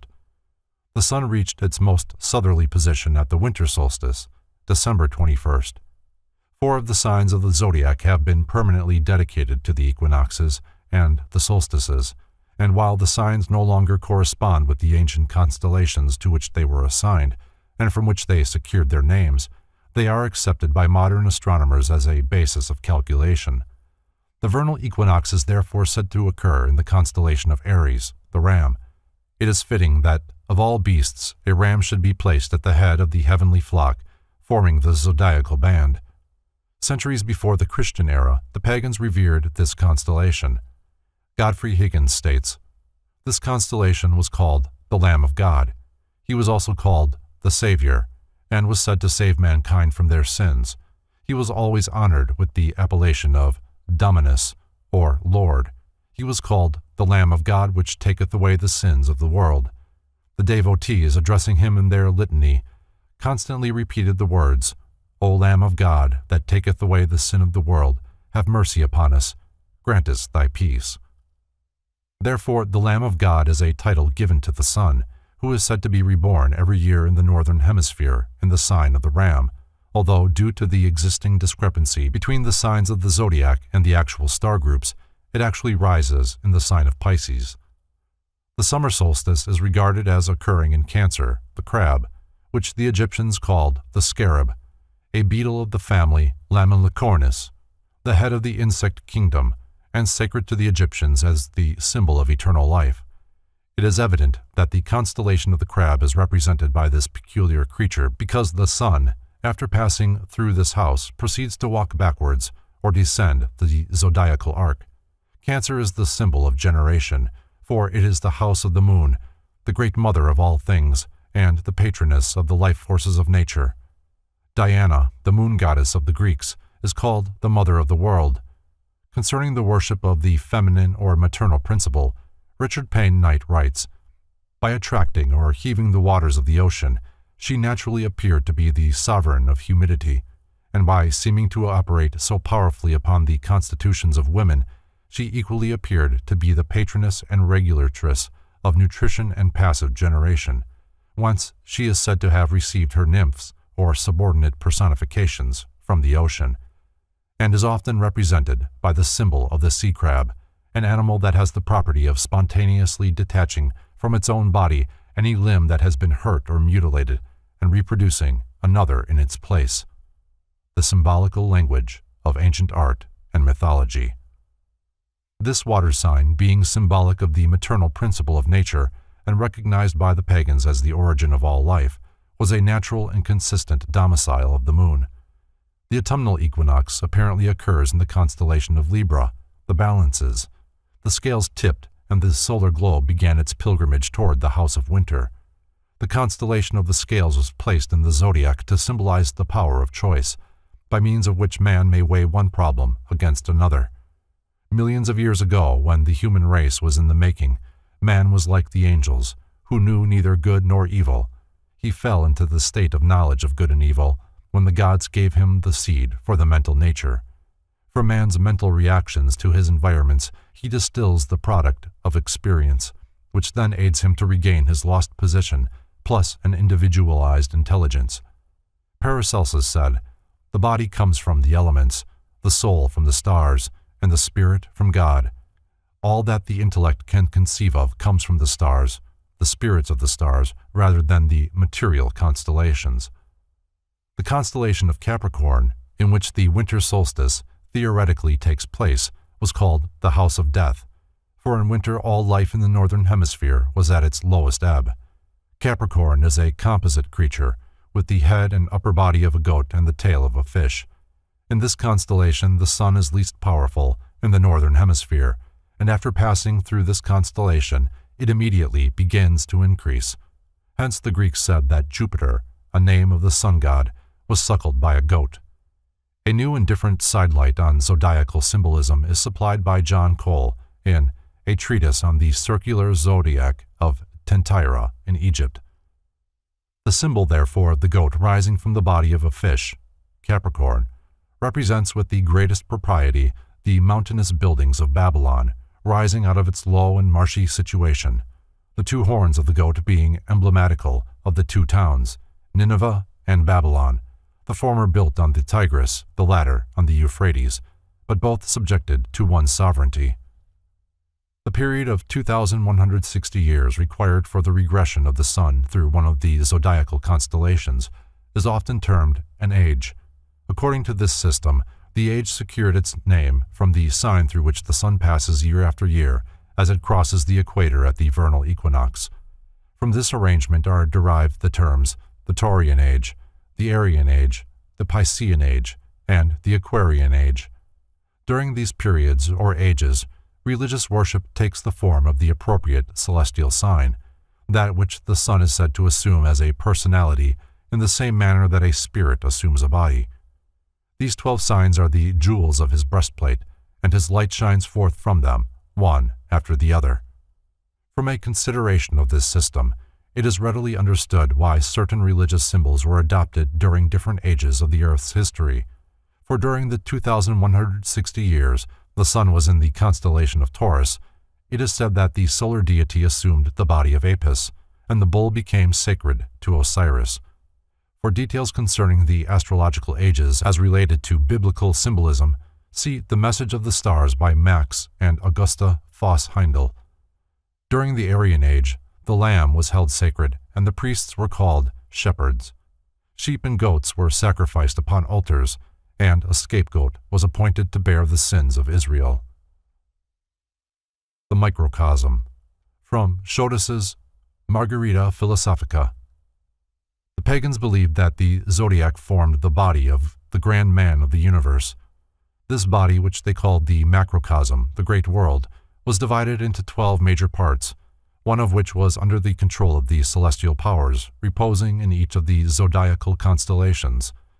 Believing that the entire universal system was epitomized in man's body, which they called the microcosm, the little world, they evolved that now familiar figure of the cut-up man in the almanac by allotting a sign of the zodiac to each of the 12 major parts of the human body. During the age of Pisces, the fish was the symbol of divinity, and the sun god fed the multitude with 2 small fishes. The frontispiece of Inman's Ancient Faiths shows the goddess Isis with a fish on her head, and the Indian savior god, Krishna, in one of his incarnations, was cast from the mouth of a fish. Not only is Jesus often referred to as the Fisher of Men, but as John P. Lundy writes, the word fish is an abbreviation of this whole title, Jesus Christ, Son of God, Savior, and Cross, or as St. Augustine expresses it, if you join together the initial letters of the 5 Greek words, which mean Jesus, Christ, Son of God, Savior, they will make fish, in which word Christ is mystically understood, because he was able to live in the abyss of this mortality as in the depth of waters, that is, without sin. Monumental Christianity. Many Christians observe Friday, which is sacred to the Virgin, Venus, upon which day they shall eat fish and not meat. The sign of the fish was one of the earliest symbols of Christianity, and when drawn upon the sand, it informed one Christian that another of the same faith was near.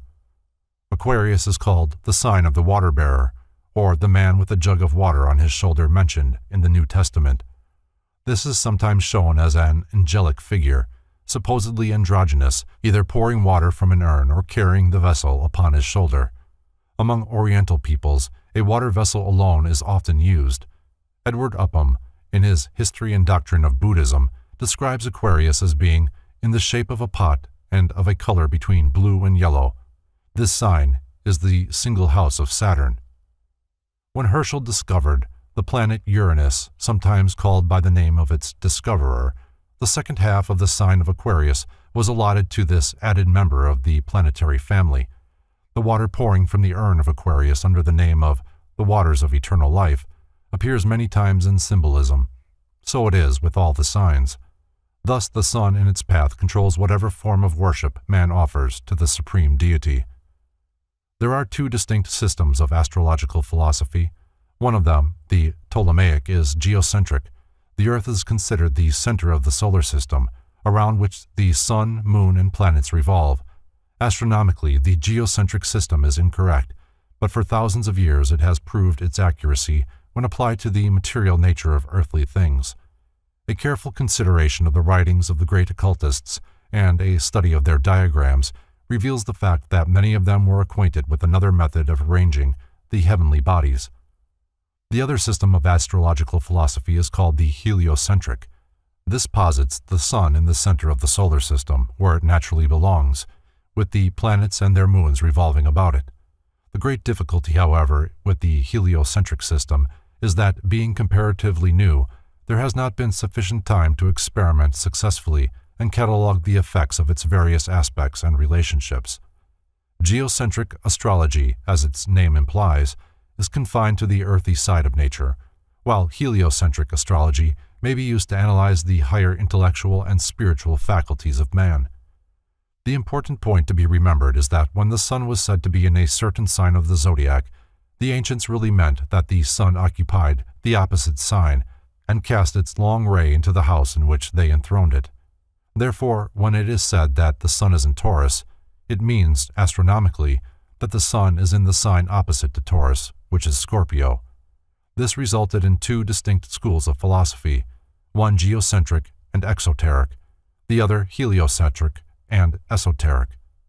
While the ignorant multitudes worshipped the house of the sun's reflection, which in the case described would be the bull, the wise revered the house of the sun's actual dwelling, which would be the scorpion, or the serpent, the symbol of the concealed spiritual mystery. This sign has three different symbols. The most common is that of a scorpion, who was called by the ancients the backbiter, being the symbol of deceit and perversion. The second and less common form of the sign is a serpent, often used by the ancients to symbolize wisdom. Probably the rarest form of Scorpio is that of an eagle. The arrangement of the stars of the constellation bears as much resemblance to a flying bird as to a scorpion, Scorpio being the sign of occult initiation. The flying eagle, the king of birds, represents the highest and most spiritual type of Scorpio, in which it transcends the venomous insect of the earth. As Scorpio and Taurus are opposite each other in the zodiac, their symbolism is often closely intermingled. The Honorable E. M. Plunkett, in Ancient Calendars and Constellations, says, "The scorpion, the constellation Scorpio of the zodiac opposed to Taurus, joins with Mithras in his attack upon the bull, and always the genii of the spring and autumn equinoxes are present in joyous and mournful attitudes." The Egyptians, the Assyrians, and the Babylonians, who knew the sun as a bull, called the zodiac a series of furrows, through which the great celestial ox dragged the plow of the sun. Hence the populace offered up sacrifice and led through the streets magnificent steers, bedecked with flowers and surrounded with priests, dancing girls of the temple, and musicians. The philosophic elect did not participate in these idolatrous ceremonials, but advocated them as most suitable for the types of mind composing the mass of the population. These few possessed far deeper understanding, as the serpent of Scorpio upon their foreheads, the Uraeus, bore witness. The sun is often symbolized with its rays in the form of a shaggy mane. Concerning the Masonic significance of Leo, Robert Hewitt Brown, 32nd degree, has written, "On the 21st of June, when the sun arrives at the summer solstice, the constellation Leo, being but 30 degrees in advance of the sun, appears to be leading the way, and to aid by his powerful paw in lifting the sun up to the summit of the zodiacal arch. This visible connection between the constellation Leo and the return of the sun to his place of power and glory at the summit of the royal arch of heaven was the principal reason why that constellation was held in such high esteem and reverence by the ancients. The astrologers distinguished Leo as the sole house of the sun, and taught that the world was created when the sun was in that sign. The lion was adored in the east and the west by the Egyptians and the Mexicans. The chief druid of Britain was styled a lion. Stellar theology and Masonic astronomy. When the Aquarian age is thoroughly established, the sun will be in Leo, as will be noted from the explanation previously given in this chapter regarding the distinction between geocentric and heliocentric astrology. Then, indeed, will the secret religions of the world include once more the raising to initiation by the grip of the lion's paw. Lazarus will come forth. The antiquity of the zodiac is much in dispute. To contend that it originated but a mere few thousand years before the Christian era is a colossal mistake on the part of those who have sought to compile data concerning its origin. The zodiac necessarily must be ancient enough to go backward to that period when its signs and symbols coincided exactly with the positions of the constellations whose various creatures and their natural functions exemplified the outstanding features of the sun's activity during each of the 12 months. One author, after many years of deep study on the subject, believed man's concept of the zodiac to be at least 5 million years old. In all probability, it is one of the many things for which the modern world is indebted to the Atlantean or the Lemurian civilizations. About 10,000 years before the Christian era, there was a period of many ages when knowledge of every kind was suppressed, tablets destroyed, monuments torn down, and every vestige of available material concerning previous civilizations completely obliterated. Only a few copper knives, some arrowheads, and crude carvings on the walls of caves bear mute witness of those civilizations which preceded this age of destruction. Here and there a few gigantic structures have remained, which, like the strange monoliths on Easter Island, are evidence of lost arts and sciences and lost races. The human race is exceedingly old. Modern science counts its age in tens of thousands of years, occultism in tens of millions. There is an old saying that Mother Earth has shaken many civilizations from her back, and it is not beyond reason that the principles of astrology and astronomy were evolved millions of years before the first white man appeared. The Circular Zodiac of Tentira. From Cole's treatise, The Circular Zodiac of Tentira, in Egypt. The oldest circular zodiac known is the one found at Tentira, in Egypt, and now in the possession of the French government. Mr. John Cole describes this remarkable zodiac as follows. The diameter of the medallion in which the constellations are sculptured is 4 feet 9 inches, French measure. It is surrounded by another circle of much larger circumference, containing hieroglyphic characters. This second circle is enclosed in a square, whose sides are 7 feet 9 inches long. The asterisms, constituting the zodiacal constellations mixed with others, are represented in a spiral. The extremities of this spiral, after one revolution, are Leo and Cancer. Leo is no doubt at the head. It appears to be trampling on a serpent, and its tail to be held by a woman. Immediately after the lion comes the Virgin holding an ear of corn. Further on, immediately after the lion, comes the Virgin holding an ear of corn. Further on, we perceive 2 scales of a balance, above which, in a metal lion, is the figure of Harpocrates. Then follows the Scorpion and Sagittarius, to whom the Egyptians gave wings and 2 faces. After Sagittarius are successively placed Capricornus, Aquarius, Pisces, the Ram, the Bull, and the Twins. This zodiacal procession is, as we have already observed, terminated by Cancer, the Crab. The occultists of the ancient world had a most remarkable understanding of the principle of evolution. They recognized all life as being in various stages of becoming. They believed that grains of sand were in the process of becoming human in consciousness, but not necessarily in form. That human creatures were in the process of becoming planets, that planets were in the process of becoming solar systems, and that solar systems were in the process of becoming cosmic chains, and so on ad infinitum. One of the stages between the solar system and the cosmic chain was called the zodiac. Therefore, they taught that, at a certain time, the solar system breaks up into a zodiac. The house of the zodiac becomes the thrones for 12 celestial hierarchies, or as certain of the ancient state, 10 divine orders. Pythagoras taught that 10, or the unit of the decimal system, was the most perfect of all numbers, and he symbolized the number 10 by the lesser tetractys, an arrangement of 10 dots in the form of an upright triangle.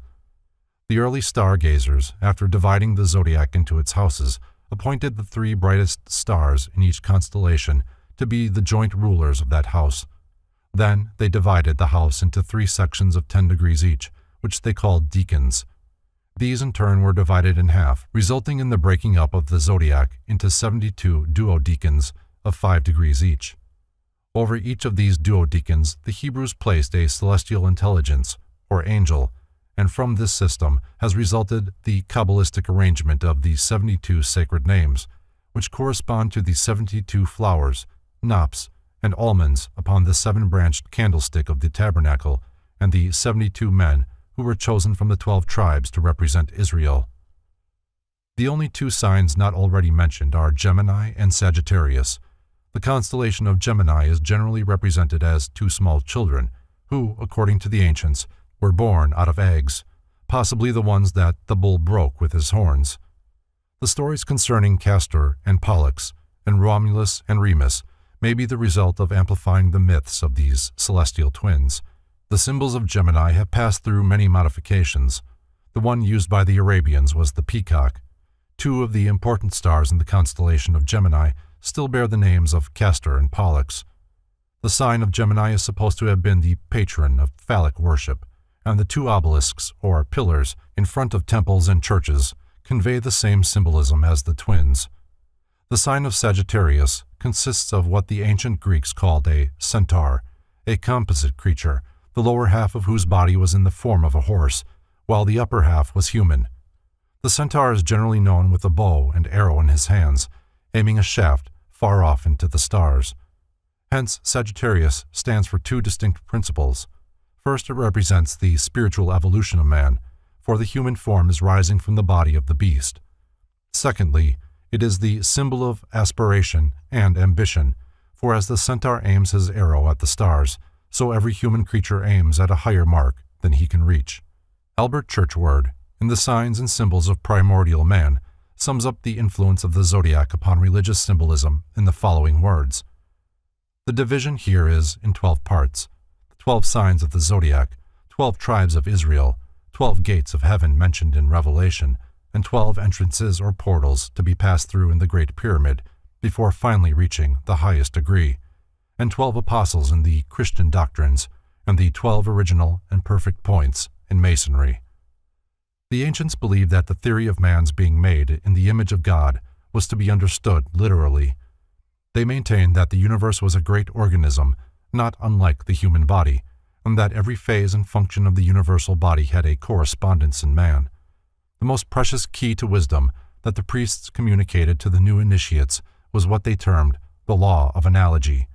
Therefore, to the ancients, the study of the stars was a sacred science, for they saw in the movements of these celestial bodies the ever-present activity of the infinite Father. The Pythagoreans were often undeservedly criticized for promulgating the so-called doctrine of metempsychosis, or the transmigration of souls. This concept, as circulated among the uninitiated, was merely a blind, however, to conceal a sacred truth. Greek mystics believed that the spiritual nature of man descended into material existence from the Milky Way, the seed ground of souls, through one of the 12 gates of the great zodiacal band. The spiritual nature was therefore said to incarnate in the form of the symbolic creature created by Magian stargazers to represent the various zodiacal constellations. If the spirit incarnated through the sign of Aries, it was said to be born in the body of a ram. if in Taurus, in the body of the celestial bull. All human beings were thus symbolized by 12 mysterious creatures through which the natures of which they were able to incarnate into the material world.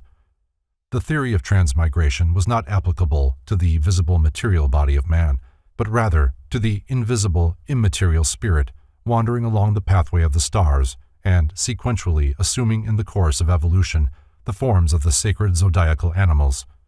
In the third book of the Mathesis of Julius Firmicus Maternus appears the following extract concerning the positions of the heavenly bodies at the time of the establishment of the inferior universe.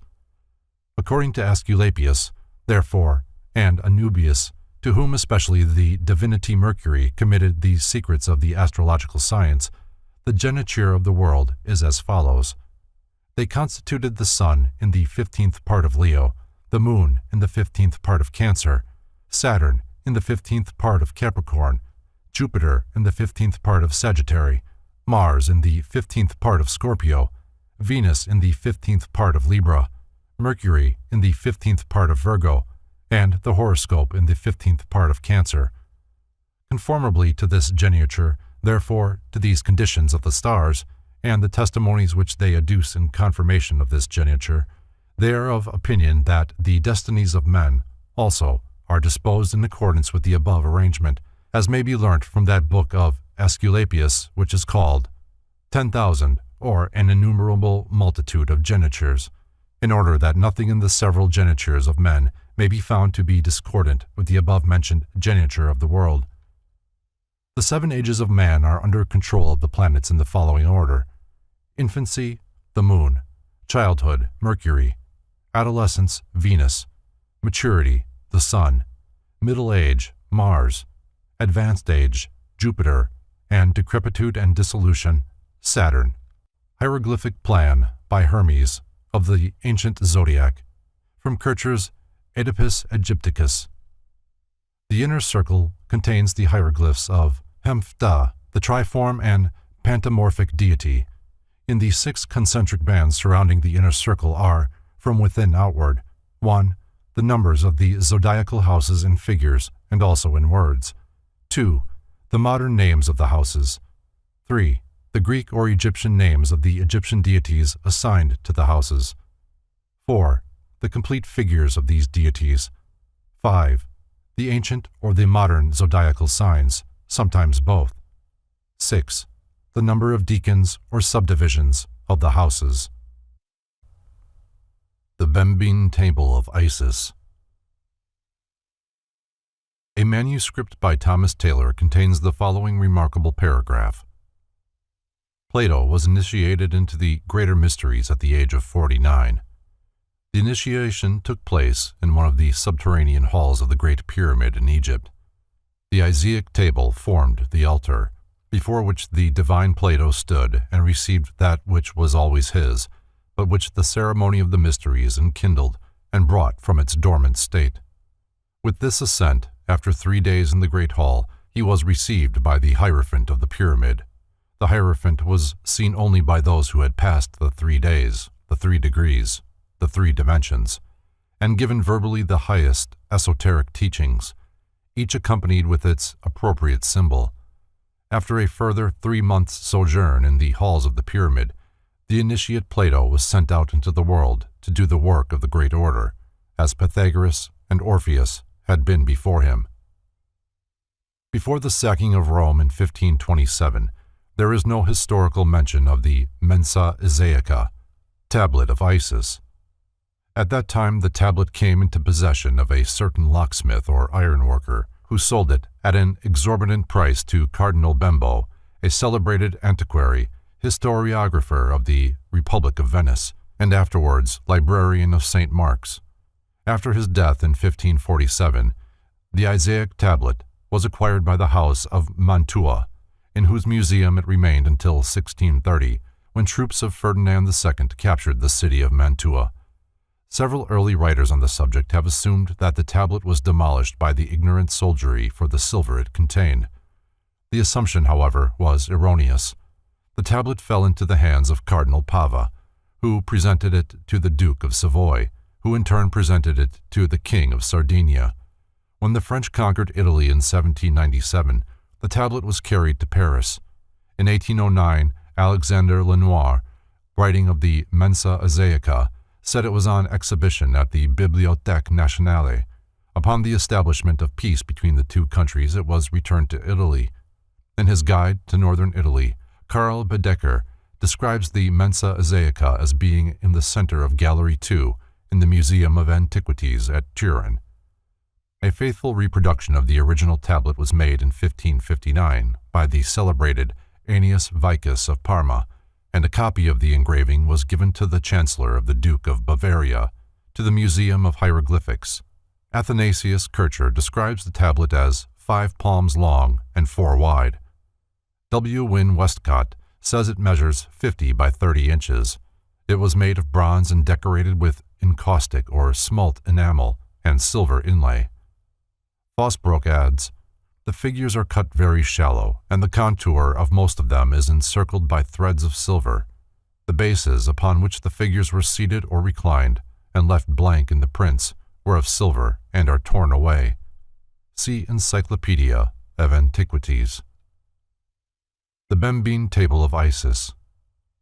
Concerning the theurgic or magic sense in which the Egyptian priests exhibited in the Bembine Table of Isis the philosophy of sacrifice, rites, and ceremonies by a system of occult symbols, Athanasius Kircher writes, "The early priests believed that a great spiritual power was invoked by correct and unabridged sacrificial ceremonies. If one feature were lacking, the whole was vitiated," says Iamblichus. Hence, they were most careful in all details, for they considered it absolutely essential for the entire chain of logical connections to be exactly according to ritual. Certainly, for no other reason did they prepare and prescribe for future use the manuals, as it were, for conducting the rites. They learned, too, what the first hieromancers, possessed as it were by a divine fury, devised as a system of symbolism for exhibiting their mysteries.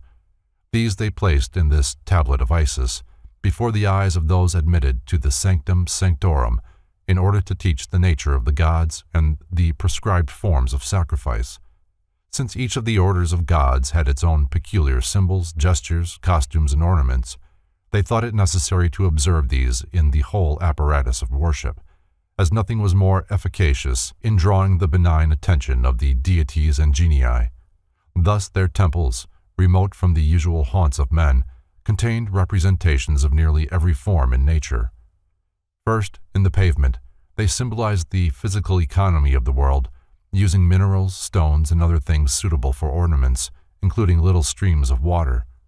The walls showed the starry world and the dome of the world of genii. In the center was the altar, to suggest the emanations of the Supreme Mind from its center. Thus the entire interior constituted a picture of the universe of worlds. The priests, in making sacrifices, wore raiment adorned with figures similar to those attributed to the gods. Their bodies were partially bare like those of the deities, and they themselves were divested of all material cares and practices the strictest chastity. Their heads were veiled to indicate their charge of earthly things. Their heads and bodies were shaved, for they regarded hair as a useless excrescence. Upon the head they bore the same insignia as those attributed to the gods. Thus arrayed, they regarded themselves to be transformed into that intelligence with which they constantly desired to be identified. For example, in order to call down to the world the soul and spirit of the universe, they stood before the image shown in the center of our tablet, wearing the same symbols as that figure and its attendants, and offered sacrifices. By these and the accompanying singing of hymns, they believed that the infallibility drew the gods' attention to their prayer, and so they did in regard to the other regions of the tablet, believing of necessity the proper ritual properly carried out would evoke the deity desired. That this was the origin of the science of oracles is apparent, as a touched chord produces a harmony of sound, likewise the adjoining chords respond though not touched. Similarly, the idea they expressed by their concurrent acts while adoring the god came into accord with basic idea, and, by an intellectual union, it was returned to them deiformed, and they thus obtained the idea of ideas. Hence there sprang up in their souls, they thought, the gift of prophecy and divination, and they believed they could foretell future events, impending evils, etc. For as in the Supreme Mind everything is simultaneous and spaceless, the future is therefore present in that mind, and they thought that while the human mind was absorbed in the Supreme by contemplation, by that union they were enabled to know all the future. Nearly all that is represented in our tablet consists of amulets, which, by analogy above described, would inspire them, under the described conditions, with the virtues of the supreme power and enable them to receive good and avert evil.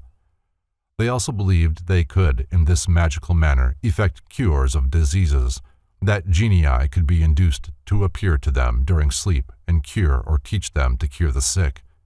In this belief, they consulted the gods about all sort of doubts and difficulties, while adorned with the simulacra of the mystic rite and intently contemplating the divine ideas. And while so enraptured, they believed the god, by some sign, nod, or gesture communicated with them, whether asleep or awake, concerning the truth or falsity of the matter in point. See Oedipus Egypticus. Those familiar with the fundamental principles of Hermetic philosophy will recognize in the Mensa Isaica the key to Chaldean, Egyptian, and Greek theology. In his Antiquities, the learned Benedictine, Father Montfaucon, admits his inability to cope with the intricacies of its symbolism. He therefore doubts that the emblems upon the tablet possess any significance worthy of consideration, and ridicules Kircher, declaring him to be more obscure than the tablet itself. Laurentius Pignorius reproduced the tablet in connection with a descriptive essay in 1605, but his timidly advanced explanations demonstrated his ignorance concerning the actual interpretation of the figures. In his Oedipus Egypticus, published in 1654, Kircher attacked the problem with characteristic avidity. Being peculiarly qualified for such a task by years of research in matters pertaining to the secret doctrines of antiquity, and with the assistance of a group of eminent scholars, Kircher accomplished much towards an exposition of the mysteries of the tablet. The master's secret, however, eluded even him, as Eliphas Levi has shrewdly noted in his History of Magic. The learned Jesuit, writes Levi, divined that it contained the hieroglyphic key to sacred alphabets, though he was unable to develop the explanation. It is divided into 3 equal compartments. Above are the 12 houses of heaven, and below are the corresponding distributions of labor, work periods, throughout the year, while in the middle place are 21 sacred signs answering to the letters of the alphabet.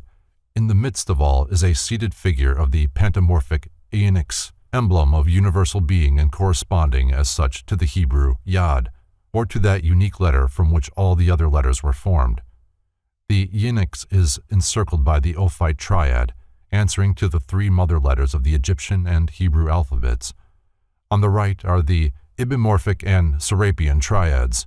On the left are those of Nephthys and Hecate, representing active and passive, fixed and volatile, fructifying fire and generating water. Each pair of triads in conjunction with the center produces a septenary, and a septenary is contained in the center.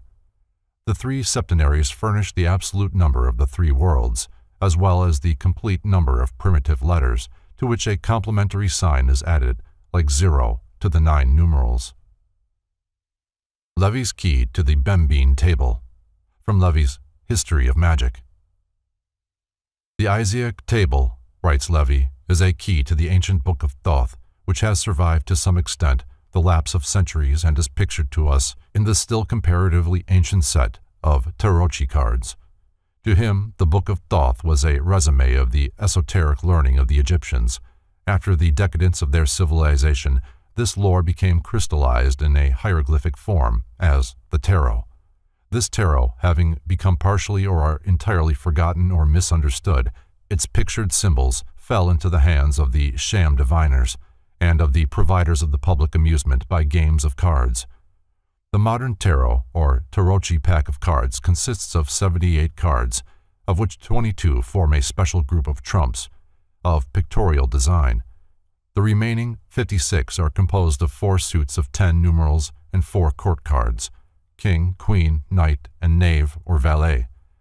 The suits are swords, militarism, cups, sacerdocy, clubs or wands, agriculture, and shekels or coins, commerce, answering respectively to our spades, hearts, clubs, and diamonds. Our purpose is with the 22 trumps. These form the special characteristic of the pack and are the lineal descendants of the hieroglyphics of the tarot. These 22 respond to the letters of the Hebrew and other sacred alphabets, which fall naturally into three classes of a trio of mothers, a heptad of doubles, and a duodecad of simple letters.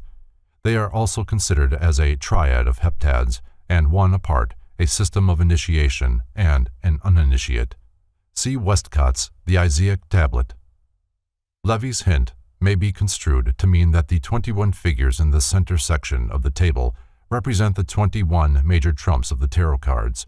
If this be so, is not the zero card, cause of so much controversy, the nameless crown of the Supreme Mind, the crown being symbolized by the hidden triad in the upper part of the throne in the center of the table? Might not the first emanation of this Supreme Mind be well symbolized by a juggler or magician with the symbols of the four lower worlds spread out on the table before him?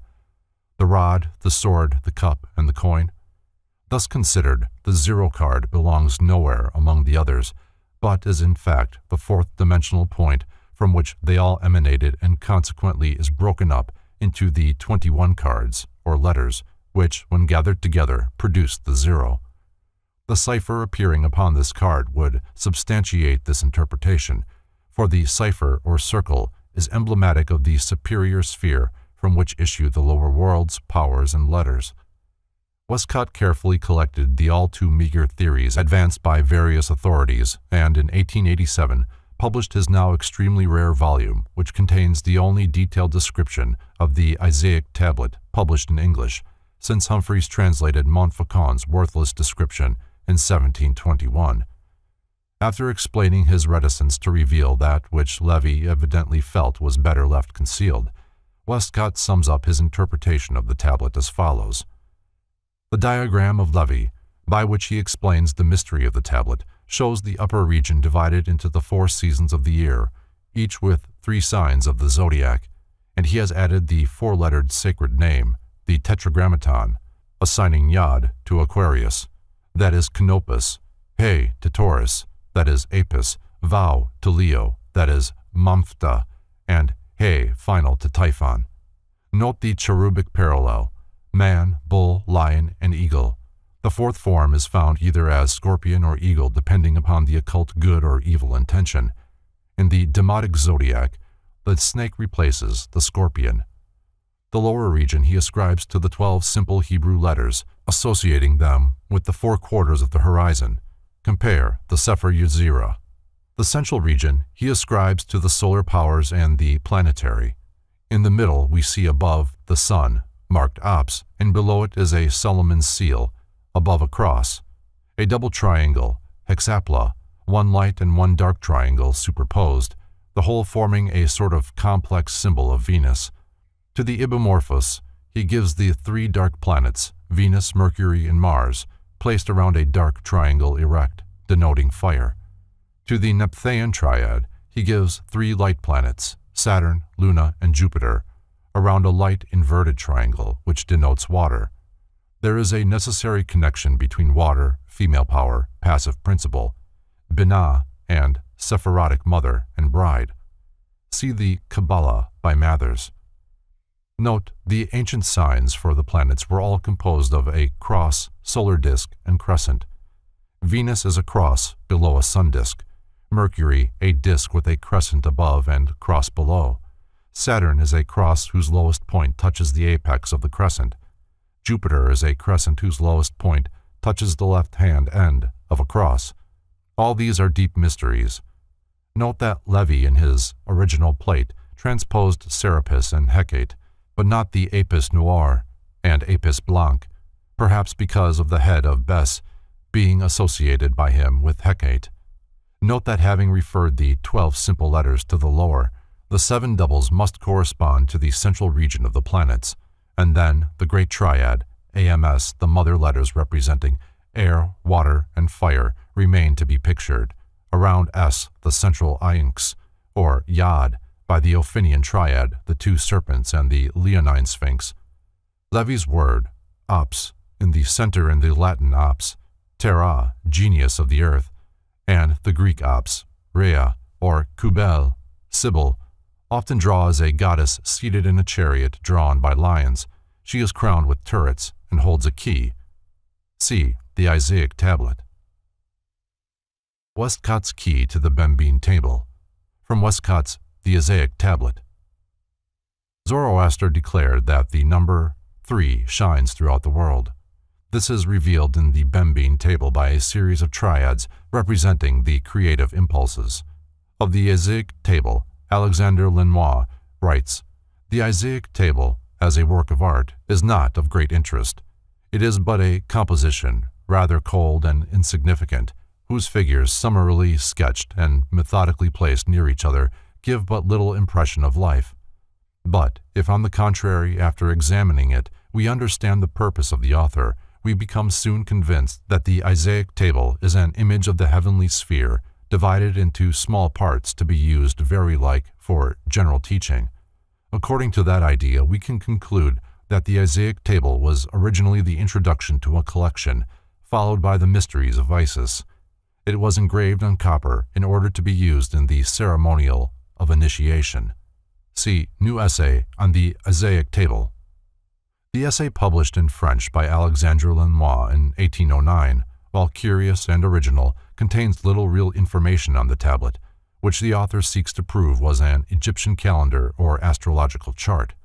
As both Montfaucon and Lenoir, in fact all writers on the subject since 1651, either have based their work upon that of Kircher or have been influenced considerably by him, a careful translation has been made of the latter's original article, 80 pages of 17th century Latin. The double-page plate at the beginning of this chapter is a faithful reproduction made by Kircher from the engraving in the Museum of Hieroglyphics. The small letters and numbers used to designate the figures were added by him to clarify his commentary and will be used for the same purpose in this work. Like nearly all religious and philosophical antiquities, the Bembeen table of Isis has been the subject of much controversy. In a footnote, A. E. Waite, unable to differentiate between the true and the purported nature of the origin of the tablet, echoes the sentiments of J. G. Wilkinson, another eminent exotericus. The original table is exceedingly late and is roughly termed a forgery. On the other hand, Edward Winckelmann, a man of profound learning, defends the genuineness and antiquity of the tablet. A sincere consideration of the Mensa Isaica discloses one fact of paramount importance, that although whoever fashioned the table was not necessarily an Egyptian, he was an initiate of the highest order, conversant with the most arcane tenets of Hermetic esotericism. Symbolism of the Bembeen table. The following necessarily brief elucidation of the Bembeen table is based upon a digest of the writings of Kircher supplemented by other information gleaned by the present author from the mystical writings of the Chaldeans, Hebrews, Egyptians, and Greeks. The temples of the Egyptians were so designed that the arrangement of chambers, decorations, and utensils was all of symbolic significance, as shown by the hieroglyphics that covered them. Beside the altar, which usually was in the center of each room, was the cistern of Nile water, which flowed in and out through unseen pipes. Here also were images of the gods in concatenated series, accompanied by magical inscriptions. In these temples, by use of symbols and hieroglyphics, neophytes were instructed in the secrets of the sacerdotal caste. The tablet of Isis was originally a table or altar, and its emblems were part of the mysteries explained by priests. Tables were dedicated to the various gods and goddesses. In this case, Isis was so honored. The substances from which the tables were made differed according to the relative dignities of the deities. The tables consecrated to Jupiter and Apollo were of gold. Those to Diana, Venus, and Juno were of silver. Those to the other superior gods, of marble. Those to the lesser divinities, of wood. Tables were also made of metals corresponding to the planets governed by the various celestials. As food for the body is spread on a banquet table, so on these sacred altars were spread the symbols which, when understood, feed the invisible nature of man. In his introduction to the table, Kircher summarizes its symbolism thus: "It teaches, in the first place, the whole constitution of the threefold world, archetypal, intellectual, and sensible. The supreme divinity is shown moving from the center to the circumference of a universe made up of both sensible and inanimate things, all of which are animated and agitated by the one supreme power which they call the Father Mind, and represented by a threefold symbol. Here also are shown three triads from the Supreme One, each manifesting one attribute of the first Trimurti. These triads are called the foundation, or the base of all things. In the table is also set forth the arrangement and distribution of those divine creatures that aid the Father Mind in the control of the universe. Here, in the upper panel, are to be seen the governors of the worlds, each with its fiery, ethereal, and material insignia. Here also, in the lower panel, are the Fathers of Fountains, whose duty it is to care for and preserve the principles of all things and sustain the inviolable laws of nature. Here are the gods of the spheres, and also those who wander from place to place, laboring with all substances and forms, zonia and azonia, grouped together as figures of both sexes, with their faces turned to their superior deity. The Mensa Isaica, which is divided horizontally into 3 chambers or panels, may represent the ground plan of the chambers in which the Isaic mysteries were given. The center panel is divided into 7 parts or lesser rooms, and the lower has 2 gates, one at each end. The entire table contains 45 figures of the first importance and a number of lesser symbols. The 45 main figures are grouped into 15 triads, of which 4 are in the upper panel, 7 in the central, and 4 in the lower. According to both Kircher and Levy, the triads are divided in the following manner. Of these 15 triads, Kircher writes, the figures differ from each other in 8 highly important aspects, such as according to form, position, gesture, act, raiment, headdress, staff, and lastly, according to the hieroglyphics placed around them, whether these be flowers, shrubs, small letters, or animals. These 8 symbolic methods of portraying the secret powers of the figures are subtle reminders of the 8 spiritual senses of cognition, by means of which the real self in man may be comprehended. To express this spiritual truth, the Buddhists used the wheel with 8 spokes and raised their consciousness by means of the Noble Eightfold Path. The ornamented border enclosing the 3 main panels of the table contains many symbols consisting of birds, animals, reptiles, human beings, and composite forms. According to one reading of the table, this border represents the 4 elements. The creatures are elemental beings. According to another interpretation, the border represents the archetypal spheres, and in its frieze of composite figures are the patterns of those forms which, in various combinations, will subsequently manifest themselves in the material world. The 4 flowers at the corners of the table are those which, because their blossoms always face the sun and follow its course across the sky, are sacred emblems of that finer part of man's nature, which delights in facing its Creator. According to the secret doctrine of the Chaldeans, the universe is divided into 4 states of being, planes or spheres: archetypal, intellectual, sidereal, and elemental. Each of these reveals the others, the superior controlling the inferior, and the inferior receiving influence from the superior. The archetypal plane was considered synonymous with the intellect of the triune divinity. Within this divine, incorporeal, and eternal sphere are included all the lower manifestations of life, all that is, has been, or ever shall be. Within the cosmic intellect, all things spiritual or material exist as archetypes, or divine thought forms, which is shown in the table by a chain of secret similes. In the middle region of the table appears the all-form containing personified spiritual essence, the source and substance of all things. From this proceed the lower worlds as 9 emanations in groups of 3, the Ophionic, Ibimorphous, and Nephtian triads. Consider in this connection the analogy of the Kabbalistic Sephiroth, or the 9 spheres issuing from Keter, the crown, the 12 governors of the universe, the Mendician, Ammonian, Momphthean, and Omphthean triads, vehicles for the distribution of the creative influences, and shown in the upper region of the table, are directed in their activities by the divine mind patterns existing in the archetypal sphere. The archetypes are abstract patterns formulated in the divine mind, and by them all the inferior activities are controlled. In the lower region of the table are the father fountains, the Horaean, Pandokean, Thostic, and Aleuristic triads, keepers of the great gates of the universe. These distribute to the lower worlds the influences descending from the governors shown above. In the theology of the Egyptians, goodness takes precedence, and all things partake of its nature to a higher or lower degree. Goodness is sought by all. It is the prime cause of causes.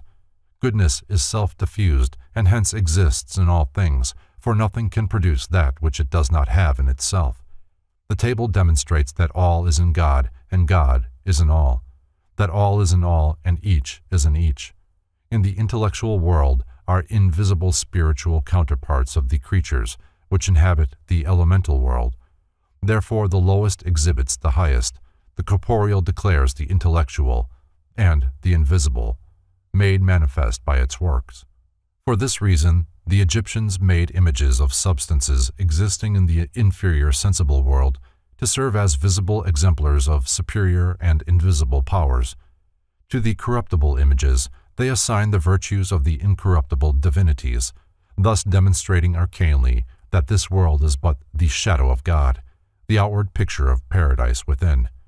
All that is in the invisible archetypal spheres is revealed in the sensible corporeal world by the light of nature. The archetypal and creative mind, first through its paternal foundation and afterwards through secondary gods called intelligences, poured out the whole infinity of its powers by continuous exchange from highest to lowest. In their phallic symbolism, the Egyptians used the sperm to represent the spiritual spheres, because each contains all that comes forth from it.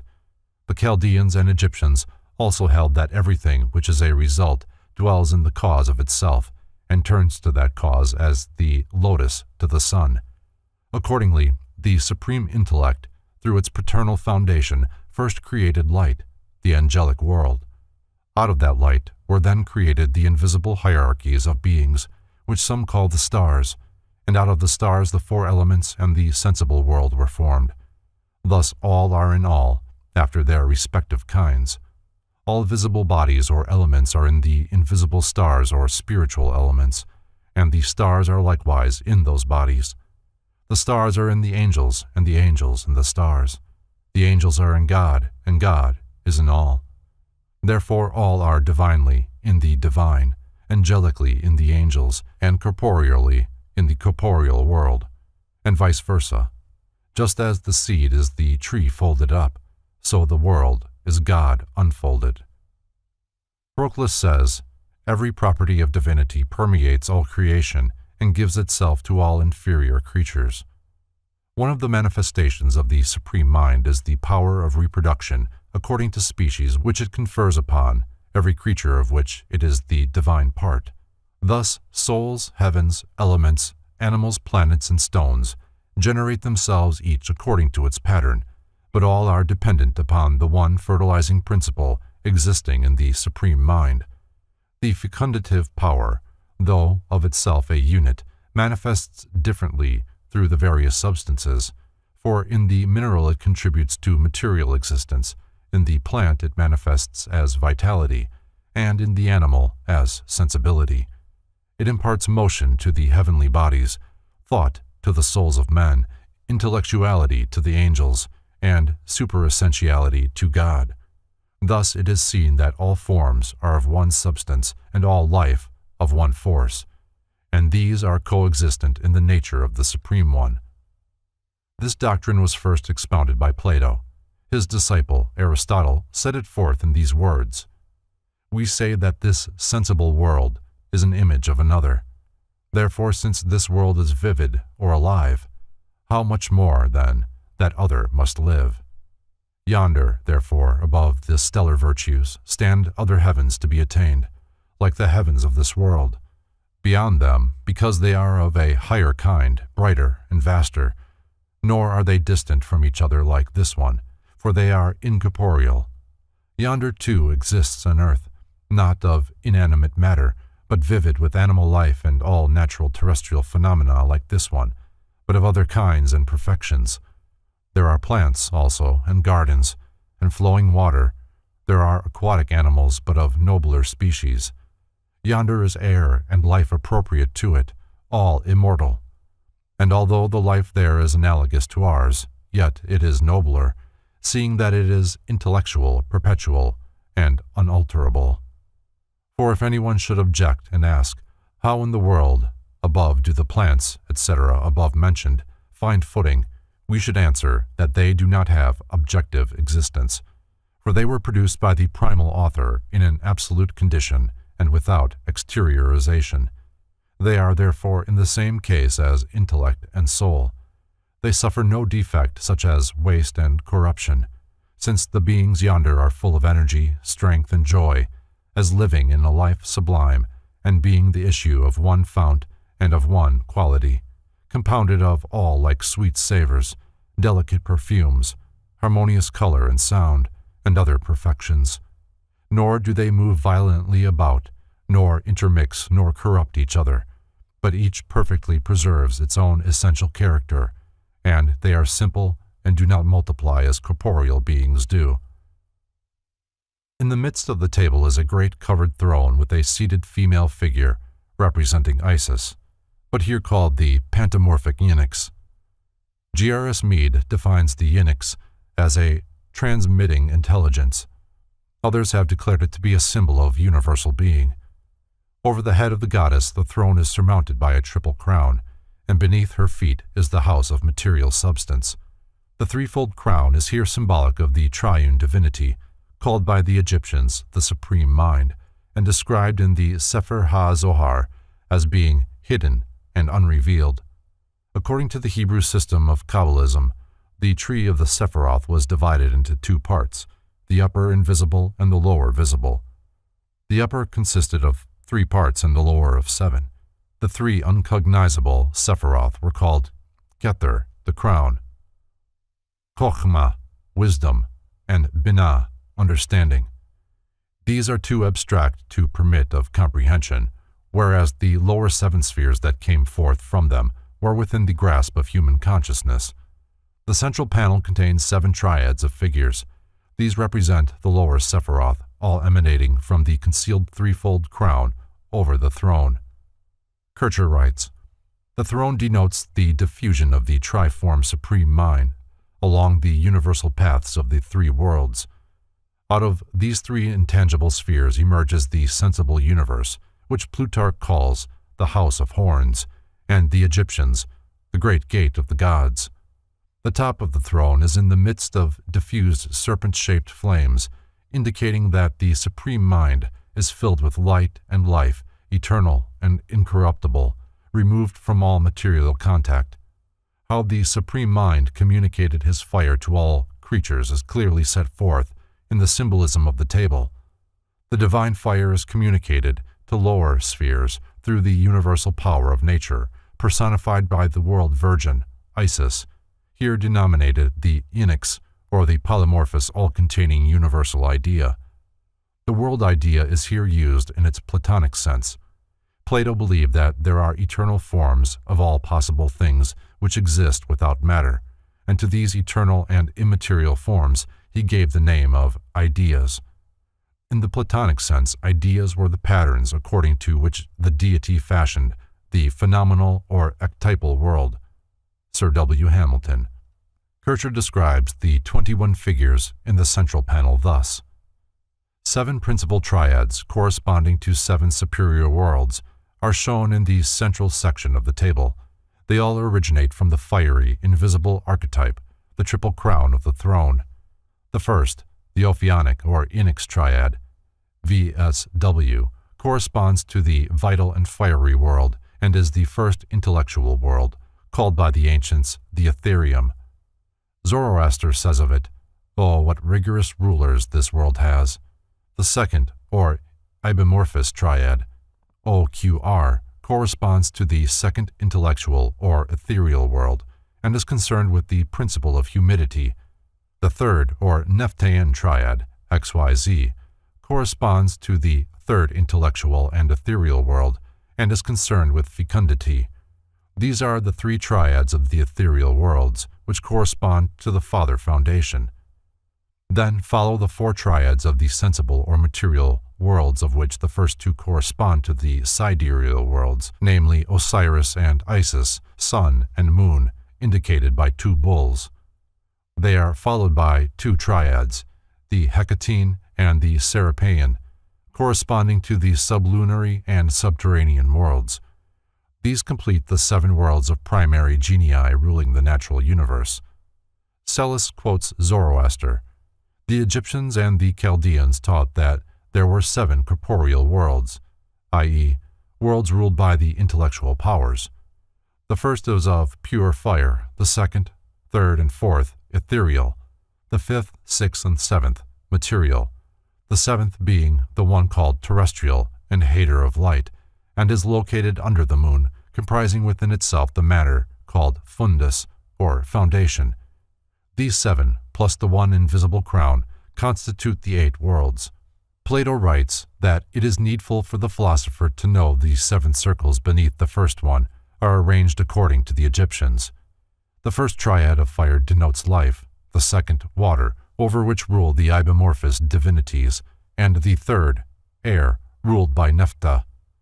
From the fire the heavens were created, from the water the earth, and air was the mediator between them. In the Sephirah Yetzirah, it is said that from the 3 originate the 7, i.e., the height, the depth, the east, the west, the north, and the south, and the holy temple in the center, sustaining them all. Is not the holy temple in the center the great throne of the many-formed spirit of nature, which is shown in the middle of the tablet? What are the 7 triads but the 7 powers that rule over the world? Psellus writes, the Egyptians worshipped the triad of faith, truth, and love, and the 7 fountains, the sun as ruler, the fountain of matter, then the fountain of the archangels, the fountain of the senses, of judgment, of lightning, of reflections, and of characters of unknown composition. They say that the highest material fountains are those of Apollo, Osiris, and Mercury, the fountains of the centers of the elements. Thus they understood by the sun as ruler the solar world, by the material, archangelic, the lunar world, by the fountain of the senses, the world of Saturn, by judgment, Jupiter, by lightning, Mars, by that of the reflections, or mirrors, the world of Venus, by the fountain of characters, the world of Mercury. All these are shown by the figures in the center pane of the tablet. The upper panel contains the 12 figures of the zodiac arranged in 4 triads. The center figure in each group represents one of the 4 fixed signs of the zodiac. S is the sign of Aquarius, Z, Taurus, C, Leo, and G, Scorpio. These are called the Fathers.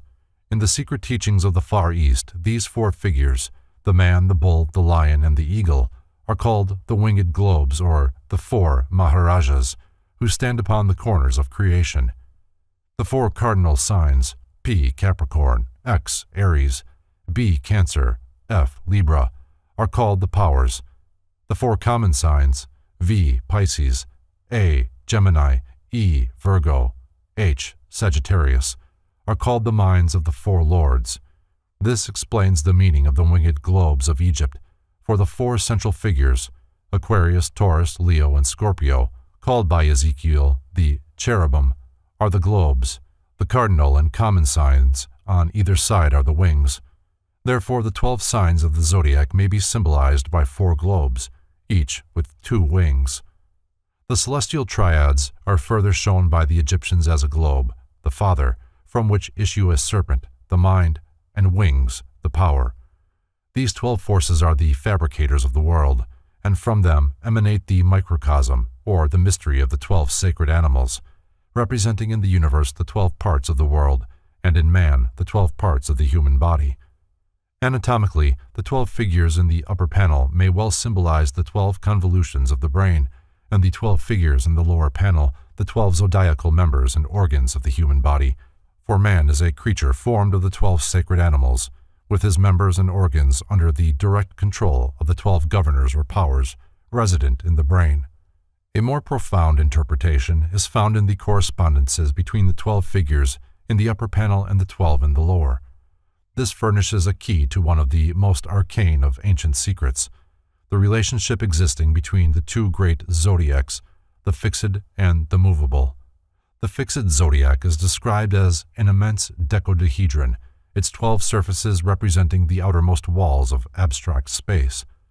From each surface of this dodecahedron, a great spiritual power, radiating inward, becomes embodied as one of the hierarchies of the movable zodiac, which is a band of circumambulating so-called fixed stars.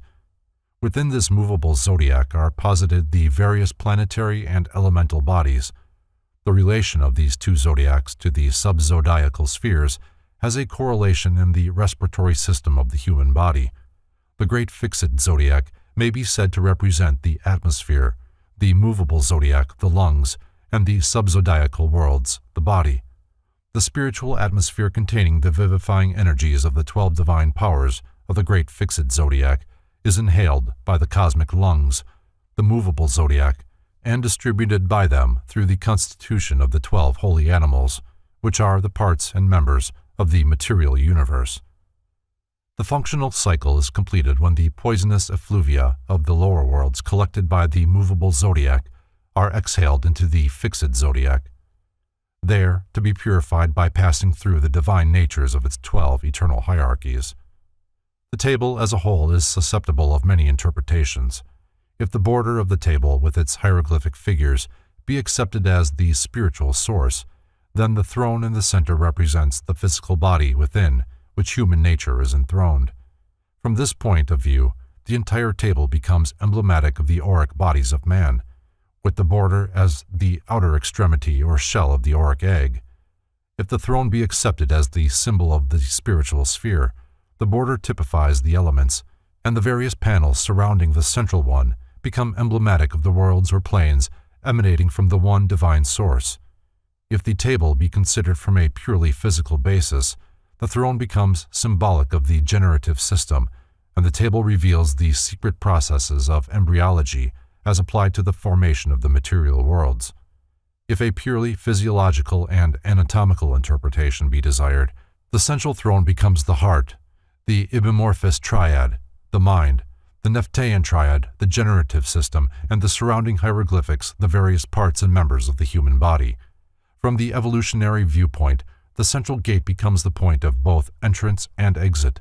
Here also is set forth the process of initiation, in which the candidate, after passing successfully through the various ordeals, is finally brought into the presence of his own soul, which he alone is capable of unveiling. If cosmogony be the subject of consideration, the central panel represents the spiritual worlds, the upper panel the intellectual worlds, and the lower panel the material worlds. The central panel may also symbolize the 9 invisible worlds and the creature marked T, the physical nature, the footstool of Isis, the spirit of universal life. Considered in the light of alchemy, the central panel contains the metals and the borders of the alchemical processes. The figure seated on the throne is the universal Mercury, the stone of the wise. The flaming canopy of the throne above is the divine sulfur, and the cube of earth beneath is the elemental salt. The 3 triads, or the paternal foundation, in the central panel represent the silent watchers, the 3 invisible parts of the nature of man. The 2 panels on either side are the quaternary lower nature of man. In the central panel are 21 figures. This number is sacred to the sun, which consists of 3 great powers, each with 7 attributes, and by Kabbalistic reduction, 21 becomes 3, or the Great Triad. It will yet be proved that the Table of Isis is directly connected with Egyptian Gnosticism, for in a Gnostic papyrus preserved in the Bodleian Library, there is a direct reference to the 12 fathers or paternities, beneath whom are 12 fountains. See Egyptian Magic by SSDD. That the lower panel represents the underworld is further emphasized by the 2 gates, the Great Gate of the East and the Great Gate of the West, for in the Chaldean theology, the sun rises and sets through the gates in the underworld, where it wanders during the hours of darkness. As Plato was for 13 years, under the instruction of the Magi, Patheniath, Ochoaps, Secnophus, and Etemon of Sebennythus, His philosophy consequently is permeated with the Chaldean and Egyptian system of triads. The Bembeen Table is a diagrammatic exposition of the so-called Platonic philosophy, for in its design is epitomized the entire theory of mystic cosmogony and generation. The most valuable guide to the interpretation of this table is the Commentaries of Proclus on the Theology of Plato. The Chaldean oracles of Zoroaster also contains many allusions to the theogonic principles which are demonstrated by the table. The Theogony of Hesiod contains the most complete account of the Greek cosmogony myth. Orphic cosmogony has left its impress upon the various forms of philosophy and religion, Greek, Egyptian, and Syrian, which it contacted. Chief of the Orphic symbols was the mundane egg, from which Phanes sprang into light. Thomas Taylor considers the Orphic egg to be synonymous with the mixture from bound and infinity mentioned by Plato in the Philebus. The egg is furthermore the third intelligible triad and the proper symbol of the Demiurgus, whose auric body is the egg of the inferior universe. Eusebius, on the authority of Porphyry, declared that the Egyptians acknowledged one intellectual author or creator of the world under the name of Kneph, and that they worshipped him in a statue of human form and dark blue complexion, holding in his hand a girdle and a scepter, wearing on his head a royal plume, and thrusting forth an egg out of his mouth. See an analysis of the Egyptian mythology. While the Bembeen Table is rectangular-shaped, it signifies philosophically the Orphic egg of the universe with its contents. In the esoteric doctrines, the supreme individual achievement is the breaking of the Orphic egg, which is equivalent to the return of the spirit to the nirvana, the absolute condition of the Oriental mystics. The New Pantheon by Samuel Boyce contains 3 plates showing various sections of the Bembeen Table. The author, however, makes no important contribution to the knowledge of the subject. In the mythology and fables of the ancients explained from history, the Abbé Bagnière devotes a chapter to a consideration of the Mensa Isaica. After reviewing the conclusions of Montfaucon, Kircher, and Pignorius, he adds, "I am of the opinion that it was a votive table, which some prince or private person had consecrated to Isis as an acknowledgment for some benefit which he believed she had conferred upon him." Wonders of Antiquity. It was a common practice among the early Egyptians, Greeks, and Romans to seal lighted lamps in the sepulchres of their dead as offerings to the god of death. Possibly it was also believed that the deceased could use these lights in finding his way through the valley of the shadow. Later, as the custom became generally established, not only actual lamps, but miniatures of them in terracotta were buried with the dead. Some of the lamps were enclosed in circular vessels for protection, and instances have been recorded in which the original oil was found in them in a perfect state of preservation after more than 2,000 years. There is ample proof that many of these lamps were burning when the sepulchres were sealed, and it has been declared that they were still burning when the vaults were opened, hundreds of years later. The possibility of preparing a fuel which would renew itself as rapidly as it was consumed has been a source of considerable controversy among medieval authors. After due consideration of the evidence at hand, it seems well within the range of possibility that the ancient priest-chemists did manufacture lamps that burned, if not indefinitely, at least for considerable periods of time. Numerous authorities have written on the subject of ever-burning lamps. W. Wynne Westcott estimates the number of writers who have given the subject consideration as more than 150, and H. P. Blavatsky as 173. While conclusions reached by different authors are at variance, a majority admit the existence of these phenomenal lamps. Only a few maintained that the lamps would burn forever, but many were willing to concede that they might remain alight for several centuries without replenishment of the fuel. Some considered these so-called perpetual lights as mere artifices of the crafty pagan priests, while a great many, admitting that the lamps actually burned, made the sweeping assertion that the devil was using this apparent miracle to ensnare the credulous and thereby lead their souls to perdition. On this subject, the learned Jesuit Athanasius Kircher, usually dependable, exhibits a striking inconsistency. In his Oedipus Aegypticus he writes, "Not a few of these ever-burning lamps have been found to be the devices of devils, and I take it that all the lamps found in the tombs of the Gentiles dedicated to the worship of certain gods were of this kind, not because they burned, or have been reported to burn, with a perpetual flame, but because probably the devil set them there, maliciously intending thereby to obtain fresh credence for a false worship." Having admitted that dependable authorities defend the existence of the ever-burning lamps, and that even the devil lends himself to their manufacture, Kircher next declared the entire theory to be desperate and impossible, and to be classed with perpetual motion and the philosopher's stone. Having already solved the problem to his satisfaction once, Kircher solves it again, but differently, in the following words. "In Egypt, there are rich deposits of asphalt and petroleum. What did these clever fellows, the priests, do? Then but connect an oil deposit by a secret duct with one or more lamps, provided with wicks of asbestos. How could such lamps help burning perpetually? In my opinion, this is the solution of the riddle of the supernatural everlastingness of these ancient lamps." Montfaucon, in his Antiquities, agrees in the main with the later deductions of Kircher, believing the fabled perpetual lamps of the temples to be cunning mechanical contrivances. He further adds that the belief that lamps burned indefinitely in tombs was the result of the noteworthy fact that in some cases fumes resembling smoke poured forth from the entrances of newly opened vaults. Parties going in later and discovering lamps scattered about the floor assumed that they were the sources of the fumes. There are several interesting stories concerning the discoveries of ever-burning lamps in various parts of the world. In a tomb on the Appian Way, which was opened during the papacy of Paul III, was found a burning lamp which had remained alight in a hermetically sealed vault for nearly 1600 years. According to an account written by a contemporary, a body, that of a young and beautiful girl with long golden hair, was found floating in an unknown transparent liquid, and as well preserved as though death had occurred but a few hours before. About the interior of the vault were a number of significant objects, which included several lamps, one of them alight. Those entering the sepulchre declared that the draught caused by the opening of the door blew out the light, and the lamp could not be relighted.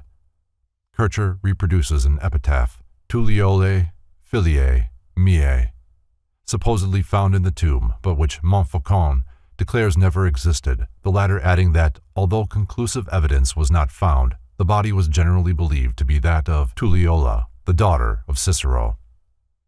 Ever-burning lamps have been discovered in all parts of the world, not only the Mediterranean countries but also India, Tibet, China, and South America have contributed records of lights which burned continuously without fuel. The examples which follow were selected at random from the imposing list of perpetual lamps found in different ages. Plutarch wrote of a lamp that burned over the door of a temple to Jupiter Ammon. The priest declared that it had remained alight for centuries without fuel. St. Augustine described a perpetual lamp guarded in a temple in Egypt, sacred to Venus, which neither wind nor water could extinguish. He believed it to be the work of the devil. An ever-burning lamp was found at Edessa, or Antioch, during the reign of Emperor Justinian. It was in a niche over the city gate, elaborately enclosed to protect it from the elements. The date upon it proved that the lamp had been burning for more than 500 years. It was destroyed by soldiers. During the early Middle Ages, a lamp was found in England which had burned since the 3rd century after Christ. The monument containing it was believed to be the tomb of the father of Constantine the Great. The lantern of Pallas was discovered near Rome in AD 1401. It was found in the sepulchre of Pallas, son of Evander, immortalized by Virgil in his Aeneid. The lamp was placed at the head of the body and had burned with a steady glow for more than 2,000 years. In AD 1550, on the island of Nisus, in the Bay of Naples, a magnificent marble vault was opened in which was found a lamp still alight which had been placed there before the beginning of the Christian era. Pausanias described a beautiful golden lamp in the temple of Minerva which burned steadily for a year without refueling or having the wick trimmed.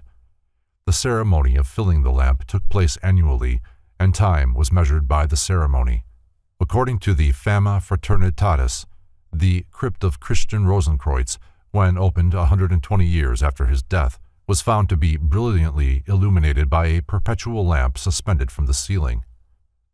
Numa Pompilius, king of Rome and magician of considerable power, caused a perpetual light to burn in the dome of a temple he had created in honor of an elemental being. In England, a curious tomb was found containing an automaton which moved when certain stones in the floor of the vault were stepped upon by an intruder. At that time, the Rosicrucian controversy was at its height, so it was decided that the tomb was that of a Rosicrucian initiate. A countryman, discovering the tomb and entering, found the interior brilliantly lighted by a lamp hanging from the ceiling. As he walked, his weight depressed some of the floor stones. At once a seated figure in heavy armor began to move. Mechanically, it rose to its feet and struck the lamp with an iron baton, completely destroying it, and thus effectually preventing the discovery of the secret substance which maintained the flame. How long the lamp had burned is unknown, but certainly it had been for a considerable number of years. It is related that among the tombs near Memphis and in the Brahmin temples of India, lights have been found in sealed chambers and vessels, but sudden exposure to the air has extinguished them and caused their fuel to evaporate. It is now believed that the wicks of these perpetual lamps were made of braided or woven asbestos, called by the alchemists salamander's wool, and that the fuel was one of the products of alchemical research. Kircher attempted to extract oil from asbestos, being convinced that, as the substance itself was indestructible by fire, an oil extracted from it would supply the lamp with a fuel likewise indestructible. After spending 2 years in fruitless experimental work, he concluded that the task was impossible of accomplishment. Several formulae for the making of the fuel for the lamps have been preserved. In Isis Unveiled, H.P. Blavatsky reprints 2 of these formulae from early authors, Trittenheim and Bartholomew Korndorff. One will suffice to give a general understanding of the process. Sulfur alum, sublime them into flowers, of which add of crystalline Venetian borax, powdered. Upon these effuse high rectified spirit of wine and digest it, then abstract it and pour on fresh. Repeat this so often till the sulfur melts like wax without any smoke. Upon a hot plate of brass, this is for the pabulum, but the wick is to be prepared after this manner. Gather the threads of thrums of the lapis asbestos to the thickness of your middle and the length of your little finger. Then put them into a Venetian glass, and covering them over with the aforesaid depurated sulfur or aliment, set the glass in sand for the space of 24 hours, so hot that the sulfur may bubble all the while. The wick, being thus besmeared and anointed, is to be put into a glass like a scallop shell, in such a manner that some part of it may lie above the mass of prepared sulfur. Then, setting this glass upon hot sand, you must melt the sulfur so that it may lay hold of the wick, and when it is lighted, it will burn with a perpetual flame, and you may set this lamp in any place where you please. The Greek Oracles. The worship of Apollo included the establishment and maintenance of places of prophecy, by means of which the gods could communicate with mankind and reveal futurity to such as deserved the boon. The early history of Greece abounds with accounts of talking trees, rivers, statues, and caves in which nymphs, dryads, or daemons had taken up their abodes, and from which they delivered oracles.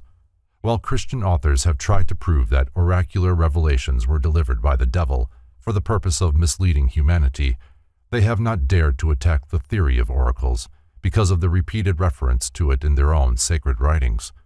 If the onyx stones on the shoulders of Israel's high priest made known by their flashings the will of Jehovah, then a black dove, temporarily endowed with the faculty of speech, could indeed pronounce oracles in the temple of Jupiter Ammon. If the witch of Endor could invoke the shade of Samuel, who in turn gave prophecies to Saul, could not a priestess of Apollo call up the specter of her liege to foretell the destiny of Greece? The most famous oracles of antiquity were those of Delphi, Dodona, Trophonius, and Latona, of which the talking oak trees of Dodona were the oldest. Though it is impossible to trace back to the genesis of the theory of oracular prophecy, it is known that many of the caves and fissures set aside by the Greeks as oracles were sacred long before the rise of Greek culture. The Oracle of Apollo at Delphi remains one of the unsolved mysteries of the ancients. Alexander Wilder derives the name Delphi from Delphos, the womb. This name was chosen by the Greeks because of the shape of the cavern and the vent leading into the depths of the earth. The original name of the oracle was Pytho, so called because its chambers had been the abode of the great serpent Python, a fearsome creature that had crept out of the slime left by the receding flood that had destroyed all human beings except Deucalion and Pyrrha.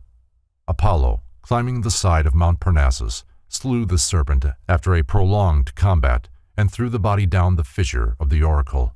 From that time, the sun god, surnamed the Pythian Apollo, gave oracles from the vent. With Dionysus, he shared the honor of being the patron god of Delphi. Base of a Delphian tripod, from Montfaucon's Antiquities.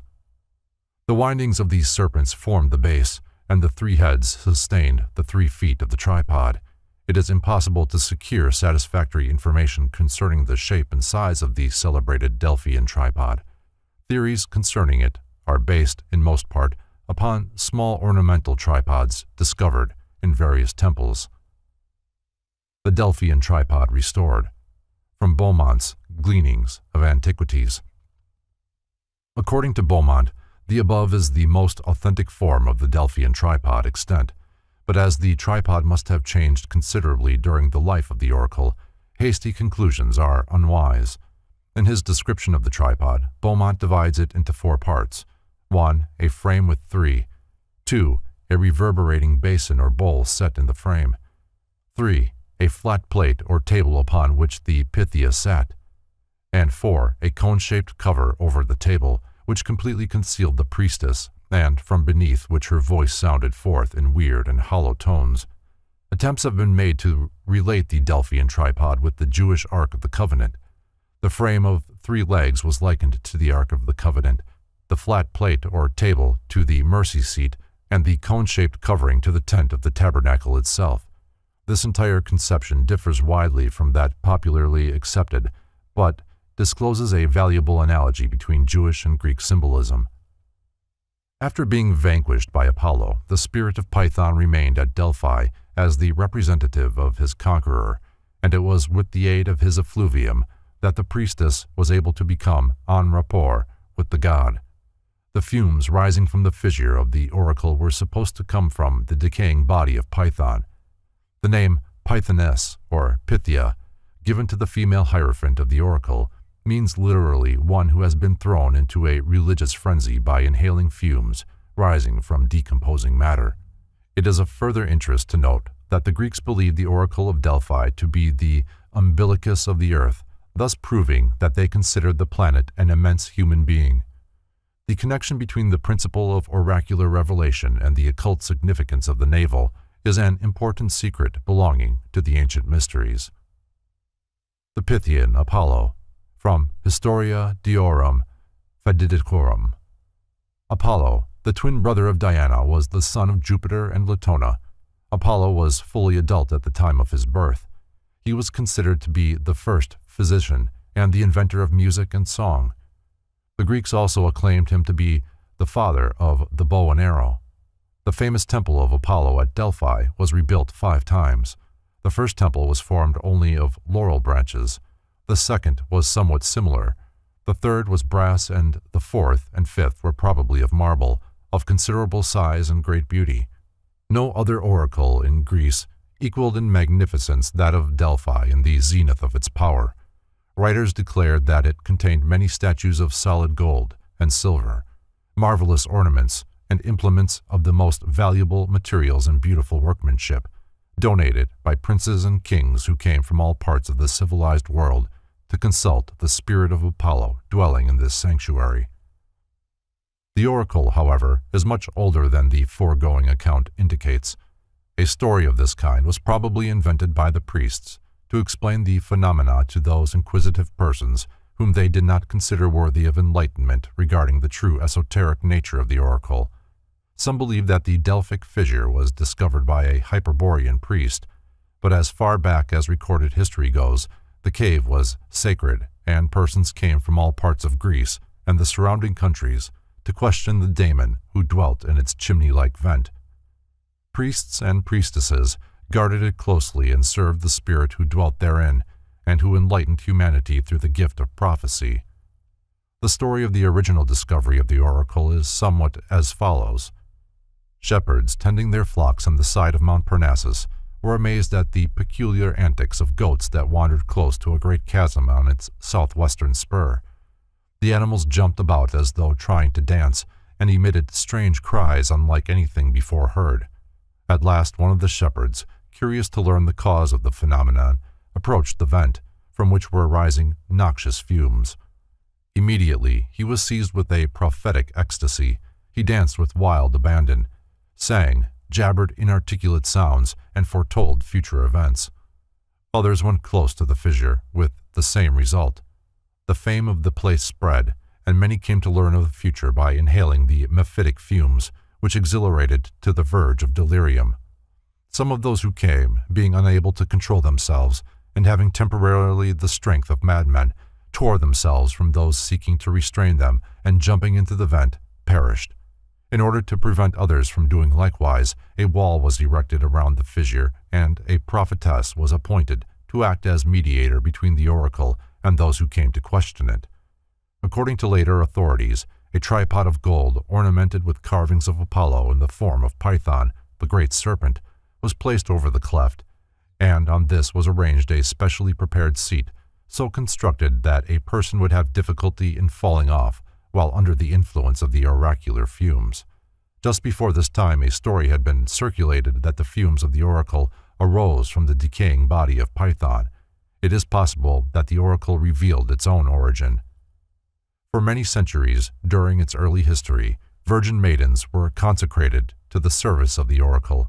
They were called the Phoebades, or Pythiae, and constituted that famous order now known as the Pythian priesthood. It is probable that women were chosen to receive the oracles because their sensitive and emotional nature responded more quickly and completely to the fumes of enthusiasm. 3 days before the time set to receive the communications from Apollo, the virgin priestess began the ceremony of purification. She bathed in the Castalian well, abstained from all food, drank only from the fountain of Cassotus, which was brought into the temple through concealed pipes, and just before mounting the tripod, she chewed a few leaves of the sacred bay tree. It has been said that the water was drugged to bring on distorted visions, or the priests of Delphi were able to manufacture an exhilarating and intoxicating gas, which they conducted by subterranean ducts and released into the shaft of the oracle several feet below the surface. Neither of these theories has been proved, however, nor does either in any way explain the accuracy of the predictions. When the young prophetess had completed the process of purification, she was clothed in sanctified raiment and led to the tripod, upon which she seated herself, surrounded by the noxious vapors rising from the yawning fissure. Gradually, as she inhaled the fumes, a change came over her. It was as if a different spirit had entered her body. She struggled, tore her clothing, and uttered inarticulate cries. After a time, her struggles ceased. Upon becoming calm, a great majesty seemed to possess her, and with eyes fixed on space and body rigid, she uttered the prophetic words. The predictions were usually in the form of hexameter verse, but the words were often ambiguous and sometimes unintelligible. Every sound that she made, every motion of her body, was carefully recorded by the 5 Hosai, or holy men, who were appointed as scribes to preserve the minutest details of each divination. The Hosai were appointed for life and were chosen from the direct descendants of Deucalion. After the oracle was delivered, the Pythia began to struggle again, and the spirit released her. She was then carried or supported to a chamber of rest where she remained till the nervous ecstasy had passed away. Iamblichus, in his dissertation on the mysteries, describes how the spirit of the oracle, a fiery daemon, even Apollo himself, took control of the Pythoness and manifested through her. But the prophetess in Delphi, whether she gives oracles to mankind through an attenuated and fiery spirit bursting from the mouth of the cavern, or whether being seated in the adytum on a brazen tripod, or on a stool with 4 feet, she becomes sacred to the god.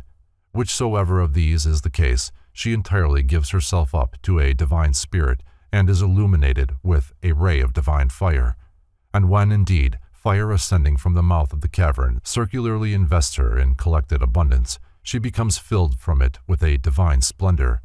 But when she places herself on the seat of the god, she becomes co-adapted to his stable prophetic power, and from both of these preparatory operations, she becomes wholly possessed by the god. And then, indeed, he is present with and illuminates her in a separate manner, and is different from the fire, the spirit, the proper seat, and, in short, from all the visible apparatus of the place, whether physical or sacred. Among the celebrities who visited the Oracle of Delphi were the immortal Apollonius of Tyana and his disciple Damis. He made his offerings, and, after being crowned with a laurel wreath and given a branch of the same plant to carry in his hand, he passed behind the statue of Apollo which stood before the entrance to the cave, and descended into the sacred place of the oracle. The priestess was also crowned with laurel, and her head bound with a band of white wool. Apollonius asked the oracle if his name would be remembered by future generations. The Pythoness answered in the affirmative, but declared that it would always be calumniated. Apollonius left the cavern in anger, but time has proved the accuracy of the prediction, for the early church fathers perpetuated the name of Apollonius as the Antichrist. For details of the story, see Histoire de la Magi. The messages given by the virgin prophetess were turned over to the philosophers of the oracle, whose duty it was to interpret and apply them. The communications were then delivered to the poets, who immediately translated them into odes and lyrics, setting forth in exquisite form the statements supposedly made by Apollo and making them available for the populace. Serpents were much in evidence at the Oracle of Delphi. The base of the tripod upon which the Pythia sat was formed of the twisted bodies of 3 gigantic snakes. According to some authorities, one of the processes used to produce the prophetic ecstasy was to force the young priestess to gaze into the eyes of a serpent. Fascinated and hypnotized, she then spoke with the voice of God. Although the early Pythian priestesses were always maidens, some still in their teens, a law was later enacted that only women past 50 years of age should be the mouthpiece of the oracle. These older women dressed as young girls and went through the same ceremonial as the first Pythiae. The change was probably the indirect result of a series of assaults made upon the persons of the priestesses by the profane. During the early history of the Delphian oracle, the god spoke only at each 7th birthday of Apollo. As time went on, however, the demand became so great that the Pythia was forced to seat herself upon the tripod every month. The times selected for the consultation and the questions to be asked were determined by lot or by vote of the inhabitants of Delphi. It is generally admitted that the effect of the Delphian oracle upon Greek culture was profoundly constructive. James Gardner sums up its influence in the following words. Its responses revealed many a tyrant and foretold his fate. Through its means, many an unhappy being was saved from destruction, and many a perplexed mortal guided in the right way. It encouraged useful institutions and promoted the progress of useful discoveries. Its moral influence was on the side of virtue, and its political influence in favor of the advancement of civil liberty. See the faiths of the world. The Oracle of Dodona was presided over by Jupiter, who uttered prophecies through oak trees, birds, and vases of brass. Many writers have noted the similarities between the rituals of Dodona and those of the Druid priests of Britain and Gaul. The famous oracular dove of Dodona, alighting upon the branches of the sacred oaks, not only discoursed at length in the Greek tongue upon philosophy and religion, but also answered the queries of those who came from distant places to consult it. The talking trees stood together, forming a sacred grove. When the priests desired answers to important questions, after careful and solemn purifications they retired to the grove. They then accosted the trees, beseeching a reply from the god who dwelt therein. When they had stated their questions, the trees spoke with the voices of human beings, revealing to the priest the desired information. Some assert that there was but one tree which spoke, an oak or a beech standing in the very heart of the ancient grove. Because Jupiter was believed to inhabit this tree, he was sometimes called Phigonius, or one who lives in a beech tree. Most curious of the oracles of Dodona were the talking vases, or kettles. These were made of brass and so carefully fashioned that when struck, they gave off sound for hours. Some writers have described a row of these vases and have declared that if one of them was struck, its vibrations would be communicated to all the others, and a terrifying din ensue. Other authors describe a large single vase standing upon a pillar, near which stood another column, supporting the statue of a child holding a whip. At the end of the whip were a number of swinging cords tipped with small metal balls, and the wind, which blew incessantly through the open building, caused the balls to strike against the vase. The number and intensity of the impacts and the reverberations of the vase were all carefully noted, and the priests delivered their oracles accordingly. The Dodonian Jupiter, from Historia Deorum Fatidicorum. Jupiter was called Dodonian after the city of Dodona in Epirus. Near this city was a hill thickly covered with oak trees, which from the most ancient times had been sacred to Jupiter. The grove was further venerated because dryads, fauns, satyrs, and nymphs were believed to dwell in its depths. From the ancient oaks and beeches were hung many chains of tiny bronze bells, which tinkled day and night as the wind swayed the branches. Some assert that the celebrated talking dove of Dodona was in reality a woman, because in Thessaly both prophetesses and doves were called Pleiades. It is supposed that the first temple of Dodona was erected by Deucalion and those who survived the great flood with him. For this reason, the oracle at Dodona was considered the oldest in Greece. When the original priests of Dodona, the Seloi, mysteriously vanished, the oracle was served for many centuries by 3 priestesses who interpreted the vases and at midnight interrogated these sacred trees. The patrons of the oracles were expected to bring offerings and to make contributions. Another remarkable oracle was the cave of Trophonius, which stood upon the side of a hill with an entrance so small that it seemed impossible for a human being to enter. After the consultant had made his offering at the statue of Trophonius and had donned the sanctified garments, he climbed the hill to the cave, carrying in one hand a cake of honey. Sitting down at the edge of the opening, he lowered his feet into the cavern. Thereupon his entire body was precipitately drawn into the cave, which was described by those who had entered it as having only the dimensions of a fair-sized oven. When the oracle had completed its revelation, the consultant, usually delirious, was forcibly ejected from the cave, feet foremost. Near the cave of the oracle 2 fountains bubbled out of the earth within a few feet of each other. Those about to enter the cave drank first from these fountains, the waters of which seemed to possess peculiar occult properties. The first contained the water of forgetfulness, and all who drank thereof forgot their earthly sorrows. From the second fountain flowed the sacred water of mnemosyne, or remembrance, for it later enabled those who partook of it to recall their experiences while in the cave. Though its entrance was marked by 2 brass obelisks, the cave, surrounded by a wall of white stones and concealed in the heart of a grove of sacred trees, did not present an imposing appearance.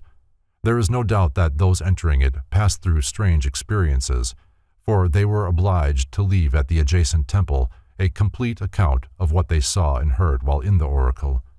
The prophecies were given in the form of dreams and visions, and were accompanied by severe pains in the head.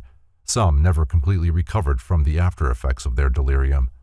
The confused recital of their experiences was interpreted by the priests, according to the question to be answered. While the priests probably used some unknown herb to produce the dreams or visions of the cavern, their skill in interpreting them bordered on the supernatural. Before consulting the oracle, it was necessary to offer a ram to the daemon of the cave, and the priest decided by hieromancy whether the time chosen was propitious and the sacrifice was satisfactory. Trophonius of Lebedia, from Historia Deorum Fatidicorum. Trophonius and his brother Agamedes were famous architects. While building a certain treasure vault, they contrived to leave 1 stone movable so that they might secretly enter and steal the valuables stored there. A trap was set by the owner, who had discovered the plot, and Agamedes was caught. To prevent discovery, Trophonius decapitated his brother and fled, hotly pursued. He hid in the grove of Lebedia, where the earth opened and swallowed him up. The spirit of Trophonius thereafter delivered oracles in the grove and its caverns. The name Trophonius means to be agitated, excited, or roiled. It was declared that the terrible experiences through which consultants passed in the oracular caverns so affected them that they never smiled again. The bees which accompany the figure of Trophonius were sacred because they led the first envoys from Boeotia to the site of the oracle. The figure above is said to be a production of a statue of Trophonius, which was placed on the brow of the hill above the oracle and surrounded with sharply pointed stakes, that it could not be touched. The Seven Wonders of the World. Many of the sculptors and architects of the ancient world were initiates of the mysteries, particularly the Eleusinian rites. Since the dawn of time, the truers of stone and the hewers of wood have constituted a divinely overshadowed caste. As civilization spread slowly over the earth, cities were built and deserted, monuments were erected to heroes at present unknown. Temples were built to gods who lie broken in the dust of the nations they inspired. Research has proved not only that the builders of these cities and monuments and the sculptors who chiseled out the inscrutable faces of the gods were masters of their crafts, but that in the world today there are none to equal them. The profound knowledge of mathematics and astronomy embodied in ancient architecture, and then equally profound knowledge of anatomy revealed in Greek statuary, proved that the fashioners of both were masterminds, deeply cultured in the wisdom which constituted the arcana of the mysteries. Thus was established the Guild of the Builders, progenitors of modern Freemasons. When employed to build palaces, temples, or combs, or to carve statues for the wealthy, those initiated architects and artists concealed in their works the secret doctrine, so that now, long after their bones have returned to dust, the world realizes that those first artisans were indeed duly initiated and worthy to receive the wages of master masons. The seven wonders of the world, while apparently designed for diverse reasons, were really monuments erected to perpetuate the arcana of the mysteries. They were symbolic structures, placed in peculiar spots, and the real purpose of their erection can be sensed only by the initiated. Eliphas Levi has noted the marked correspondence between these seven wonders and the seven planets.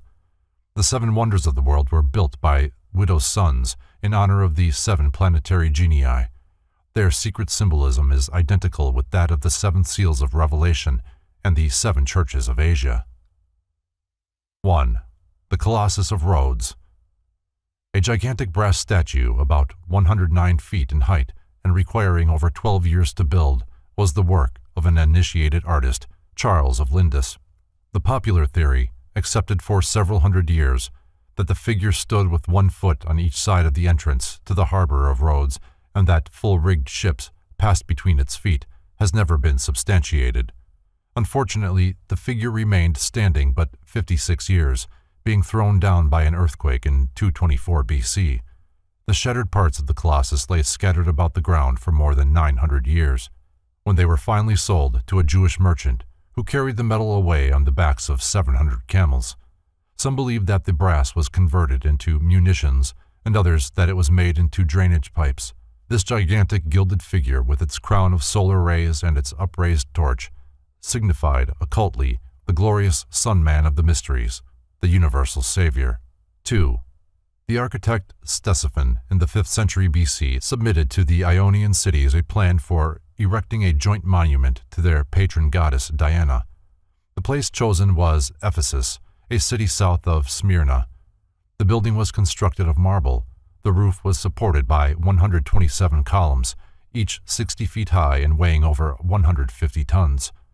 The temple was destroyed by black magic about 356 BC, but the world fixes the odious crime upon the tool by means of which the destruction was accomplished, a mentally deranged man named Herostratus. It was later rebuilt, but the symbolism was lost. The original temple, designed as a miniature of the universe, was dedicated to the moon, the occult symbol of generation. 3.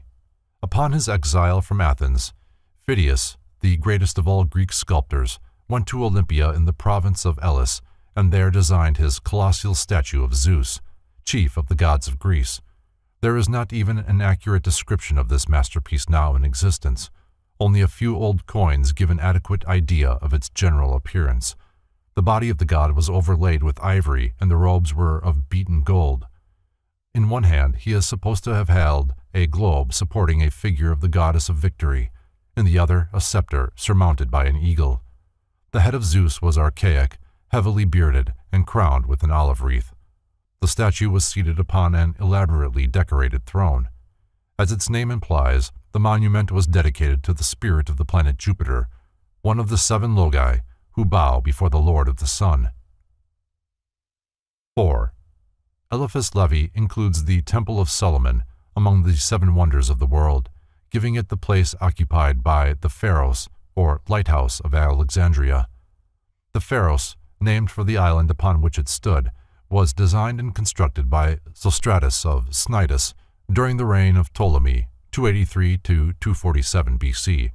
It is described as being of white marble and over 600 feet high. Even in that ancient day, it cost nearly $1 million. Fires were lighted in the top of it and could be seen for miles out at sea. It was destroyed by an earthquake in the 13th century, but remains of it were visible until AD 1350. Being the tallest of all the wonders, it was naturally assigned to Saturn, the father of the gods, and the true illuminator of all humanity. 5. The mausoleum at Halicarnassus was a magnificent monument erected by Queen Artemisia in memory of her dead husband, King Mausolus, from whose name the word mausoleum is derived.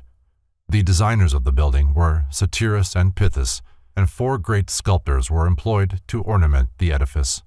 The building, which was 114 feet long and 92 feet wide, was divided into 5 major sections, the senses, and surmounted by a pyramid, the spiritual nature of man. The pyramid rose in 24 steps, a sacred number, and upon the apex was a statue of King Mausolus in a chariot. His figure was 9 feet 9.5 inches tall. Many attempts have been made to reconstruct the monument, which was destroyed by an earthquake, but none has been altogether successful. This monument was sacred to the planet Mars and was built by an initiate for the enlightenment of the world. 6. The Gardens of Semiramis at Babylon, more commonly known as the Hanging Gardens, stood within the palace grounds of Nebuchadnezzar, near the Euphrates River. They rose in a terrace-like pyramid, and on the top was a reservoir for the watering of the gardens. They were built about 600 BC, but the name of the landscape artist has not been preserved. They symbolized the plains of the invisible world and were consecrated to Venus as the goddess of love and beauty. 7. The Great Pyramid was supreme among the temples of the mysteries. In order to be true to its astronomical symbolism, it must have been constructed about 70,000 years ago. It was the tomb of Osiris and was believed to have been built by the gods themselves, and the architect may have been the immortal Hermes. It is the monument of Mercury, the messenger of the gods, and the universal symbol of wisdom and letters. The life and philosophy of Pythagoras. While Nicarchus, the father of Pythagoras, was in the city of Delphi on matters pertaining to his business as a merchant, he and his wife, Parthenis, decided to consult the oracle of Delphi as to whether the fates were favorable for their return voyage to Syria. When the Pythoness, prophetess of Apollo, seated herself on the golden tripod over the yawning vent of the oracle, she did not answer the question they had asked, but told Nicarchus that his wife was then with child and would give birth to a son who was destined to surpass all men in beauty and wisdom, and throughout the course of his life would contribute much to the benefit of mankind. Nicarchus was so deeply impressed by the prophecy that he changed his wife's name to Pythasis in honor of the Pythian priestess. When the child was born at Sidon in Phoenicia, it was, as the oracle had said, a son. Nicarchus and Pythasis named the child Pythagoras, for they believed that he had been predestined by the oracle. Many strange legends have been preserved concerning the birth of Pythagoras. Some maintained that he was no mortal man, that he was one of the gods who had taken a human body to enable him to come into the world and instruct the human race. Pythagoras was one of the many sages and saviors of antiquity for whom an immaculate conception is asserted. In his Anacalypsis, Godfrey Higgins writes, The first striking circumstance in which the history of Pythagoras agrees with the history of Jesus is that they were natives of nearly the same country, the former being born at Sidon, the latter at Bethlehem, both in Syria. The father of Pythagoras, as well as the father of Jesus, was prophetically informed that his wife should bring forth a son, who should be a benefactor to mankind.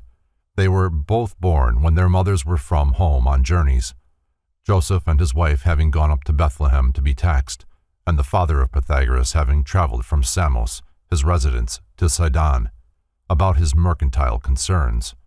Pythasus, the mother of Pythagoras, had a connection with an Apolloniacal specter or ghost, the god of Apollo, or god, soul. Of course, this must have been a Holy Ghost, and here we have the Holy Ghost, which afterward appeared to her husband, and told him that he must have no connection with his wife during her pregnancy, a story evidently the same as that relating to Joseph and Mary. From these peculiar circumstances, Pythagoras was known by the same title as Jesus, namely, the Son of God, and was supposed by the multitude to be under the influence of divine inspiration. This most famous philosopher was born sometime between 600 and 590 BC, and the length of his life has been estimated at nearly 100 years. The teachings of Pythagoras indicate that he was thoroughly conversant with the precepts of Oriental and Occidental esotericism. He traveled among the Jews and was instructed by the rabbins concerning the secret traditions of Moses, the lawgiver of Israel. Later, the school of the Essenes was conducted chiefly for the purpose of interpreting the Pythagorean symbols. Pythagoras was initiated into the Egyptian, Babylonian, and Chaldean mysteries, although it is believed that by some he was a disciple of Zoroaster. It is doubtful whether his instructor of that name was the God-man, now revered by Parsees. While accounts of his travels differ, historians agree that he visited many countries and studied at the feet of many masters. After having acquired all which it was possible for him to learn of the Greek philosophers, and presumably become an initiate in the Eleusinian mysteries, he went to Egypt, and after many rebuffs and refusals, finally succeeded in securing initiation in the mysteries of Isis at the hands of the priests of Thebes. Then this intrepid joiner wended his way into Phoenicia and Syria, where the mysteries of Adonis were conferred upon him, and crossing to the valley of the Euphrates, he tarried long enough to become versed in the secret lore of the Chaldeans, who still dwelt in the vicinity of Babylon. Finally, he made his greatest and most historic venture through Media and Persia into Hindustan, where he remained several years as a pupil and initiate of the learned Brahmins of Elephanta and Ellora. See Ancient Freemasonry by Frank C. Higgins, 32nd degree. The same author adds that the name of Pythagoras is still preserved in the records of the Brahmins as Yavankarya, the Ionian teacher. Pythagoras was said to have been the first man to call himself a philosopher. In fact, the world is indebted to him for the word philosopher. Before that time, the wise men had called themselves sages, which was interpreted to mean those who know. Pythagoras was more modest. He coined the word philosopher, which he defined as one who is attempting to find out.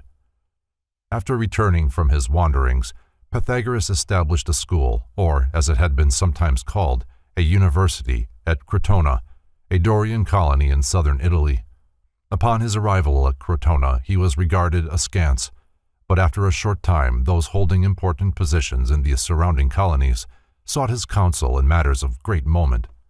He gathered around him a small group of sincere disciples, whom he instructed in the secret wisdom which had been revealed to him, and also in the fundamentals of occult mathematics, music, and astronomy, which he considered to be the triangular foundation of all the arts and sciences. When he was about 60 years old, Pythagoras married one of his disciples, and 7 children resulted from the union.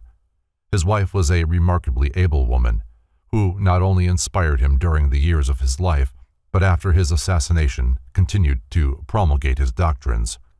As is so often the case with genius, Pythagoras, by his outspokenness, incurred both political and personal enmity. Among those who came for initiation was one who, because Pythagoras refused to admit him, determined to destroy both the man and his philosophy. By means of false propaganda, This disgruntled one turned the minds of the common people against the philosopher. Without warning, a band of murderers descended upon the little group of buildings where the great teacher and his disciples dwelt, burned the structures, and killed Pythagoras. Accounts of the philosopher's death do not agree. Some say that he was murdered with his disciples, others that, on escaping from Crotona with a small band of followers, he was trapped and burned alive by his enemies in a little house where the band had decided to rest for the night. Another account states that, finding themselves trapped in the burning structure, the disciples threw themselves into the flames, making of their own bodies a bridge over which Pythagoras escaped, only to die of a broken heart a short time afterwards, as the result of grieving over the apparent fruitlessness of his efforts to serve and illuminate mankind. Pythagoras, the first philosopher. From Historia Deorum Fatidicorum.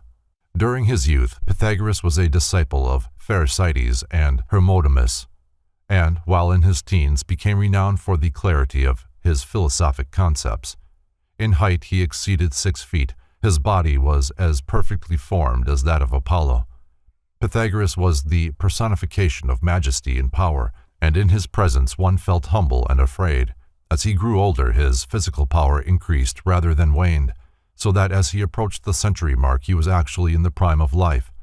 The influence of this great soul over those about him was such that a word of praise from Pythagoras filled his disciples with ecstasy, while one committed suicide because the master became momentarily irritated over something he had done. Pythagoras was so impressed by this tragedy that he never again spoke unkindly to or about anyone. His surviving disciples attempted to perpetuate his doctrines, but they were persecuted on every hand, and very little remains today as a testimonial to the greatness of this philosopher. It is said that the disciples of Pythagoras never addressed him or referred to him by his own name, but always as the master or that man. This may have been because of the fact that the name Pythagoras was believed to consist of a certain number of specially arranged letters with great sacred significance. The Word magazine has printed an article by T.R. Prater showing that Pythagoras initiated his candidates by means of a certain formula concealed within the letters of his own name. This may explain why the word Pythagoras was so highly revered. After the death of Pythagoras, his school gradually disintegrated, but those who had benefited by its teachings revered the memory of the great philosopher, as during his life they had reverenced the man himself. As time went on, Pythagoras came to be regarded as a god rather than a man, and his scattered disciples were bound together by their common admiration for the transcendent genius of their teacher. Edward Schur, in his Pythagoras and the Delphic Mysteries, relates the following incident as illustrative of the bond of fellowship uniting the members of the Pythagorean school. One of them, who had fallen upon sickness and poverty, was kindly taken in by an innkeeper.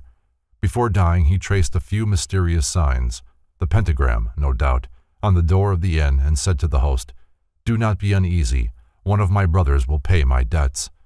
A year afterwards, as a stranger was passing by this inn, he saw the signs and said to the host, "I am a Pythagorean. One of my brothers died here. Tell me what I owe you on his account." Frank C. Higgins, 32nd degree, gives an excellent compendium of the Pythagorean tenets in the following outline. Pythagoras' teachings are of the most transcendental importance to Masons, inasmuch as they are the necessary fruit of his contact with the leading philosophers of the whole civilized world of his own day, and must represent that in which all were agreed, shorn of all weeds of controversy.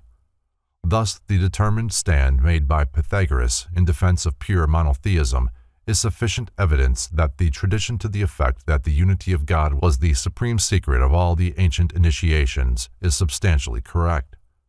The philosophical school of Pythagoras was, in a measure, also a series of initiations, for he caused his pupils to pass through a series of degrees and never permitted them personal contact with himself until they had reached the higher grades.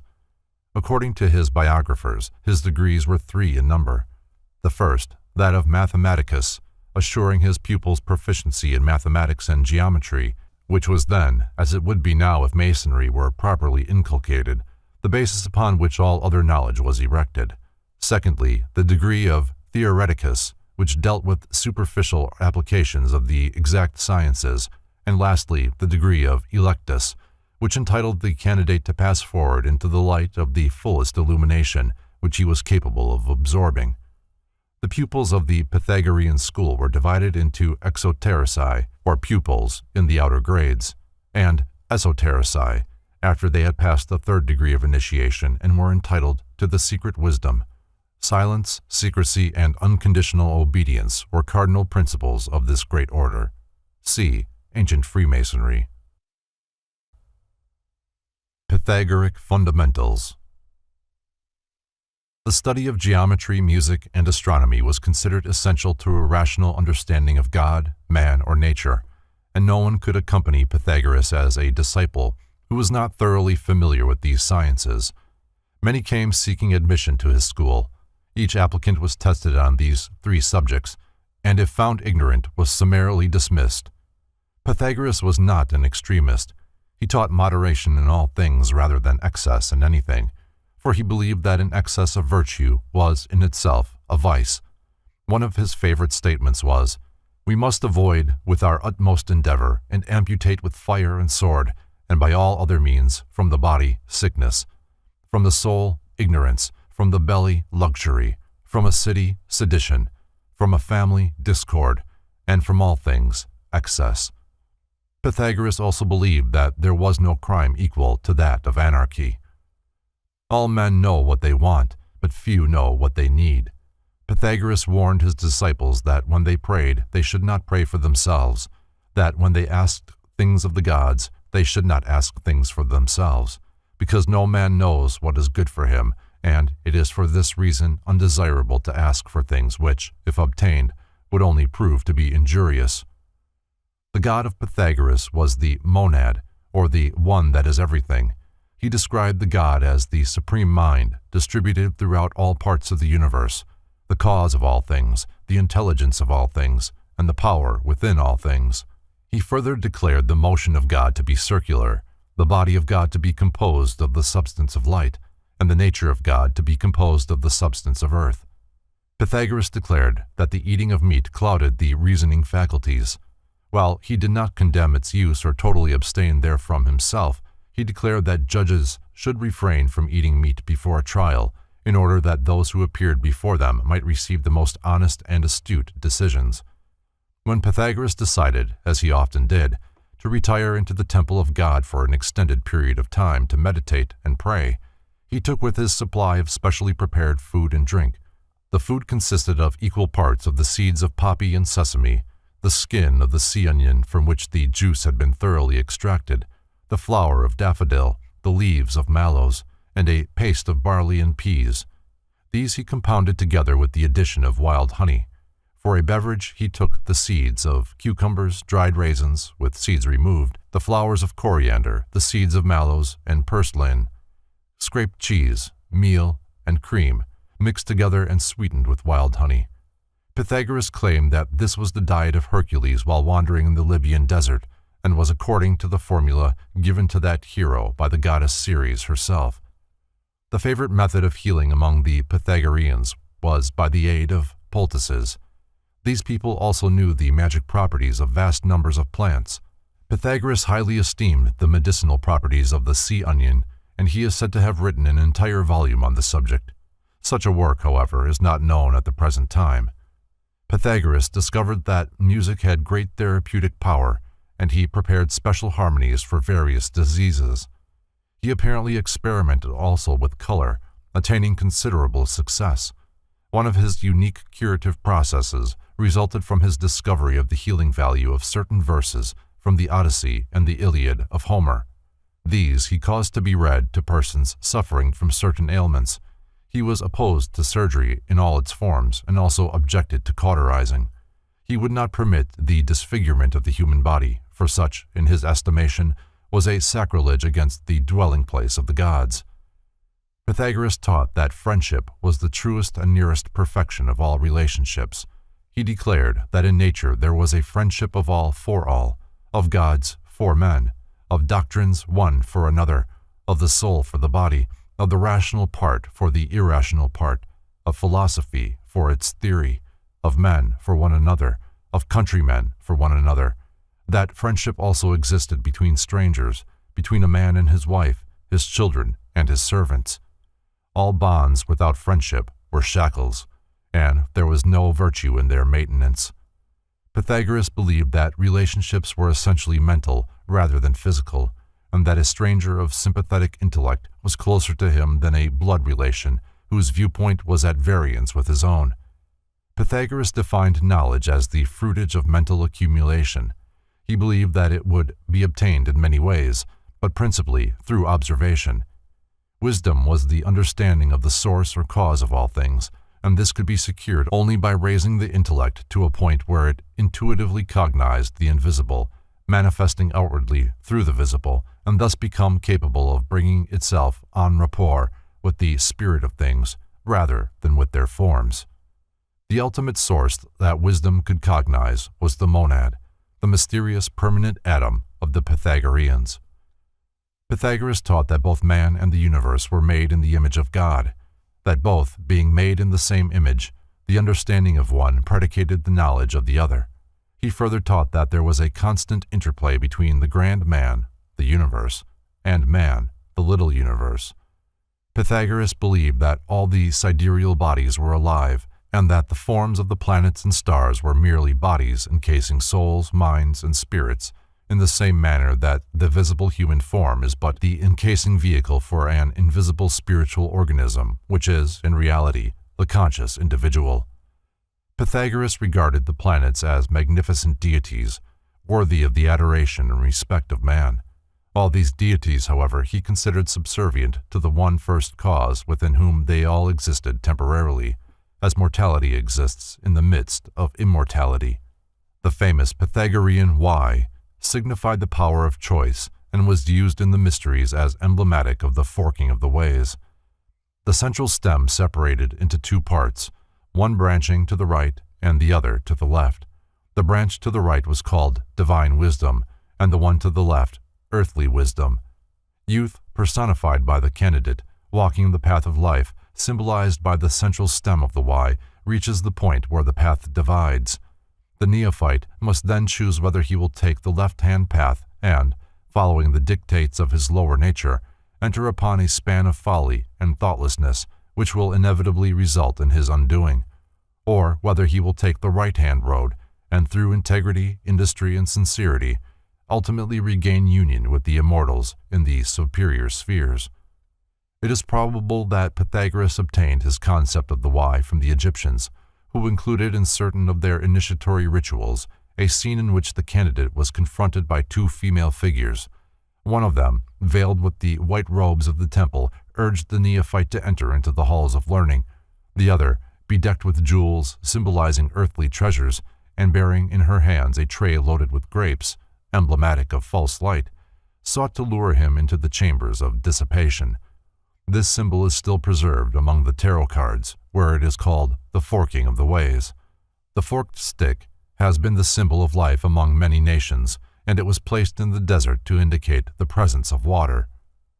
Concerning the theory of transmigration as disseminated by Pythagoras, there are differences of opinion.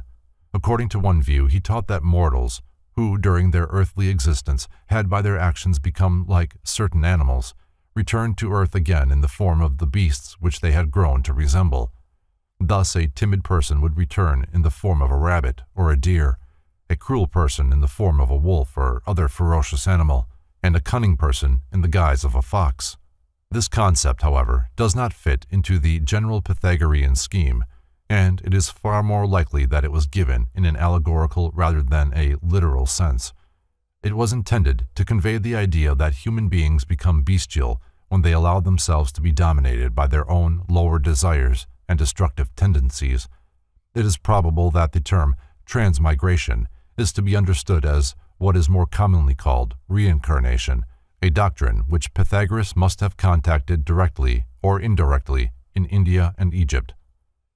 The fact that Pythagoras accepted the theory of successive reappearances of the spiritual nature in human form is found in a footnote to Levy's History of Magic. He was an important champion of what used to be called the doctrine of metempsychosis, understood as the soul's transmigration into successive bodies. He himself had been Aethalides, a son of Mercury; Euphorbus, son of Panthus, who perished at the hands of Menelaus in the Trojan War; Hermodamus, a prophet of Clazomenae, a city of Ionia, a humble fisherman; and finally the philosopher of Samos. Pythagoras also taught that each species of creatures had what he termed a seal, given to it by God, and that the physical form of each was the impression of this seal upon the wax of physical substance. Thus each body was stamped with the dignity of its divinely given pattern.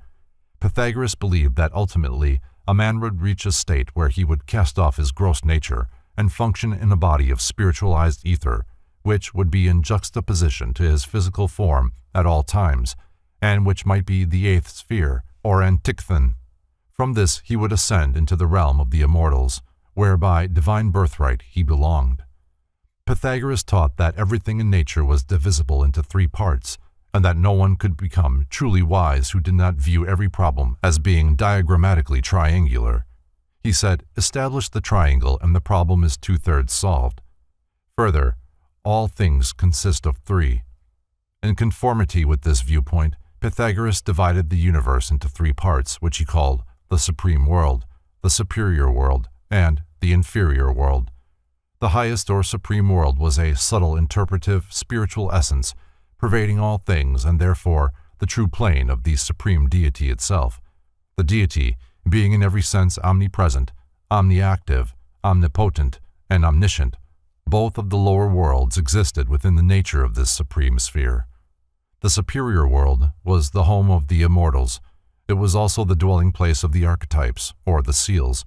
Their natures in no manner partook of the material of earthiness, but they, casting their shadows upon the deep, the inferior world, were cognizable only through their shadows. The third, or inferior world, was the home of those creatures who partook of material substance, or were engaged in labor with or upon material substance. Hence, this sphere was the home of the mortal gods, the demiurgi, the angels who labor with men, also the daemons who partake of the nature of the earth, and finally mankind and the lower kingdoms, those temporarily of the earth but capable of rising above that sphere by reason and philosophy. The digits 1 and 2 are not considered numbers by the Pythagoreans because they typify the two supermundane spheres. The Pythagorean numbers therefore begin with 3, the triangle, and 4, the square. These added to the 1 and the 2 produce the 10, the great number of all things, the archetype of the universe. The three worlds were called receptacles. The first was the receptacle of principles, the second was the receptacle of intelligences, and the third, or lowest, was the receptacle of quantities. The symmetrical solids were regarded by Pythagoras and by the Greek thinkers after him as of the greatest importance.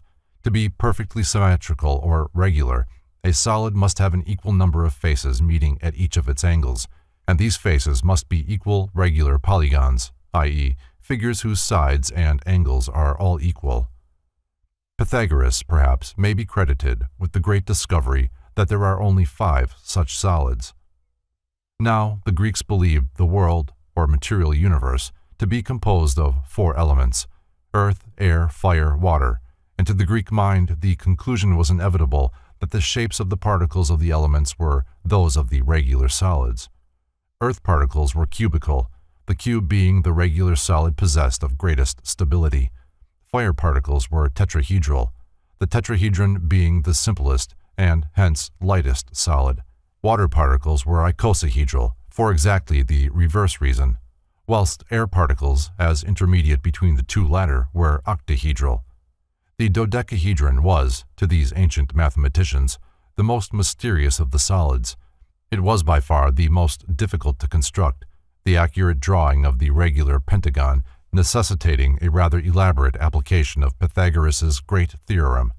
Hence the conclusion, as Plato put it, that this, the regular dodecahedron, the deity employed in tracing the plan of the universe.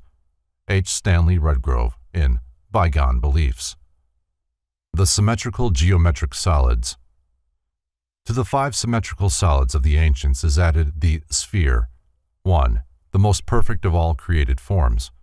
The 5 Pythagorean solids are the tetrahedron, 2, with 4 equilateral triangles as faces, the cube, 3, with 6 squares as faces, the octahedron, 4, with 8 equilateral triangles as faces, the icosahedron, 5, with 20 equilateral triangles as faces, and the dodecahedron, 6, with 12 regular pentagons as faces. Number related to form. Pythagoras taught that the dots symbolize the power of the number 1, the line the power of the number 2, the surface the power of the number 3, and the solid the power of the number 4. Mr. Redgrove has not mentioned the 5th element of the ancient mysteries, that which would make the analogy between the symmetrical solids and the elements complete. The 5th element, or ether, was called by the Hindus akasa. It was closely correlated with the hypothetical ether of modern science, and was the interpretive substance permeating all of the other elements and acting as a common solvent and common denominator of them. The 12-faced solid also subtly referred to the 12 immortals who surfaced the universe, and also to the 12 convolutions of the human brain, the vehicles of those immortals in the nature of man. After having drunk from a certain spring one day, one of the masters of Pythagoras announced that the spirit of the water had just predicted that a great earthquake would occur the next day, a prophecy which was fulfilled. It is highly probable that Pythagoras possessed hypnotic power, not only over man, but also over animals.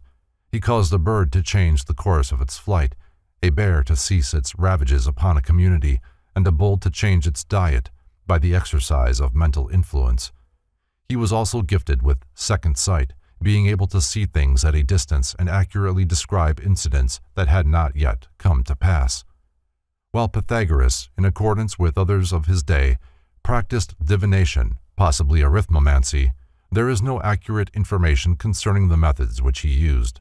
He is believed to have had a remarkable wheel by means of which he could predict future events, and to have learned hydromancy from the Egyptians. He believed that brass had oracular powers, because even when everything was perfectly still, there was always a rumbling sound in brass bowls. He once addressed a prayer to the spirit of a river, and out of the water arose a voice, "Pythagoras, I greet thee." It is claimed for him that he was able to cause daemons to enter into water and disturb its surface, and by means of the agitations, certain things were predicted. The symbolic aphorisms of Pythagoras.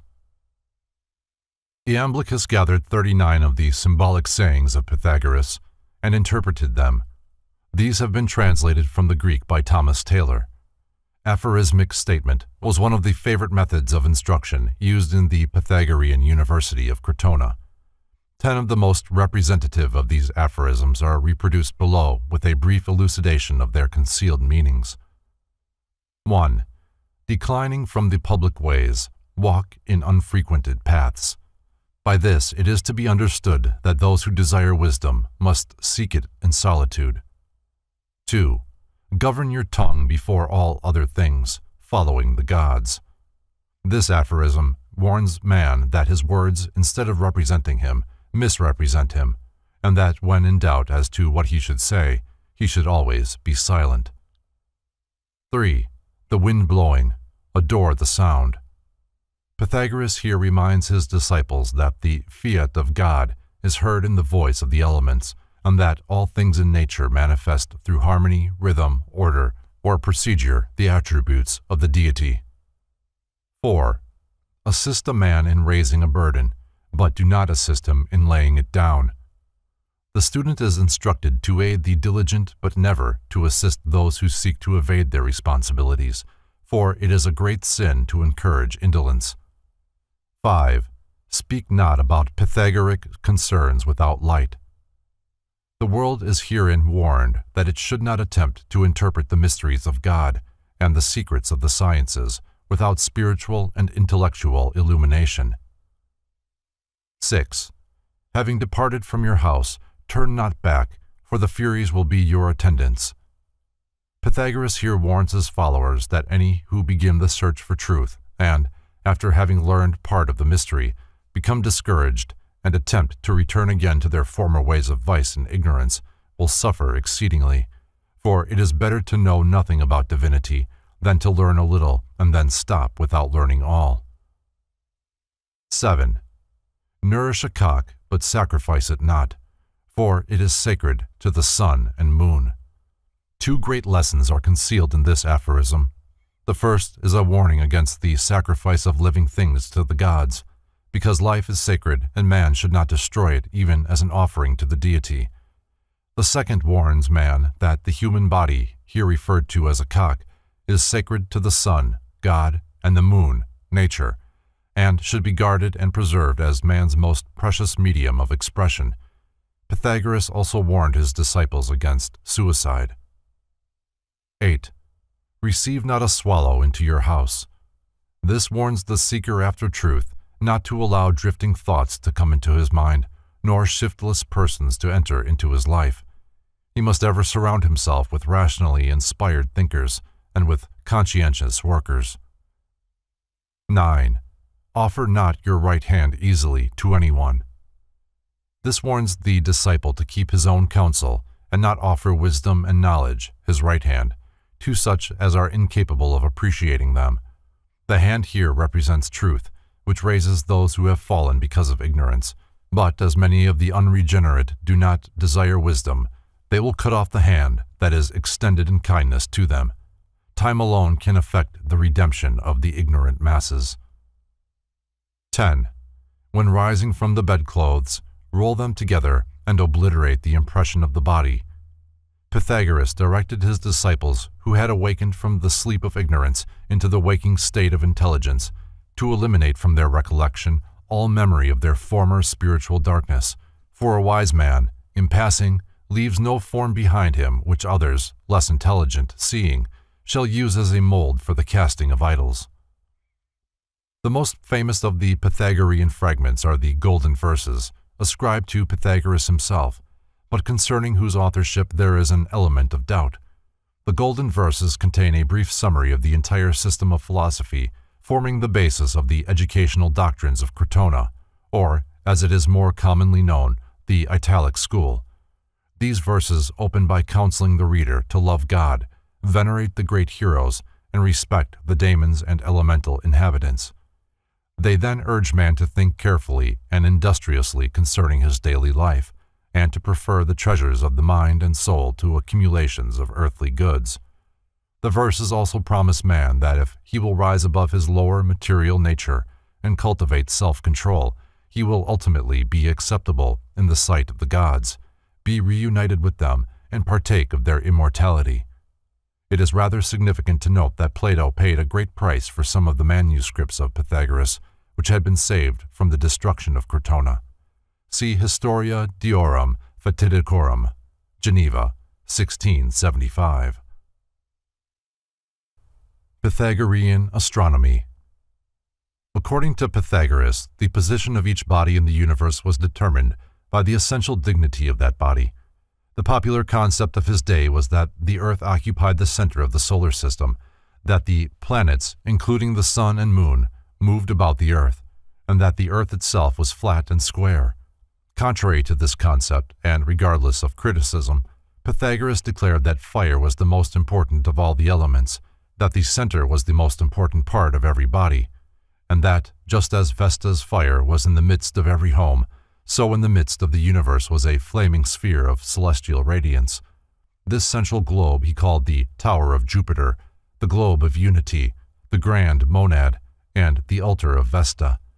As the sacred number 10 symbolized the sum of all parts and the completeness of all things, it was only natural for Pythagoras to divide the universe into 10 spheres, symbolized by 10 concentric circles. These circles began at the center with the globe of divine fire. Then came the 7 planars, the Earth, and another mysterious planet called Antichthon, which was never visible. Opinions differ as to the nature of Antichthon. Clement of Alexandria believed that it represented the mass of the heavens. Others held the opinion that it was the moon. More probably, it was the mysterious 8th sphere of the ancients, the dark planet which moved in the same orbit as the Earth, but which was always concealed from the Earth by the body of the sun, being in exact opposition to the Earth at all times. Is this the mysterious Lilith, concerning which astrologers have speculated so long? Isaac Meyer has stated, "The Pythagoreans held that each star was a world having its own atmosphere, with an immense extent surrounding it of ether." See the Kabbalah. The disciples of Pythagoras also highly revered the planet Venus because it was the only planet bright enough to cast a shadow. As the morning star, Venus is visible before sunrise.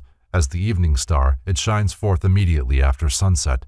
Because of these qualities, a number of names have been given to it by the ancients. Being visible in the sky at sunset, it was called Vesper, and as it arose before the sun, it was called the false light, the star of the morning, or Lucifer, which means the light-bearer. Because of this relation to the sun, the planet was also referred to as Venus, Astarte, Aphrodite, Isis, and the mother of the gods. It is possible that, at some seasons of the year in certain latitudes, the fact that Venus was a crescent could be detected without the aid of a telescope. This would account for the crescent which is often seen in connection with the goddesses of antiquity, the stories of which do not agree with the phases of the moon. The accurate knowledge which Pythagoras possessed concerning astronomy he undoubtedly secured in the Egyptian temples, for their priests understood the true relationship of the heavenly bodies many thousands of years before that knowledge was revealed to the uninitiated world. The fact that the knowledge he acquired in the temples enabled him to make assertions requiring 2,000 years to check proves why Plato and Aristotle so highly esteemed the profundity of the ancient mysteries. In the midst of comparative scientific ignorance, and without the aid of any modern instruments, the priest-philosophers had discovered the true fundamentals of universal dynamics. An interesting application of the Pythagorean doctrine of geometric solids, as expounded by Plato, is found in the Canon. Nearly all the old philosophers, says its anonymous author, devised a harmonic theory with respect to the universe, and the practice continued till the old mode of philosophizing died out. Kepler, 1596, in order to demonstrate the Platonic doctrine that the universe was formed of the 5 regular solids, proposed the following rule: the earth is a circle, the measurer of all. Round it describe a dodecahedron. The circle enclosing this will be Mars. Round Mars describe a tetrahedron. The sphere enclosing this will be Jupiter. Describe a cube round Jupiter. The sphere containing this will be Saturn. Now inscribe in the earth an icosahedron. The circle inscribed in it will be Venus. Inscribe an octahedron in Venus. The circle inscribed in it will be Mercury. Mysterium Cosmographicum, 1596. This rule cannot be taken seriously as a real statement of the proportions of the cosmos, for it bears no real resemblance to the ratios published by Copernicus in the beginning of the 16th century. Yet Kepler was very proud of his formula and said he valued it more than the electorate of Saxony. It was also approved by those 2 eminent authorities, Tycho and Galileo, who evidently understood it. Kepler himself never gives the least hint of how his precious rule is to be interpreted. Platonic astronomy was not concerned with the material constitution or arrangement of the heavenly bodies, but considered the stars and planets primarily as focal points of divine intelligence. Physical astronomy was regarded as the science of shadows, philosophical astronomy the science of realities. The Tetractys, Theon of Smyrna, declares that the 10 dots or Tetractys of Pythagoras was a symbol of the greatest importance, for to the discerning mind it revealed the mystery of the universal nature. The Pythagoreans bound themselves by the following oath: by him who gave to our soul the Tetractys, which hath the fountain and root of ever-springing nature. The cube and the star. By connecting the 10 dots of the Tetractys, 9 triangles are formed. 6 of these are involved in the forming of the cube. The same triangles, when lines are properly drawn between them, also reveal the 6-pointed star with a dot in the center. Only 7 dots are used in forming the cube and the star. Kabbalistically, the 3 unused corner dots represent the threefold, invisible causal nature of the universe, while the 7 dots involved in the cube and the star are the Elohim, the spirits of the 7 creative periods. The Sabbath, or 7th day, is the central dot.